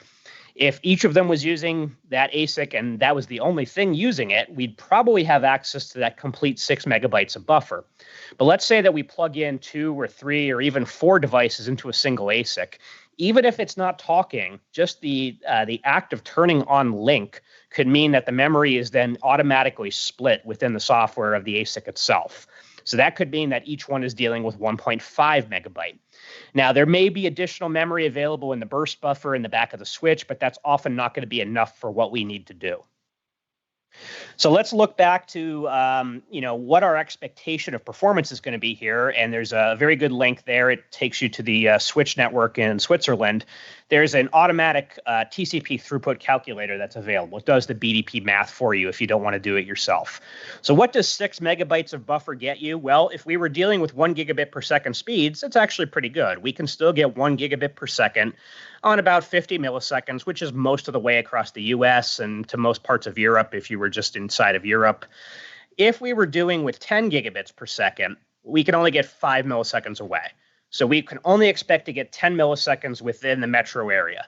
This is not going to work regionally. This is not going to work nationally. This is certainly not going to work internationally. If we were dealing with the 1.5, it's even more dire than that. So in either case, remember that this assumes that you are the only thing that's using that memory. If we were just doing this in terms of one test, it looks pretty good. If we were dealing with this in terms of 48 other things or using that switch, it doesn't look very good. So the takeaways here that I can offer is certainly try all of these things before you buy.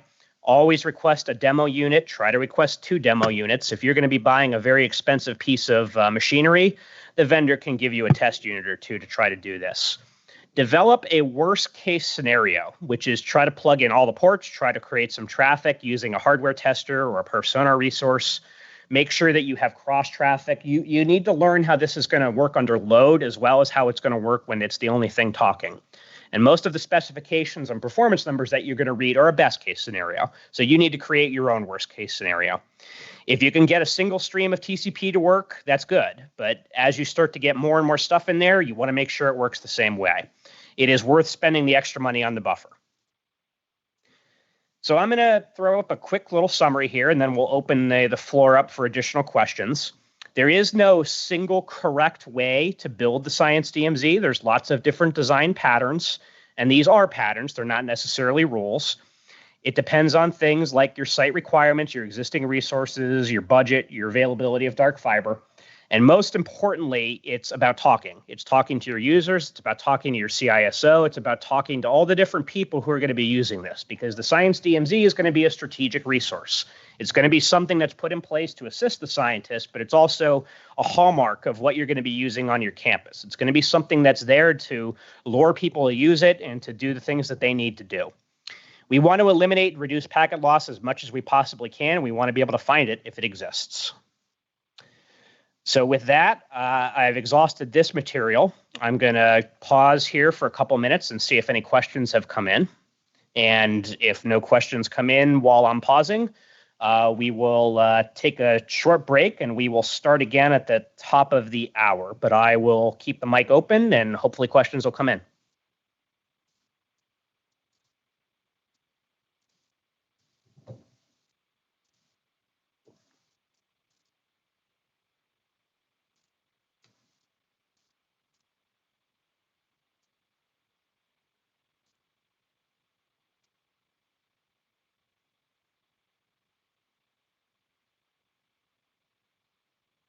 I'm seeing a sea of sad faces because there's no questions. So let's pause here. We will pick up again at the top of the hour. If people do think of questions, just pump them into the Q&A and we will answer them when we come back. So we will see everybody at 2 p.m. Eastern.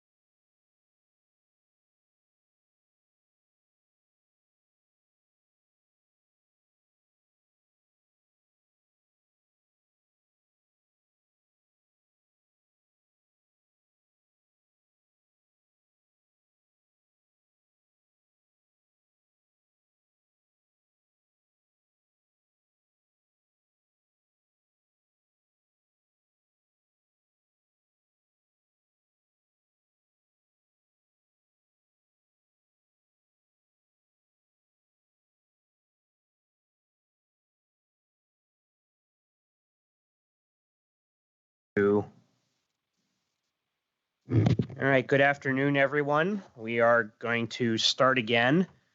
We're going to pick up with the Science DMZ topics with the third talk of this section. It's going to be on Science DMZ security, and Kate Mace is going to be presenting. Take it away, Kate. Thank you, Jason. Welcome back, everyone. As Jason said, we'll be talking about the Science DMZ security. And just so you know, the purpose of this talk really is to talk about some of the concepts and then different things to think about when you're having the conversation within your own organization about how to architect and how you want to do your security specific to the use cases within your organization. To have that conversation with the researchers and scientists and all the way up to the top of the administration so that you can do it accordingly. So again, we'll be talking about some concepts and some specific examples to think about when you're putting your own Science DMZ in, or maybe even redoing it. So with that, again, this is part of the Science DMZ section. And some of this is going to be a little bit of review. Jason just talked about it. He just went through the Science DMZ architecture. So again, some of the same phrases you'll see, there's a reason for that we keep repeating it so that you remember it in your conversations, right? Main thing is to think about the Science DMZ as a security architecture. This allows for better segmentation of risks and gives you a more granular application of controls to those segmented risks. What this does is it limits the risk profile for the high-performance data transfer applications. That's exactly what we're trying to do here, and allows you to apply specific controls to the data transfer hosts. We'll be talking in more detail about the data transfer hosts in the next section. And we just want to try to avoid including unnecessary risks or controls. So again, this is what Jason was talking about. We're trying to remove the degrees of freedom and focus only on what's necessary. This makes our lives easier because it makes it easier to secure both the data-intensive science transfers, but also the enterprise network that you can secure both of them. So it gives you easier to achieve performance and easier to troubleshoot, which is always a good thing for everyone. So the goal here is we want to disentangle the security policy and enforcement for the science flows from the security for the business systems. We have to support both, but we have to segment them both in order to be most effective. So really, when you think about it from a security perspective, the science data traffic is pretty simple. Really, what you're trying to do is keep a narrow application set within the Science DMZ that's well tuned for and suited for data transfer and data streaming packages. You don't want printers, you don't want document readers, staff desktops, web browsers, fire alarm systems, whatever the case may be. Those do not belong in the Science DMZ. We really are trying to build it for specific purposes and do that well, so it does those few jobs very well. And the security controls that are typically implemented to protect the business resources often cause performance problems in the science transfers. And so really, again, the separation allows each to be optimized and make each secure in their own right. So all of those, that are familiar with the core information security principles, confidentiality, integrity, and availability. Well, when we're talking about data-intensive science, performance is just as critical. If the performance isn't there, the science mission fails, right? So these are things that you have to keep in mind. Again, this isn't about how much security you have, but really how the security is implemented. We have to appropriately secure our systems without compromising the performance. That's the goal here. So motivations behind, again, this whole talk and what we're talking about here is Science DMZ, it's now a general term in the network engineering world. It's even in lots of vendor literature and such. And what this has done is it's led to a big myth and misunderstandings, really, that have come across. The main goal of the Science DMZ is to avoid firewalls and other security controls. You'll see the next section, there's actually 3 bullet points there that are in quotes, because these are actual quotes that some of the ESNet staff in the security area have actually heard in conversations. Some that the whole backbone is a Science DMZ because there's no firewall in front of the backbone, or that the Science DMZ doesn't allow for any security controls, or that the Science DMZ requires a default permit policy. Now, the reality here is that the Science DMZ emphasizes reducing degrees of freedom. Again, this is something you've already heard several times. Reduces the number of network devices, including the middle boxes in the path. And what we're trying to do is eliminate the devices that can't perform and ensure that the devices in the path are capable of the large-scale data transfer caliber performance. that our scientists and researchers need. So the goal here is to break down the myth that I just talked about, and by viewing the Science DMZ as a security architecture. Again, repetition. That is, thinking about the Science DMZ, it's a form of security control, not something that needs to be controlled, and essentially allows us to do a better job of risk-based security through segmentation. So along that note, let's take a quick look at risk-based security versus control-based security. So in its ideal form, risk-based, you identify the risks, you identify and create controls that are specifically designed to mitigate those risks, and then you apply those controls as necessary, right? As opposed to the control-based in the ideal form, you select the controls from a checklist or standard. This is probably familiar to most. The controls are, or at one point, or believed to mitigate a general set of risks, and then you apply the controls. And the general line of thinking there is that the more controls you have, the better security. But so, one obviously seems a little easier. So why is it that we still practice control-based security in many instances? Well, reality, as you can see, risk-based security is actually more difficult. It's pretty hard. So what do you do when you have a big problem is you break it into pieces, right? And tackle it one by one. So you have to assess the risk, right? The data that you're trying to move. You want to protect it from destructive forces and from the unwanted actions of unauthorized users, right? Very high level, that's what we're trying to do, and that's why security is imperative.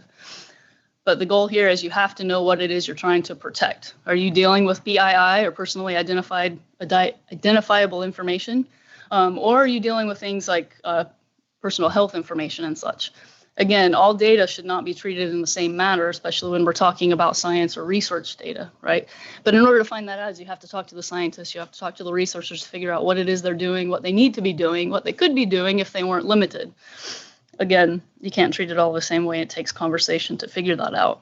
So again, trying to segment the network. Okay, so think about your organization. Say if you're on a university campus, you have the residence hall networks, business application networks, and then the networks that are primarily in research areas, maybe in a particular building or such. So clearly the risk profiles between those different types of networks are different, so therefore it makes sense to segment along those lines. Again, breaking it into pieces and figuring out assessing what the risk is. So essentially, some of you may be doing this. There are things that are in place already, these control-based security, HIPAA or PCI DSS. So why are we doing this? Again, controls that are necessary for that type of data that's tailored to that PII or whatever the case may be. So the Science DMZ follows the same concept from a security perspective, and we're using the Science DMZ to segment the research traffic, especially if we were talking about from a specialized science instrument like the ALS that we've talked about before. In doing so and segmenting this traffic, it actually improves the campus security posture overall and allows each to operate more efficiently. So in assessing the risk of the data, obviously it lives in 3 different states, right? It's in use, it's in motion, and it's in rest. So how does the motion impact the security approach? Just one particular example here is, let's talk about a type of research data, for example, climate scientists, right? So typically, on a high level, they download a lot of observation data from collaborators or from different sensors around the world. When they're done, they typically delete it, and then you have to ask them or think about what is it that needs to be secured here. And data itself, it's in 2 portions, right? You have the metadata and then the data. The metadata is information on when and where it was gathered. In order to find out if it is actually PII, you have to ask the question, right? For example, in a climate scientist, typically it cannot be tied back to an individual, but the data and the metadata has to go together. The data is a time and value pair. If you can't figure out where it was collected or when it was collected in a climate sense, the data is pretty much useless. So again, you have to ask the questions in order to figure out what the risk profile is in order to secure it appropriately. So let's talk a little bit about performance issues caused by security devices, right? So we're talking here, and you saw in a lot of the diagrams, if you were watching the last section that Jason went over, is that the Science DMZ traffic does not traverse the firewall data plane. Now, this doesn't have anything to do with whether packet filtering is part of your security enforcement toolkit. And many of you have probably experienced, maybe in conversations, or if you yourself are responsible for security in your organization, there's a lot of heartburn over this, or at least there has been all along and maybe continues to be, depending on where your organization is in this conversation. So particularly from the firewall manager, in some cases that may be you if you're watching this.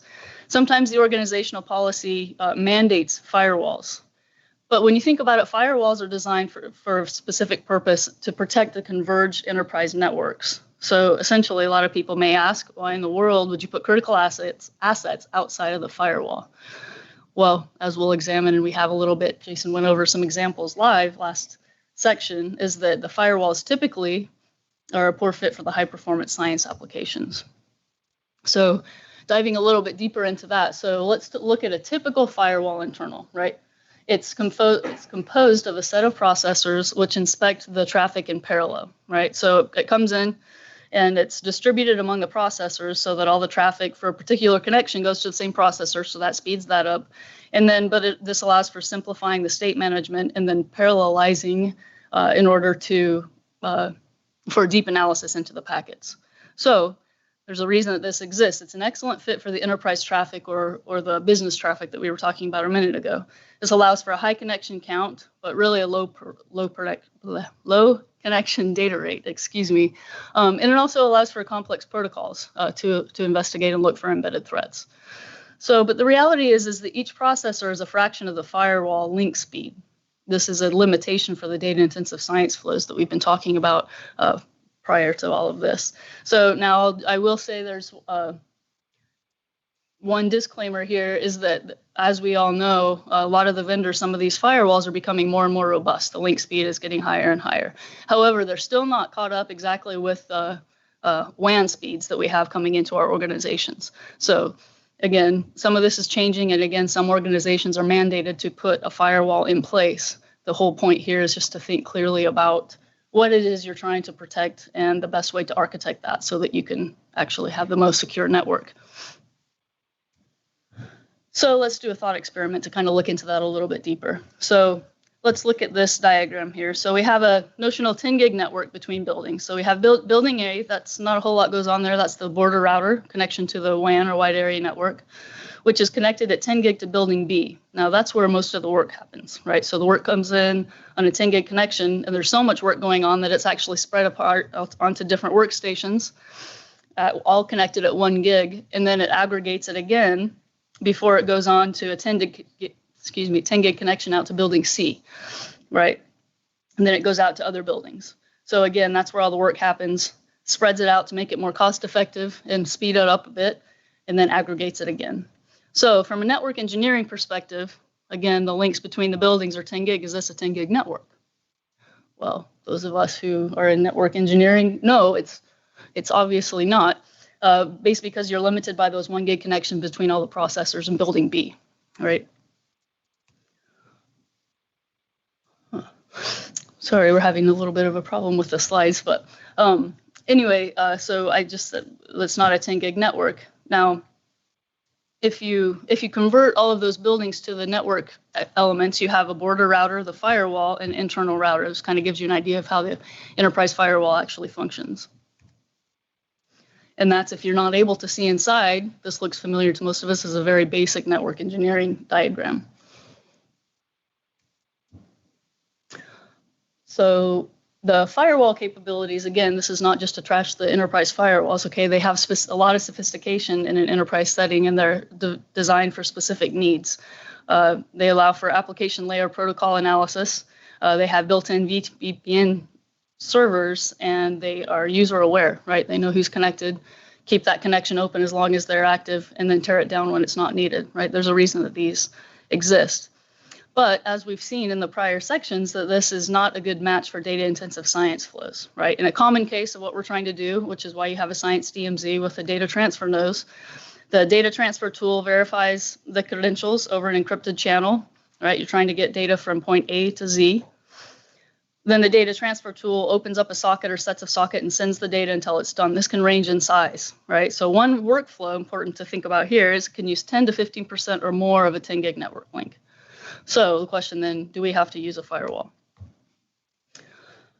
So if you yourself or you have to go to your firewall administrator, what do you ask for if you need basically to poke a hole in the firewall for a particular science or research purpose? You need the IP address of your host, IP address of your remote host, the port ranges that you need open. right? Well, that's awfully similar to an ACL, right? So firewalls really, when you think about it, make expensive, low performance ACL filters compared to the capabilities that are built into the router.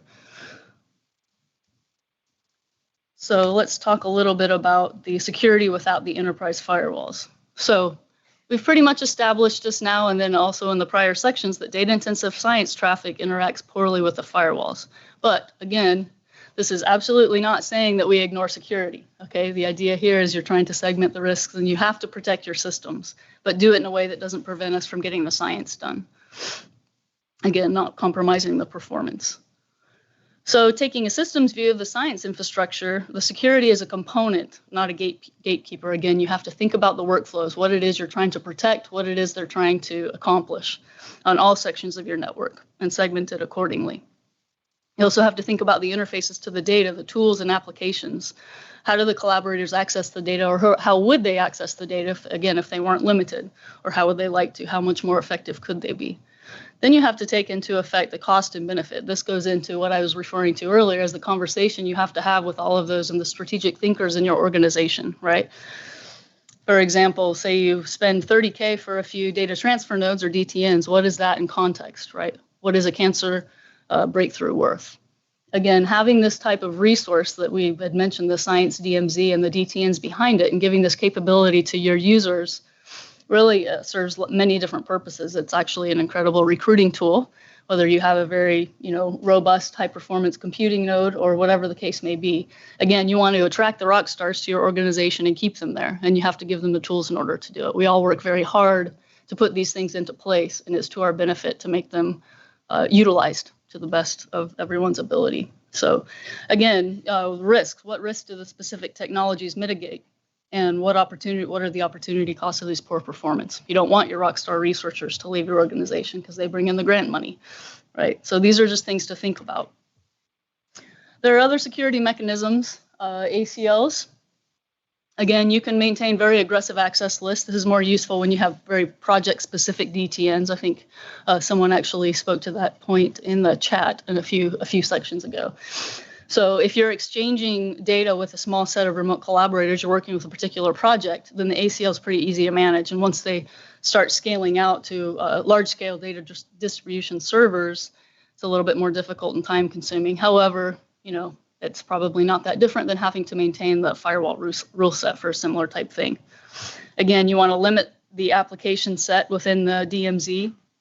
This makes it easier to protect and keep the unnecessary applications off the DTN. Again, but you do want to watch for these using an IDS, a host IDS, and you want to take those violations seriously. So also there's the other security mechanisms. There's things, I know there's lots of discussion here. A lot of people are using Bro. That's one that ESNet uses. There's some URLs there that you can check out. And again, I know that these slides are not displaying properly, I don't think, in the Zoom. Oh, they are in Zoom. Okay, it's just locally. Never mind. Awesome. Okay. So anyway, so you have documentation there that you can check out later. Again, this is very battle tested and lots of people are using this, lots of expertise in the community, lots of mail lists that you can ask questions and such. Again, the host IDS I just referred to a few minutes ago, there's lots of different options there. Open source solutions have been recommended and in use.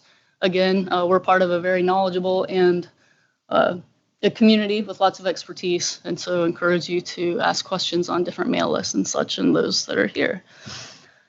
So I'm about to wrap up this section. If you haven't been paying attention to the rest of it, please pay attention to this one. This is really important, right? So the main thing here, again, is that putting a science DMZ in with the appropriate controls and the data transfer nodes really takes collaboration within the organization. This is a strategic asset to the organization. All the stakeholders involved need to understand and be involved in the design, policy, and enforcement, right? The security people obviously have to be on board. Now, there is a political cover for security officers, whether you're in R&E or in industry. It is called a firewall, right? Check a box. However, the point here is that you want the deployment of the Science DMZ, if it's presented in a way that jeopardizes the job of the security officer, you can expect pushback. So again, it requires a conversation to understand and really architect what it is you're trying to protect, and then do that, architect your solution around that. This may require changes in your security models, operational models, but it also gives the enhanced ability to compete for funding in your organization or campus, and increased institutional capability, and produces a greater output, whether you're in a lab or in a university or whatever the case may be. So again, the conclusions, you want to think about what your science DMZ is trying to do. This is why we have some models, as Jason talked about, some recommendations, but you really have to know your network, and you really have to understand what it is they're trying to do and the kind of data that is flowing over your network, at least in a general sense, to know if it needs to, what the controls need to be put in place to protect it effectively. So the goal here is maximize performance and the security and the resiliency, and reduce their degrees of freedom from the science networks. So with that, that wraps up the overall Science DMZ security section. We have a few more minutes if anyone has questions, for anyone here in the room, myself or anyone. If not, then we will take just a short break and turn it over to Jason for the data transfer notes.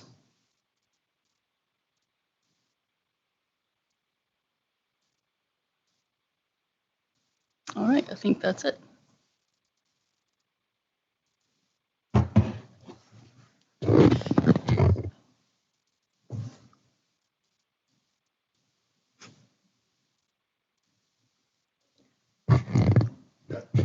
And we do want to do a special thanks out to our partners at NCSA and LBL with all the help that we've had in getting some of this Bro material in there. Bro is certainly a very useful part of the entire security infrastructure.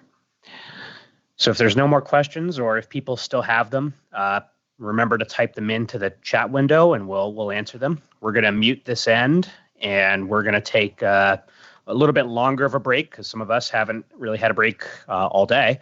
So we're going to pick up again at 3 p.m. Eastern and noon Pacific with a talk on DTNs. So if anybody has questions, just type them in the chat room, and we'll pick up again in about 25 minutes.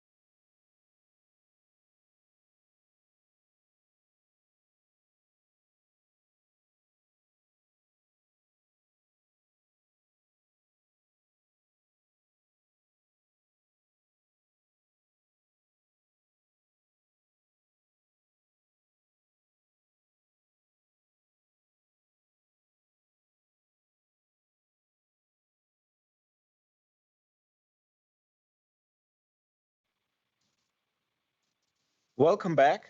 I hope you had a good break. We will continue our sessions now with Jason talking about data transfer nodes. Jason? Thank you, Uwe. So at this point in our journey through the different parts of the Science DMZ, we've already talked about the network architecture and we've talked about the engagement. Now we're going to move into what the dedicated systems look like for the job of data transfer. And when it comes down to it, we're going to be talking about sort of two interrelated parts. First part is the hardware part. That's what we're going to construct to actually have that function. And the second part will be the application. And that'll bleed into the talk that we'll handle in about an hour when we have some guest speakers from Globus joining us. So we're going to focus first on the hardware selection because often that's the hard thing that we need to manage. And constructing this hardware is going to be the first critical piece that we need to worry about. So throughout this talk, a lot of material is available on the Faster Data website. And in many cases, it's going to be a little bit more detailed. So we're certainly going to hit the high points here, but it's best if you are going to be getting into the game of trying to construct your own DTN, consult the material that's online because that'll be a little bit more valuable as you get going with these things. So a data transfer node is really made up of a couple of component systems, and each of these needs to be optimized for the task of trying to handle data-intensive science. The first portion that we'll consider will just be the basic components, which would be things like the chassis, which includes the power supply and the cooling and all kinds of things of that nature. The motherboard, and we need to consider things like the I/O pads, the PCIe subsystem, and remote access. And then we get into the more nuanced pieces, the networking and the storage. Throughout this entire section here, we're going to be describing a DTN for a very specific type of workflow. It's going to be for a DTN that handles a large number of sequential reads and writes of large files and a moderate number of high bandwidth flows. It's important to note that different scientific use cases have different needs, so they may not fit this use case directly. They may involve a large number of writes or a large number of reads. They may deal with deeply nested file systems that have a lot more metadata operations than we would in this case. So depending on what type of science you're trying to support, you may need to construct a slightly different DTN. I'll try to make note of those pieces as we go forward, but just note that this is the use case that we designed for. We are going to assume that this host is also dedicated to the job of data transfer. This is not a host that is going to be doing analysis on it. It is not a host that's going to be doing measurement. The job of this host is to run a data transfer application that is going to send information either out or accept it inbound, and that's all it's going to do.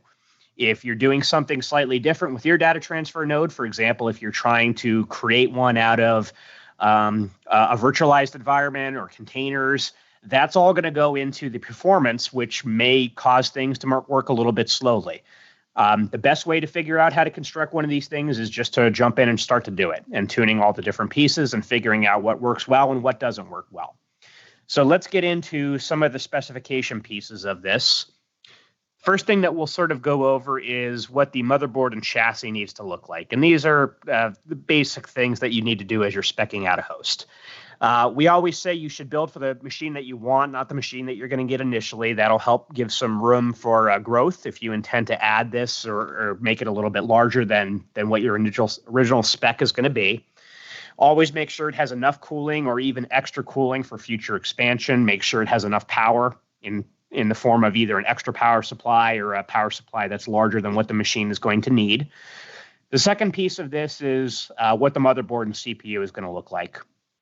There's sort of two classes of motherboard that you can buy. You can buy sort of the PC class of motherboard, which is normally a single processor, or you can go for the server class one that usually involves a dual processor or multi-processor setup. Typically, this is going to be for servers, sort of the Ivy Bridge family of processor architectures. The Skylake and the Kaby Lake and all those are going to be sort of the PC versions, and they're a little bit newer. They can even have processors that are a little bit faster. First and foremost, the thing that we're going to try to optimize for in our DTN is that we want to have the fastest clock rate that we possibly can. And we're going to do this for one primary reason. Remember back to the architecture talk about trying to optimize on TCP. A single stream of TCP can only be bound to a single process, really. That means that one core of your one CPU is going to be doing the job of trying to move data via that TCP process. Yes, we can try to parallelize this, and that'll mean that we would have more processes active using more cores or more processors. But in a single stream of TCP case, we could only really bind it to the one. So we want that clock to be moving as fast as possible. This applies to TCP. This applies to UDP. Anytime that we're going to do this, we want that clock to be working very, very, very quickly. So we want to optimize on that, which means we should get the fastest clock speed that we can afford. And we can also probably do this to the detriment of choosing a lot of cores. We don't need a processor that has 16 or 32 or more than that in terms of cores, because they're just going to go to waste. Even the busiest DTNs, the ones that are going to be handling multiple processing loads at a given point in time, may only be dealing with transferring a small number of jobs, which means that several cores may be busy, but just a large number would go wasted. If we're going to go the dual processor mode, we want to make sure that we have a fast QPIC between the two different processors, and we're eventually going to need to tune for that to make sure that if we have any communication that needs to occur between the processors, things are going to work out okay here. We want to make sure that we have PCI Gen 3 support, especially if we're going to be going the 40 gig card or the 100 gig card route. Most of these require PCI Gen 3 and a large number of lanes. We'll get to that in a second. And we want the fastest memory that we possibly can. This is another investment where if you can max out on the RAM, it's going to be a good thing to do, because it will be used by whatever application is going to be sending information across the network. Some people are getting into the habit of completely walling off their DTNs from a control plane perspective. Maybe they've turned off SSH or any of the traditional ways that we would get into the node, and they've sealed them off. Because they're sealing them off, make sure that if you're going to go that route, you have some form of remote management option, whether it be the traditional serial cable or a management network that's segregated off from the regular network. That's one added layer of security that you can try to tie into this if you choose to go that route. Let's talk a little bit about PCI slots. PCI slots normally have two numbers that are associated with them. The first number is the slot width. This is the physical card form factor, and this is the first thing that you need to consider. The second thing is what's called the lane count. The lane count is directly related to the maximum bandwidth that this card needs to communicate.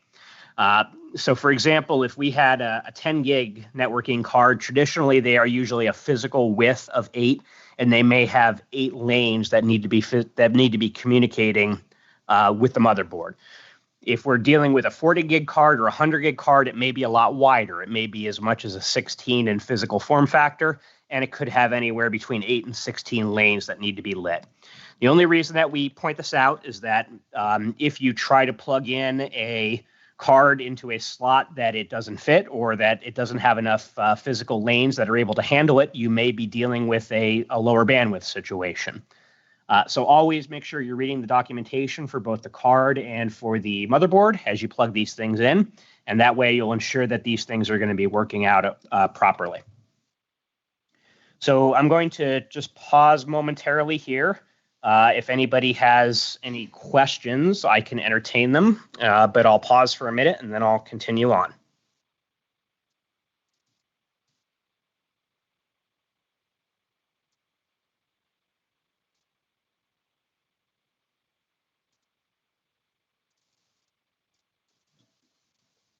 Okay.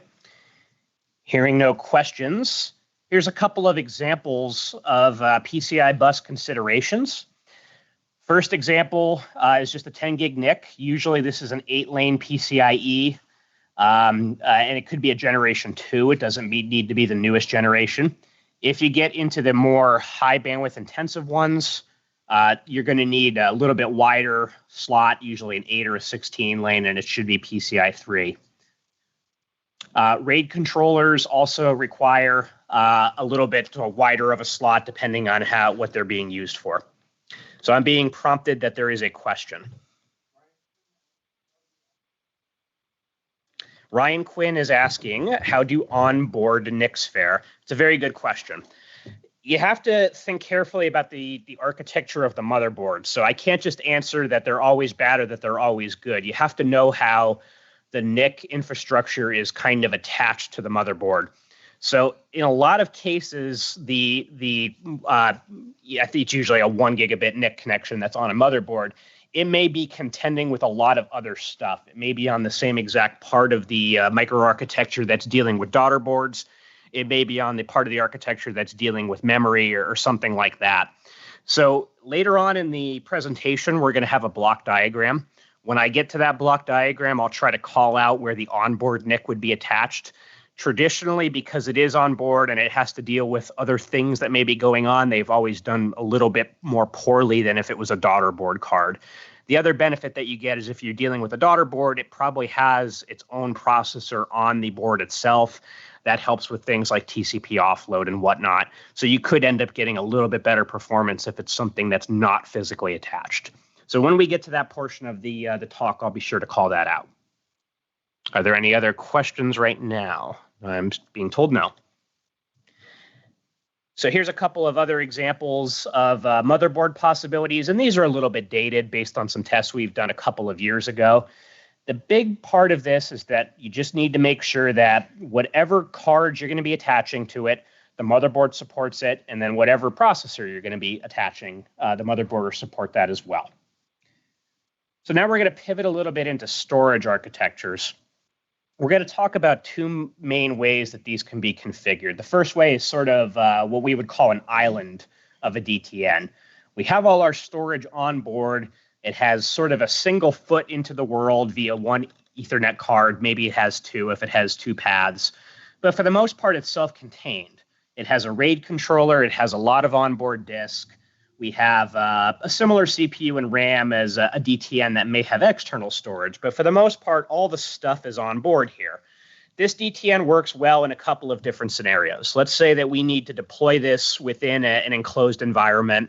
There's not a lot of storage in that environment right now, and the users are ready to just use this as their primary appliance for getting the data in and out. So it can be deployed just about anywhere, but there's limited scalability. What happens when you run out of RAID slots and you need to add more storage? What happens if the users have outgrown that use case? So this is a good sort of first approach. It can be a little bit more expensive to deploy because of all the disk that you need to have in there, but it gets the job done, and it's a good first step for a lot of people. The second approach works more like a data capacitor. This is something that does not have any or much or any internal storage. It has enough storage to run the operating system itself. It may have a little bit of localized scratch storage, but for the most part, it's designed to just plug into the wide area part and to a storage area network on the other side. Maybe this is done with a fiber channel direct connection. Maybe this is done with InfiniBand. It could be done with Ethernet. Whatever the case is, it has mounted file systems that it knows about that it can access via the operating system. And it also has a wide area portion that's facing out towards the greater network. Typically, these are not NATed. We had a question earlier today about if I could NAT this sort of thing. It all depends on what the application really is asking for. If you're going to be making an endpoint that a group of people need to see, it may need to be globally addressable. It can be filtered, of course. You can try to wall it off from people who should not need to see such a resource. But if somebody on the outside needs to talk to it, or if it needs to talk to somebody on the outside, it should have the ability to do so. How does this work? Really, what this does is that this just gives us a conduit into the data that may exist elsewhere. Often, a lot of scientific user groups probably have a lot of storage that's out there. Maybe they have a collection of NAS appliances or a storage area network where information coming off of the various devices that they're using, sequencers and stuff like that, are doing their job. And because of that, we can just plug right into that. We have a mounted file system. We know where the data lives. We integrate it in with our application, and it can move end to end pretty seamlessly. So as you build your infrastructure, this may be the approach that you want to try to adopt. So let's look at what this may look like inside of a facility. And for those that saw the architecture talk a little bit earlier, this is going to look familiar, but we're going to go into a little bit more detail with this. In the middle of the picture there, we have our pool of DTNs. And in this situation, where they're sort of working together. They have a shared endpoint, and the software, in this case, it could be something like Globus, is able to sort of communicate and treat these as a single resource. If we were to contact this endpoint, we'd try to load balance between them. But from the standpoint of the software, they're all treated the same, right? Each of these guys is going to have 2 feet. 1 foot is going to be sticking into the file system. 1 foot is going to be sticking out towards the wide area network. Because we've established these sort of 2 paths, we can now talk a little bit about the way that the users are going to interact with these. So the first thing to note is we have our HPC or our HTC users, and they need to access the cluster head nodes. Maybe they need to run analysis jobs or something of that nature. They're probably still going to be punted through the firewall, and that's okay. That's not our data channel path. That's going to be control channel. It's going to be SSH or whatever access method that we need to get in there. And it's okay if we have to drag it there. The data movement path, sort of represented by that green line, that's the one that we want to keep free of as much friction as we possibly can. And we're going to be doing this sort of as a one-stage pull. Let's say that somebody on the outside is trying to push data in. They're going to contact those DTN endpoints. They're going to initiate the transfer. The transfer is going to be handled by the DTN itself, but instead of writing that file locally onto some local disk, it's going to have access to that mounted file system. So the entire speed of this thing is going to be dictated by a couple of factors. It could be dictated by the speed of the file system to the DTN. It could be dictated by the speed of the DTN to the wide area network. In either case, that is what we have to try to defeat here. The information gets written into the file system. It can be read from the file system, but you'll also note there's one other little piece there represented by those little blue lines. That's the compute path. The compute nodes will have access to that same file system. They'll be able to use any information that is shuttled in by the DTN to do any data-intensive work that they need to do. Now, where do we apply the different security policies to this? Well, we have a couple of different options, and each of these can be different depending on what the technology happens to be. We're usually used to being able to apply DTN security controls for outward-facing things. We would have put ACLs on our router to restrict the ports or to restrict the net blocks. We may even be running IDSs on the host itself, or maybe we have Bro or something like that running on that DMZ switcher router. That's going to be managing all the external-facing sort of things. We also will have the ability to put file system security controls on the file system itself if we need to. Now, if this is not a routed file system, if it honestly is something that's just internalized, we may not need to worry as much about this. But this is going to allow us to make sure that the DTNs are allowed to read and write. It's making sure that the cluster nodes are allowing to read and write. And we can even be a little bit more strict and restrict what the cluster and head nodes have access to as well. So there's many different locations where we can apply some policy onto this setup and make it as secure as we possibly need it to be, but also make it perform as good as we possibly can. So I'm going to take a brief pause in case there are any questions.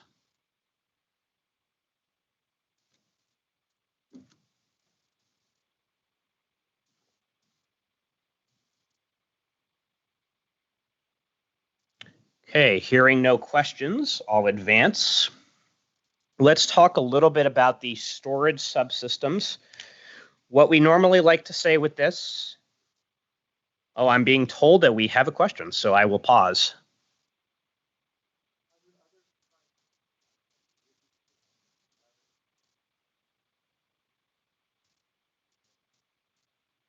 Okay, that's a good question. So I'll try to repeat that. How do others provide management access to the DTNs, DNS, software updates, etc.? Okay.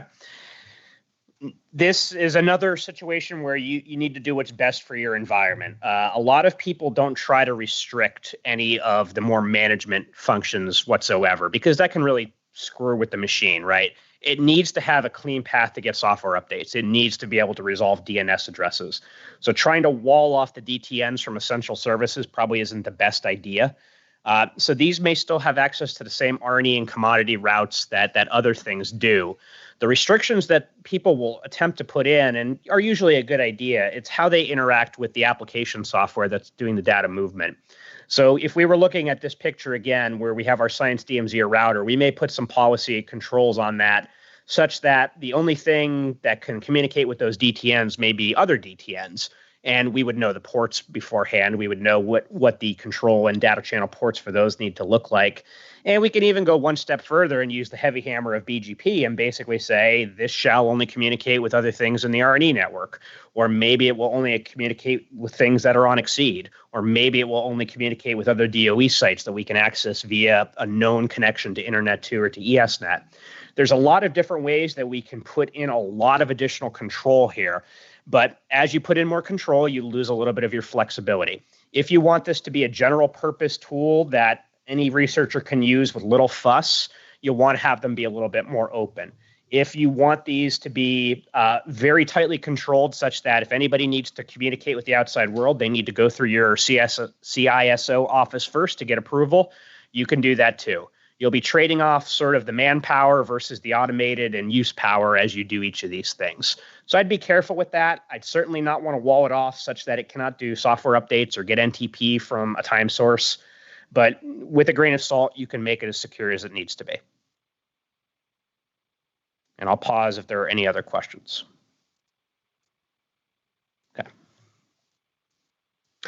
All right, let's talk about storage subsystem.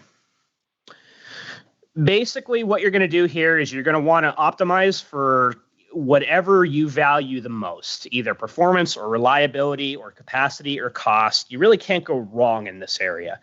SATA disks are historically cheaper and higher capacity, and SAS disks may be a little bit faster. But with all technologies, things are going to converge. So every now and then they'll be similar. Sometimes they'll be a little bit further apart. Really just do whatever you can support well or what you're comfortable with. This goes the same for your file system choices.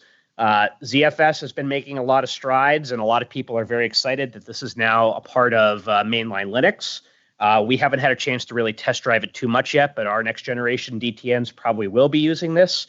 We've used X4 for a number of years, and it's worked out well. Whatever you're comfortable supporting is really what you want to do, because this is a treasured member of your family. It's somebody that you're going to need to take care of and maintain, so you shouldn't do something on it that's difficult or is going to make you not want to use it. What about SSDs? SSDs usually cost more than traditional hard drives, but that cost comes with the benefit that these are going to be a faster resource. There's usually two flavors. One of them is sort of the I'm a part of the system flavor, which is a PCI card that you need to install. These are going to usually be your fastest. Fusion IO is an example of this. There are also sort of hard drive replacement form factors where they can be treated just like a SATA or a SAS drive. The only danger here is that you just can't plug these into any old RAID controller. Make sure that the RAID controller that you use is aware that it is an SSD. Usually this means supporting a protocol called TRIM. Just read your documentation before you do so. SSD price is dropping quickly, so you can usually go and try to implement this and be very happy with the results.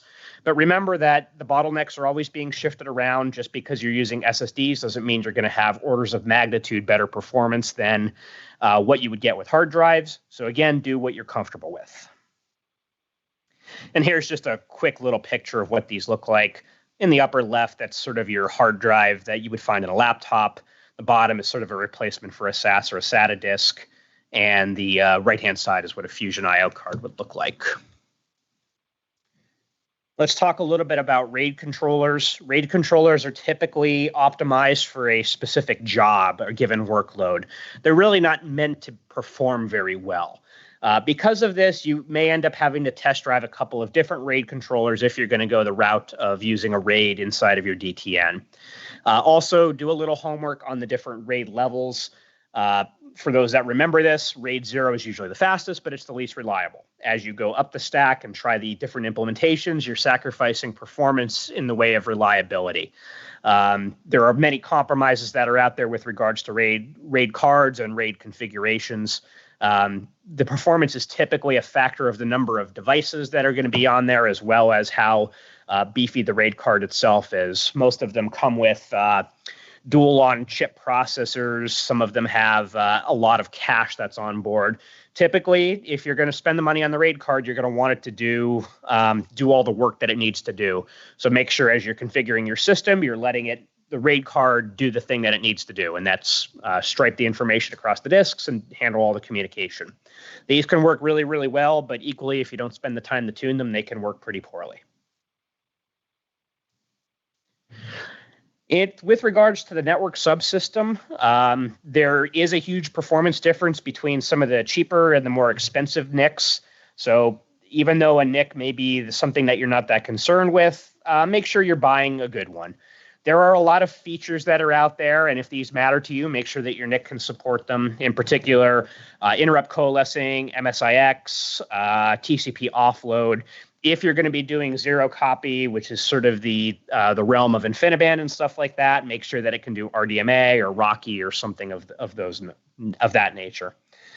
Also, if you do buy a card and it comes with 2 ports, don't automatically assume that both ports can be used at the exact same time. Sometimes this extra port is just there as a backup. Sometimes, and depending on what the nature of the NIC is, it can be used to send data out both ports at the exact same time. There's a couple of examples there of ones that we've tested that have worked pretty well. The other thing that you'll want to look out for is what the support looks like for the operating system that you're using. Miracom in particular, you'll always want to download new drivers from their website because often the Linux distribution doesn't have the most up-to-date driver. Mellanox can function the same way. So just be careful and note these things as you get them installed. And we have a question. The question was, how do you determine if the second port was the backup? It's a very easy answer. You got to test it. So normally what you do is you would try to configure both of them, give them independent IP addresses, and try to launch tests with a tool like iPerf, or even if you're using GridFTP or something like that. If you're able to get good performance out of both ports at the exact same time, then you know that it can do both. But really, the only way is you can test it. Documentation probably will not give you that much information.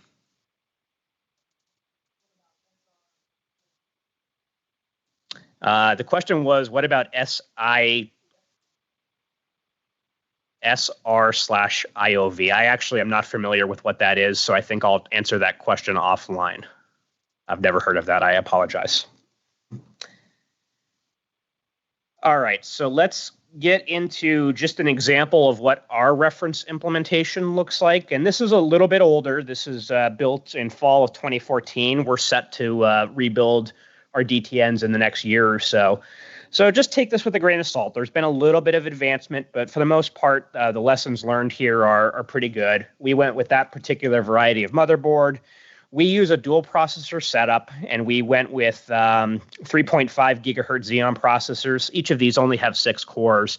And in practice, because our DTNs are just used for performance testing and not for a very intensive scientific workflow, we're not overtaxing the number of cores or the number of processors by any means. We maxed out on the memory, and that has always been a good move. We've never been in a situation where we've had memory shortage. And we went with that particular RAID card. This was a coin flip, I think, that between the Adaptec and a 3-Ware, it was pretty similar performance. We have 2 forms of cards in each of these, both a Miracom and a Mellanox. Both of them have worked really well. We've used recent drivers from Linux for both of them. Other cards include the Chelsea-O and the Intel. Both of those have worked very well. One note about this is that we're doing this with single mode optics. You may see different behaviors if you decide to go with an active cable versus an optical cable. It really depends on what you're plugging it into. If you're using an active optic cable and you plug it into something that doesn't know how to read that sort of cable, you'll run into issues either with errors or just not being able to get link. So be careful with each of those situations. We went with a RAID 6, and again, this ties back to our sequential reads and writes of large files. We found that was a pretty good performance trade-off for the reliability that we wanted. You could also go with a 0. You can go with a 1+0. There's many different ways that you can do this. It all depends on what the workload is supposed to look like. And there's some sample performance results for the testing that we've done. If we're just doing memory to memory, which would be an iPerf test, 9.9 and 39.5 when we were doing a 4x10 test. We haven't plugged a 40 gig card into these yet, but we do have a 40 gig tester that we've been evaluating, and it's done pretty similar. For disk to disk, this is about as good as we were able to do for a single large file. If you're sending deeply nested smaller files, the performance may be a little bit less because you have to worry about metadata operations and things of that nature. So that's what we were able to get out of this particular host. So I'm going to pivot into the tuning section, but before I'll pause for a minute for any additional questions.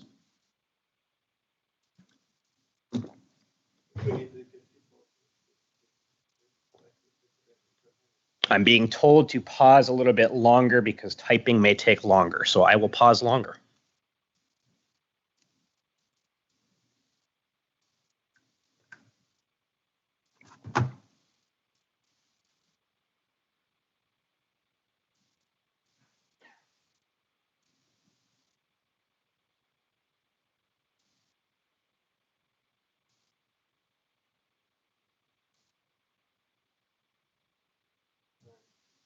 Okay, I'm being told I can start again.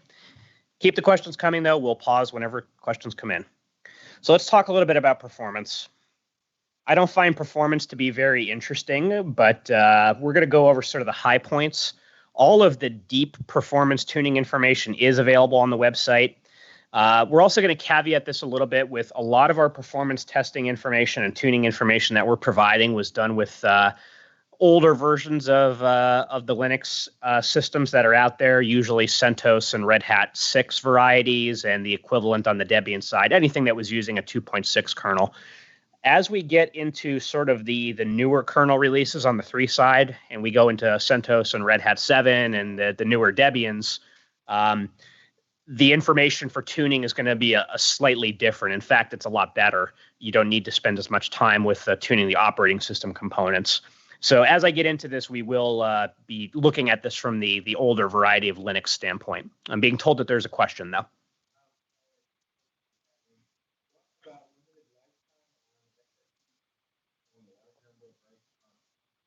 The question was the limited lifetime on SSDs if you're performing a large number of writes. I will get to that. That's going to be in about maybe 6 or 7 slides.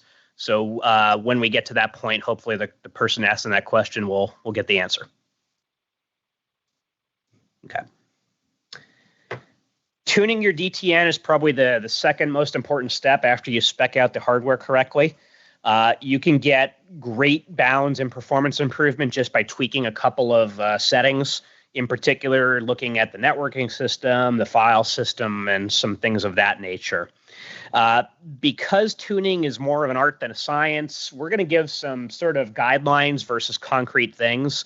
In some instances, people have reported, the things that we've recommended, they've worked, but they haven't worked as good as they would have thought, or in some cases, they may have even caused some degradation in performance. So as you get into this process, just bank some time to do tuning, and you're going to be tweaking and writing down notes and trying to find the best solution for this problem as you go forward. We're going to be assuming Red Hat based Linux, specifically the CentOS and Red Hat sort of 6 varieties, 2.6 kernel for this. If you're using something different, your Linux variety may have different tuning knobs. So just be aware of that as we go through. The most important piece of tuning is related to the network subsystem. And specifically, there's 2 places that you'll want to make changes. The first is called the syscontrol file. This is located in the etc file system. And there's a couple of key settings that we can make changes here for, but the 4 primary ones we've sort of highlighted there in the red text. The first one, the RMEM max and the WMEM max. This is the maximum size that a TCP socket can grow whenever it's allocated. In this case, we've set it to 64 meg, and that's even a little bit low considering that systems today have a lot more memory available to them. You can conservatively set it to 64. You can even go as high as 128, 256, or 512 and probably not experience any performance degradation. The only danger that you get is make sure that your system does have enough RAM on board to do this. If you have a limited amount of RAM, just remember that every TCP socket that gets created has the potential to try to grab that much memory from the kernel. So you could quickly exhaust your memory if the system is doing, a lot of transfers. For our DTNs, we've actually set this quite higher. We've set it to around 256 or 512. The second set of values there, the RMEM and WMEM items 3 and 4 on that list, those are the sizes for the TCP socket as it gets initially created, and then the size that auto-tuning will allow it to grow without additional poking. So that's usually set to be just a little bit, tiny bit lower than what the maximum value would be. Again, we've set these to be about 32. That's conservative. You can go a little bit higher, 64, 128, or 256. Especially if you're going to be dealing with transfers that are going over great distances. Always remember the bandwidth delay product as we get into these things. If you have an expectation of sending 10 gig or 40 gig or 100 gig over a very, very large distance, you need to have a lot more memory available to you.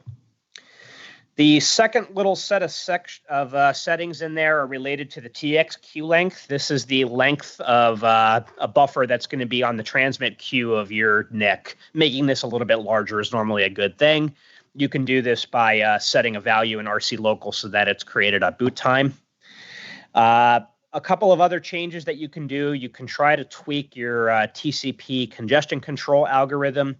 At this point, TCP cubic should be the default on most of the operating systems, and cubic is fine. HTTP is sort of another version of this. You can set the congestion control algorithm just by making that setting also in the SESys control file. You just want to make sure you're not using one of the more legacy versions like Reno, because this is responsible for the way that TCP interacts with the network. If you're using a Miracom or in some cases a Mellanox NIC, playing with the interrupt coalescing settings can help. Just don't blindly set this though. Make sure you're testing a little bit so that you can see what it really does to the system. Lastly, just don't turn on jumbo frames. Make sure that your network supports it. Always make sure that the entire broadcast domain of that host that's going to be set to be jumbo frame enabled is able to do jumbo frames. Otherwise, you're going to create an MTU black hole and make everybody upset. In terms of BIOS tuning, there's a couple of settings that you can tweak. Particularly for the PCI Gen 3 host, you should always enable the turbo boost and disable the hyperthreading and node interleaving. This can be responsible for making the machine a little bit less jittery, especially when it comes to handling of network traffic. There's a lot of good information on BIOS tuning that's out there. This is certainly more of an art than a science, so there's a lot of different settings and things that you can try. You can consult that reference that we have there in the slides, or just certainly use Google and try to search for one. For I/O scheduling, there's a couple of little tweaks that you can make. In particular, the default Linux scheduler for I/O is what's called the fair scheduler. On a DTN node, you can switch it to be deadline instead. It's a simple change that you can make to the grub.conf file as you boot the system to use that specific scheduler instead. This is usually responsible for a little bump in performance, particularly if you have a lot of I/O bound jobs that are going to be happening on the disk or on the machine. All right, interrupt affinity can be one of the more complicated things to do. And before you get into this, this is the one area where you will have to keep some copious notes and try a couple of different settings. As a reminder, interrupts are basically used for everything on the machine. They're used by the I/O cards as they try to get time on the processor. They're used by the system itself as it tries to handle the different things that are going to be happening.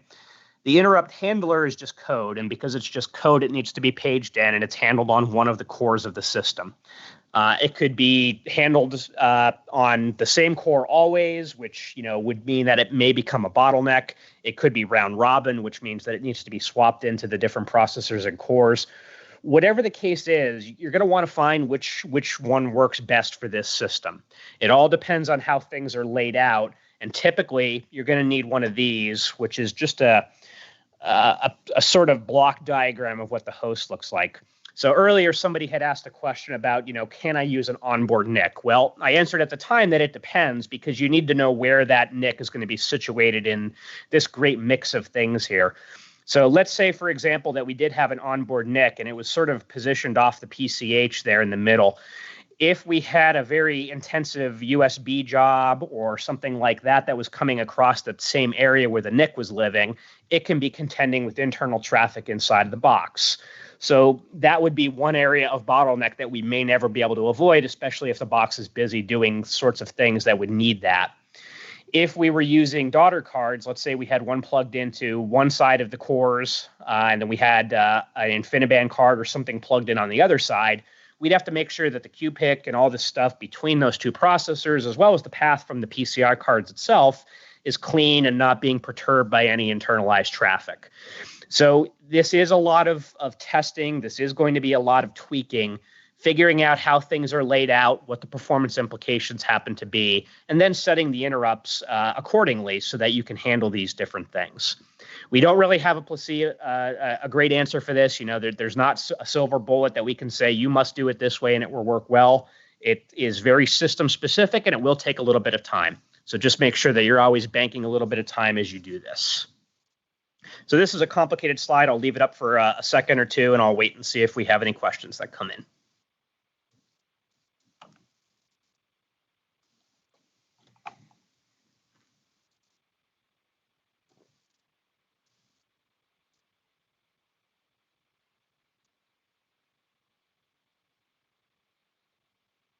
Okay. So let's talk a little bit about firmware. Not all firmware is going to be great. Basically, what you should try to do is test maybe one of the later or one of the most recent ones and see if that works good for your situation. Certainly keep notes if it does. Just upgrading to a new one may introduce new bugs or may introduce new performance problems. Always mark down the good ones and try to remember the bad ones, and you're going to end up testing a couple of times to try to figure out what works well. In terms of file system tuning, this is mostly related to Island DTNs that have the file system inside of them. If you're using external file storage, certainly read documentation related to that and learn how that works well. If you're using Ext4, for example, you can increase the read ahead. This helps in situations where you have a lot of sequential reads. You can do that by tweaking those little settings right there. And if you're using a RAID controller, read the documentation on your RAID controller. It's going to be more up to date than anything that we can tell you. RAID controllers typically have a lot of smart options that are enabled on them because, again, they're optimized for trying to protect your data, not necessarily for performance. So you may be able to get away with turning off some of these settings and seeing a little bit of a performance boost. In particular, enabling or disabling the write cache and the read cache, continuing on error, drive queuing. There's a couple of different things here. So read the documentation, see what you need, and disable the things that you don't, and make sure that you're using the things that you do. So let's talk about SSDs. And there was that earlier question about writing to SSDs. Be careful with the SSDs. They do have what's called the program or the write and erase cycle. Basically, if you don't spread out the writes on an SSD over the entire drive and you're constantly writing into the same spot all the time, it's going to wear out the life. They're just magnetic little pieces of gear. So because of that, we don't want to always write to the same exact spot and wear them out. This is where trim comes in. If your RAID card supports trim, it knows that it's an SSD. It knows that it needs to spread the writes across the entire drive.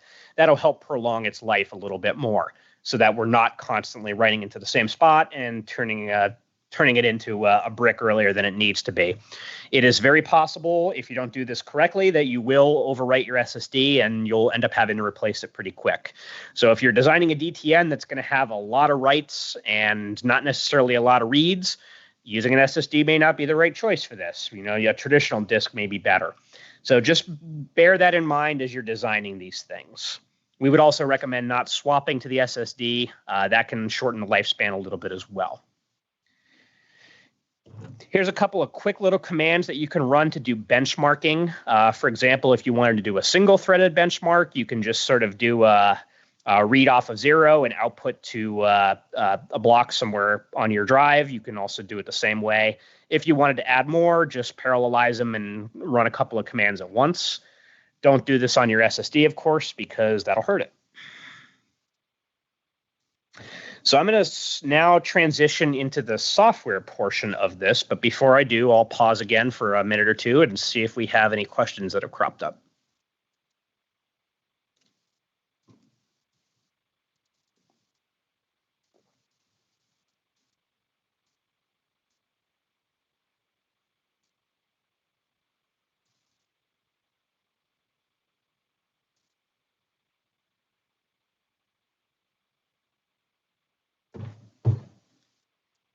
All right, no questions. Let's get into the software.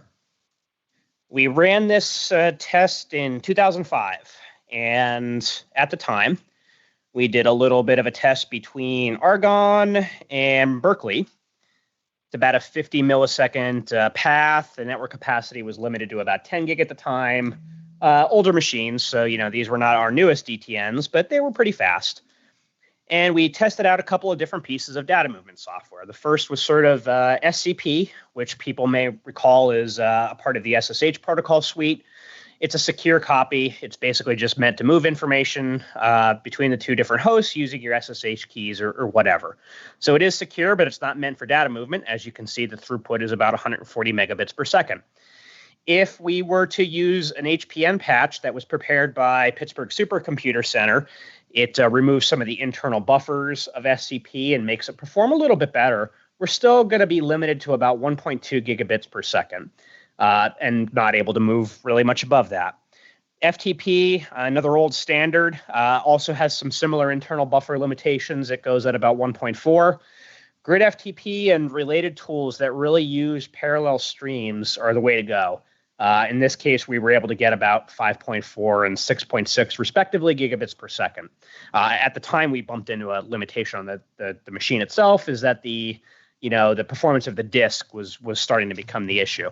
So that's the old stuff. We ran these tests again not too long ago in 2016, and we're still not much better, especially when it comes to SCP. It's not that the encryption is the bottleneck. Disks or processors are fast, and it can handle the encryption load just fine.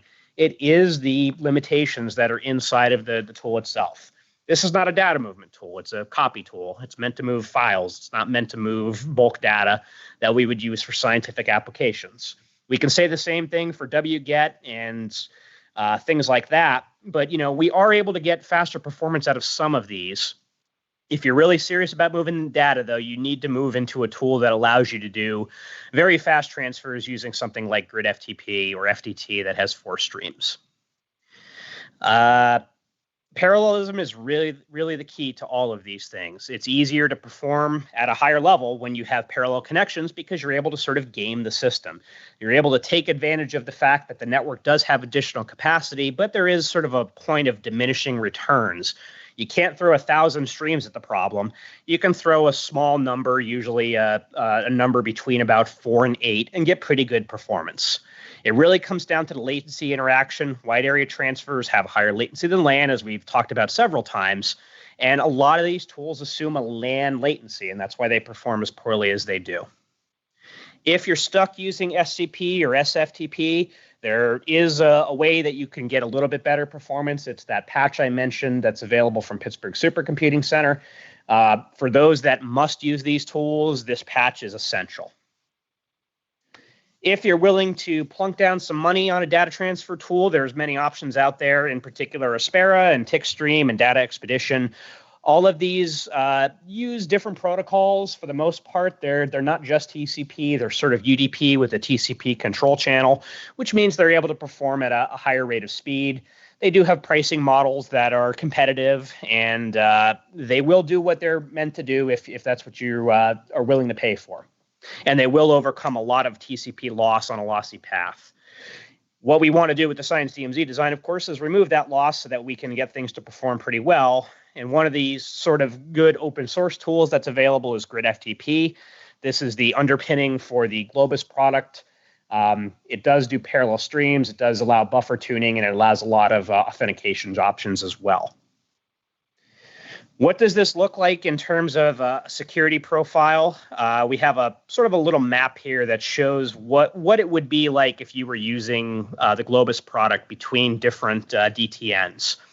It's important to note two things in this little diagram here. We have our data channel and we have our control channel.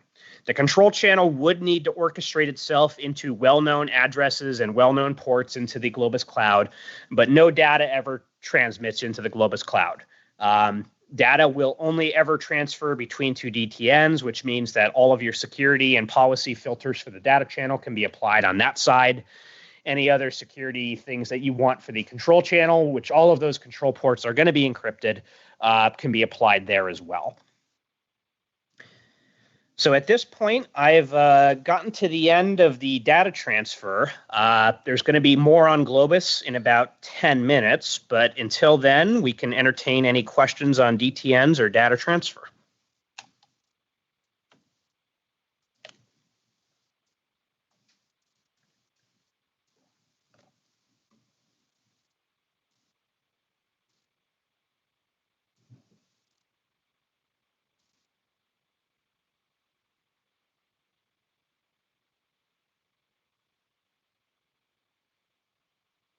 And if anybody does think of questions, they can certainly type them into the chat room between now and 10 minutes from now when we'll start the next talk. We are going to mute this end, and we will talk to everybody in 10 minutes with the Globus talk.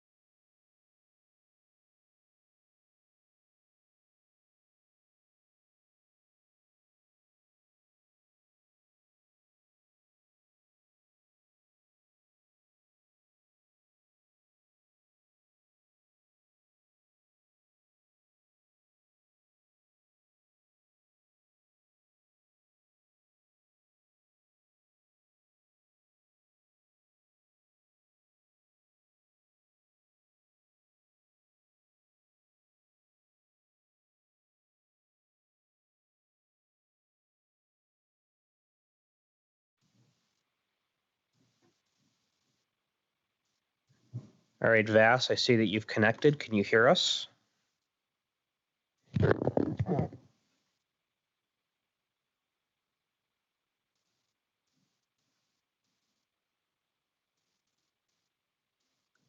Vass, can you hear us? We see that you've connected. Can you hear the audio?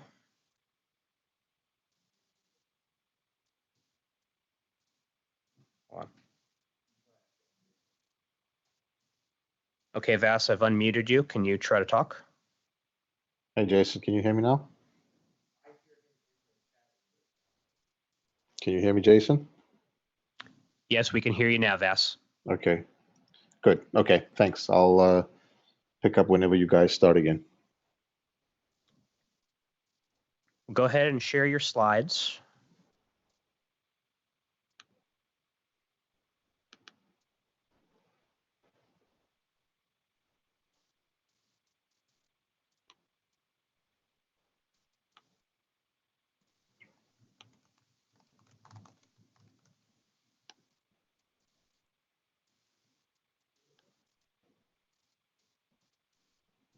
Okay, Vass, we can see. Yep, we can see you. Okay. Okay, we'll start at 4 p.m. I'll introduce you, and then we'll go from there. Thank you.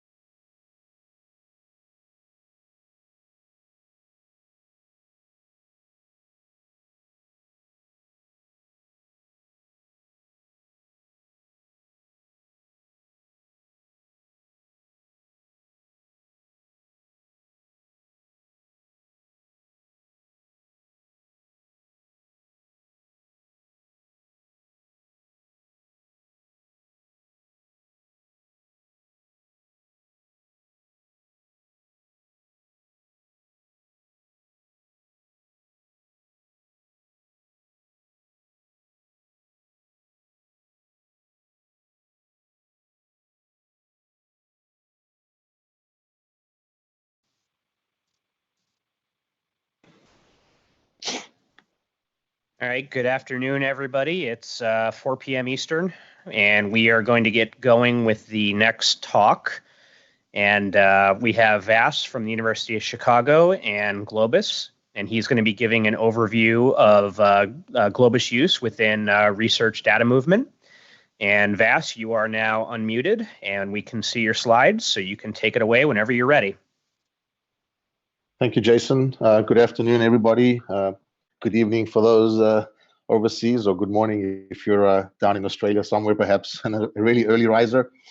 I'm Vass Vasiliadis. I work on the Globus team, working primarily with our users and customers to get the word out on Globus and get the world using Globus to manage research data. So I'm going to give you a quick overview of what the service does from the perspective of a researcher or an end user, and then I'm going to spend a bit more time diving into how you can actually enable your storage system for Globus, or basically bring Globus to your campus or your respective institution and make that available to your researchers and end users.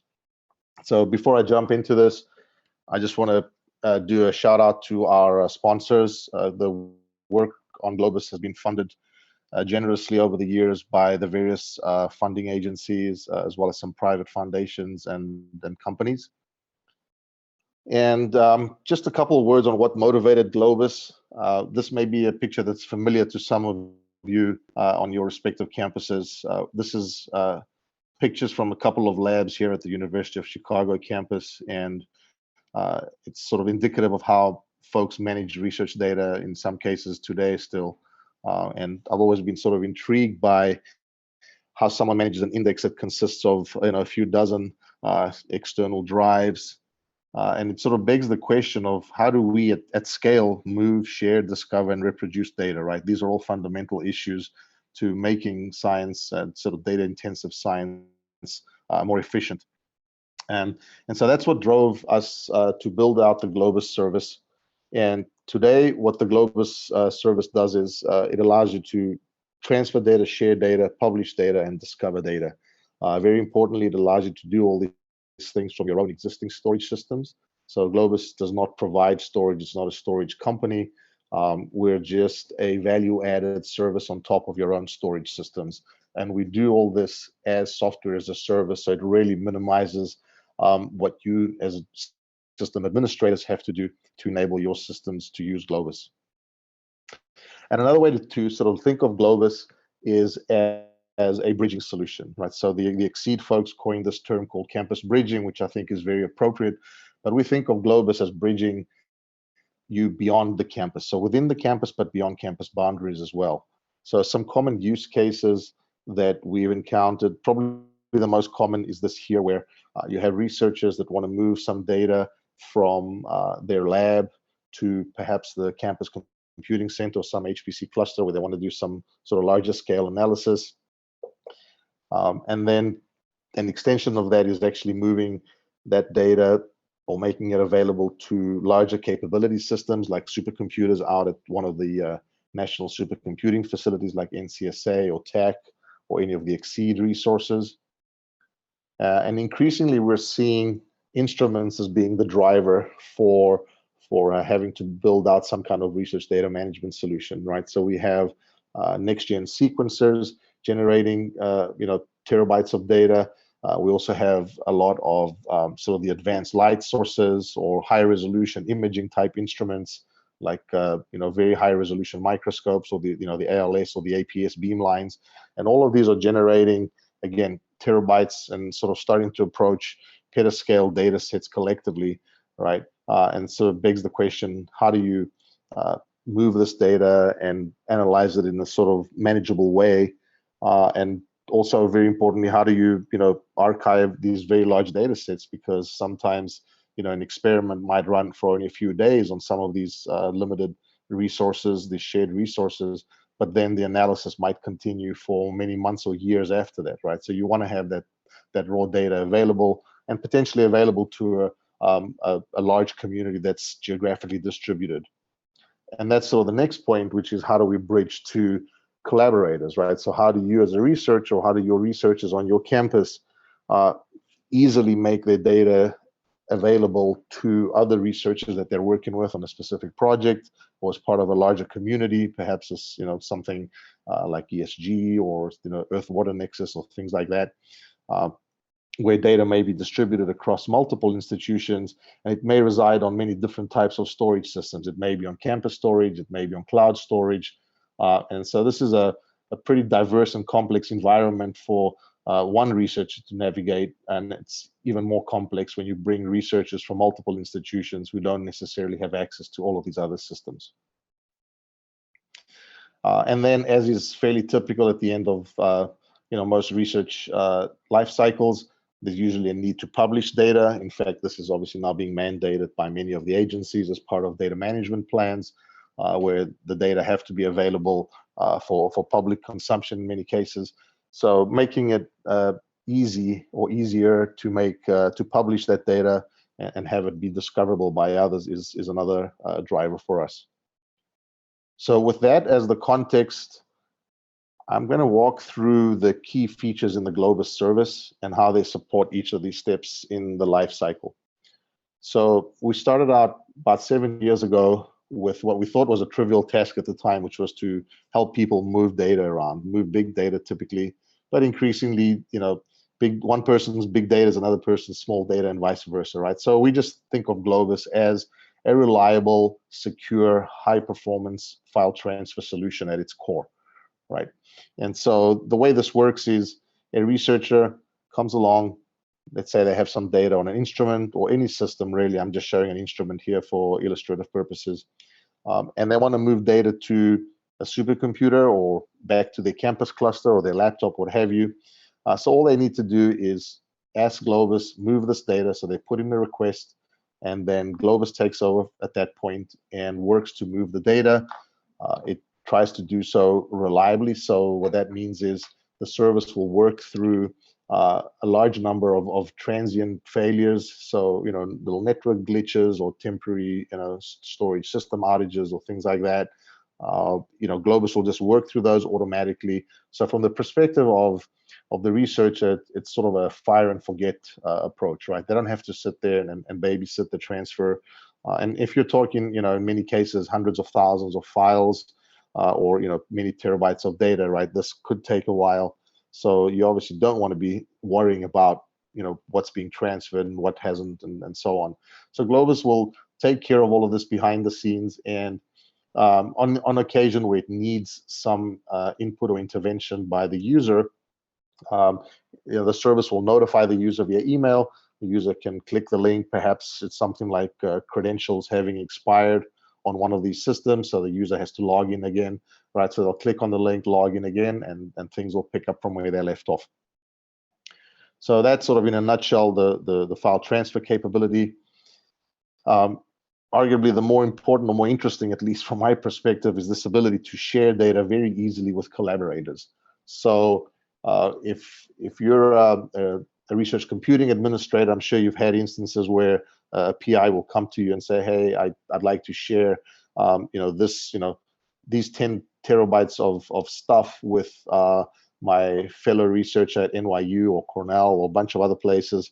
Can we please create accounts? Can we do this? Can we do that? Can we move it somewhere? Can we put it on the cloud? Do you have some storage, etc.? Right. So any number of convoluted sort of high overhead approaches to sharing data are out there. And what we've tried to do is really make it more of a self-service thing for the researcher. So what you can do through Globus is the researcher can come along, select the files they want to share, set permissions and say who can access those files, and do they have read and they have read and write access. Globus will notify the user or the users that you're sharing with, and again, there's no need to move these files anywhere. They're just sort of shared in place on the system where the data currently resides.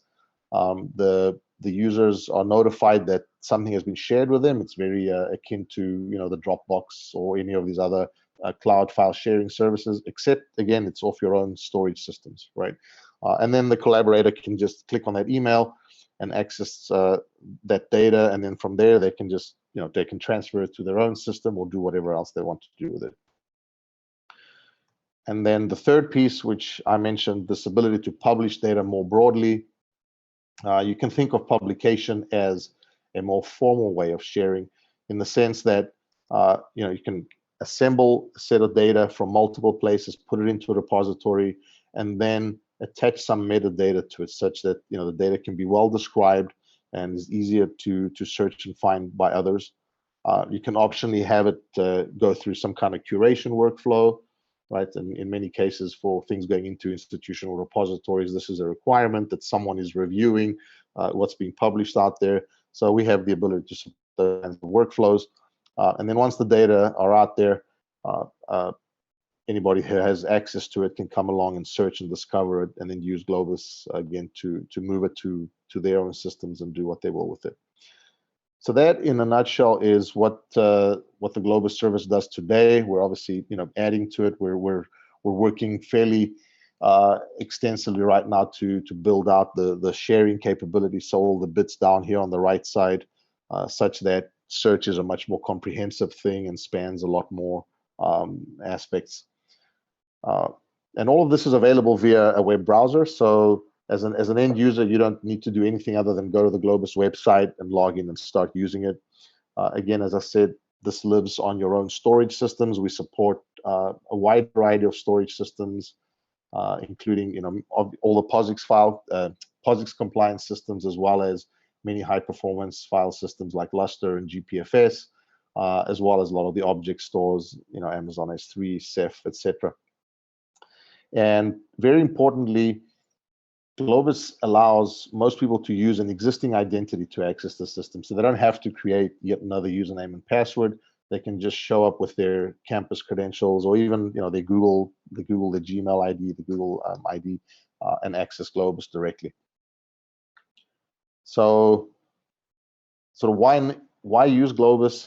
A couple of points. I think I've made some of these already, but a very important one for us is that it presents this very consistent user interface across systems. So whether you're looking at your HPC, your Lustre system on your cluster, or your laptop, or a bucket on Amazon on S3, they all look the same, and you can just move files between them, just as easily as any other two systems. I mentioned this notion of fire and forget. At its core, Globus is a high performance file transfer protocol. So we do try and maximize throughput across the wide area network when you're moving data, but we balance that with reliability. So reliability is really the thing that Globus adds to what many other transfer tools don't do today, right? We have a multi-tier security model. I will demonstrate that in just a second. So the security is implemented at various points throughout these flows. It really is a no overhead or very low overhead required to share data, right? To collaborate with others. I'll show you how easy that is in just a second here as well. And you can deploy the Globus service on your systems with just using standard packaging mechanisms. I've got a demonstration of that as well later on. And in addition to the web user interface that we're going to see mostly throughout this presentation, there are other interfaces. There is a command line interface and a full REST API, so you can access all the features of the service via multiple interfaces. So I'm going to switch over now to do a quick walkthrough of the file transfer and sharing. Let me just get my screen out here. Okay, so this is the Globus website, www.globus.org. So when I click login, I am presented with something that's a little non-traditional, right? So if you've seen the sign in with Google, sign in with Facebook or Twitter account, it's that same approach here, but in this case we have many hundreds, I think it's over 400 now, identity providers that we trust. Many of these are through the In-Common Federation, for those that are familiar with that. And we keep adding to this list.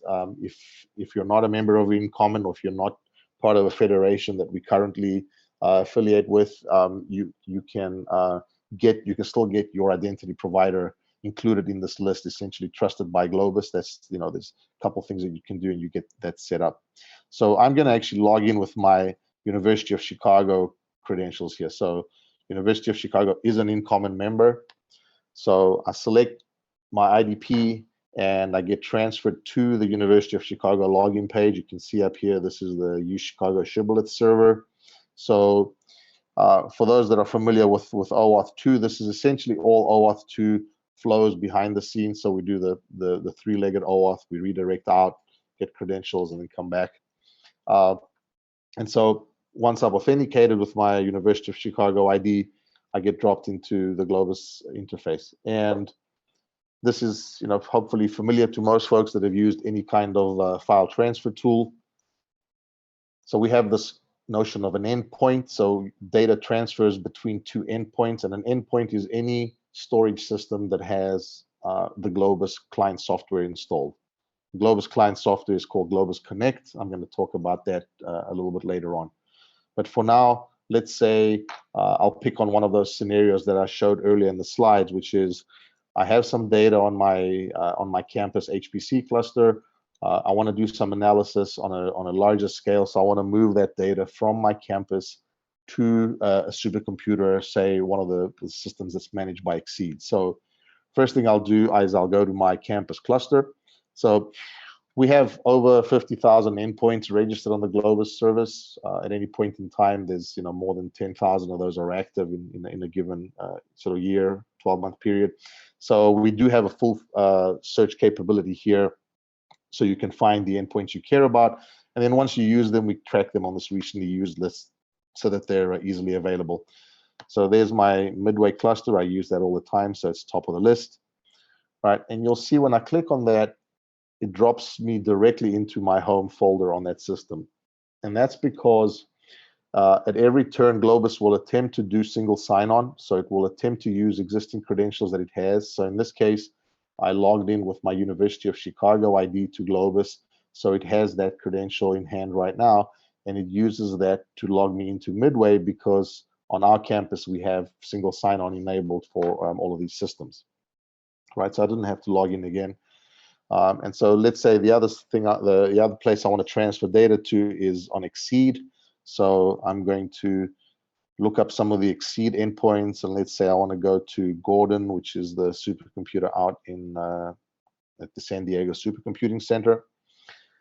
And so in this case, you'll see that it's asking me, or it's notifying me that I'm going to have to go and authenticate elsewhere to access this endpoint. And that's obviously because Gordon or Exceed doesn't recognize my University of Chicago credential. It needs something else, right? So I'll click continue, and that will redirect me to the Exceed website, right? So you'll see this is Exceed's or server here. I do have an Exceed account, so I will log in with that. And so now I'm authenticating to Exceed. Exceed is then checking via other means that I have access to the system, right? And then it's sending me back to Globus and dropping me again back into my home directory on Gordon, right? So now I have access to two systems I want to transfer data between. So let's just say I want to move let's move this folder here, right? So transfer is as simple as selecting the data you want to move and clicking the transfer button, right? So Globus tells me that the transfer request was submitted successfully.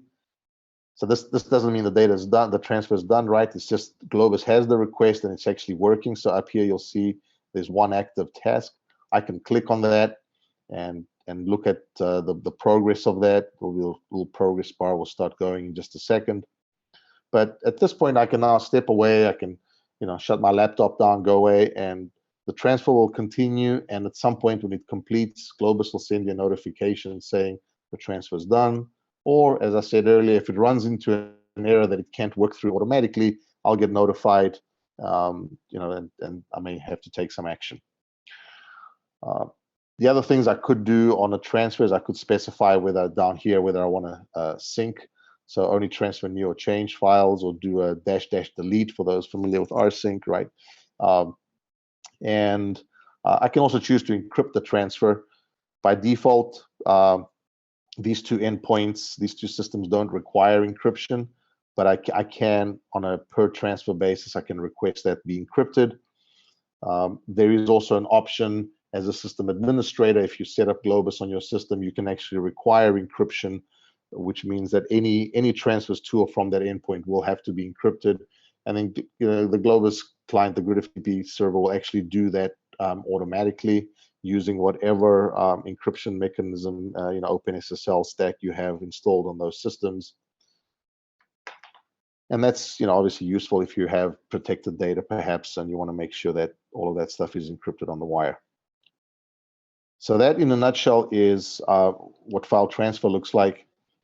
So let me quickly show you what sharing is all about, right? So I mentioned the scenario where I have some collaborators at other campuses that I want to share data with, and they don't have access to my campus cluster here, to Midway.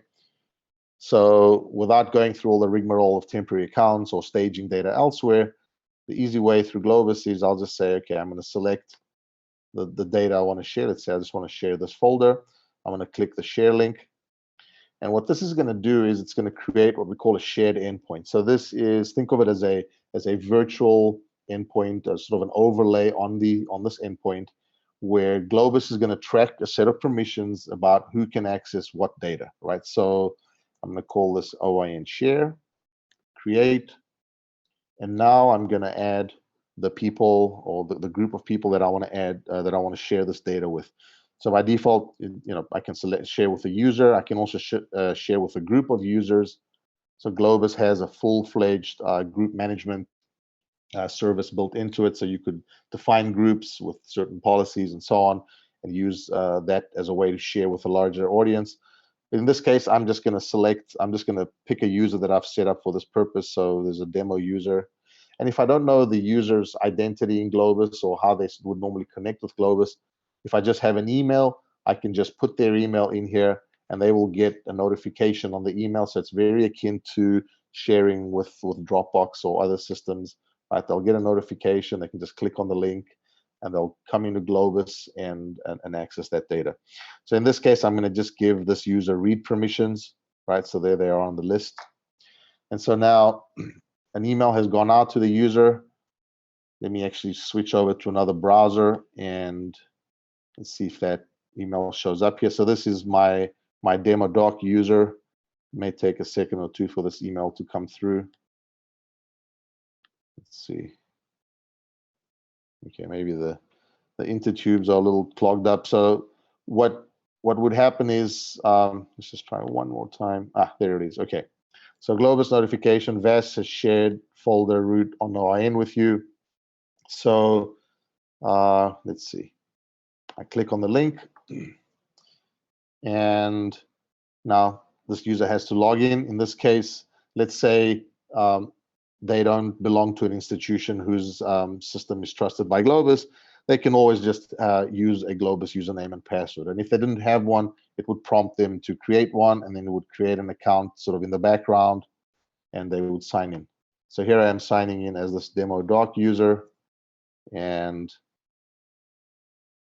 I get dropped into that directory, right? So if you recall, the folder that I shared with this user was this one right here, right? So that's all that they can see when they log into this shared endpoint.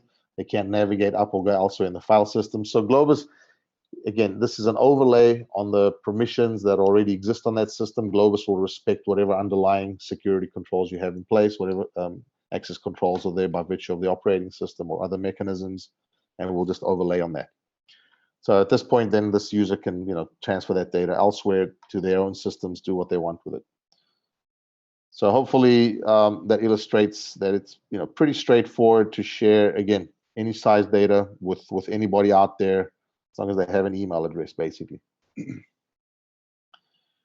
Okay. So let me switch back to slides for a little bit here. And let me talk about how you can put Globus on your systems, or how you can make your storage systems available via Globus. And as I mentioned briefly earlier on, we do have this piece of software called Globus Connect. So this turns any storage system into a Globus endpoint. And there are two flavors of Globus Connect.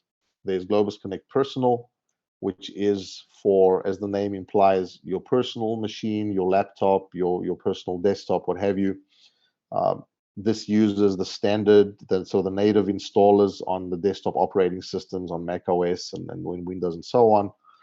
It doesn't require any configuration. It's set to auto update by default, and it's set to work behind NATs and other, most network configs, so you don't have to actually change anything on firewalls, etc. And when it's installed, it actually looks just like the Dropbox icon. So if you can see up here on my status bar, there is my personal Globus endpoint, VAS laptop. It's currently idle. I can do various things with it, but typically it'll just sit and run in the background. The more interesting version, if you will, is the Globus Connect server version. So this is what you would put on a multi-user or a server system to make that available via Globus. And this installs 3 different components and they're all standard packages. That it's done through standard packaging mechanisms. We support both RPM and Debian style packaging, but it installs the Grid FTP server, which is the thing that moves the data, and then my proxy and an OAuth server. These 2 components are used for managing the security bits. And the most important one is the Grid FTP server. Some of these others may already exist in your organization, so you may not necessarily need to install them. But by default, these 3 components get loaded on there, and they're all pre-configured. So in just a few commands, you can actually have your server, your storage system up and running and accessible via Globus. And what that does is it actually means that any user that has a local account on that system, anybody who has access to that system right now, would then be able to have access to that system via Globus, right? But you could, and I'll show you how this is done later, but you could restrict the users that actually have access to it, or how users access that system when it's done via Globus, if you choose to do that. So as I said, it's just a few commands. You don't have to memorize these. You'll see them in the slides, but I'm actually going to do a quick walkthrough.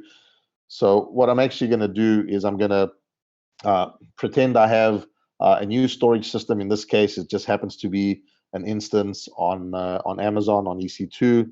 So I'm going to pretend that's my data transfer node that I want to put Globus on. So I'm going to access I'm going to SSH into that. I'm going to run these commands. I have to run them as root because the Globus installer needs to be run as root. And then I'm going to come back into the Globus service via the browser and access that endpoint as an end user and show you, how quickly that can all be done. So switch over here, and I'm going to SSH into the server. Okay, and then I'm going to become root. And then I'm just going to run through those commands. I actually have them pre-staged here. So the first couple of commands are just to get the repos updated and get the repo keys, right? And then when I run the installer, because I actually did it previously, it's not actually going to do much. Oh, it's actually getting some new things here, it looks like. Okay, great. And then I'm going to run the setup. Where are we? Globus Connect server setup. Right, so this is now me telling Globus about this new endpoint that I'm creating. Right, and you'll see here it says configured endpoint EC2 dash blah blah blah.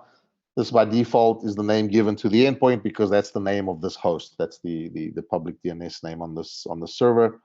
So now if I switch over into the Globus service again and go to endpoints, and I look at the endpoints administered by me, you'll see down here at the bottom of the list, there's this new endpoint that showed up. It's not active, it hasn't been used yet, obviously.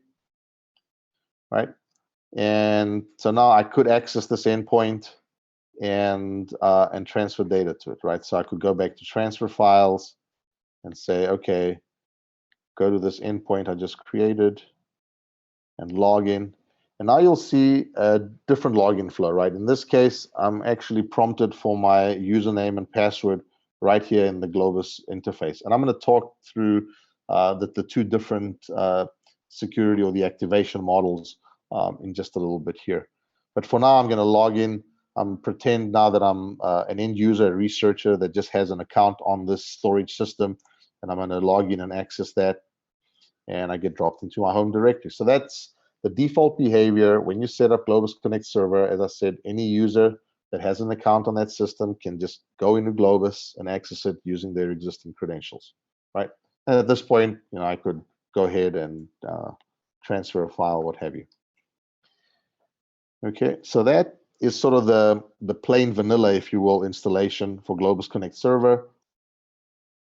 I'd like to talk through how you would configure this this client, this endpoint once you've got it set up. And there's sort of two parts to the configuration. There are some things that you configure within the Globus service, and then there are some other things that some options you can configure on the endpoint itself, on the data transfer node. On the service, obviously, you configure those through the web UI. But on the endpoint, you actually have to edit a config file and then rerun this Globus Connect server command that I just ran. So I'm going to do both of those things. The first thing I'm going to do is go into the Globus service, select that endpoint again, and change a number of things. So I'm going to click Edit Attributes. And the first thing I'm going to do is give it a name that's a little more legible and discoverable by others. So EC2, let's just call it OIN endpoint, that's fine.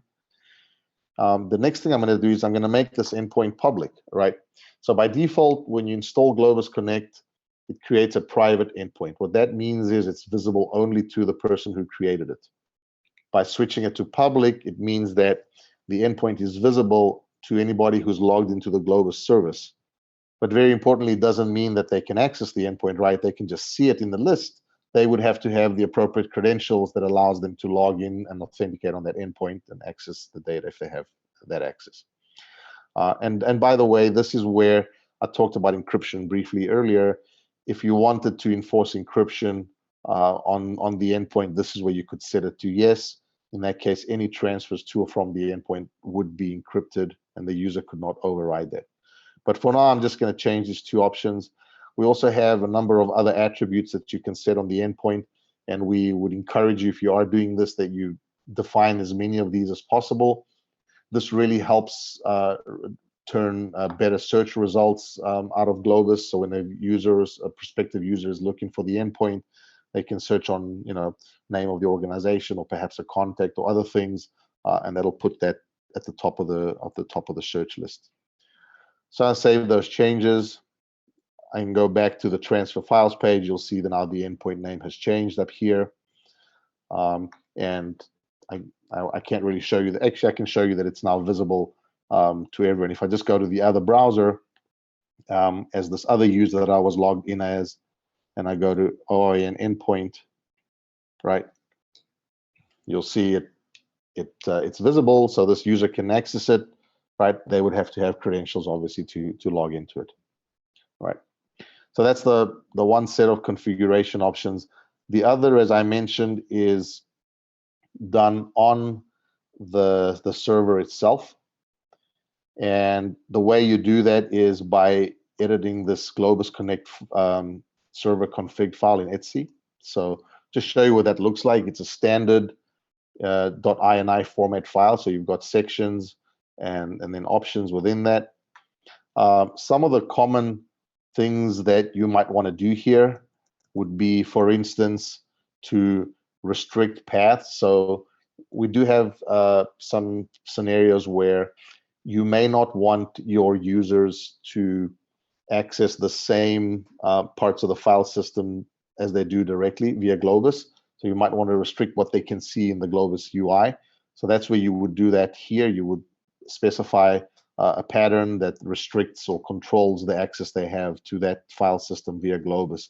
So by default, they will see anything that they see when they log in, when they access that system via SSH or via some other interface. But again, you can restrict this. You can just, you can grant read-write access specifically to things, or you can explicitly deny access. So this pattern here, for instance, n tilde/.star, right? It hides from view all the dot files, right? All the hidden files.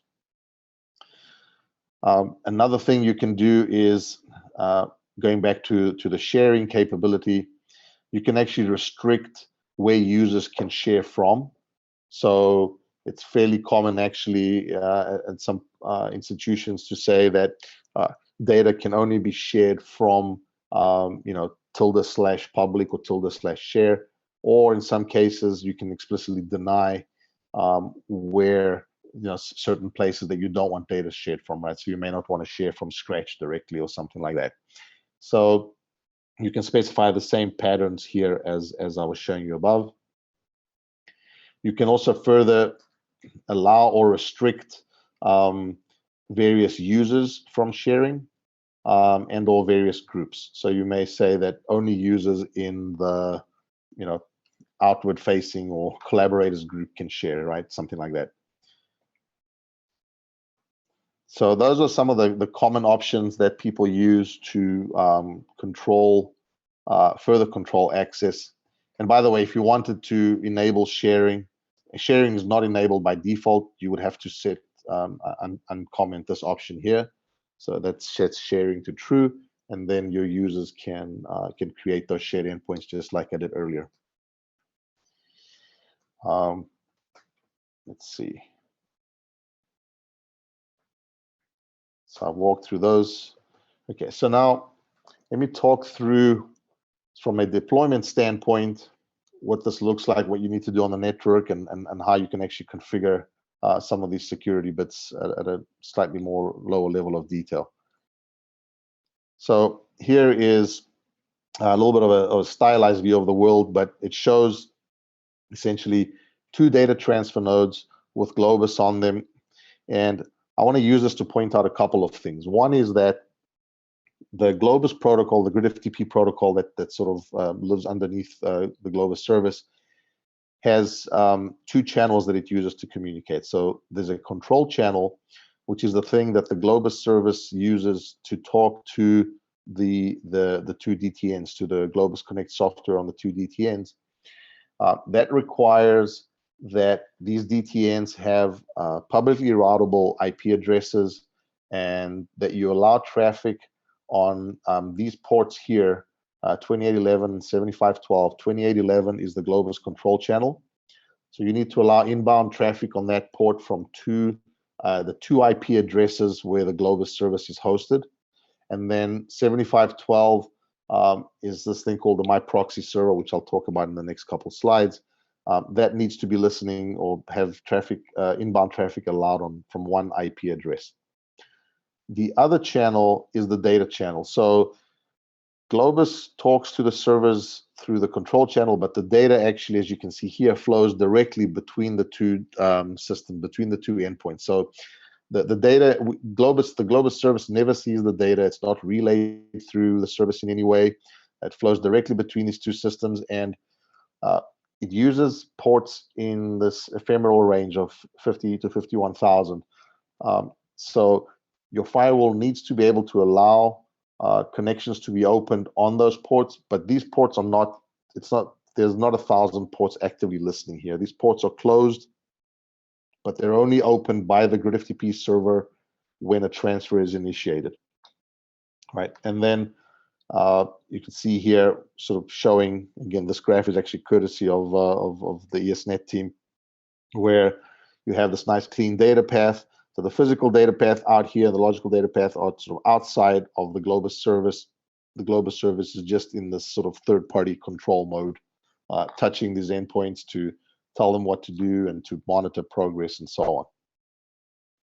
And there's a link down here on this slide on our docs website, docs.globus.org, that points to the installation guide, and there's a lot more information in that guide on the ports specifically and what they're used for and when they need to be opened and so on. So once you've installed Globus Connect Server, the default and the thing you just saw me do on my little demo system on Amazon is it sets things up such that when a user tries to access the endpoint, they're prompted for the username and password in Globus, as you saw right here, right? When this user tried to touch that endpoint, it said, give me your username and password. So that then flows through Globus. We pass that to the My Proxy server that was installed as part of Globus Connect server. On the back end, that uses whatever PAN modules, whatever PAN module is enabled on your system to talk to your identity service. So be that LDAP or Active Directory or what have you. So it will authenticate the user, and then My Proxy here in step 5 will issue a temporary certificate, the proxy certificate. So this is an X509 cert that Globus then has and can use to act on behalf of the user in talking to the endpoint, right? So the first time I do this, let's say I'm touching the endpoint, I want to, essentially do an LS and get the list of files in my home directory. Globus will get that certificate, turn back around, and use that certificate to request an LS operation from the GridFTP server. The GridFTP server will, using that certificate, make sure that that user is still valid and has authorization to take this action, and then they'll actually touch the storage, return the file listing, and so on. And the same flow happens sort of on the other side of the transfer, if you will, for the other servers. Okay, now as you can see here, this is not recommended, and it's not recommended because the user credentials flow through Globus, right? We would much rather you didn't do this. We do not want to be in the middle of that credential flow path. So this is the configuration that we greatly, strongly recommend, which is that you actually use an OAuth server. We actually expect here to see an OpenID Connect endpoint. So any identity service that presents an OpenID Connect endpoint can be very easily enabled to be part of this flow. So what will happen in this instance is when the user tries to access the endpoint, they immediately get redirected out to that server. They then provide their credentials directly to that server, not through Globus. And then the rest of the flow is essentially the same, right? So that server now takes care of talking to My Proxy, getting the temporary certificate, and passing that back to Globus. And from that point on, Globus uses that temporary credential in the same way. So in order to enable this on the endpoint, I'll just switch back to my config file here. There is a number of places where you need to, well, actually 2 places you need to make a change. The first is this identity method. So by default, you'll see here, it's what we call straight My Proxy, right? That was that first picture.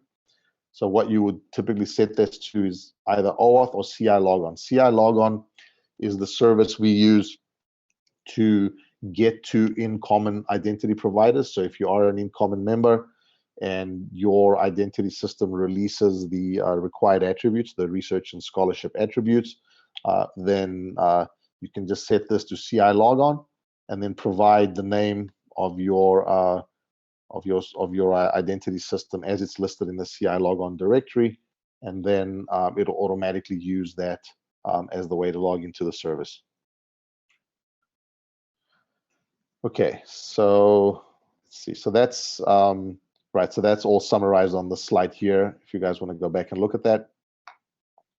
So I want to talk briefly about this concept of managed endpoints and subscriptions. So as I said earlier, we've got lots and lots of users out there, lots and lots of endpoints,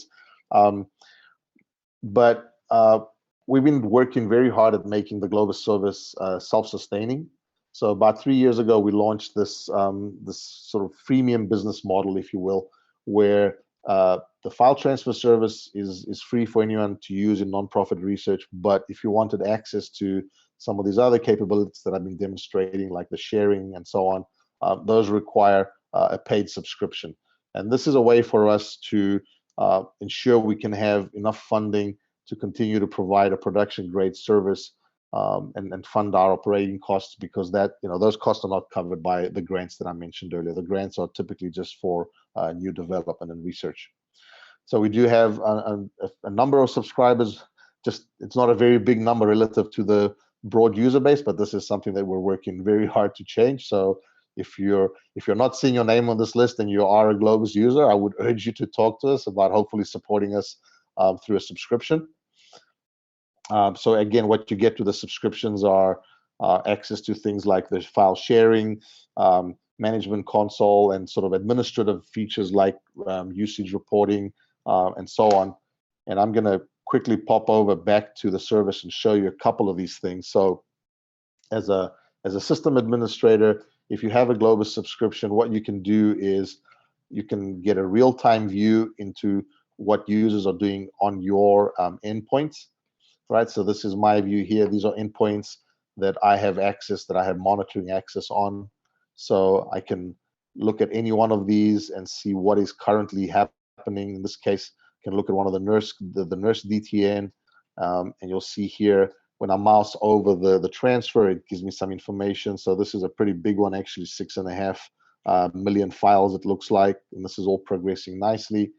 I can also see transfers that might be experiencing problems, right? So here is one on the Blue Water system, right? So this is a great example of the Globus reliability layer, if you will, at work, right? So this is a transfer that's been running for, well, it looks about like 10 hours, right?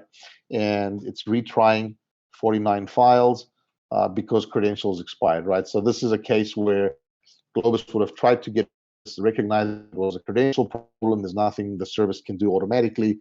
So it's presumably notified the user. And once the user clicks on that email and logs in again, that transfer will continue, right? And so this is one of the views you can have here. I can actually look at all the tasks on this endpoint. I can look at just the ones that have faults or everything that's running right now. I can look at completed tasks. So this is a multifaceted view into sort of the real-time system activity and some historical activity for completed tasks. So, for instance, if there is a task that's experiencing an error like this one here, I could actually sort of drill down and look at the error log, right? And it'll tell me here what's going on, right? So in this case, there's a file system error. Presumably, this is some type of object store or something where they're trying to do some kind of update on append and it's not allowing that. So these are the kinds of things as an administrator you can get greater visibility into. You also have ways to control activity on the system, so you can pause individual transfers or cancel them if something has gone wrong or if the user has done something inadvertently. You can also create pause rules, which basically allow you to pause system activity on the endpoint such that you can do things like, swap out some disks that have gone south or whatever else, maybe some unplanned maintenance or planned maintenance, what have you, right? So what this will do is it will pause all or just reads or just writes, whatever you choose. And then once you've lifted this pause condition, basically the transfers will just pick up from where they left off, right? So from a user's perspective, this is all transparent. They won't see any difference. They can still submit their transfers. Globus will just queue them up, and they'll start making progress when the endpoint comes back up. The other thing you can do through a managed through a Globus subscription with these managed endpoints, as we call them, is you can control some of the parameters that determine performance on the endpoint. So Globus, as I said, uses GridFTP as the primary protocol for moving data. Under the covers, what GridFTP does is it uses two ways to create sort of a more parallel environment to complete the transfer. So it uses concurrency, which essentially means multiple concurrent sessions between the two endpoints. And within those sessions, it uses multiple parallel streams, as shown by this parameter, to basically chunk each file over, right? So in this case, maximum concurrency of 8 means you can have at most 8 files in flight or being transferred at the same time. And within each of those streams, within each of those sessions, I can have up to 16 streams. I can chunk the file up into 16 bits. With a subscription, you can control these things further. Usually, the defaults that the Globus service selects when you install the endpoint are, pretty decent. But if you do have, for instance, an endpoint that has, perhaps multiple servers that, where you want to get a little additional performance, you can come and edit these things. So you can set a different profile. We have 3 different profiles: normal, minimal, and aggressive. But you can also go custom and set your own values for each of these. If you do that, you should bear in mind, obviously, that what actually ends up being used by the Globus service will depend not only on your endpoint, but what's been set up on the other endpoint too, right? So the other endpoint, you may have something that's not as well provisioned as your system, in which case that'll be the limiting factor. And I know throughout the day here, Jason and others have been talking about configuring your data transfer nodes and making sure that you're using the right types of systems for those with the right hardware and network in place. So I'm assuming if you have all those, you can take advantage of these. Otherwise, your limiting factors will be elsewhere. So in a nutshell, that is the subscription model and what some of the things you get with it. I mentioned the different user interfaces. I do want to quickly show you what the command line interface looks like. So, oops, I'm sorry. Let me just get out of this here. So let's see. So the Globus command line interface is is sort of modeled on things like the AWS CLI. So it's a set of Python scripts that you install, and then you just run Globus, and you can see the various commands that you have access to, right? So the transfer command, as you imagine, submit a transfer task. You can check on a task's progress, etc. If you type Globus in the name of the command, you'll get further helps. It sort of guides you through all that. And the CLI is a way to access to a lot more options than you would by using the web user interface that we were looking at up until this point. Beyond the command line interface, there is, as I said, a set of REST APIs that we expose. So you can actually access all the transfer sharing capabilities directly, the same ones that we access via the web app that I was just showing you. You can access those directly via the API. And you can also use all of the authentication, authorization features and this federated identity system that we've built here for Globus. You can use that in your own science gateways or data portals or whatever other web application, or even in your native command line and other apps. It's essentially, outsourcing your identity management to Globus, to the Globus platform. Some examples of where this has been done is, the NCAR Research Data Archive. So they talk directly to the Globus API to serve up data sets to their users. They've got an archive that's about 20 petabytes in size, and they have thousands of requests every year for subsets of that data. So they will put that data in some part of the file system, and then create one of these shared endpoints, just like I did manually earlier. But they'll do all this through the REST API. They'll create the shared endpoint, grant permissions to the user that requested the data, and then an email will be fired off, and the user can just click on that and get to their data. There are many other instances where the API is being used. Sanger has an imputation service, so this is more of an analysis use case where they're using Globus to authenticate the users and then have them send their data over for analysis. A number of the national cyber infrastructure providers use Globus on the authentication side, as well as some projects like Keybase. And all of this stuff is, as I said, it's available through standard open APIs. You can get more information by going to our docs website, docs.globus.org. And there's also a public repo at github.com/Globus where we have docs on the SDK, and there's even a full sample web app that you can actually access and play with. We also, in addition to GridFTP as a protocol, we will at some point in the have support for HTTP. So this will allow you or your users to access your storage systems with normal browser behaviors. And I'm getting a message that my connection is unstable. So I'm actually going to stop there because I think we pretty much have covered everything I wanted to cover, and I want to leave some time for questions. So it looks like, I don't know if this is a question here, right? So there is a question. Yeah, Vas, so there's a question. Yeah. There's a question that's in the Q&A. So go Okay. ahead and answer that one first, and then we have another that came from YouTube. Okay. Right, so there's a Globus server running in vSphere. So yeah, And go ahead and I repeat the suggest for this question too. one. Yeah, so the question is that I have currently a Globus server running in our vSphere cluster as a VM, planning to point that VM into our NetApp filers, which have more storage available, and more comfortable doing that with Windows VM. That'll be the first time to do so with the Ubuntu LTS box with a Globus VM. So do you have any recommendations? Yeah, this in theory, this should be doable. I think it is. Performance will be perhaps a little, a little questionable, maybe depending on how it's configured. But I would suggest that you actually open up a support ticket. Just send a note to support@globus.org, and then we can actually work through with you on specific configuration points on that. Okay, and I'll repeat the question that we got from YouTube. It's, can one integrate the groups interface with LDAP groups or something like Grouper or Active Directory?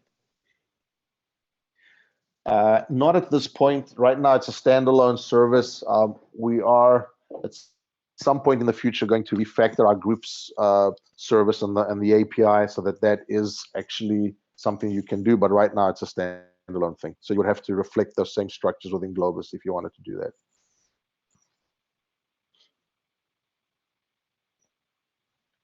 Okay, that's all the questions that we've received so far. If anybody else has any questions, please type them in.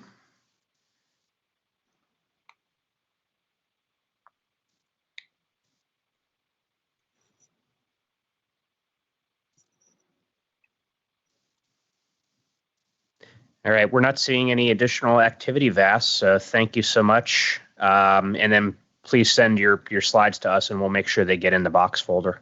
Will do. Thanks, Jason. Thank you, everyone. All right, everybody, we're going to take a couple-minute break and we're going to start again at the top of the hour with the last session for today. It's going to be Perf Sonar. So we're going to mute on this end and we'll start again at 5 Eastern.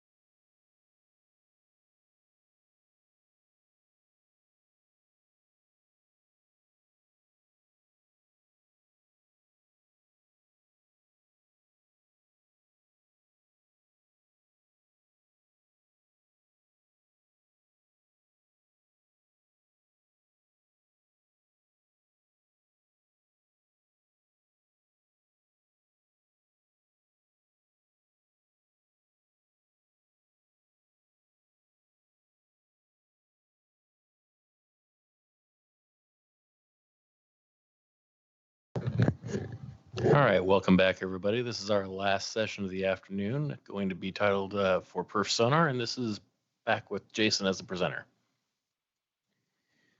All right, thank you, Scott. So this is the last component of the DMZ architecture. It's going to be the network monitoring component. So we've gone through the complete circle at this point. We've touched on engagement, and we've touched on data transfer nodes and data transfer tools and Science DMZ architecture. So now let's make sure that the network is working as clean as we possibly can. So there's a couple of things we'll talk about here. We'll go through a very brief introduction because at this point I think Perf Sonar is a pretty widely known tool. And then we'll get into how you would deploy this and how you would use the tools. And then we'll go through some examples of what it actually looks like when we're using it. I don't think anybody can dispute this fact at this point, but the purpose is of using a tool like Perf Sonar is we want to keep the network clean as we possibly can. And when we're designing a high performance network like a Science DMZ, performance is absolutely critical. And it's not unheard of to have something just break. Networks and systems are complicated and large, and because of this, things are going to have many, many moving components, and things are just going to stop working.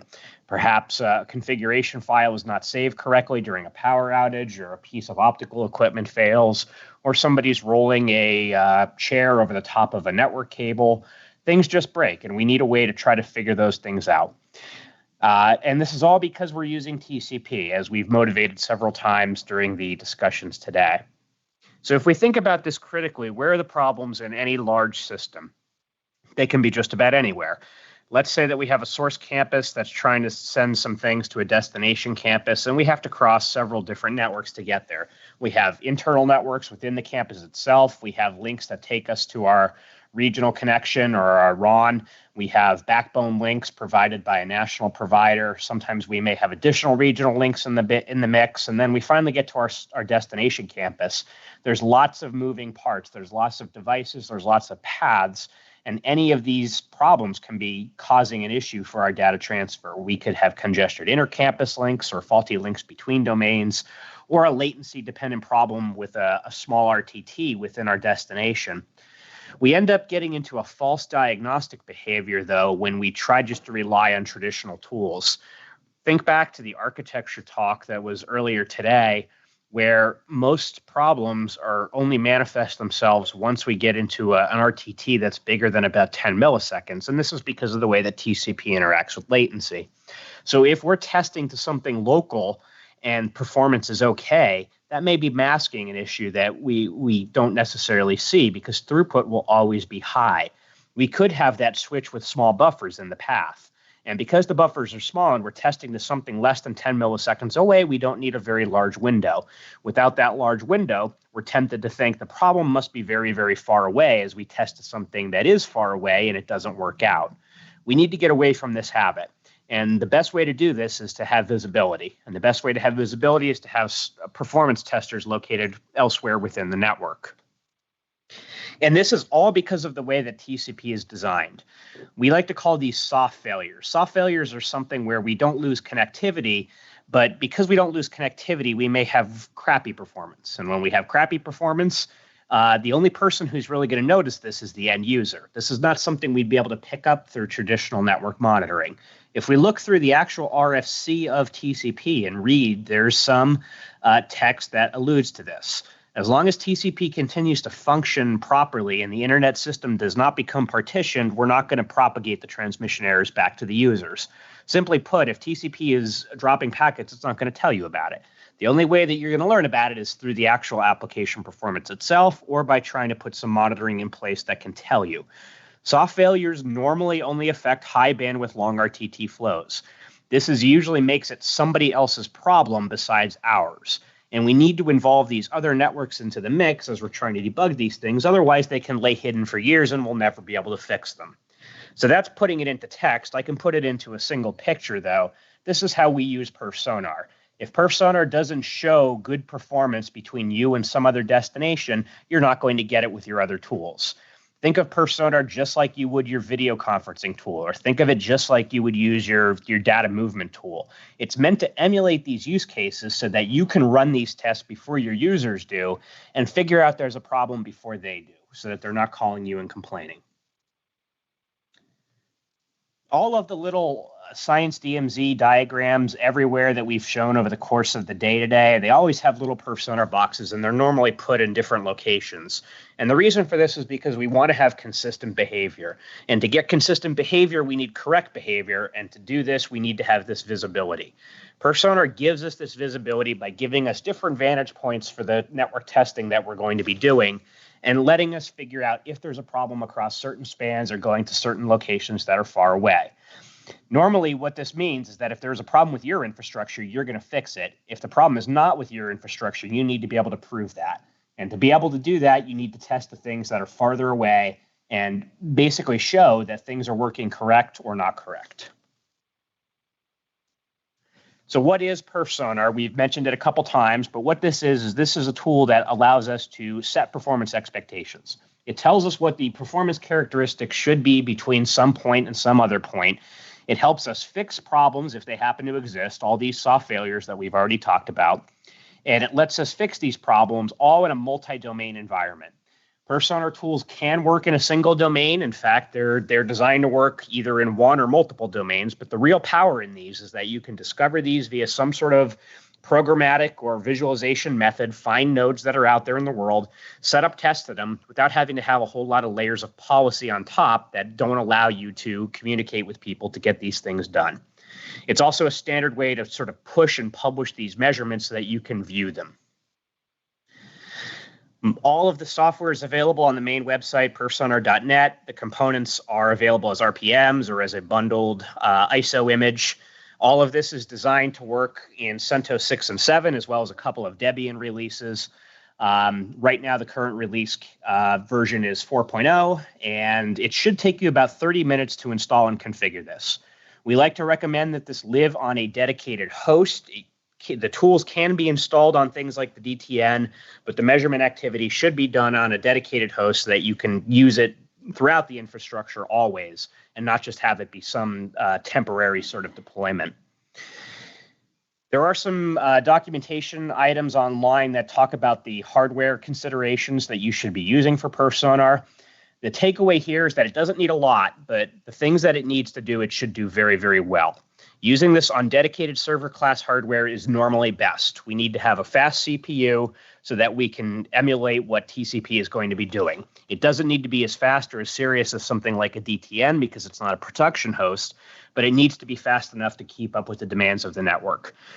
Normally, this means server class. Can you get away with running this on non-server class hardware? You absolutely can. There's a couple of use cases where this is possible. Let's say that you're running on a slower network that isn't exactly 10 gig or 40 gig or 100 gig. You may be able to get away with running this on something that's a little bit smaller, like a desktop machine, a laptop, a Mac Mini, a shuttle PC, or even some of the super small devices like the lineage of Zodiacs and Raspberry Pis and whatnot. This is not normally recommended if you're going to be doing things on high-speed networks, but it's certainly possible. There are also other use cases that you can benefit from running on a small node, such as latency testing or any of the lower speed sort of things. Should you run this on virtual machines? You can install it on virtual machines and it will work. Virtual machines typically involve a couple of nuances to get them working correctly, though. First and foremost, it's hard to get the clock synchronization to work very well on a virtual machine. You can get it within a level of accuracy, but often it's not enough to really do anything that's very precise. Throughput is also reduced significantly if you're attempting to do this on 10 gig connected hosts. And VM technology and motherboard technology have come a long way, so it's a lot better than it used to be, but it's still not as good as running this on bare metal. So we're going to pivot into a little bit of a discussion about regular testing. I'll pause slightly to see if any questions have come in from the various sources.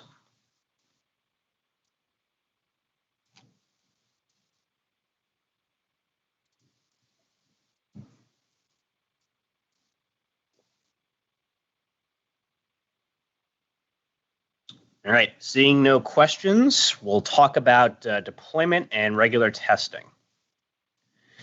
The best way to use this is to keep the testing going at all times. We don't want problems to go unreported for years. We want to know about them when they happen, and the best way to do this is to keep these tests going. Things are going to break, and we want to know when they break.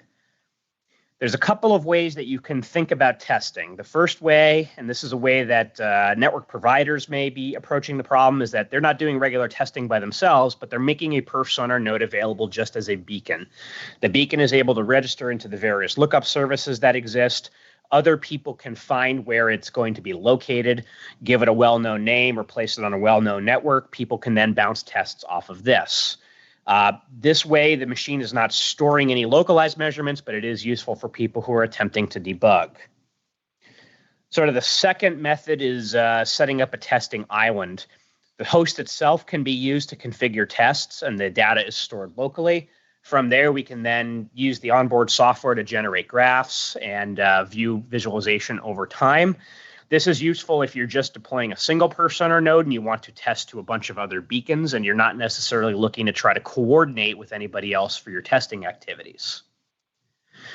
The last way, and probably the most configuration intensive way, would be setting up a mesh configuration.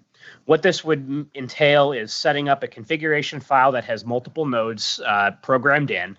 Each of these nodes would then consume this configuration file and test to each other.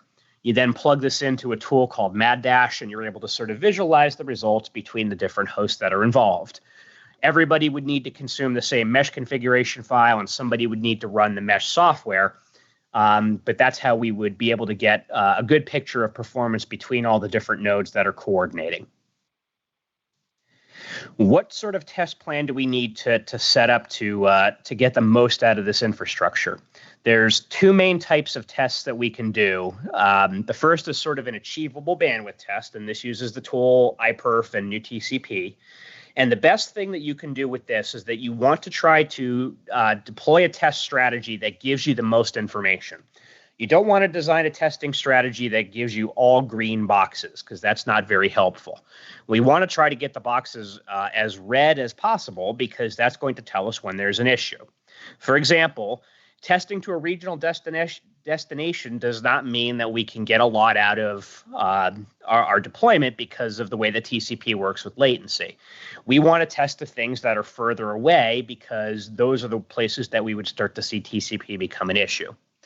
We want to test to important collaborators where our scientists are going to be transferring their data to and from. And we want to try to test multiple times per day. We want to get at least 4 to 8 pieces of data collected per day, which means we're going to want to test anywhere from a 6 to a 3-hour cadence. A 20 to 30 second TCP test is probably a good idea as well. I see that we have a question that came in. So I'm going to repeat the question. Could perf sonar be installed on a Mac laptop, for example, for experimenting with the software and for educational purposes? Would one need to do a boot disk partition on the Mac? So I'm speaking just on some dated knowledge here, and I think that we'll have to answer this question offline. But I believe that there was a Docker instance that was created specifically for use on Macintosh laptops. So you would have to install Docker, and then you can download the image. I'm going to give that action item to my 2 colleagues that are looking like they have nothing better to do right now, and they can answer that question adequately and put some links into the chat so that people can see that. So back to the develop a test plan. In addition to achievable bandwidth, we can also measure loss and latency using the OAMP or ping tools. We also do have the ability to use trace route and trace path that I did not put into the slides, but those help you with layer 3 path anomalies. Once we have all these different things configured and testing, we can then do information. We can do some interesting things with the data that we collect. We can configure alerts using a tool like Nagios. We can generate reports because it has a programmatic API, or we can just make the dashboards available in public so that people can see the results. So now that we have a test plan, where do we want to do the actual test deployment?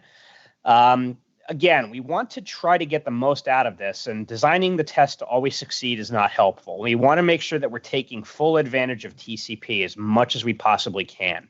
That basically means making perf sonar nodes available at the important parts of our network and also testing to other people's networks as well. So let's look at a sample site deployment here. This is an archetype of a national lab. ESNet maintains perf sonar nodes at all of our points of presence. Most of our national labs have one on their border device as well. At a minimum, making something available on your border device is a good idea because that'll give somebody else on the outside world a good indication of what the performance is to the doorstep of your site. Now, let's say that you do have an enterprise firewall or something else that isn't a Science DMZ. If you have users that are back there, let's say a compute cluster or a storage server or something like that, you want to try to position the perf sonar node as close to those resources as possible, because that will give an outside party the ability to test these things and see what their users would be experiencing if they're attempting to access this. Should these nodes be available to the public, you may want to wall them off. If they become available to the public, people can discover them and they can launch tests into your network. So having those available back there, perhaps as private nodes or something that people have to ask you to test to, may be a good move, but certainly making something public on the border so that anybody can discover it and launch tests to it would be a good plan. So I'm going to pause there again and wait and see if we have any additional questions before I move into the next portion.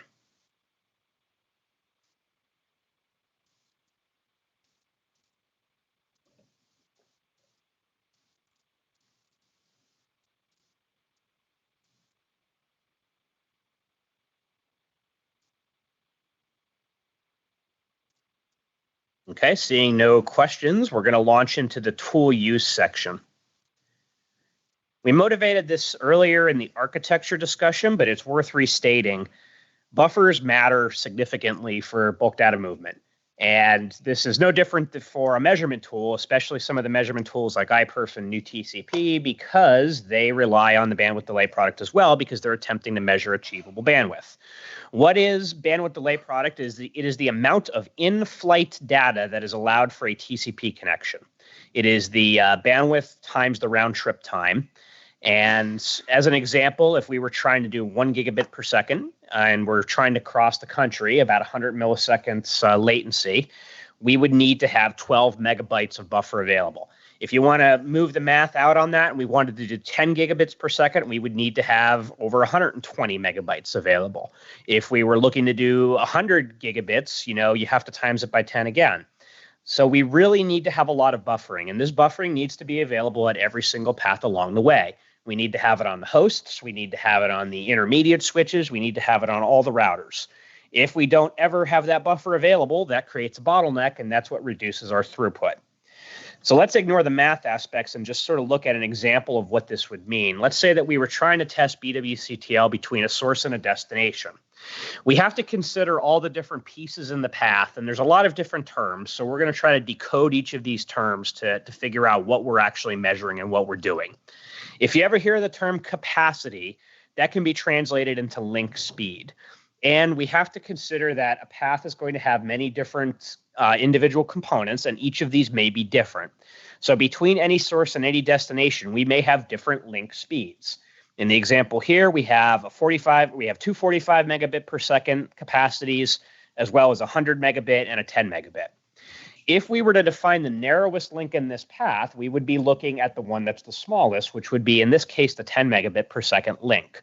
Now, what does this mean to us? This means that no matter how hard we try, we're never going to get above 10 megabits per second across this entire end-to-end path. That would be our bottleneck link. That basically means that the capacity of the end-to-end path is the capacity of the narrowest of those links. The utilized bandwidth is the current traffic load, and this is another thing that is going to be measured on a per link basis. If we look at each of these links, some of them are very, very full. If we look at the very, very right side of our graph, that is the tightest link that we have. It's probably about 90 or 95% full, where some of the other ones are not as full with utilized traffic. The ones in the end and the middle are a little bit less than half. So what does this mean? This means that, yes, we are limited by our capacity. We're also limited by what is being used. So if we were to run a test right now between the source and destination, given this information, it's never going to be more than 10 megabits per second. That's the maximum it could ever be. But because the 45 meg link on the very right-hand side is almost completely full, we may get back a number from our iPerf test that basically says you have about 2 megabits of bandwidth available to you. If you were to run this at a different portion of the day where the utilization was lower, you could get a different number. So we have to rely on tools like this run over time and then fed into a graph that lets us know what it looks like over time. Most networks sort of suffer from the phenomenon of it's not as busy in the middle of the night when people aren't using the network, and then when people are in their offices or doing things during the day, it's going to be a lot busier. Running a tool like BWCTL over time and feeding this into a graph will allow us to see this sort of information. So let's look at what the tool spits out when we were to actually run it. This is using one of the older tools in the Personar toolkit called BWCTL. We do have a new tool, and I'll show an example of what that looks like in a little bit. But if I was to run BWCTL invoking the iPerf3 throughput tester, all I'm doing is setting up a test between myself and something on the other end. In this case, it's a 10-second TCP test. We have the interval reporting at 2, and I'm launching between Washington and Sunnyvale, California. So this is about 70 or so millisecond path, and we're able to achieve about 3 gigabits per second between these two hosts over the course of that 10-second test. If we were to graph this into Personar, that last little number right there is what we would actually show up in the example. Now, we do have a new tool that's available via the 4.0 release of Personar. It's called pScheduler. It works in a very similar method. It's going to be invoking iPerf3 under the hood, and it functions as a scheduling daemon. In this case, we initiate the test between Sunnyvale and Washington, the same as we did in the previous example. We're running it for 10 seconds, and we see throughput that's, in this case, a lot higher. We see about 9.89 gigabits per second over the 10-second test. It also gives us some feedback on what the current congestion window size would be and if there's any retransmissions and things of that nature. Now we want to pair this with the other tools that are in the toolkit library. And the next one that we're going to mention is called OAMP. OAMP is the one-way active measurement protocol. And what it does is it independently measures the directions of 2 different hosts that are performing a test. It's going to be looking at latency, and it's going to be looking at jitter, and it's going to be looking at packet loss. It uses UDP to do this, very, very small UDP packets, and it's going to send them out in a stream, and it's going to measure what it looks like when it gets to the other end.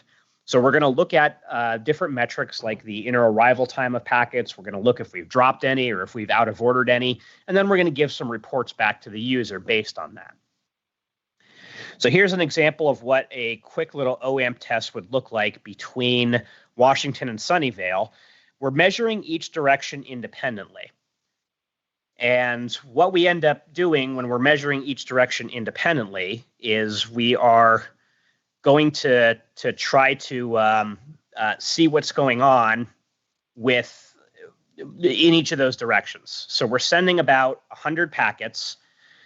In this case, we did not lose any. We did not duplicate any, and we did not out of order any. We also get back some feedback on measurement error, which comes from the NTP tool, and a couple of other things as well. So if I was going to plot this into our Personar graphs, it's going to keep track of all that information. Now, what happens when we have some packet loss on our network? It measures that independently. In this case, we were seeing around 12% packet loss in one direction, and we were not seeing it on the other side. That would also be logged into the Personar data that we're storing on the machine itself.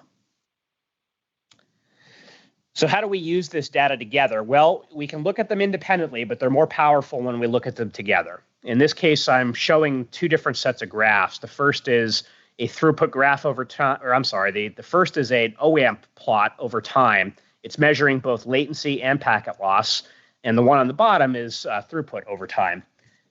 And what that is doing is it's trying to look at the overall performance between the 2 different hosts.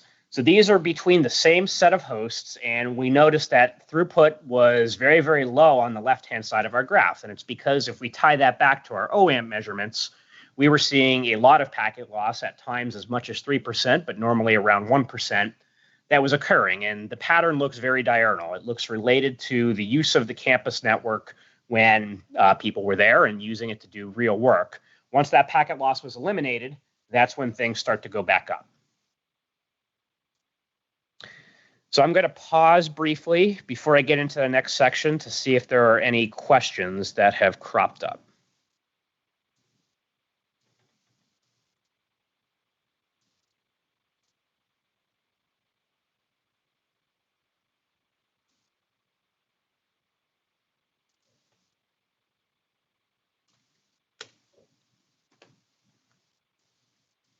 All right, not seeing any questions. We're going to get into the last two pieces here, which is actually using PerfSonar to debug problems.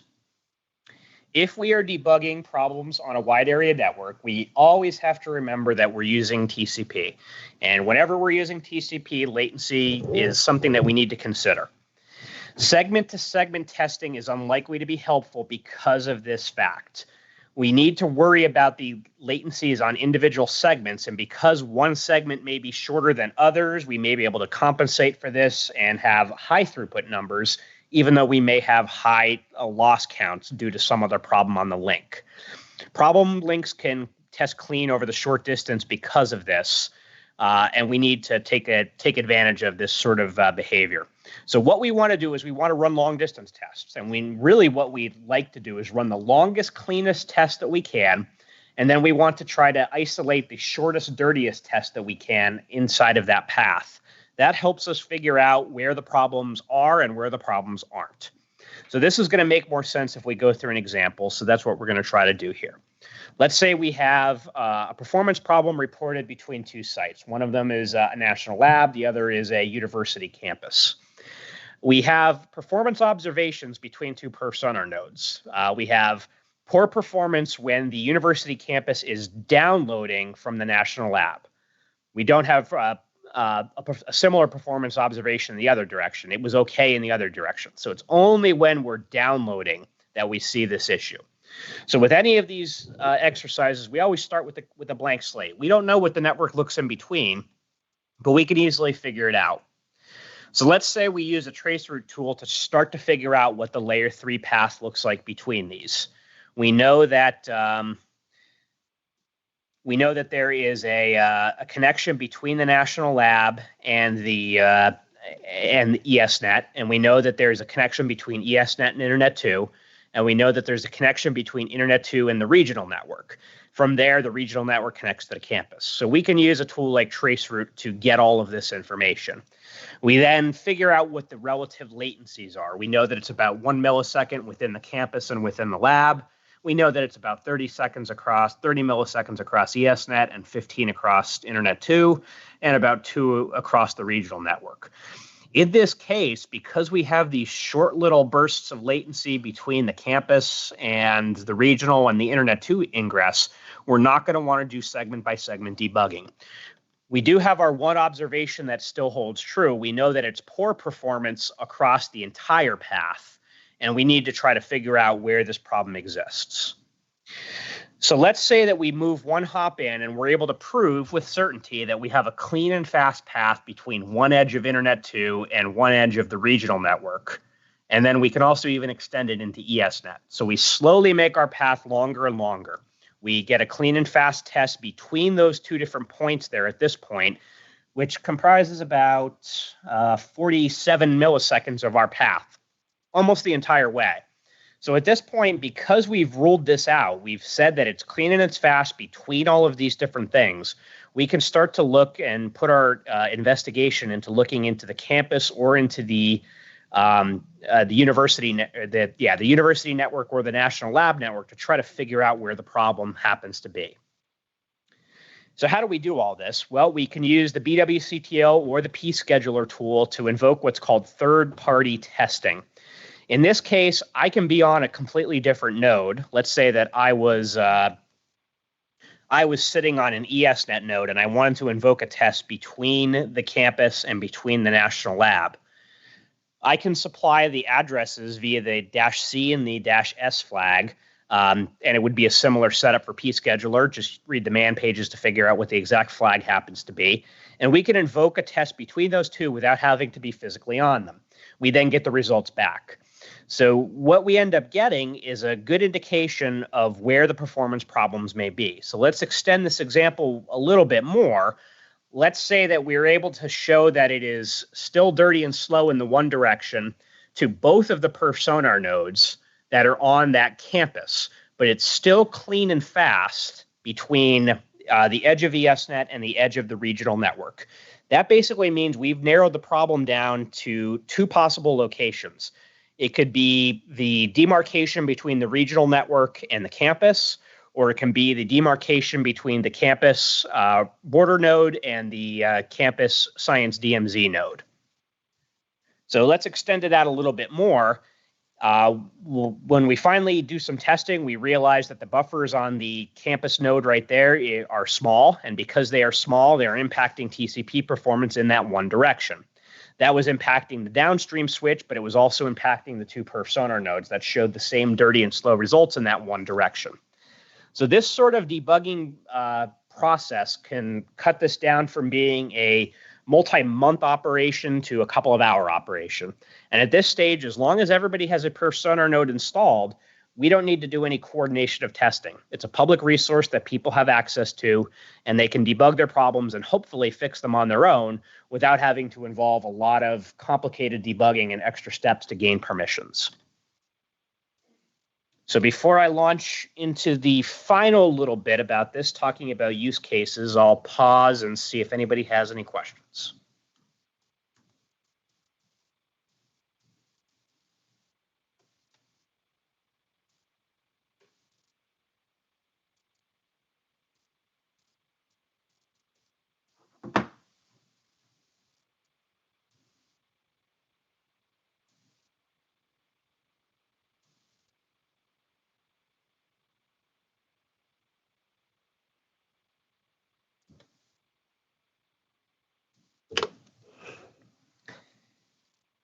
All right, not seeing any questions, so I will continue on and talk about the next portion, which is the use cases.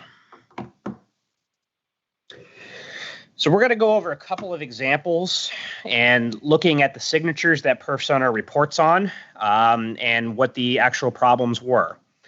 So let's look at the first example, which is a graph. And if we look at this graph over time, we can kind of imagine that there really is a problem. In this case, it was a failing piece of optical equipment. It was an optical interface, and optics just sometimes fail. And they don't throw off a hard alarm. It's rather easy if they just die completely, because a hard alarm and a link down would be recognized by somebody. But in this case, it was just sort of failing slowly over time.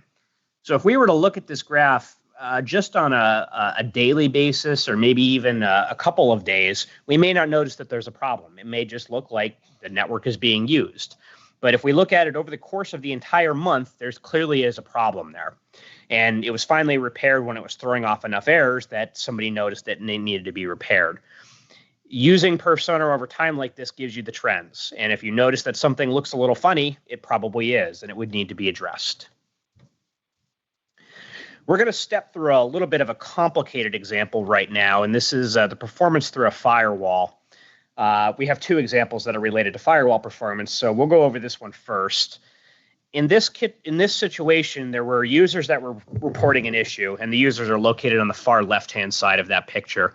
They were in a science department on a campus, and they were reporting that they were having slow performance to a remote site.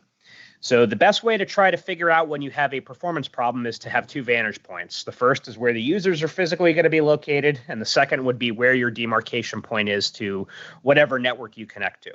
So we have two perf sonar nodes. One of them is located on the far right. One of them is located on the far left. We're going to be focusing on the one on the far left first, what the user was seeing. This was just doing 1 gigabit per second testing. And we have two different directions that are represented by this graph. The blue line is the source to destination, which is